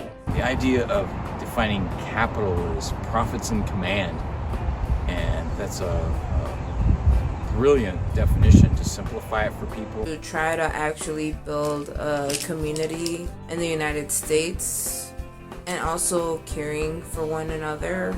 I remember looking over the room And I saw all of the people in that room. It was a packed room. It was almost 150 people. And there was just this energy of acceptance, of goodwill towards other people. And they could just have a good time. And I remember thinking, like, you know, this is for me. You know, I could do this. I'd like to do this for my life. I want to be an anti-imperialist. I was just looking for a real organization, an authentic organization that really wanted to had a positive message and really wanted to build up America. Have friends who are like-minded in the sense of trying to find the answers of becoming a real anti-imperialist. So I found it very enlightening, and I was inspired to start my own chapter of CPI up in Minneapolis. And yes, I was pushed to be a better activist. I was pushed to be more socially oriented. But I was never made to feel like I was a bad person for being the way that I was. The LA group, what a great team of guys. It's just been such a rewarding experience. And I've made some great friends along the way. I remember feeling, for the first time in a long time, like I belonged somewhere. And I was never made to feel like I was a bad person for knowing things. People were interested in talking about the things that I was interested in talking about. And I could speak freely about my opinions, and people were fascinated. He was talking about someone who drew a picture of him, and it was very funny. It was him in a suit and tie, which is what he was wearing, I think, that day that he was streaming. And he had, in this picture, there was him in his red hair that someone had drawn, and he was like, you know, supposedly like yelling, like, ah, you know, and I thought that was hysterical because they really captured the passion, and I think they were trying to be funny, but he showed that picture, and I hope he shows this picture because I think it's hysterical. It's not like sort of old man yells at cloud, but it kind of has an old man yells at cloud energy. But what he was really yelling at, as I got to know him as a person and look at his streams, was that he was yelling at what this country and what imperialism is doing to the rest of the world. And he was really trying to educate people to that effect. And having that level of passion is going to bring out different sides of you that some people may understand, some people may not get. But I certainly did get it because I have the same fiery, passion as well. So in that, we are all kindred spirits at CPI, but certainly seeing Caleb that first time on YouTube, on his live stream, just going off. Mao Zedong, the leader of the Chinese Revolution, in one of his speeches, he said, if a person's political line is incorrect, his very soul is incorrect. Now, that's often misquoted or translated as, if a person has the incorrect political line, it is as if he has no soul. Well, I'm going to say that Mao had it backwards. I would say that it's not that if a person has the incorrect political line that he has no soul. I would say that if someone has no soul, then they have the incorrect political line. That's what I would say. And if we are not espousing optimism and hope, we have the wrong political line, no matter what we say. Their experience with this thing that they call democracy has been death, has been murderous, has been brutal, and what have you. And somebody was commenting that Comrade Traore in Burkina Faso, I think, responded to this issue about democracy and saying, we don't need any democracy, we don't want a democracy. And I don't know how Traore understood that question, how he explained that question. We believe that if you understand democracy, if you understand self-determination as the highest expression of democracy, the example that's most often used in European societies is the Greeks. They talk about ancient Greek democracy. This is the standard. But in ancient Greek, only 20% of the population was free. 80% of the population were enslaved. And so you say democracy is a form of the state.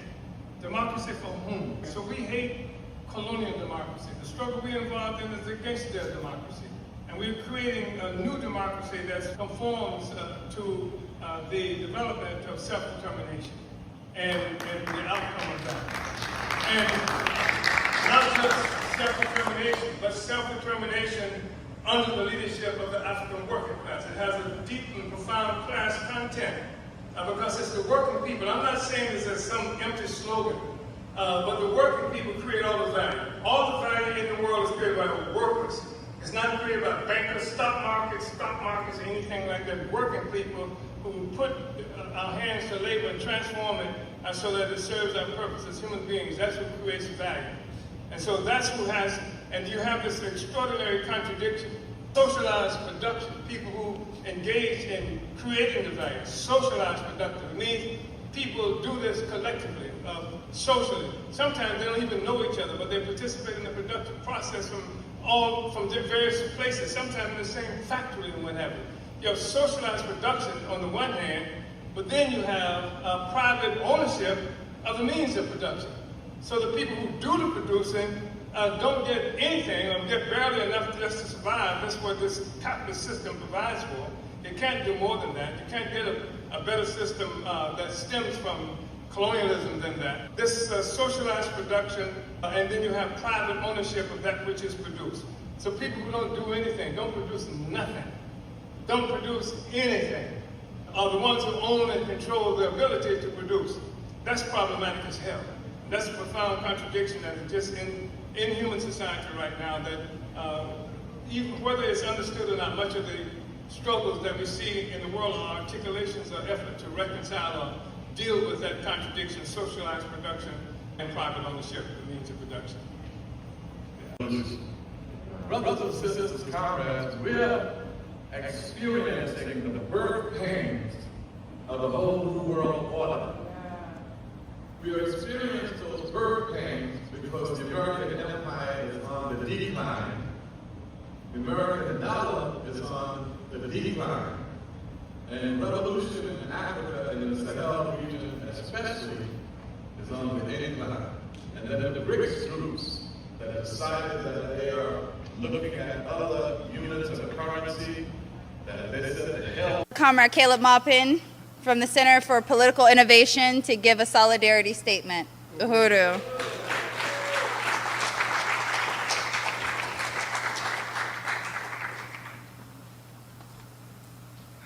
Well, I'm really honored to be here. I was just recently in Russia for a meeting. They're forming a new election observation organization, and I was able to participate in some of the meetings. There were people from all over the world. I want to bring greetings today on behalf of my entire organization, the Center for Political Innovation. I know John McCarthy is watching this from home. He really wishes he could be here, and so I want to bring greetings on behalf of John McCarthy. But in light of the FBI repression this organization has suffered, I want to share something. When I first got politically active, when I was about 19 years old, some of the members of the political group I was with, they decided to take me up to Buffalo, New York, and drive me up to Buffalo, New York. And we went to Buffalo, New York, and we sat in the living room of a woman who was well over 80 years old. And she took out the photo album. And she showed us the pictures from the bad old days of McCarthyism. She showed us a picture of protesting out in front of the steel plant after they had fired every single steel worker that was a member of the Communist Party.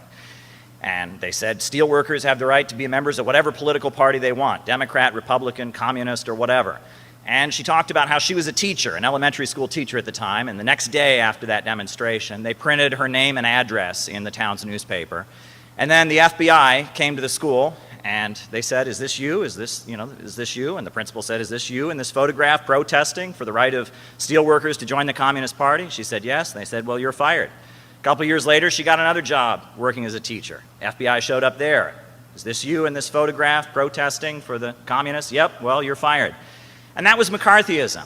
And it was during those bad old days of McCarthyism that members of the Communist Party and other revolutionary organizations went door to door in black neighborhoods all throughout this country with a mimeographed piece of writing that was a report delivered by William L. Patterson called We Charge Genocide, where the Soviet Union gave a platform to the Civil Rights Congress to expose the crimes of the American government against black Americans. And even though the communists were functioning under conditions of illegality, they were able to get millions of copies of We Charge Genocide circulated all throughout the United States. Now, the reason I'm bringing that up is because there's an expression. Have you ever heard the expression, generals fighting the last war? Yeah. Well, that's what's going on right now. Because during the Cold War, during the original Cold War, the strategy of the U.S. imperialists was to accuse the countries that were opposing them of being dictatorships and to say, we believe in democracy and freedom.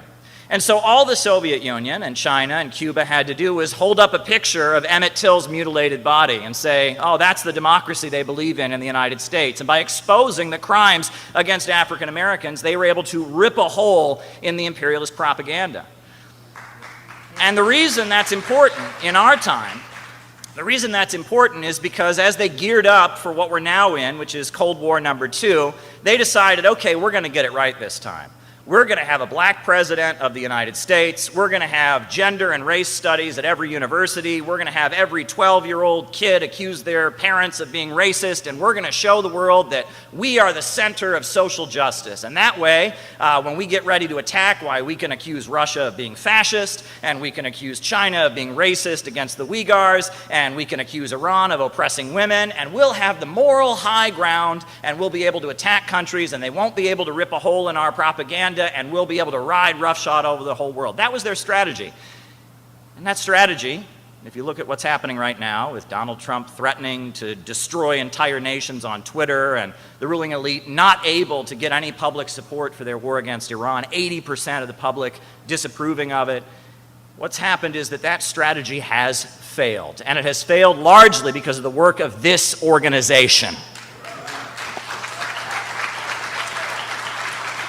By calling out Barack Obama when he was running for president, with electoral campaigns, but largely with real economic development programs. This organization has ripped a hole in the imperialist attempt to give themselves a woke makeover for propaganda purposes around the world. They ripped a complete hole in it. Because with real economic development, if you build a farmer's market, you provide classes to pregnant mothers, that's very, very different than renaming a street, isn't it? That's really, really different than putting up a mural someplace. Those are real changes that they can't deliver within their system. And by exposing their symbolic and their visual activities, you've ripped a hole in their strategy. The truth is, the imperialists, they need the Democrat Party. They need someone to talk nice while they kill you. And they need degrowth. Right? They need drug addiction, they need suicide, they need regulations through which they can control business. The only way their system can survive is with massive depopulation and degrowth. But humanity will not be degrown. Humanity won't be degrown. A great socialist named Wallace Wattles, he said, growth is God expressing himself through human beings. And as you can see across the African continent, the Union of Sahel States, they kicked out the French. They said, we're not going to be degrown. And I see what you're doing here in St. Louis, Missouri, and you're expressing the wishes of the population here that is refusing to be degrown. And you've set a real example, and you've heroically stood up to the FBI. And we at the Center for Political Innovation are in absolute admiration of everything this organization has achieved. We stand with you 100% against the FBI. We'll always be with you. Dare to struggle and dare to win. Thank you very much.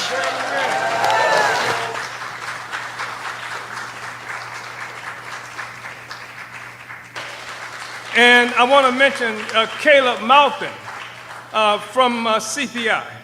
And, you know, I'm just so pleased and proud of this relationship with this comrade because, you know, there are people who told us that we shouldn't work with Caleb and CPI. I don't know how the hell you're going to say that. I mean, when this attack came, CPI, first on the front lines fighting back against the attack that was on us. First out of the gate. And then I saw Comrade Caleb, a video where he was in Russia. And it might have been some youth thing, I'm not sure. But President Putin, Vladimir Putin was on the platform speaking.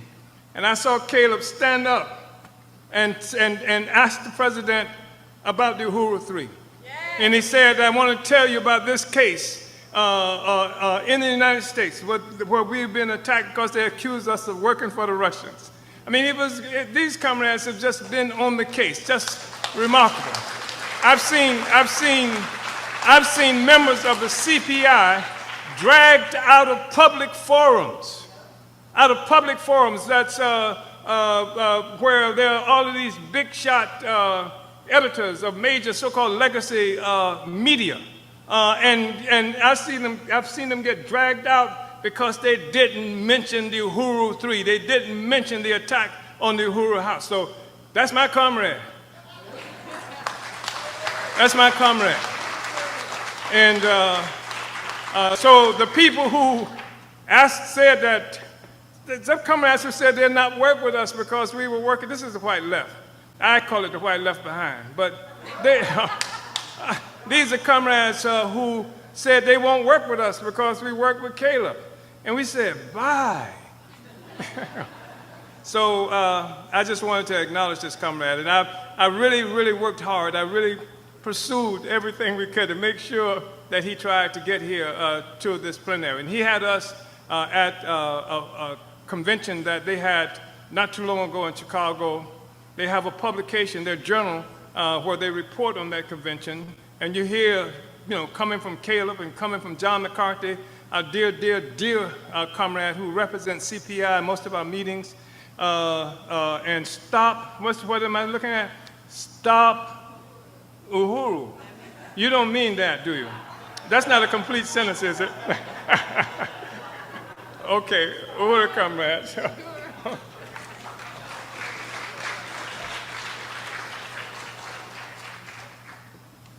Uhuru.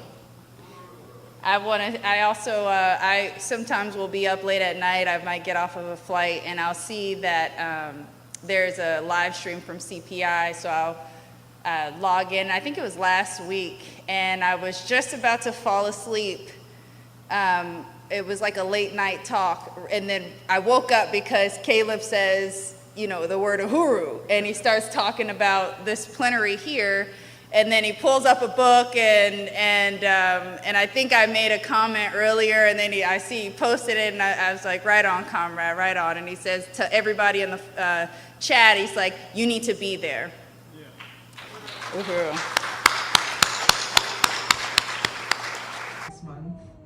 So it's been almost 10 years of my adult life with the movement. I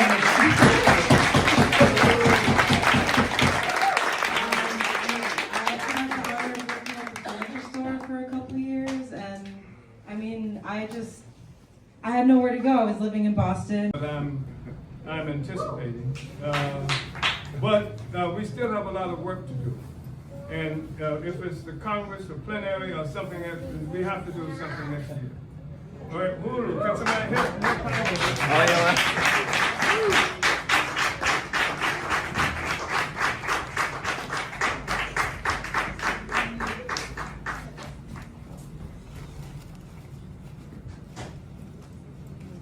By the way,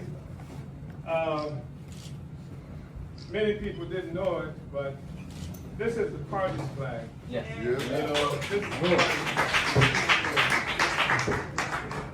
This is Long live Palestine! Free, free Palestine! Free, free Palestine! Free, free Palestine! Free, free Palestine!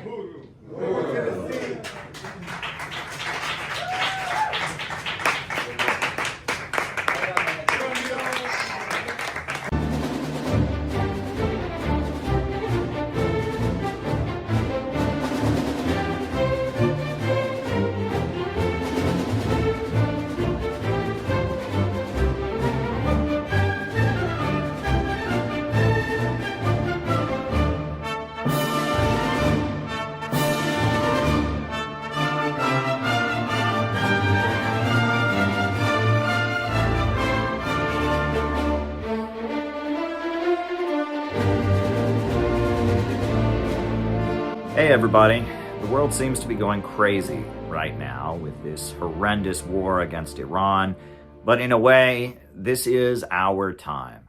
We in the Center for Political Innovation have been preparing for this moment for years. If you look at what we've been talking about on this YouTube channel, all the issues that we have highlighted are now at the center of the global crisis. We distributed a book all over this country about the Houthi movement, Ansar Allah, what they stand for, how in the name of Shia Islam, they are battling against Zionism, imperialism, and austerity, educating people about what the movement around the Middle East aligned with Iran is all about. In addition to that, we've been raising the alarm about the Foreign Agents Registration Act and telling people about how dangerous this piece of legislation is. Now Tucker Carlson is fearing that he could be prosecuted under it.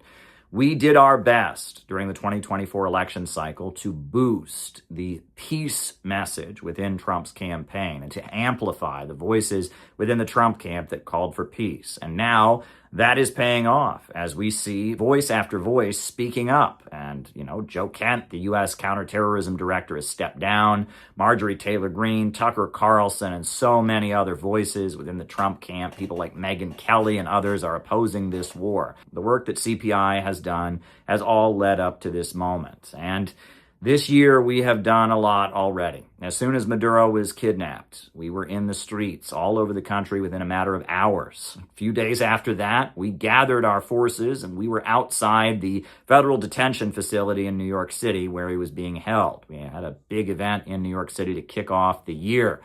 Now, it's also important to note that on February 22nd, we filed a letter with the Islamic Human Rights Council of the Islamic Republic of Iran at the United Nations, urging the United States not to attack. In addition to that, we had a national day of action on February 28th with activists in 8 different cities saying hands off Iran. Now, that further escalated. And recently, we saw our members in the streets of New York City blocking the No Kings parade and having a huge impact because the No Kings organizers wouldn't mention the war against Iran. We made a point of holding up the parade, clashing with marshals, creating a confrontation, and changing the conversation. We had a special event in New York City afterwards with speeches. In addition to that, we've launched a new outreach campaign with Kim Il-sungya, the flower named after Kim Il-sung, a new pamphlet that we're educating people using the flower to open the door to a conversation about anti-imperialism. We had an event recently at the United Nations where I spoke, and at the closing ceremony for Women's History Month, I was able to raise the issue of anti-imperialism as well as not forgetting the crimes of Japan during the Second World War. All of this has happened in just 3 months. You could say that in the first 3 months of 2026, we've done more than we did in whole previous years of our existence. The Center for Political Innovation was created for a moment like this. And as much as it's easy to get frustrated and disappointed with times like this, in a way, as I said at the beginning of the video, this is our time. This is the moment that we were created for. But I've got to say, we need you to be involved. We are in the trenches and we need your backup. We need you to be supporting us because right now we've got a lot of big things on the horizon. Now, I am scheduled to speak at the People's Democratic Uhuru Movement's National Convention on April 17th, and I am trying to figure out how I'm going to pay for my plane tickets. In addition to that, we are planning to have our national convention August 15th in Chicago. We've got an event coming up in New York City on July 2nd to commemorate 250 years since the American Revolution. We've got a lot on our plate because now is the time. Now is the moment when CPI needs to shine. We are a real political movement. We're not a podcast. We're not a form of internet intellectual entertainment. We're a real organization. We've been in the streets. We've been out there with Iranian flags. We've been there with the Uhuru movement from the beginning in ways that no one else has. We are the organization that was created for this very minute. So we need your support. We need you to take the time to send us $10, $50, whatever you can right now to help us get through this next period. Funds are short and we've got a lot on our plate. Some big anti-war operations are being planned.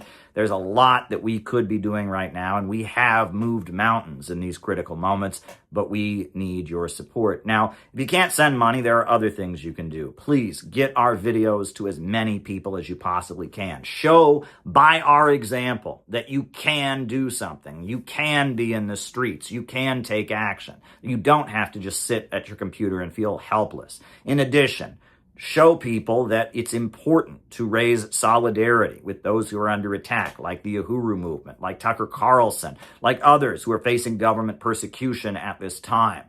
In addition to that, we would really appreciate it if you would become a member of CPI and join our ranks so that you can be involved in these operations. Now is the time. I emphasize endlessly that we need to be optimistic, and we remain optimistic despite the confusion of the current period, despite everything that's coming at us, all the news that's hitting us very quickly. But we need your support. We are in the trenches, and we need your backup now more than ever. Please send us a small contribution so we can continue. It is crunch time, and we need you to be part of what we are doing here in America.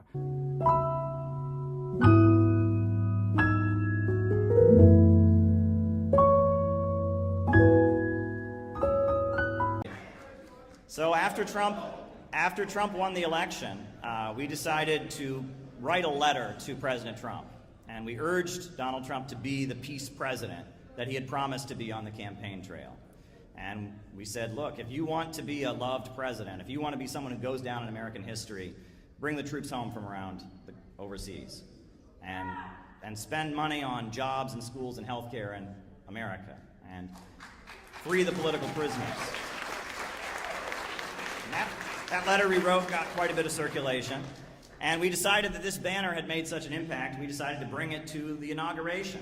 So we went to Donald Trump's inauguration in Washington, D.C., and we had this banner out in front of the Capital One Arena, and we printed a pamphlet called A New Day for America, calling for Trump to be a peace president. We distributed over 2,000 copies of that pamphlet at the inauguration. After Trump was inaugurated, we got a new intelligence director, Tulsi Gabbard. I went to her confirmation hearing in Washington, D.C. I sat in the room as she was answering questions from senators who were just outraged that she had said that we should have peace around the world and end the regime change wars. What's interesting is that according to Epoch Times, Trevor Loudon of the Epoch Times says that Tulsi Gabbard is heavily influenced by the Center for Political Innovation. She also has some connections to the Center for Political Innovation, which is a very pro-Russian outfit run by a man called Caleb Maupin. So, who am I to argue with the Epoch Times, right? So, we did 2 workshops this spring. We did a workshop in Minneapolis and a workshop in Los Angeles. Our workshop in Los Angeles was organized by Dan. Stand up, Dan. Yeah. And it was a great workshop. Dan is very active with Natural Health First and other community groups. He's been a long-time alternative media figure with local access television, etc., in Los Angeles, and it was a great group of people who would never go looking for this message, people that were not the kind of people that would find us on the internet as a weird niche, but rather people who were very new to it and really liked what we had to say. It was a really great workshop. It was some great time, some great music, some great food. And we also had a workshop in Minneapolis. Penny organized our workshop in Minneapolis, which was great. It was really, really exciting. What was great about it was, it was a small workshop. We had about 20 people there, but there were about 15 protesters outside. I have never felt so important. The local Antifa was outside with signs all about me and talking about how much they hated us and internet memes and all of that. I've never felt so important in my life. It was a great moment. It really went to show how what we do is really important. There are forces out there that are watching us and very worried about our pro-peace message catching on with the American people. The fact that there was a crowd of protesters outside trying to shut down our workshop. And Penny did a great job handling that workshop under pressure. Thank you, Penny. Thank you. Another great thing that happened this spring was, well, I guess it wasn't a great thing, but what we did in response, or what was done in response, was great. But NATO had its anniversary celebration in Dayton, Ohio, and we're not thrilled about that. But they decided at the main library in Dayton, Ohio, that they would have a public debate about whether or not the USA should stay in NATO. And the organizers, I guess they made the mistake of picking Jeff Young, our member from Kentucky, to represent the anti-NATO position. And he did a tremendous job. He completely shut down the pro-NATO arguments. It was beautiful. It was absolutely beautiful. And many people heard that anti-war message from our member, our founder of the Kentucky Party, etc. Thank you, Jeff. You did a great job. You did a great job. Now, the bombing of Gaza has continued, and one organization has done more to stand with the Palestinians than any other, and that's the Houthis of Yemen. The Ansar Allah movement of Yemen, they were blocking ships, a picket line in the Red Sea to protect the Palestinians, to insist that until Israel stops its bombing of Gaza, they're going to block ships from going to Israel. So in response to that, we decided that we needed to tell people who the Houthis really are. And so we published in bulk a book that we wrote called Who Are the Houthis and What Are They Fighting For? And we distributed that book in bulk all over the country to tell people about the Ansar Allah movement in Yemen and the history there, and how this movement that is, really the conscience of the whole world standing with the Palestinians, where it came from, their religious origins as Shia Muslims, etc. That was one operation that we carried out. I was recently in Russia. I got to attend the Global Digital Forum, meet with people from many different countries, South Africa and Uganda and Vietnam and China. And there is this whole new economy rising, and it was really an honor to be in Nizhny Novgorod, Russia, to meet people from the New World and kind of be the voice of the side of America that rejects the low-wage police state. One thing we've been making a point of doing lately, in light of very unfortunate events, is standing in solidarity with Iran. And our member Noah Shank has recently started appearing on Press TV as a regular commentator, representing the United States when it comes to Iran. And another thing that we did is a couple weeks ago, we decided to have a demonstration to honor the great African leader Ibrahim Traoré, the leader of Burkina Faso. And this great African leader, he's almost the model of the kind of government we need.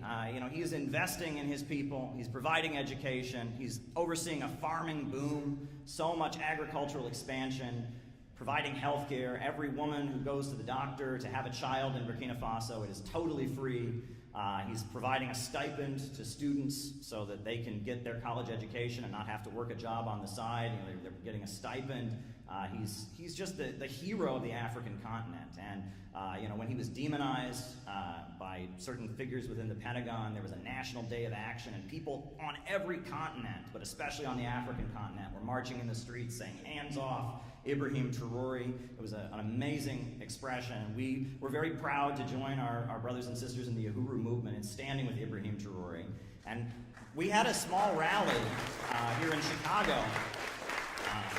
to support Ibrahim Traoré with our banner.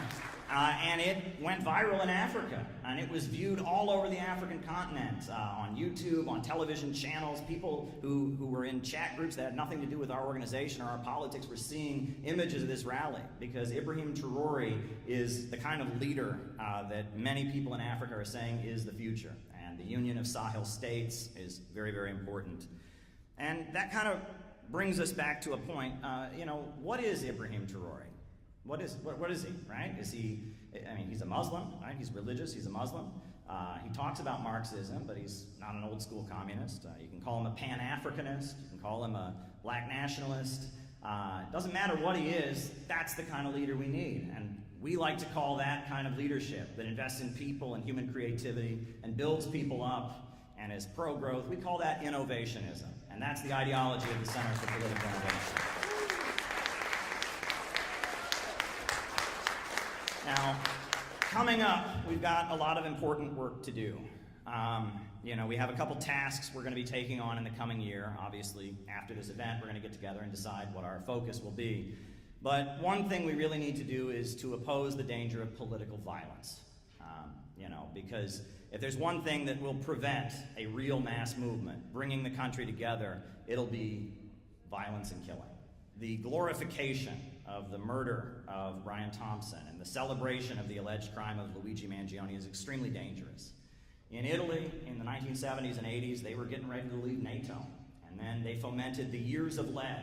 And we know with Operation Gladio, the CIA was funding fascist groups and funding the Red Brigades, and there were kidnappings and killing, and it led to the population being weary and demoralized, and that's why Italy is still in NATO.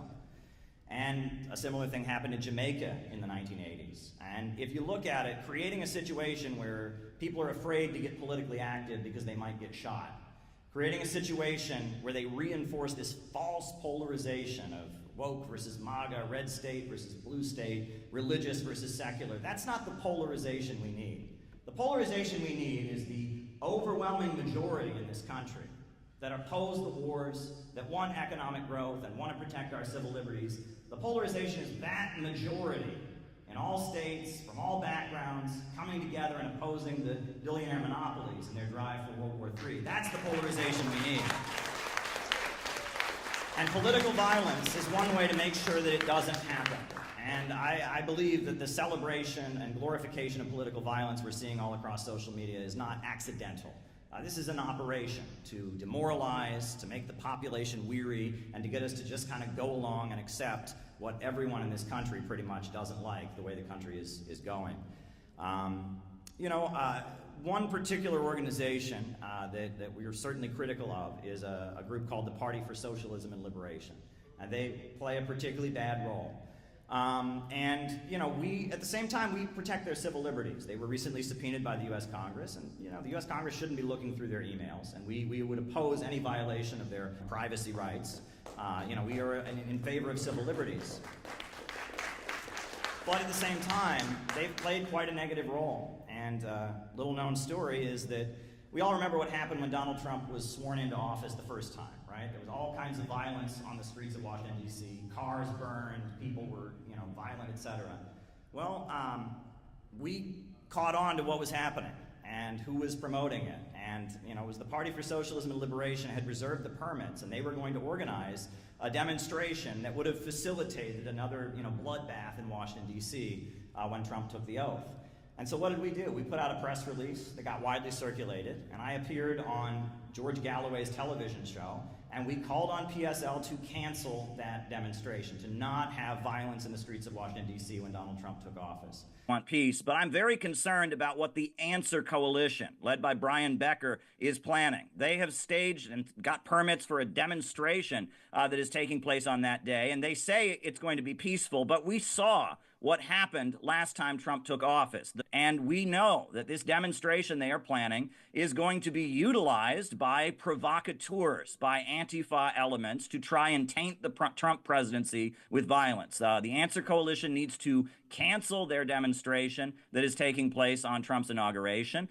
They need to call it off so that they cannot facilitate the provocative actions being planned by the pro-NATO faction of the deep state. So my hope is that the Answer Coalition, which claims to be an anti-war organization, will cancel their demonstration, their rally that is basically going to become a space for provocateurs working on behalf of NATO to destabilize Washington, D.C. If they are truly anti-war, they need to cancel their demonstration. That is my call for the Answer Coalition, for the Palestine activists. They need to call off the provocative demonstration planned for Trump's Inauguration Day.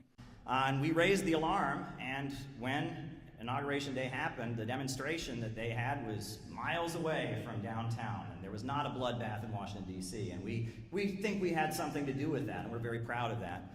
The cold weather probably helped too, but there you go. What we need right now is a movement. Podcasts don't cut it. It's great that people like to talk on the internet. It's great that people like to debate the facts. But what we need right now more than anything is a movement. People coming together to spread anti-imperialism, to figure out how to carry out operations like Peace MAGA or getting the Houthi book out there. We need a movement of people who rely on each other and can work together, can learn together, can be patient with each other, and can get things done.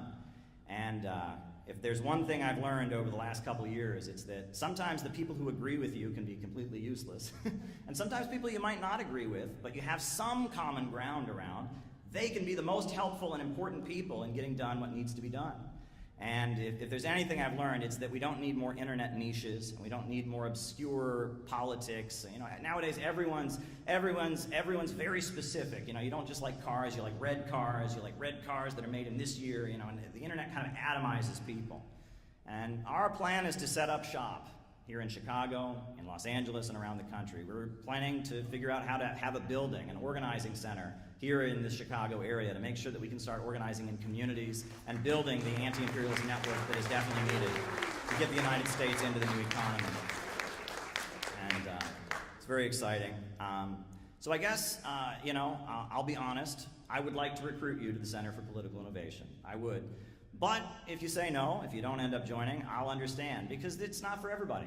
It's not for everybody to get involved in this kind of politics. It takes a level of devotion.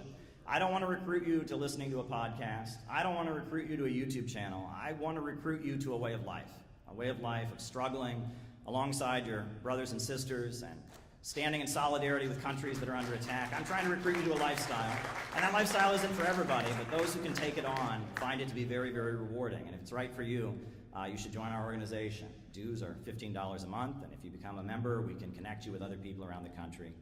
It's very exciting what we're doing. So that's kind of my report about what I had to say here. Now, we are going to hand out some awards, but before we do that, a great dance team from Russia is going to perform. And I guess we're going to have a great dance performance. I think they're called Kalinka USA. And they're going to give us a dance performance. So I guess if they want to make their way up to the stage, we're going to have a dance performance, and then we'll continue with our awards ceremony. So we'll just looking for the dancers. Go ahead. Thank you.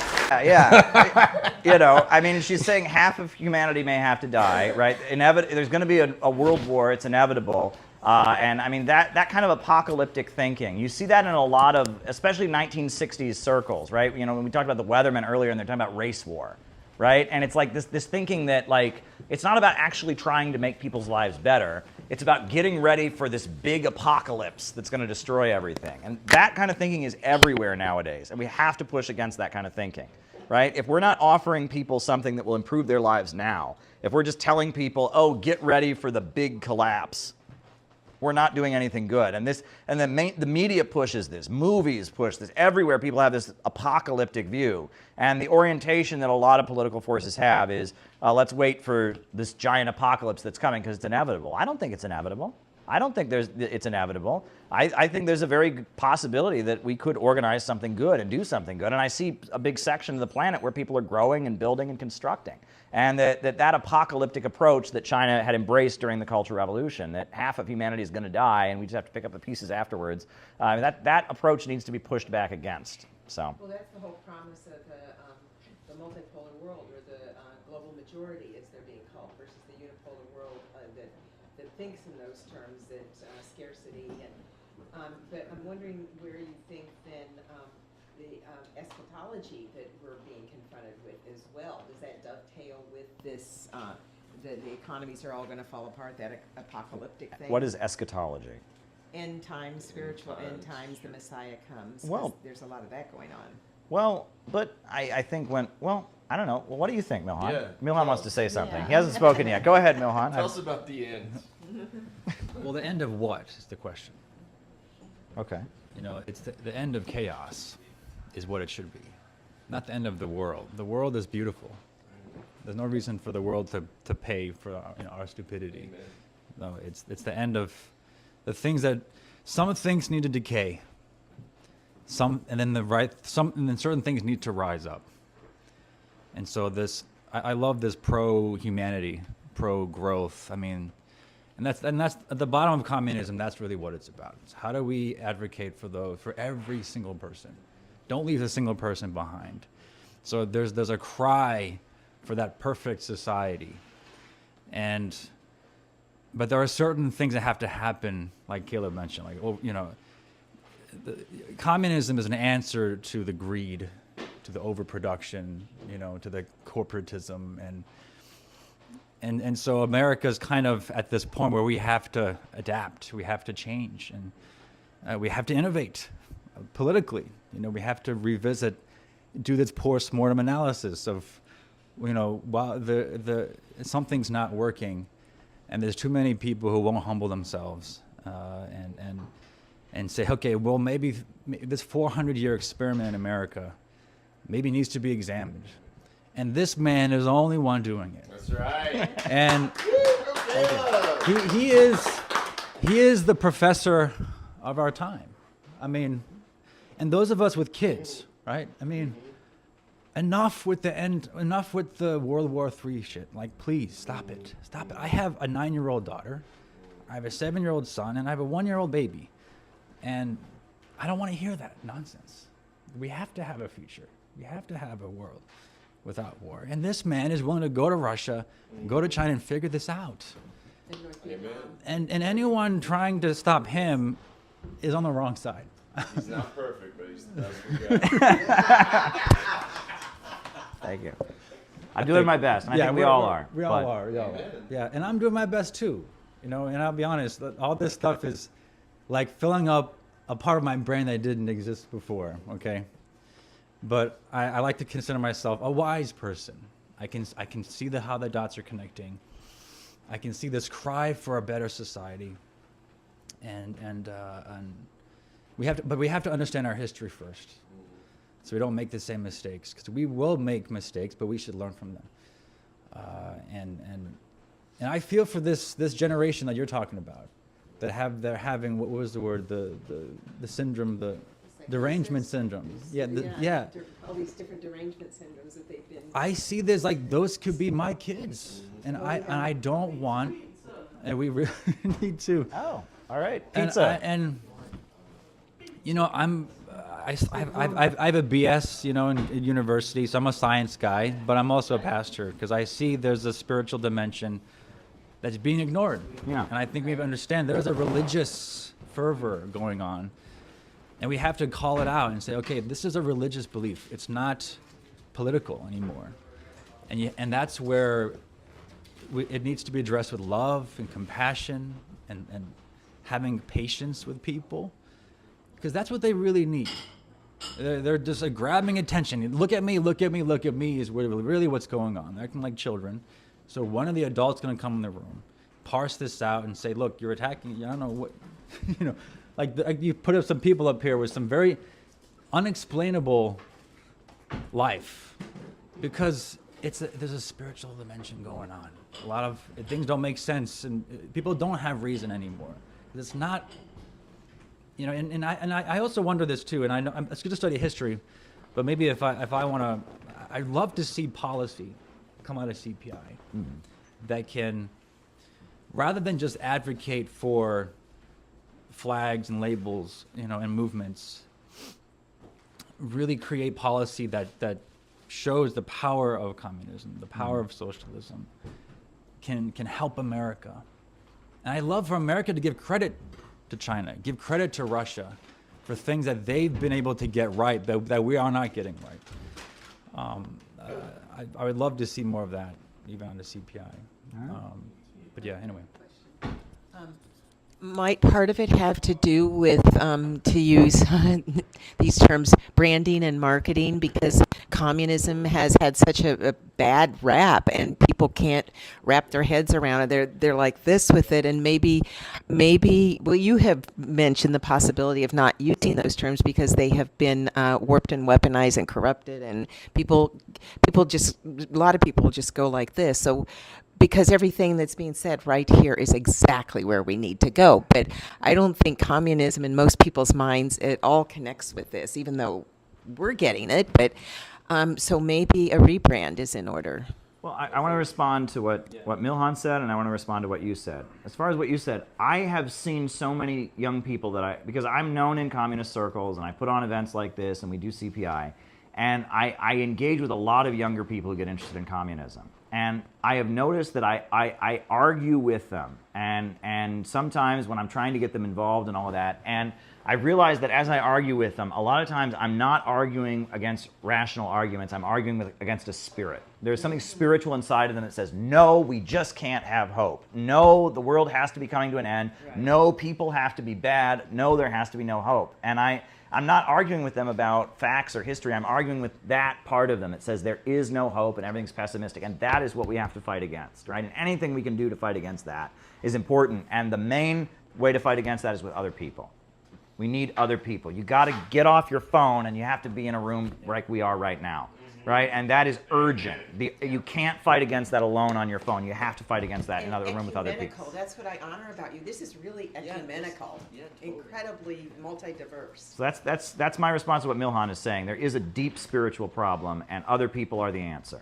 And now, as far as what you're saying about rebranding, I agree with you. And I will say what I said the other night, which is I used to tell people I was a communist, and they would go, oh my gosh, how can you be that? And then I could explain to them, oh, well, I want the banks and the factories and the major industries to work for the people.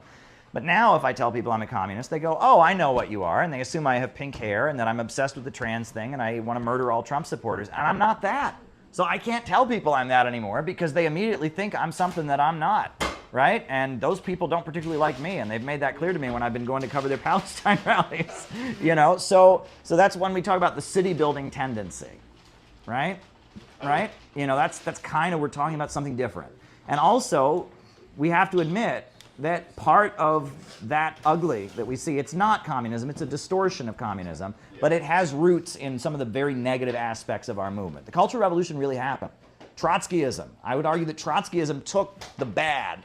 Stalin, in order to build up Russia, he was trying to break with it. But Trotskyism took the bad part and kind of more purified it. And then American intelligence and the CIA really amplified it. And woke is the worst elements of communism taken and blown up into something very bad. And the communist world has learned from the Cold War, and they've improved and they've adjusted, and they've taken the good And if you talk to them, they've built something different, right? And that's kind of how I see things. So when we call ourselves the city building tendency, I tell people Marxism-Leninism is very much the foundation of what I believe. You know, that capitalism has this built-in problem of overproduction that holds back human growth.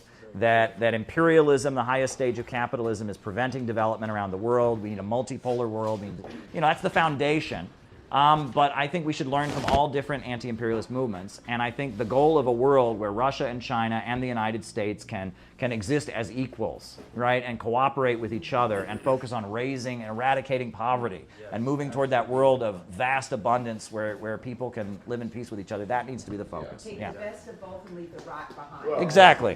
Let it die, and then the right things, the good things come up. I don't think you have to lead with communism, but it's like dishonest to pretend we're not informed by it.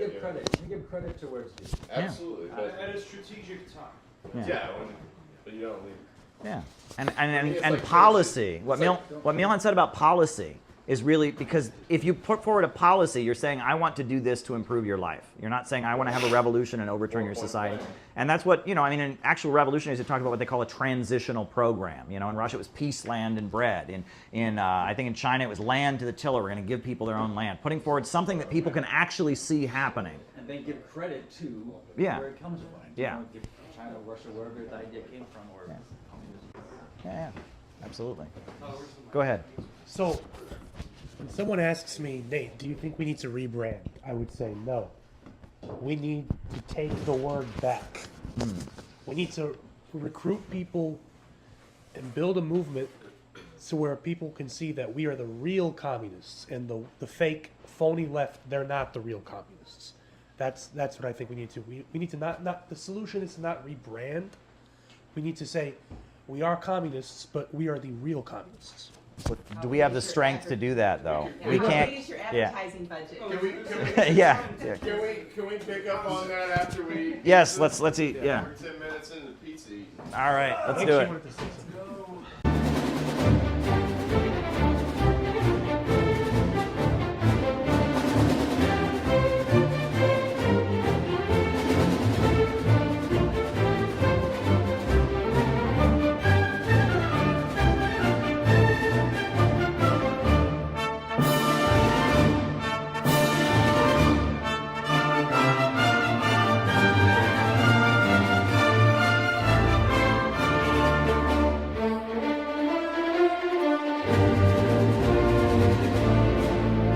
Hey everybody, the world seems to be going crazy right now with this horrendous war against Iran, but in a way, this is our time. We in the Center for Political Innovation have been preparing for this moment for years. If you look at what we've been talking about on this YouTube channel, all the issues that we have highlighted are now at the center of the global crisis. We distributed a book all over this country about the Houthi movement, Ansar Allah, what they stand for, how in the name of Shia Islam they are battling against Zionism, imperialism, and austerity, educating people about what the movement around the Middle East aligned with Iran is all about. In addition to that, we've been raising the alarm about the Foreign Agents Registration Act and telling people about how dangerous this piece of legislation is. Now Tucker Carlson is fearing that he could be prosecuted under it. We did our best during the 2024 election cycle to boost the peace message within Trump's campaign and to amplify the voices within the Trump camp that called for peace. And now that is paying off as we see voice after voice speaking up. And, Joe Kent, the U.S. counterterrorism director, has stepped down. Marjorie Taylor Greene, Tucker Carlson, and so many other voices within the Trump camp, people like Megyn Kelly and others, are opposing this war. The work that CPI has done has all led up to this moment. And this year, we have done a lot already. As soon as Maduro was kidnapped, we were in the streets all over the country within a matter of hours. A few days after that, we gathered our forces and we were outside the federal detention facility in New York City where he was being held. We had a big event in New York City to kick off the year. Now, it's also important to note that on February 22nd, we filed a letter with the Islamic Human Rights Council of the Islamic Republic of Iran at the United Nations, urging the United States not to attack. In addition to that, we had a national day of action on February 28th with activists in 8 different cities saying hands off Iran. Now, that further escalated, and recently we saw our members in the streets of New York City blocking the No Kings parade and having a huge impact because the No Kings organizers wouldn't mention the war against Iran. We made a point of holding up the parade, clashing with marshals, creating a confrontation, and changing the conversation. We had a special event in New York City afterwards with speeches. In addition to that, we've launched a new outreach campaign with Kim Il-sungya, the flower named after Kim Il-sung, a new pamphlet that we're educating people using the flower to open the door to a conversation about anti-imperialism. We had an event recently at the United Nations where I spoke, and at the closing ceremony for Women's History Month, I was able to raise the issue of anti-imperialism as well as not forgetting the crimes of Japan during the Second World War. All of this has happened in just 3 months. You could say that in the first 3 months of 2026, we've done more than we did in whole previous years of our existence. The Center for Political Innovation was created for a moment like this. And as much as it's easy to get frustrated and disappointed with times like this, in a way, as I said at the beginning of the video, this is our time. This is the moment that we were created for.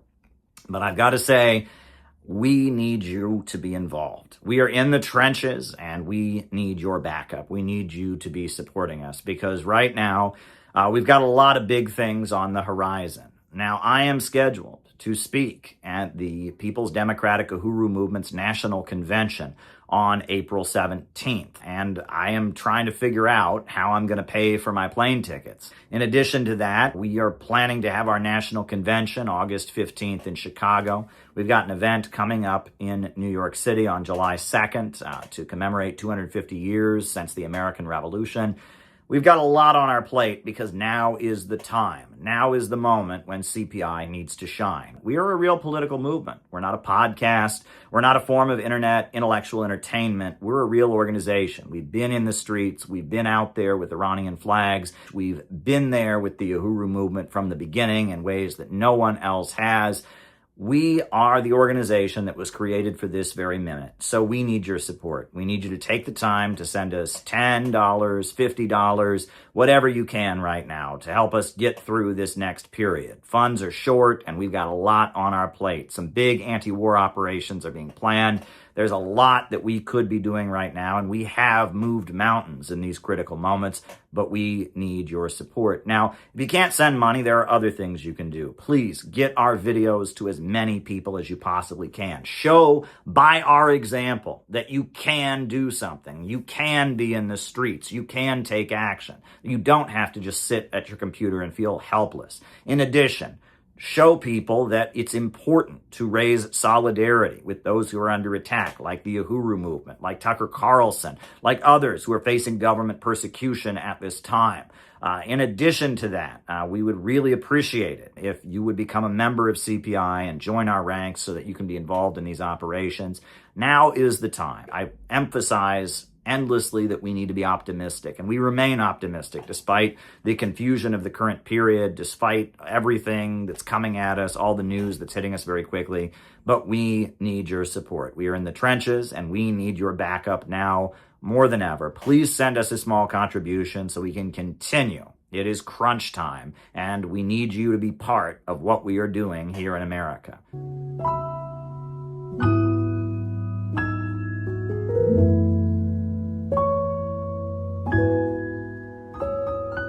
Coming triumph of illiberalism, and I'm just going to tee you up for this because I think that is just where we have to be prepared for it, so we have to know what's coming.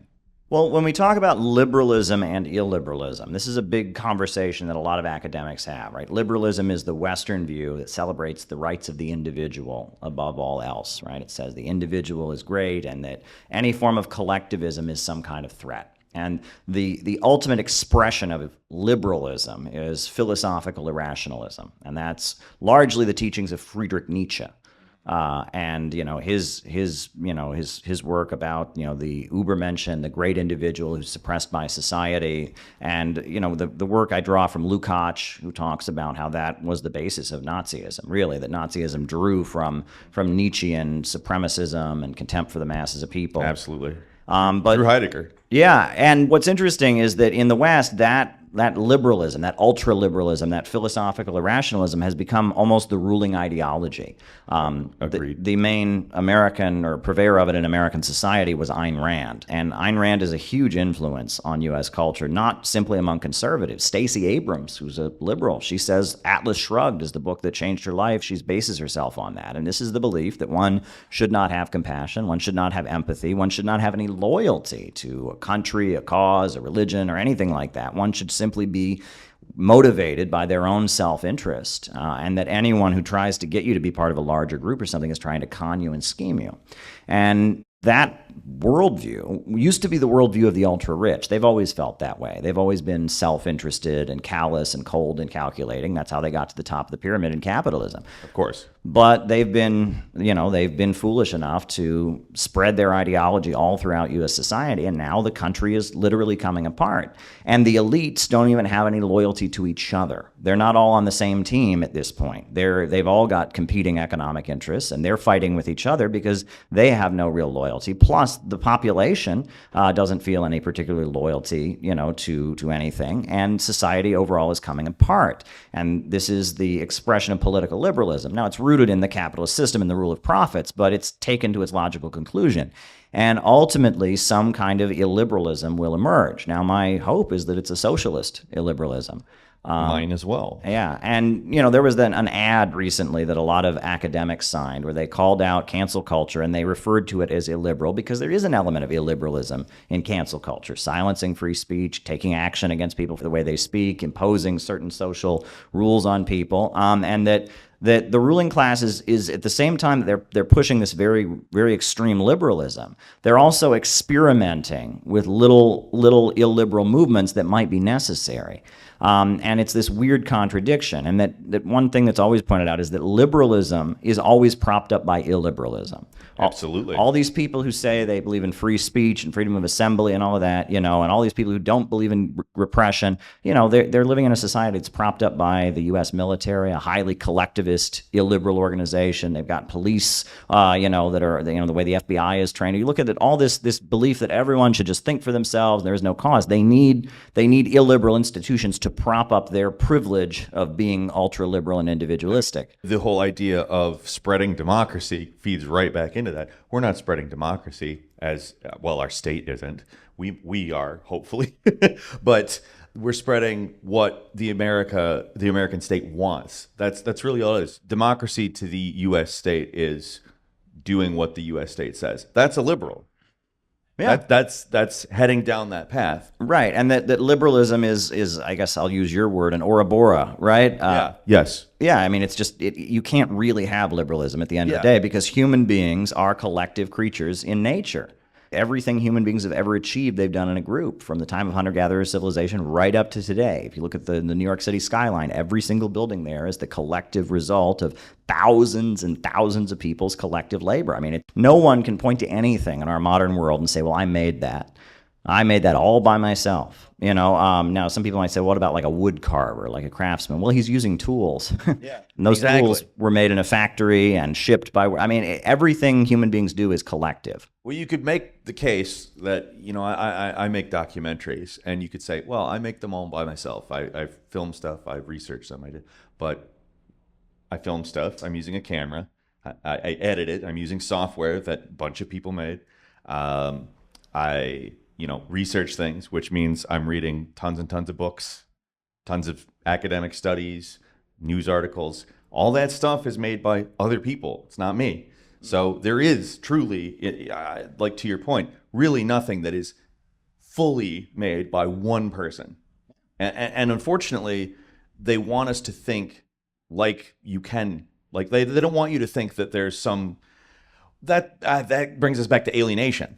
Like ultimately the alienation from the process of producing. You don't understand, you have the specialization of labor. You don't understand where people are in the process. You don't understand that there's somebody other than you in the process. And ultimately that's how they're justifying this market liberalism, which is, of course, it's all fake. It's again, to use the word again, it's an Ouroboros. It's eating its own tail. Yeah, and this is why, ultimately, I do think that the fact that there is an anti-imperialist bloc, and the fact that there are a number of countries now that are tied in with the Belt and Road Initiative, with the Eurasian Economic Union, and with economies that are not run by profits in command, the anarchy of production, the chaos of the market, that lays the basis for there to be divisions within our ruling class. The fact that Jim Rogers was such a big, outspoken supporter of peace with North Korea. And now we also see sections of the military, Tulsi Gabbard is active duty military. Michael Flynn comes out of the military. And these are individuals that don't want to have war with Russia. And they want to get along with Russia. And they seem even also more interested in getting along with China, some of them. And that there are sections of the U.S. financial power structure that realize that their hope is finding an alliance and kind of attaching themselves to this new emerging alternative economy. Guys, this is a pretty big waste. What are all these kids doing? They were all sitting there ready to kill the kids on the other side. It was austere, there wasn't much there. Then I went to the DMZ on the South Korean side, and my main impression was, what a waste. Why don't they just tear this down and let's have a K-pop concert? The bulk of the capitalist class in the United States just wants to make money. And if they just want to make money, why not do business with Russia and China? Why not be part of the explosive, anti-imperialist socialist bloc? But among the ultra monopolies that want to stay in power, they realize the only way they can maintain their monopoly is beating down and grinding the world into poverty. And Russia and China and Cuba and Venezuela and Iran are the biggest threat to that. So there is a division in the ruling class around this issue. And at the end of the day, that division kind of lays the basis for an opening for those of us who do want a better life for working families to enter a strategic alliance and really build up an anti-monopoly coalition. I point out the 4 stars on the Chinese flag represent the block of 4 great classes. Mao understood the proletariat, the working class, was not the majority in China, it was the peasantry, but even the middle class and the national capitalists, those 4 stars on the Chinese flag represent this anti-imperialist or anti-monopoly coalition that Mao built in order to rescue China from imperialism and lead it to socialism. And that's what we should be doing in the United States. That's what William Z. Foster and the Communist Party understood their job was back in the day, to build an anti-monopoly coalition. And that's what we ought to be doing. We ought to be polarizing U.S. society, not around social and cultural issues, but around the issue of the imperialists and building a block of forces that will resist the imperialists. Obviously, we know that that's what you want to do. That is, it's a very general idea, though. What can an individual who is watching this do to move towards that, in whether it's in a very small scale or something they can join that brings us to that on a larger scale? Well, there is a very important, small but growing layer in U.S. politics. The Rage Against the War Machine rally that happened February 19th had a diverse number of speakers. Jimmy Dore spoke, Nick Brana of the People's Party, Max Blumenthal, Tara Reid. This was a diverse coalition that's kind of centered around opposing not just the wars that they wage around the world, but also the low-wage police state they're trying to set up at home. And that is the section of U.S. society. That is the political current that I think we should be pouring all of our energy into. And a lot of it is a break with the left. A lot of it comes out of libertarianism. But ultimately, it's saying we're not going to accept your low-wage police state, and we're not going to accept your march toward World War III. And the woke left hates it, and the traditional neoconservative right wing hates it. And some even in the Trump camp are not completely comfortable with it, but it's a layer that's growing, and they question the vaccine mandates, and they question the lockdowns, and they also question the war drive, and they are opposed to the tech censorship. And now we see with the Twitter files, all the censorship that was going on, and that this is starting to be the basis of some kind of anti-monopoly coalition. So if someone's watching this, that's where you should be putting your energy. That's where you can go and talk to people. And I've also noticed, and this is one thing that's worth pointing out, is that every political current in the United States is being divided right now. The left, obviously there's big divisions, but, among the libertarians, you have the Mises Caucus, they're, taking positions supporting Julian Assange, opposing the tech censorship, but then you have a lot of libertarians who are supporting it, right? And then among conservatives, there's a similar divide. And so we're starting to see a polarization in U.S. society. It's not about what ideology you believe in, but rather what you advocate in the here and now. And anyone can say they're anything. Anyone can say they believe in any ideology, but it's what positions do you take on the actual issues? And that's where the polarization increasingly is. What positions do you take on the actual issues? Are you for Julian Assange or are you against him? Are you for the tech censorship or are you against it? Are you for sending weapons to Ukraine or are you against it? And that's very interesting. And it shows that the kind of coalitions that will emerge to challenge the low-wage police state and the wars are probably going to be very unique and interesting. However, I do believe that Marxism, because it's the ideology that raised millions and hundreds of millions of people out of poverty around the world, and the Chinese Revolution, the Russian Revolution, Bolivarian socialism in Latin America, I think Marxism is going to be an essential part of the anti-monopoly coalition that ultimately breaks the United States out of imperialism and moves the United States toward a healthy, progressive illiberalism where the country comes together and we build ourselves up. So, in short, if there's something you want to do, I would encourage you to join the Center for Political Innovation. That would be a first step. That would be ideal, yes. Yeah, but I would also just encourage you to get involved with the Rage Against the War Machine efforts, with other efforts to promote these ideas, because we are entering a period where most people realize something is deeply wrong with their country. Something's deeply wrong, and they want to do something about it. And they're being told by the elite they should just go along with it. Not only are they being told to go along with it, they're imposed upon to build it. I mean, it's like you're practically required to have a Ukrainian flag. If you have a business or a social institution, I mean, you're practically required to have a Ukrainian flag. They're trying to impose their politics on us, make us carry these things out. And there's a lot of people that just say, I don't want to go along with this. I don't trust you. And we need to speak to those people more than anybody. Well, that's Caleb Maupin. The book, Where is America Going?, is available now. It's great. I would definitely say pick it up, join CPI, and have a very lovely day. Thank you. 10 more jumping jacks and we're good. All right.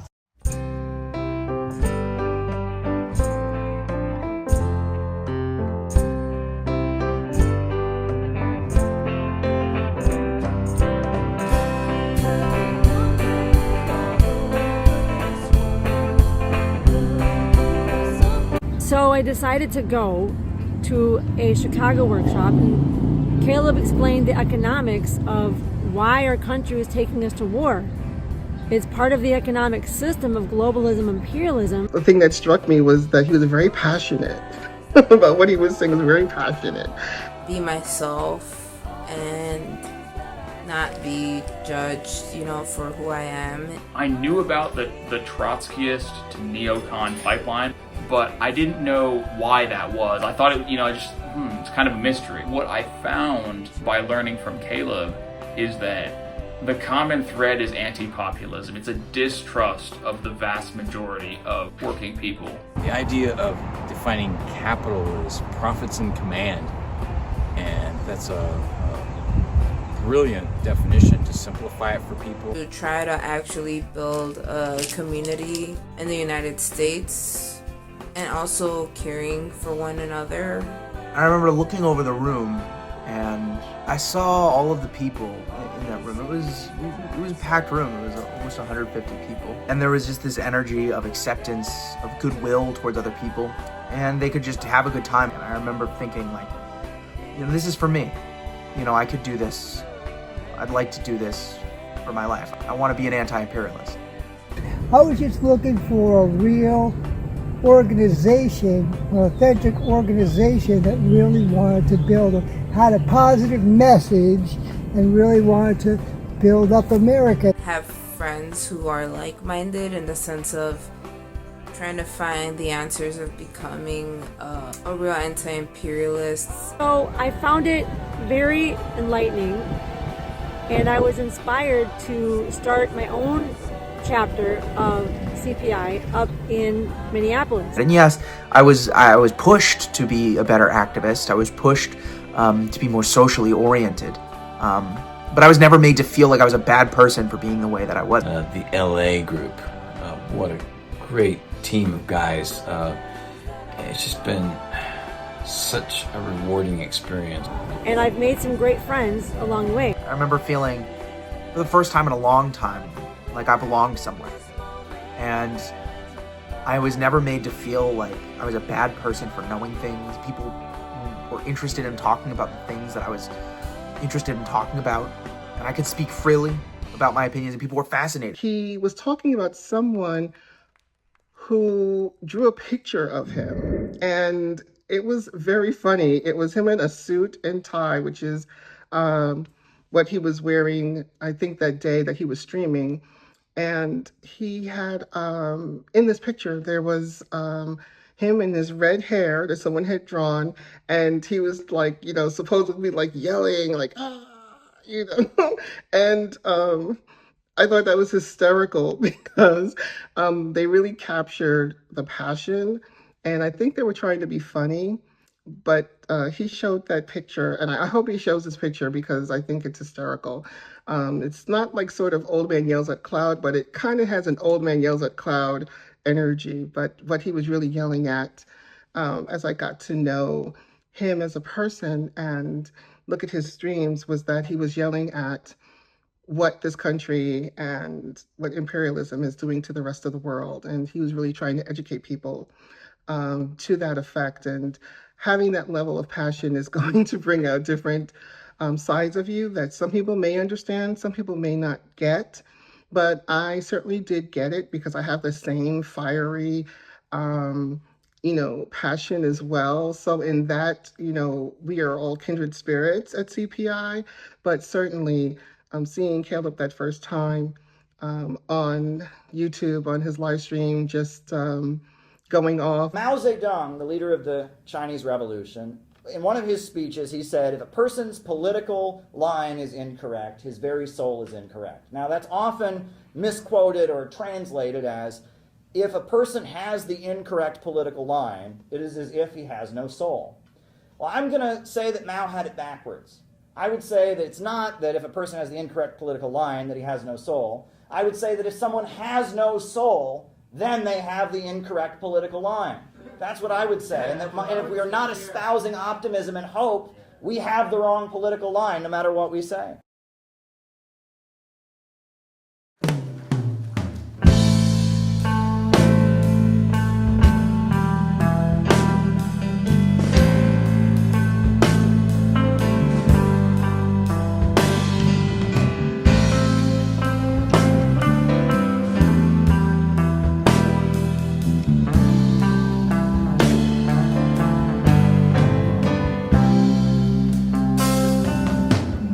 For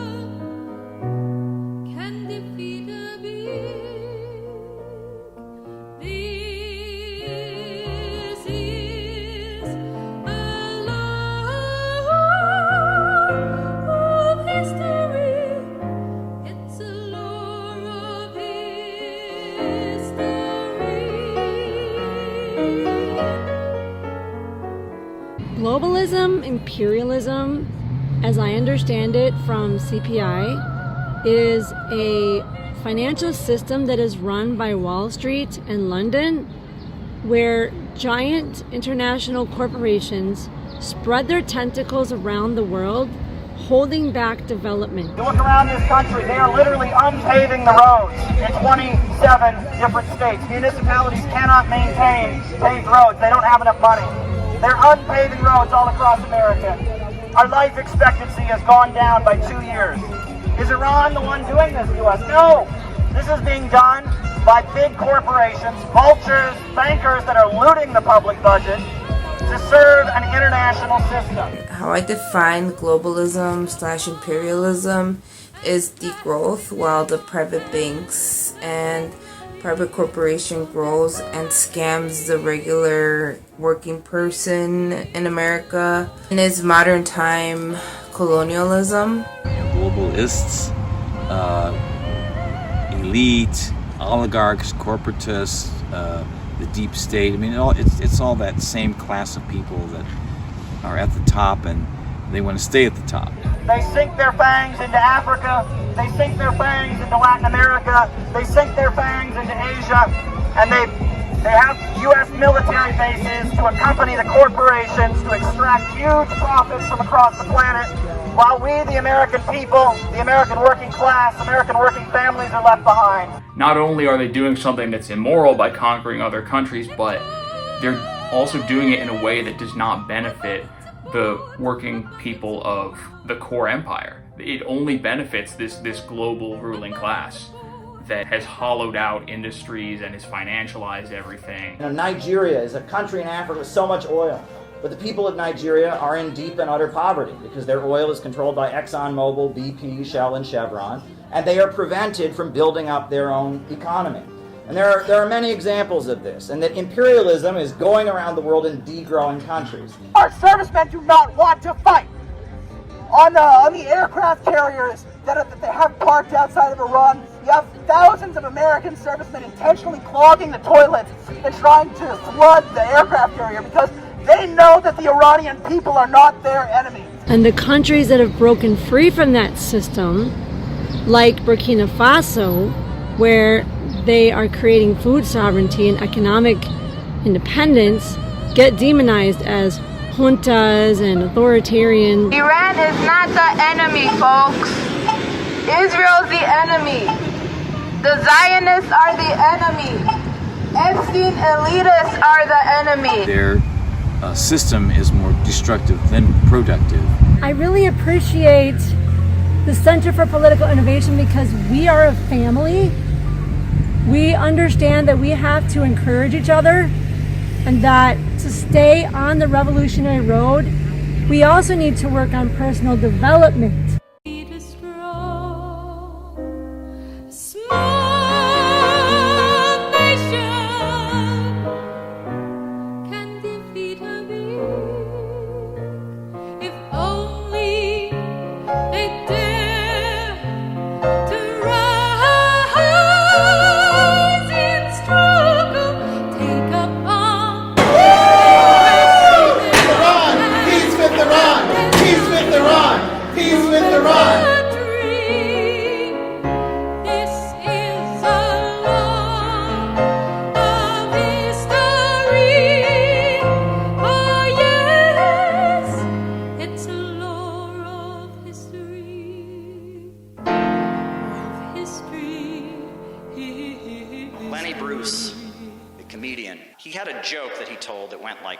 I don't know if you've ever heard it.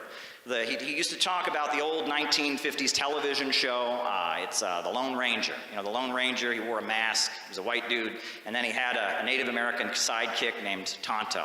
The story goes, the joke of Lenny Bruce is that the Lone Ranger and Tonto were surrounded by a group of Native Americans with their spears ready, pointed out at them, and they were facing the edge of a cliff. There was no escape. And so the Lone Ranger turned to Tonto and said, "Tonto, what are we going to do?" And Tonto said, "What do you mean we, white man?" Well, you think about that joke, I think that's what's ahead for the U.S. ruling class. because they're looking at China rising up, and they're looking at Russia rising up, and they're looking at Venezuela and Iran, and they're turning to the American working class, and they're saying, American working class. I think Joe Biden's saying, American working class, what are we going to do? And the American working class is saying, what do you mean we, Joe Biden? What do you mean we?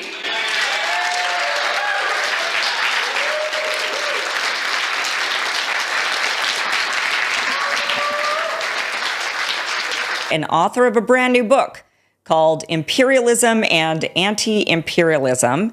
And when I first started flipping through this book, what struck me wasn't necessarily that I agreed with everything in it. In fact, there's plenty of things here that I think people are going to want to challenge. But what I found interesting is that Caleb is trying to answer some really big questions that a lot of us have been wrestling with lately. And what makes the book interesting is that it's not just a collection of Caleb's thoughts on world events. Much of it is drawn from his own experiences over the years, covering international politics, organizing anti-war movements, traveling abroad, questioning U.S. government officials, speaking in countries like Iran, interacting with world leaders, including Vladimir Putin, and even having one of his articles republished in North Korea's state newspaper.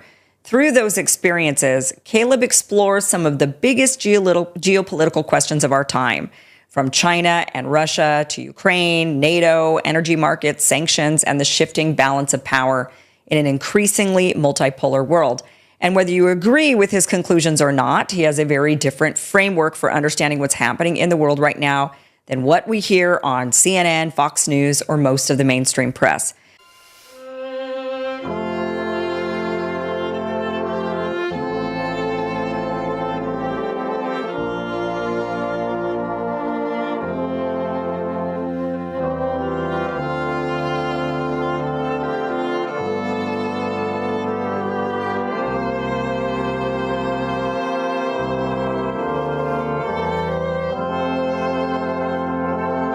I would like to welcome the third speaker, Mr. Caleb Maupin, the founder and director of CPI. Let's welcome.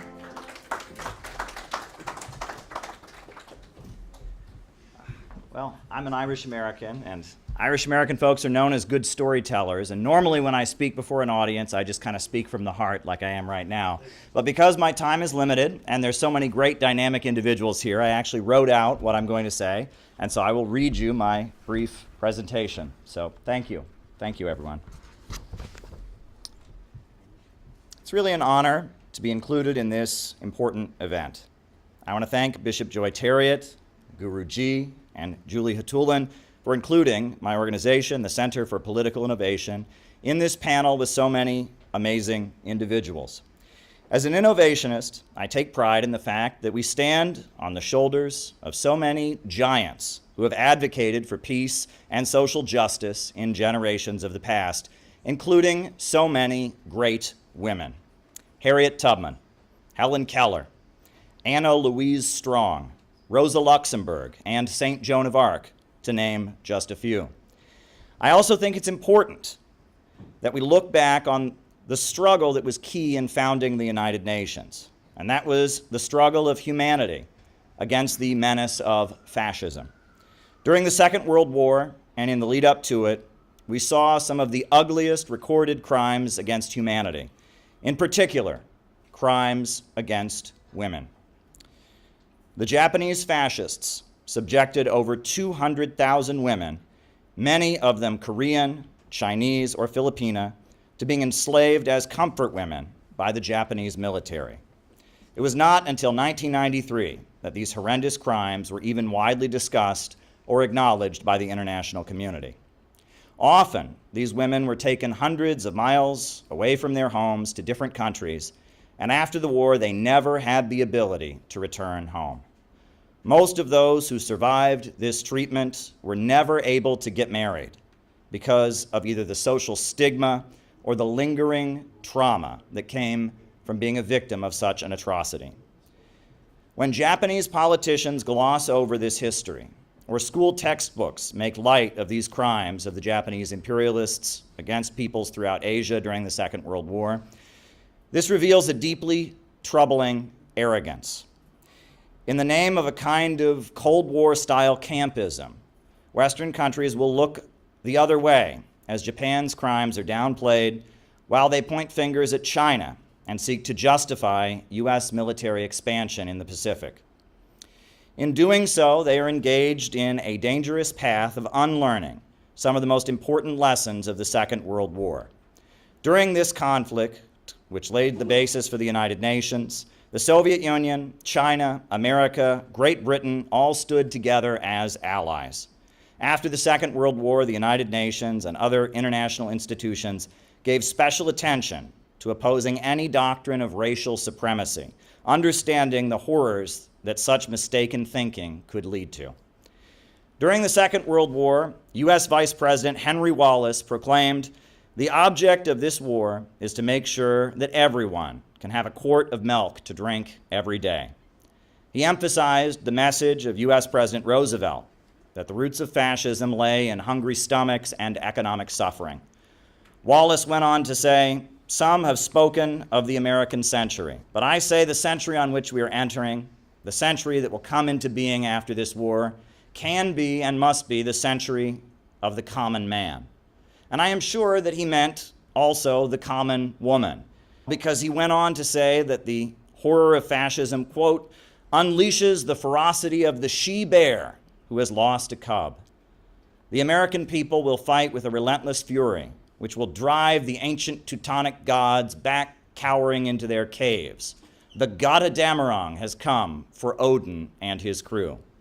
The United Nations was formed to make sure no horrendous event like the Second World War could ever occur again.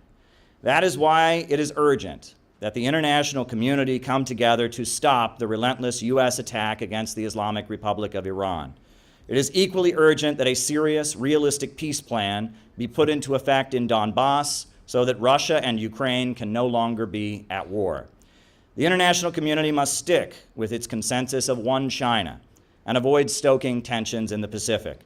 The hope for moving forward toward the peaceful reunification of the Korean Peninsula must be revived.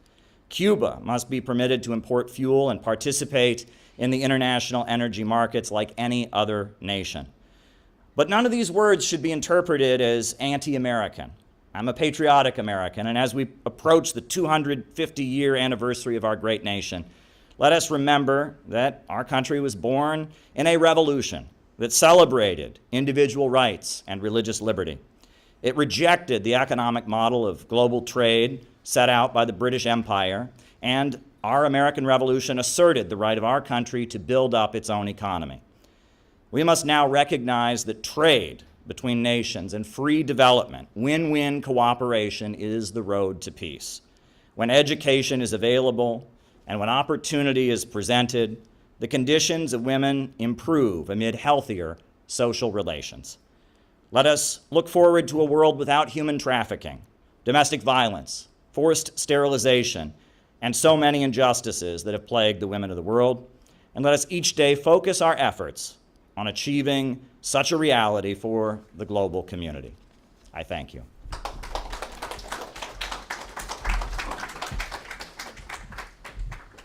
Thank you, Mr. Caleb, for touching the very sensitive issues, comfort women. What a day.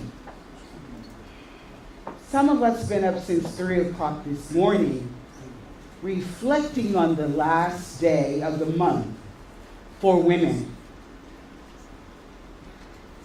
What a day is today. It's a historic day.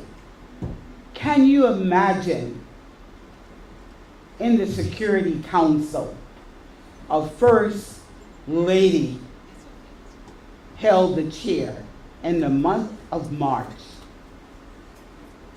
Melania Trump. What a day.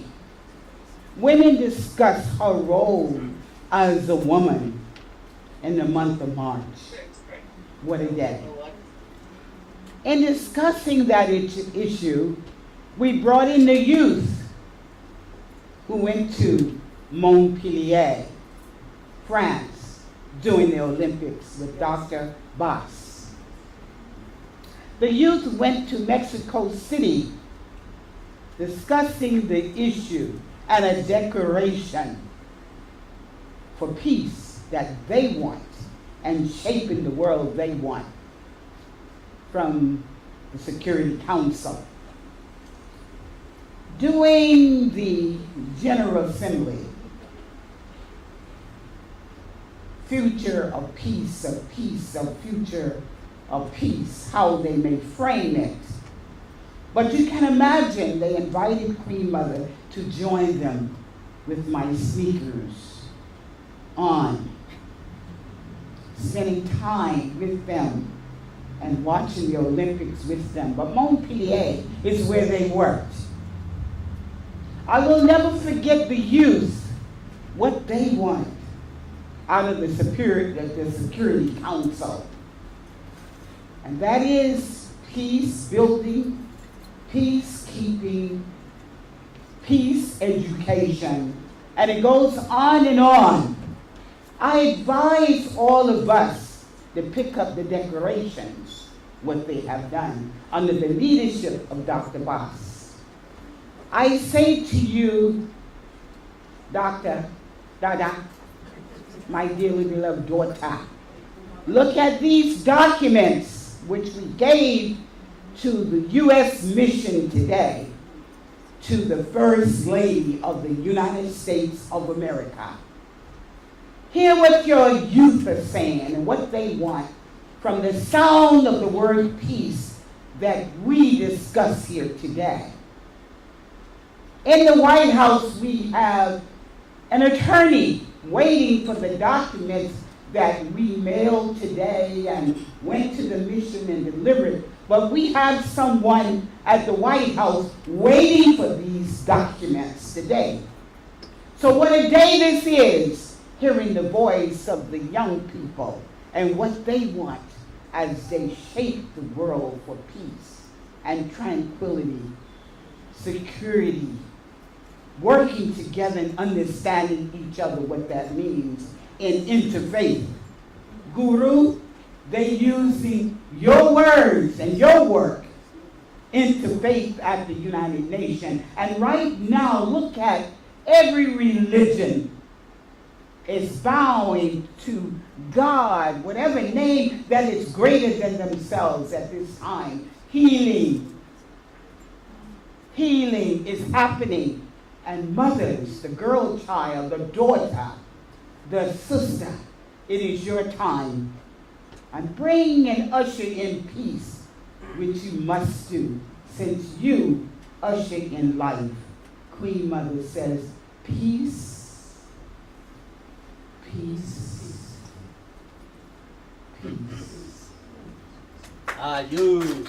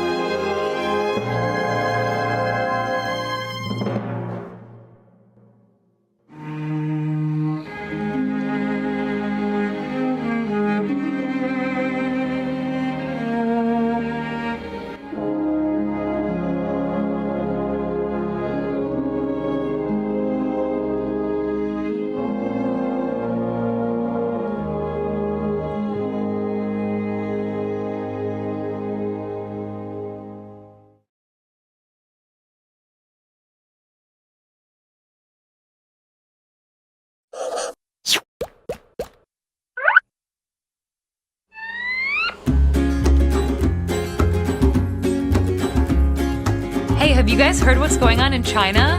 President Xi Jinping's new style? Yes, and there's more. The Shisanu. The what? China's 13th five-year plan. Yeah, the Shisanu. Oh.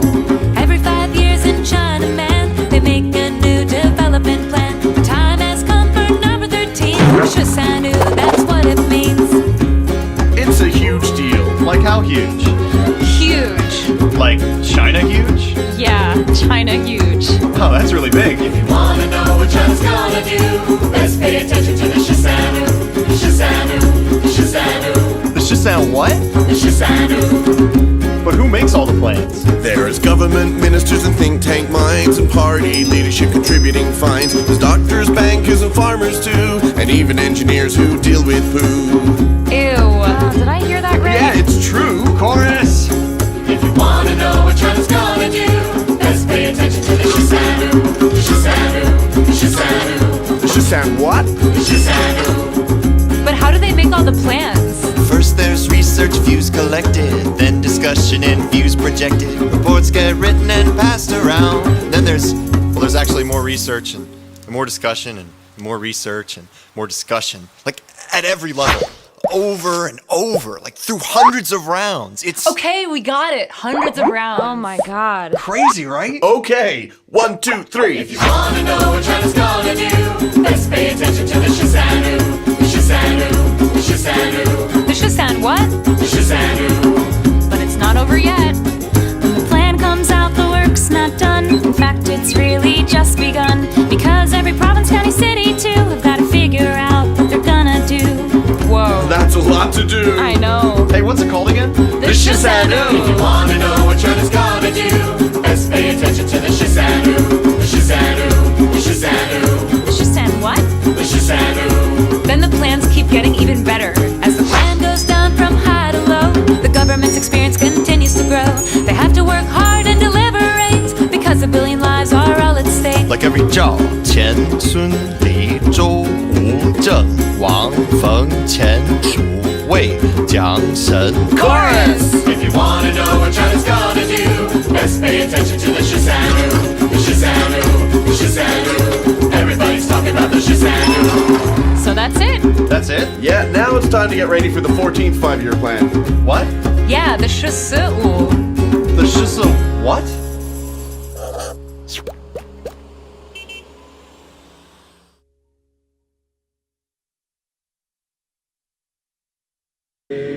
When the earth is owned by labor and there's joy and peace for all, in the commonwealth of toil that is to be. Yeah!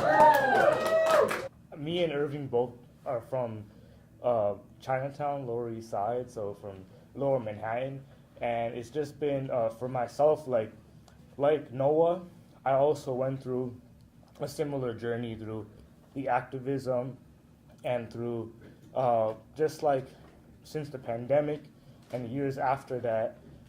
And the tipping point for me was really after October 7 and seeing the genocide unfold and seeing it that so closely to the fact where we can all witness it on social media, on Instagram, in the feeds, and basically even then, like it was like a very pessimistic time, and we saw it unfold 2024 next year, and it just seems like it just got more and more worse. And then you know, it's for me personally, it's the times we're living in now with the recent conflict, like now with between Iran and this country. It's very personal because a bit more about myself is that like my mother, her side of the family. So both of my parents are from Bangladesh. When I grew up in Lower East Side, Chinatown, my mother's side, my grandfather from my mother's side and also my uncle from my mother's side, they were both from Iran and a part of like a province of Iran that's like in the northeast called Khorasan, which is like right next to Afghanistan, modern day right now Afghanistan, and like near that part. And so my mother, when she was part of what Caleb mentioned in his discussion was about how there was a big call to action and a big production within the country after Saddam declared war. The reason why I do what I do is because of my little baby. And I do it because I want to influence him to be anti-war. When we did the thing on February 27th, the no war with Iran, I took him with me and he recorded me, and it's in the video of our CPI YouTube channel, I think. And shortly after, he put something on the, see if I can find it. He put no, war is bad and like our little like furniture thing. So wait, hold up. So he put this, and that's because I'm influencing him, and I'm very proud of, influencing him. So this is why I do what I do, so I could influence the next generation of our children to do activism and to empower themselves and to fight back.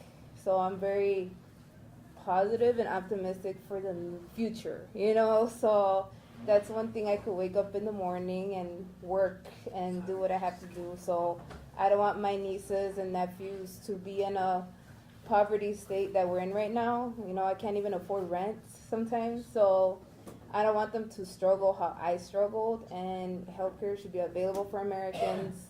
This is for the American working class, and this is why I do what I do, and hopefully we could have more members to join. So I'm kind of happy with all the work we've been doing. So yeah, thank you.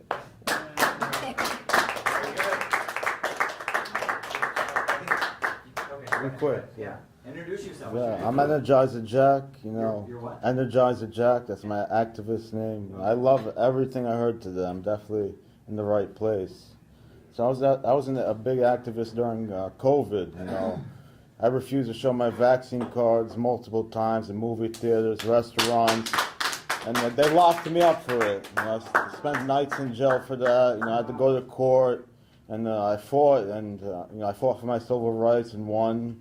And it showed that what they were doing was segregating me because of my medical status. And I was MAGA through and through. I thought Biden was the problem, so I was all Trump, And during Trump's campaign, he told us he'd end wars, he wouldn't start wars, he'd bring peace to the Middle East, And look at us now. He started an illegal war of aggression without congressional approval. We're knee-deep in this war now. It's escalating very quickly, very dangerously. We're further from peace and closer to catastrophe than ever before.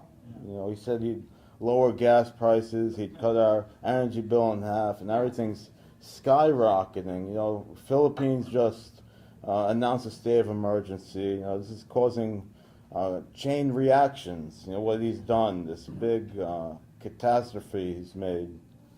And in 1776, ordinary people, they stood up against a tyrant king like Trump, who acted without consent, without representation, without consequence.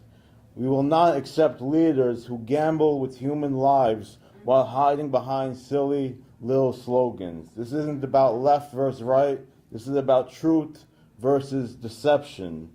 Because a government that could lie us into a war can lie us into anything. And the people who stay silent will get exactly what they deserve.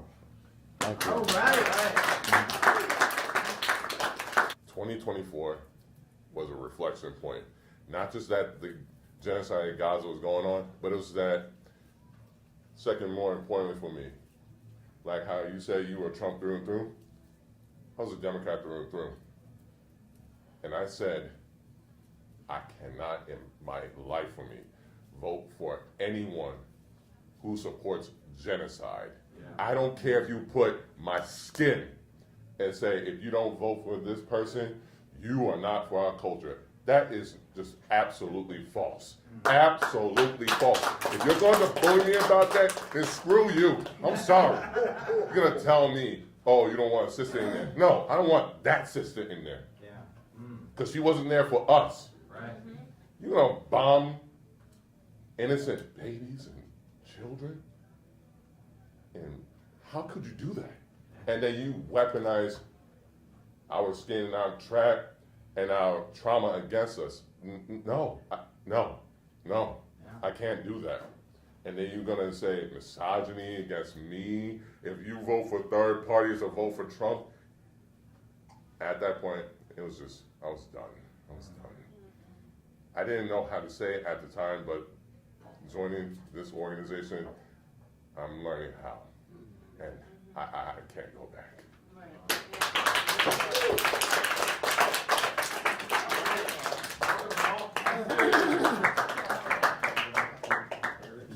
First of all, I would like to really thank CPI, for inviting us. CPI to me is closer, right? Okay. I think that is what we need right now, what the world needs right now. There's a political turmoil, Democrat, Republican, communist, this and that.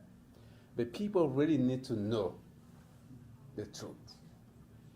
All of these are just the cover, but what's really inside, what's under is the core, is the reality, and that's what impacts really people's life. So, of course, I'm from the Unification Church. That church was founded by Reverend Samuel Moon and his wife, Dr. Hadjahan Moon. They have really made, their entire life, they really struggled for peace in the world and family stability, because they believe that family is really core. And as we say, family is a school of love. It is within the family that we learn all types of love. Children's love, siblings love, conjugal love, parental love. Those 4 types of love are in the family. But right now we need true love to heal the world. What is really missing is that true love. True love is, we don't have true love anymore. Everybody is really pulling on their own and trying to really use and exploit other people. There's no true love in that. True love really serves. So, of course, these founders have really spent their entire life fighting for that, bringing people's awareness, to the core, the essence of what we call God in all different religions.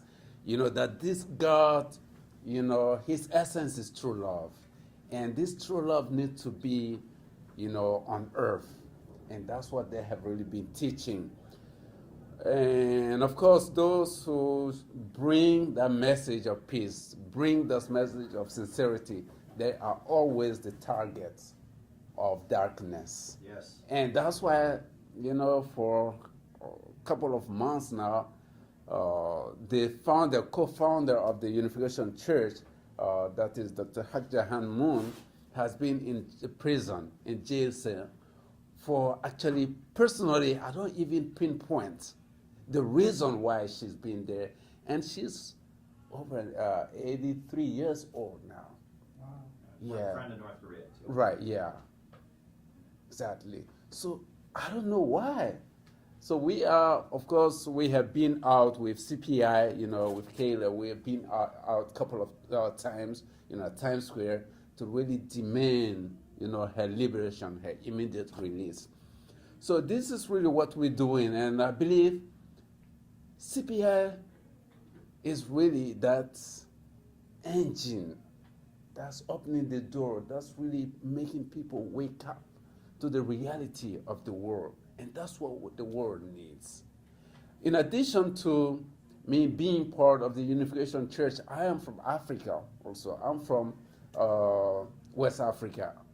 And of course, I'm happy. CPI is one of really the organizations that could really show to the American people the work of this gentleman, Ibrahim Traore.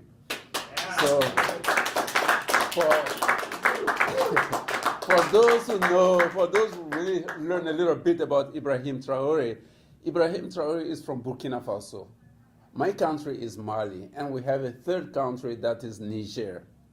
So everything started with my country. You know, we were under colonialism. We got our independence, you know, in 1960s, and then came the post-colonial period. And that was really still the imperialism taking control over Africa. Because, of course, we know that Africa is really the mother continent. We say it's the dark continent. And dark continent means what? Something that's really deep and really complicated to understand. There's so many mysteries. You know, that's really the meaning of the dark continent. And Africa is there. That is really internal. And external, Africa is really one of the richest lands, you know, on the planet Earth. But yet Africa is known as the poorest country. You know, Africans are really seen as the most desperate people that are really identified with civil war, famine, all type of different diseases, you know, and underdevelopment. And anybody would like to really help humanitarian, you just go to Africa. You're welcome. You know, so being the wealthiest land, but yet Africans are the poorest people, the most miserable people. So because of what? You know, since after colonialism, you know, there has never been any real plan for the development of Africa. You know, it has been helped, underdeveloped, you know, by the imperialism.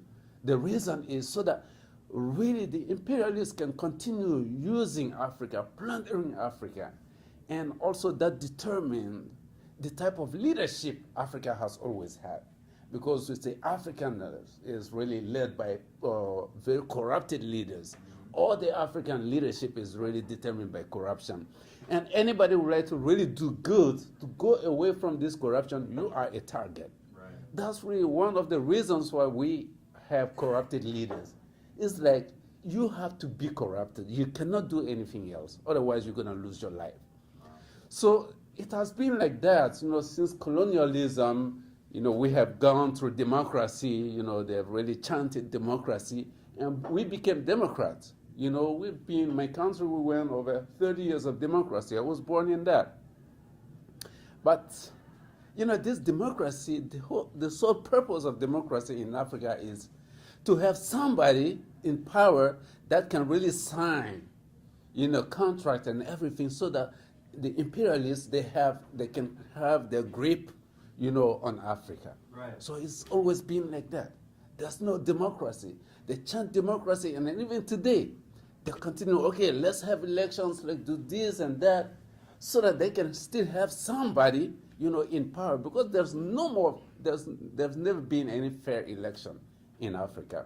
Because once there's the system, once there's the what we call election, so that's the way for the imperialists to just choose somebody to say, so even if the person has 0 vote, because they have chosen this one, he's going to be the president. So that's the type of democracy Africa has. But, you know, now from that type of democracy, the system has been to come back to Africa again, to actually seize Africa, to actually settle, to really take control over everything. You know, through the sending of the military and everything. So that is why these presidents, the 3 presidents right now in the Sahel state countries, like Assimi Goïta from Mali and Ibrahim Traore, Burkina Faso, and Abdraman Chani from Niger, they were all special forces, you know, fighting on the front line. They spent like 10 years, you know, fighting, you know, on the front line. So through that, they've really studied the nature of the wars that was going on, because it has been manifested like terrorism, like jihadism, but actually it's not that. The real reason is that this is the imperialist new way to move right now. So since they've understood that, they came back to really take over the presidency, to remove those so-called elected presidents, you know, to take over and really start building, you know, Africa, truly. And And it started, that really movement started in Mali, with Assimi Goïta. Yeah.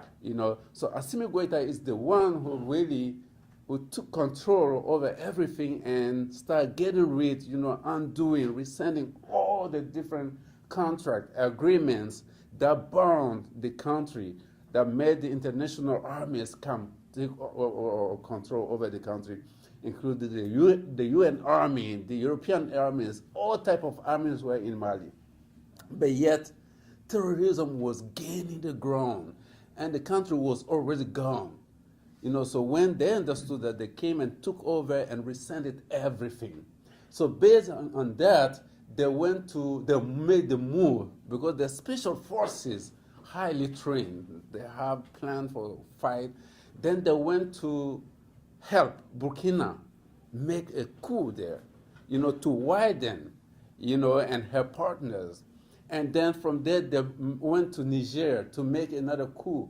So the core, is really this Assimi Goïta.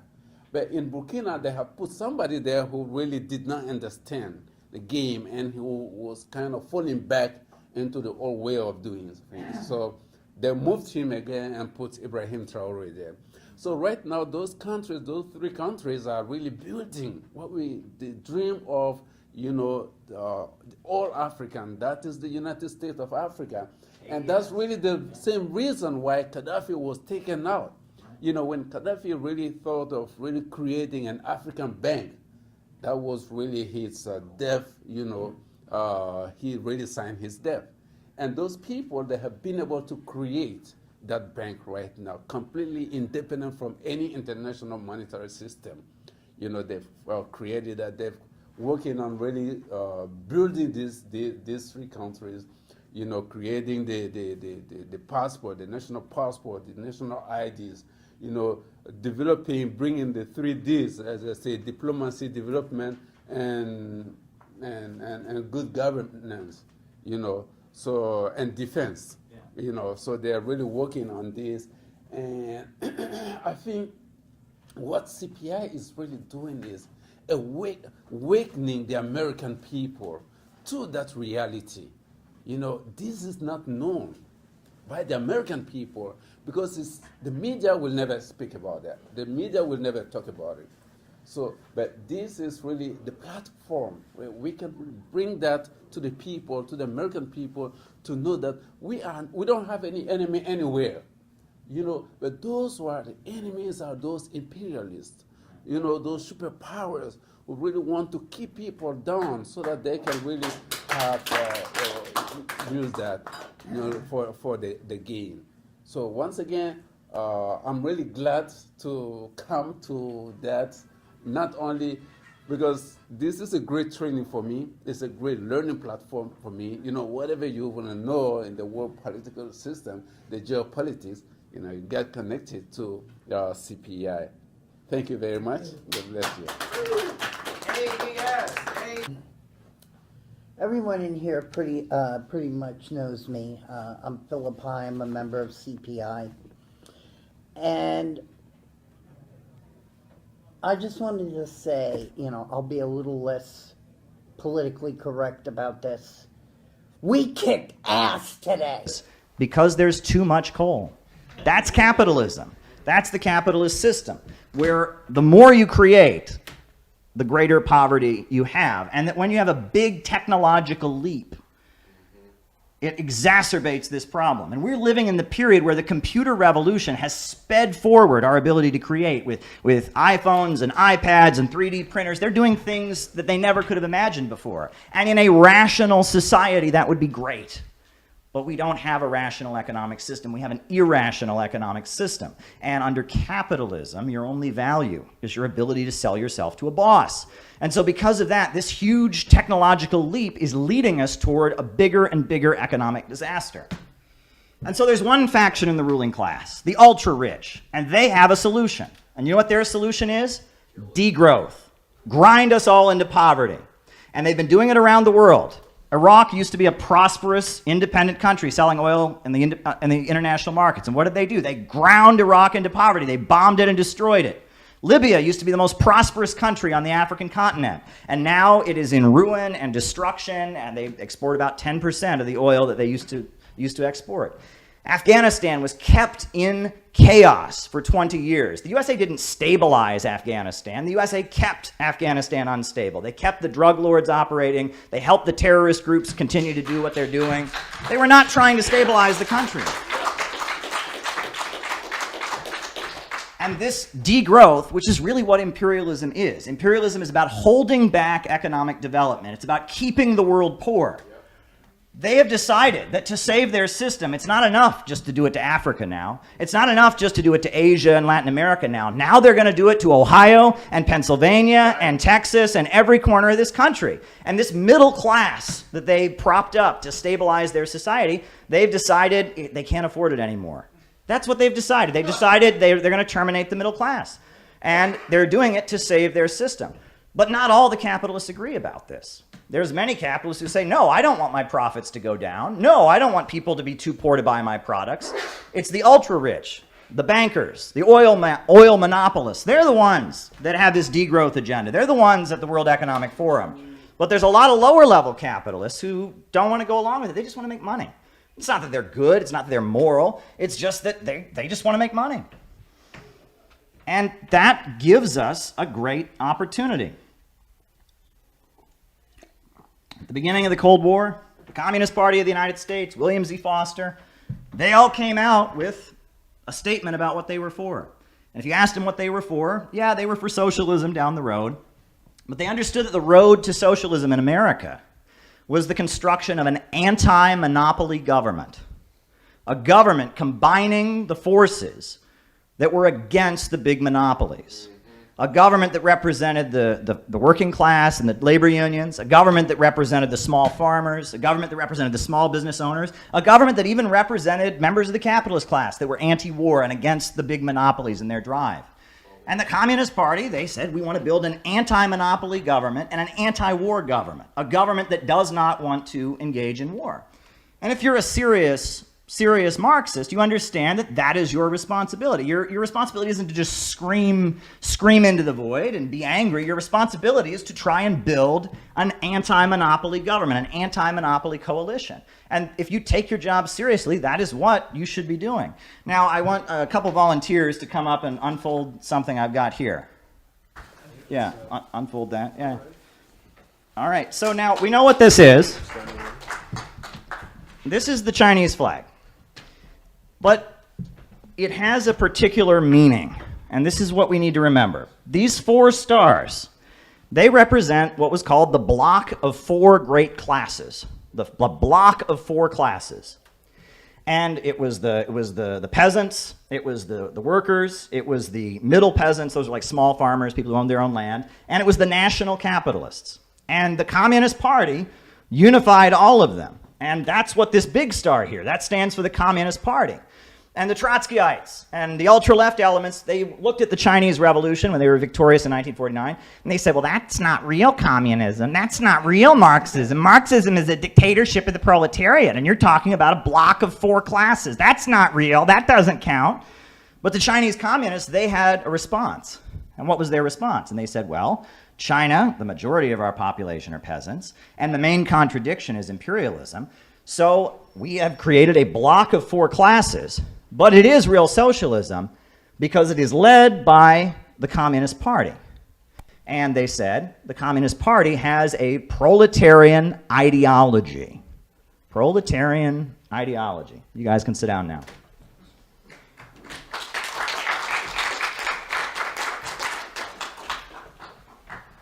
Where does the word proletarian come from?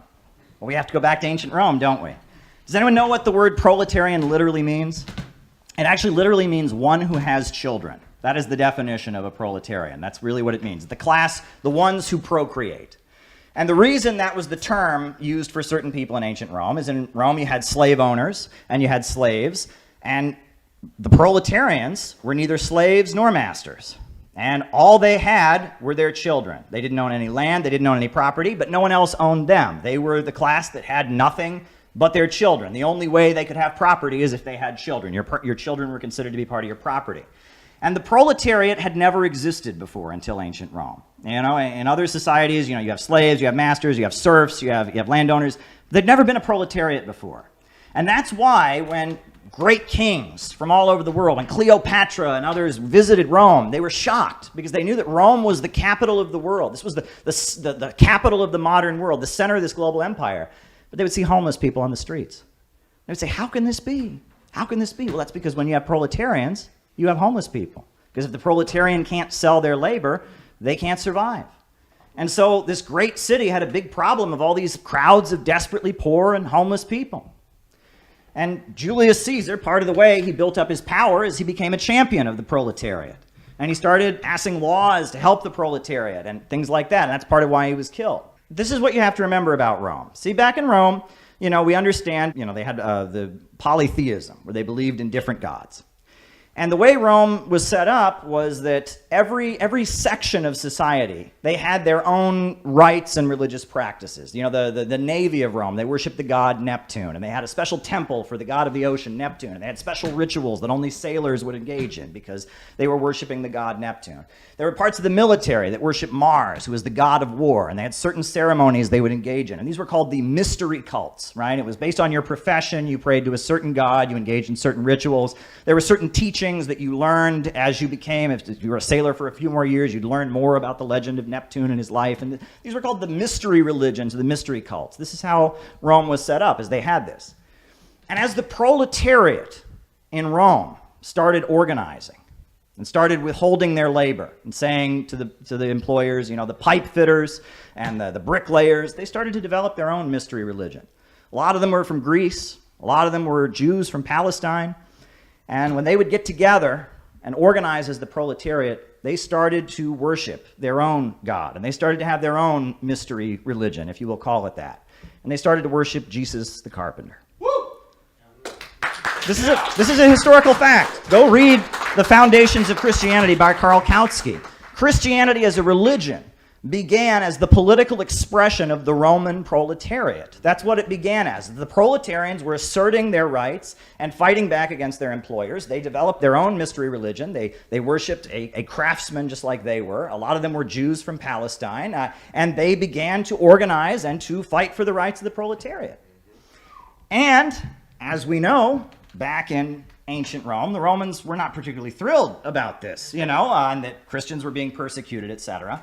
But after the Christians continued, and after so many of them had been fed to lions, and so many of them had been burned at the stake, and it still existed, there started to be some within the Roman ruling elite who started to say, well, you know, maybe there's parts of this Christianity thing that we can co-opt for ourselves. You know, we have this problem with homeless children. These Christians, they build orphanages. So maybe we could like find some good Christians to build orphanages and deal with this homeless children problem, you know? And all over the empire, you know, we have all these people fighting against us. And when they rally against us, they always have their own God they rally around. But these Christians, they believe in only one God. So we could outlaw all the other gods and just have one God. And so you saw Christianity being co-opted and adjusted and taken from being a revolutionary movement and turned into a mechanism for stabilizing the empire. And the Christians, when the early Christians were talking, they were talking about how one day Jesus was going to return and he was going to tear down the empire. And they were going to create a society where the last shall be first and the first shall be last. And those who were loyal reigned for 1,000 years. However, as Christianity was getting watered down and adjusted, it started to become, well, you know, you should obey the Roman Empire because, you know, look ahead to the next life. Think about the next life, you know, be obedient and submissive. And Christianity was being watered down and adjusted to serve the needs of the Roman Empire.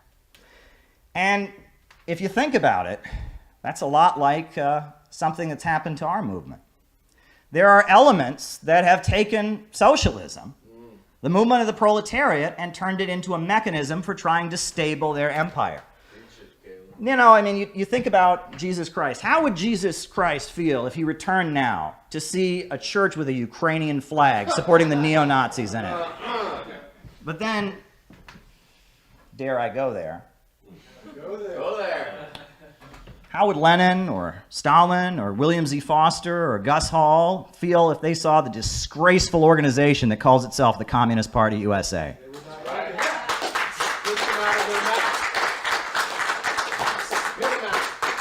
So much evil is being done in the name of our movement right now.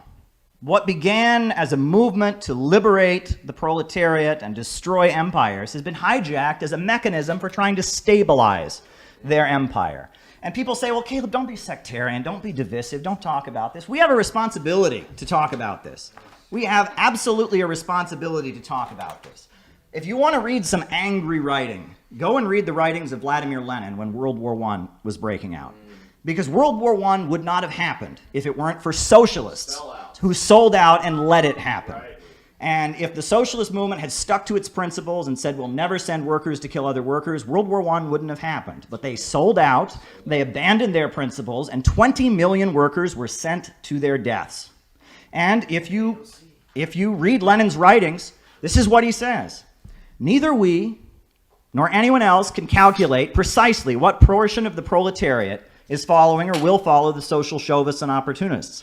This will be revealed only by the struggle, and it will be definitely decided only by the socialist revolution.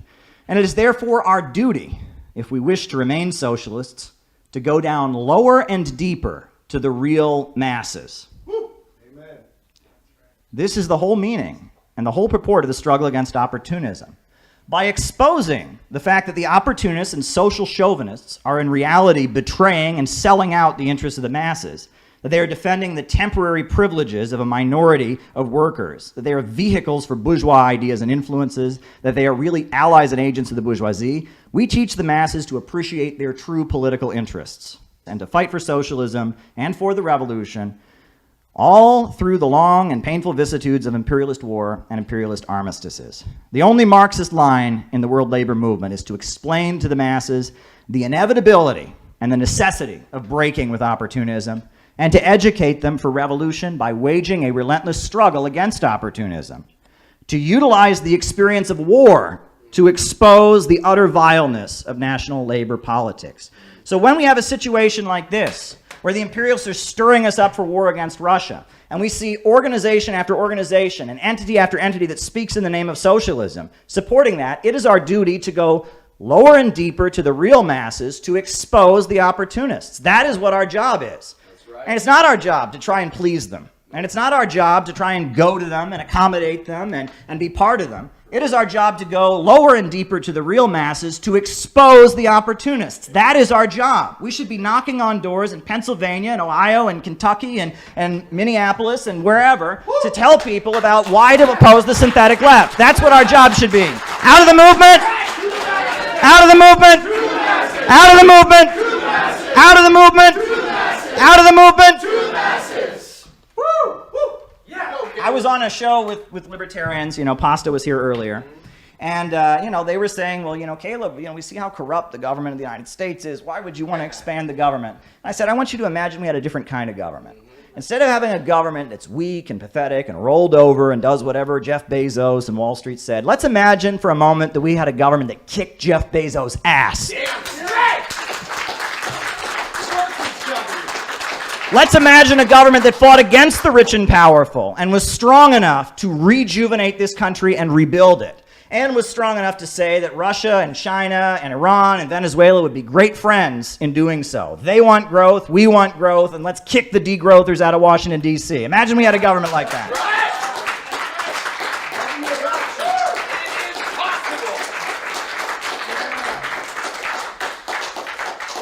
And let me also add that Che Guevara, he very famously said that true revolutionaries are motivated by great feelings of love. And that's a cliche, it gets thrown out by socialists a lot, but it's really important for us to understand it now, because you can't organize people if you hate them. You can't organize people if you look down on them. You can't organize people if you think you're better than them. And that a lot of what passes for socialism these days is academic elitism, and it's contempt for the masses of people. They don't love the masses of people. So of course they can't organize them. We have to learn to love people, and it's hard. And there's a lot of backward ideas out there. But an old communist once said to me, it's the only working class we got, Caleb, and this is our responsibility. This is our responsibility. We have to do the hard work, and the hard work is not staying safe in our movement safe spaces and accommodating them and compromising our principles in order to appease them. The hard work is going out of the movement to the masses. That's right. AOC, good night. I wanted to like AOC. You know, I'm photographed with AOC. Before she was AOC even, when she had just announced her campaign, I went to a reception and I wanted to like AOC. That's the wrong attitude to have, that we should want to just call out anybody, right? If there's this young woman and she's running for Congress and she believes in socialism, we should have wanted to like her, but you can't like her now because she's pro-imperialist. I mean, and she's made that abundantly clear, but we should try, right? We should have the attitude that anyone who comes along in the power structure could be an ally, and we should try to maintain alliances if possible. It's not possible with AOC. You know, I looked at that tweet she made at the Super Bowl. Did people see this? Yeah, so at the Super Bowl, there was a Christian group, and they made an ad. And the ad, it was, you know, it showed Jesus bringing people together, saying, love your enemies. It showed, like, children hugging each other and stuff like that. And it was, you know, it was promoting Jesus. She tweets out, I doubt Jesus would spend $1 million to make fascism look better. Wow. Well, that's reprehensible. No, I mean, you know, it'd be one thing if this was an ad opposing abortion or if this was an ad opposing gay marriage. This was just an ad promoting Christian love and brotherhood, and she calls it fascist. That's bigotry, you know? And if there was an ad for Islam and she responded that way, people would call it out. If there was an ad for Judaism and she responded that way, people would call it out. We ought to call that out, and we ought to say to our Christian brothers in the working class, AOC is pushing bigotry against you, and that's not okay. And, you know, Ilhan Omar, you know, another member of our great squad. She posted, it was something about January 6th. And she said, well, people aren't rallying behind Trump because of their economic suffering, she said. She said, it's not because of economic hardships or injustice. She said, they're just losing their privilege. And I look at that ad and I think, you know, I'm a socialist because I believe everyone has the right to a job, has the right to housing, has the right to education. And when people are losing their jobs and homes, and when communities are falling apart, it's not someone losing their privilege. It's a violation of their rights. And this is an opportunity for solidarity.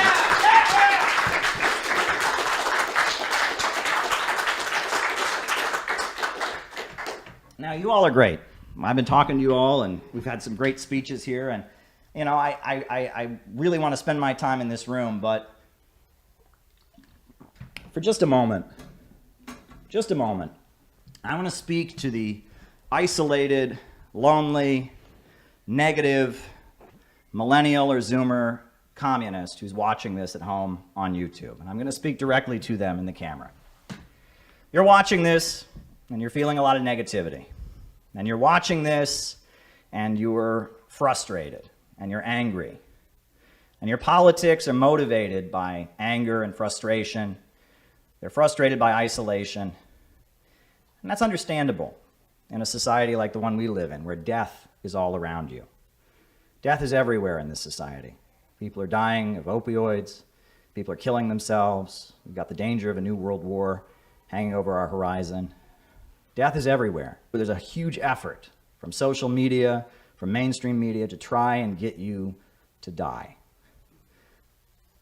For just a moment, I want you to look inside of yourself and listen to the part of yourself that wants to live. That's right!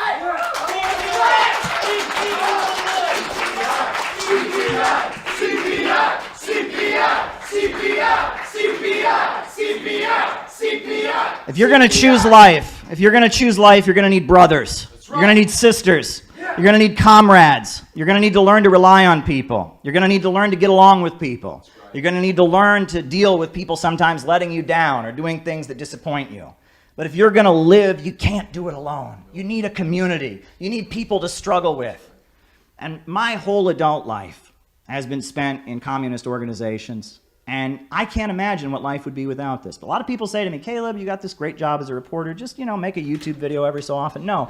When it comes to politics, for me, it is all about building an organization. It is all about building a community. That's why we're here. And we're here, and there's many people right now all over this country who are longing for something to believe in.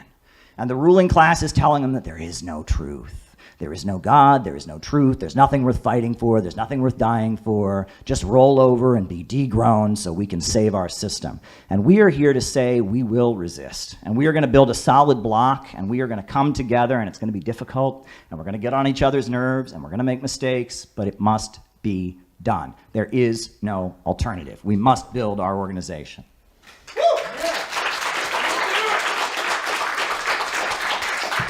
And I just want to point this out. it's almost like they've given us a gift. Because for years, the reason that Americans wouldn't become communists was they were told, well, communism is against the American dream. It's against the American way of life. Well, now the ruling class is saying the American dream is over. There is no American way of life. Just whip yourself and be full of shame about the evils of this country. Well, actually, that's an opportunity for us to step up and say, actually, there are things in the history of this country to be proud of. We can be proud of the labor movement. We can be proud of John Brown. We can be proud of Fred Hampton. And we can be proud to be part of the legacy of resistance to the evil empire that has existed here. It's an opportunity for us. They're giving us a gift. In addition to that, for years, Americans have been told, oh, you can't be a communist because communists are atheists, and they don't believe in Christianity. But now the ruling class is saying there is no God, and Christianity is fascism, and anyone who believes in any principle is an agent of fascism trying to brainwash you or control you. So that gives us an opportunity to say, well, we're going to stand up for the belief that there is something worth living for, that it is worth living for the sake of others, it is worth sacrificing for a higher purpose. This is a huge opportunity for us, a huge opportunity for us.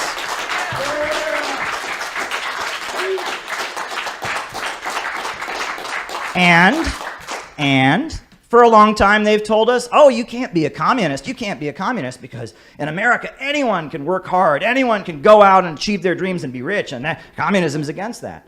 But now, look at the United States. The whole place is falling apart, and their message to us is, oh, we should all be poorer. We should just accept it. We're a cancer on the planet, and we should all be poorer. Well, we can say if you want the American dream, if you want a better future for your children, if you want the roads paved in your neighborhood, you want jobs and schools and opportunities, you got to be a communist.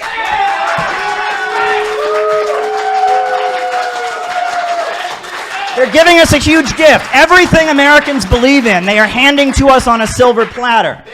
We just have to take it. And they are really scared of anybody taking it. They're terrified of this. Since 2008, they've been warning about the dangers of populism. Populism is the most dangerous thing ever because they know it's only a matter of time before we band together and start fighting to defend our schools and jobs and communities and coming together and realizing we have a common interest, rejecting their low-wage police state and building a new America, and doing so in solidarity with Russia and China and Venezuela and all the countries they've told us to hate. They hate us and they hate those countries, so I think we can bond together against our common enemy, don't you?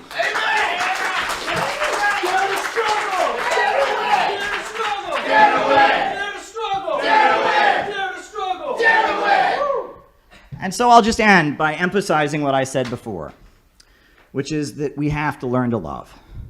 And if we can't learn to love, we can't learn to love our community, love the people in our country, love the people in our communities, if we can't learn to be patient with them, we have no hope. The time for being bitter and isolated and pessimistic is over. We have a very serious task ahead of us. The stakes are getting higher. It's time to get out of the movement and get to the masses. It's time to build the Center for Political Innovation. It's time to take our job seriously. Dare to struggle, dare to win. Thank you.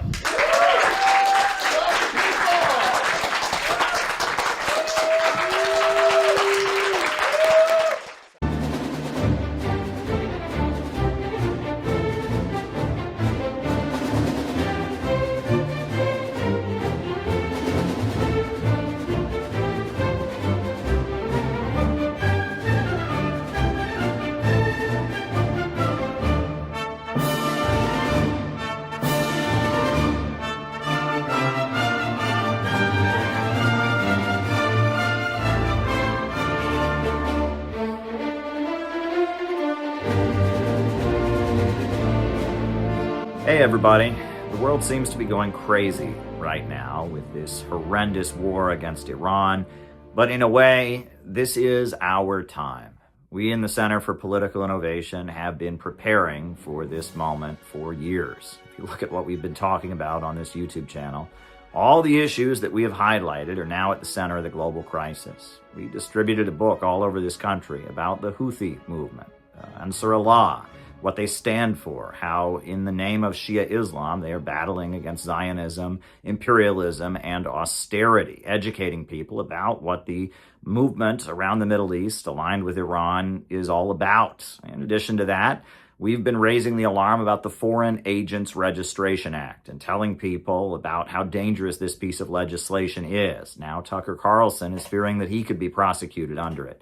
We did our best during the 2024 election cycle to boost the peace message within Trump's campaign and to amplify the voices within the Trump camp that called for peace. And now that is paying off as we see voice after voice speaking up. And, Joe Kent, the U.S. counterterrorism director, has stepped down. Marjorie Taylor Greene, Tucker Carlson, and so many other voices within the Trump camp, people like Megyn Kelly and others, are opposing this war. The work that CPI has done has all led up to this moment. And this year, we have done a lot already. As soon as Maduro was kidnapped, we were in the streets all over the country within a matter of hours. A few days after that, we gathered our forces and we were outside the federal detention facility in New York City where he was being held. We had a big event in New York City to kick off the year. Now, it's also important to note that on February 22nd, we filed a letter with the Islamic Human Rights Council of the Islamic Republic of Iran at the United Nations, urging the United States not to attack. In addition to that, we had a national day of action on February 28th with activists in 8 different cities saying, "Hands off Iran." Now, that further escalated. And recently, we saw our members in the streets of New York City blocking the No Kings parade and having a huge impact. Because the No Kings organizers wouldn't mention the war against Iran, we made a point of holding up the parade, clashing with marshals, creating a confrontation, and changing the conversation. We had a special event in New York City afterwards with speeches. In addition to that, we've launched a new outreach campaign with Kim Il-sungya, the flower named after Kim Il-sung, a new pamphlet that we're educating people using the flower to open the door to a conversation about anti-imperialism. We had an event recently at the United Nations where I spoke, and at the closing ceremony for Women's History Month, I was able to raise the issue of anti-imperialism as well as not forgetting the crimes of Japan during the Second World War. All of this has happened in just 3 months. You could say that in the first 3 months of 2026, we've done more than we did in whole previous years of our existence. The Center for Political Innovation was created for a moment like this. And as much as it's easy to get frustrated and disappointed with times like this, in a way, as I said at the beginning of the video, this is our time. This is the moment that we were created for. But I've got to say, we need you to be involved. We are in the trenches and we need your backup. We need you to be supporting us because right now we've got a lot of big things on the horizon. Now, I am scheduled to speak at the People's Democratic Uhuru Movement's National Convention on April 17th. And I am trying to figure out how I'm going to pay for my plane tickets. In addition to that, we are planning to have our national convention August 15th in Chicago. We've got an event coming up in New York City on July 2nd to commemorate 250 years since the American Revolution. We've got a lot on our plate because now is the time. Now is the moment when CPI needs to shine. We are a real political movement. We're not a podcast. We're not a form of internet intellectual entertainment. We're a real organization. We've been in the streets. We've been out there with Iranian flags. We've been there with the Uhuru movement from the beginning in ways that no one else has. We are the organization that was created for this very minute. So we need your support. We need you to take the time to send us $10, $50, whatever you can right now to help us get through this next period. Funds are short and we've got a lot on our plate. Some big anti-war operations are being planned. There's a lot that we could be doing right now, and we have moved mountains in these critical moments, but we need your support. Now, if you can't send money, there are other things you can do. Please get our videos to as many people as you possibly can. Show by our example that you can do something. You can be in the streets. You can take action. You don't have to just sit at your computer and feel helpless. In addition, show people that it's important to raise solidarity with those who are under attack, like the Uhuru movement, like Tucker Carlson, like others who are facing government persecution at this time. In addition to that, we would really appreciate it if you would become a member of CPI and join our ranks so that you can be involved in these operations. Now is the time. I emphasize endlessly that we need to be optimistic, and we remain optimistic despite the confusion of the current period, despite everything that's coming at us, all the news that's hitting us very quickly. But we need your support. We are in the trenches, and we need your backup now more than ever. Please send us a small contribution so we can continue. It is crunch time, and we need you to be part of what we are doing here in America.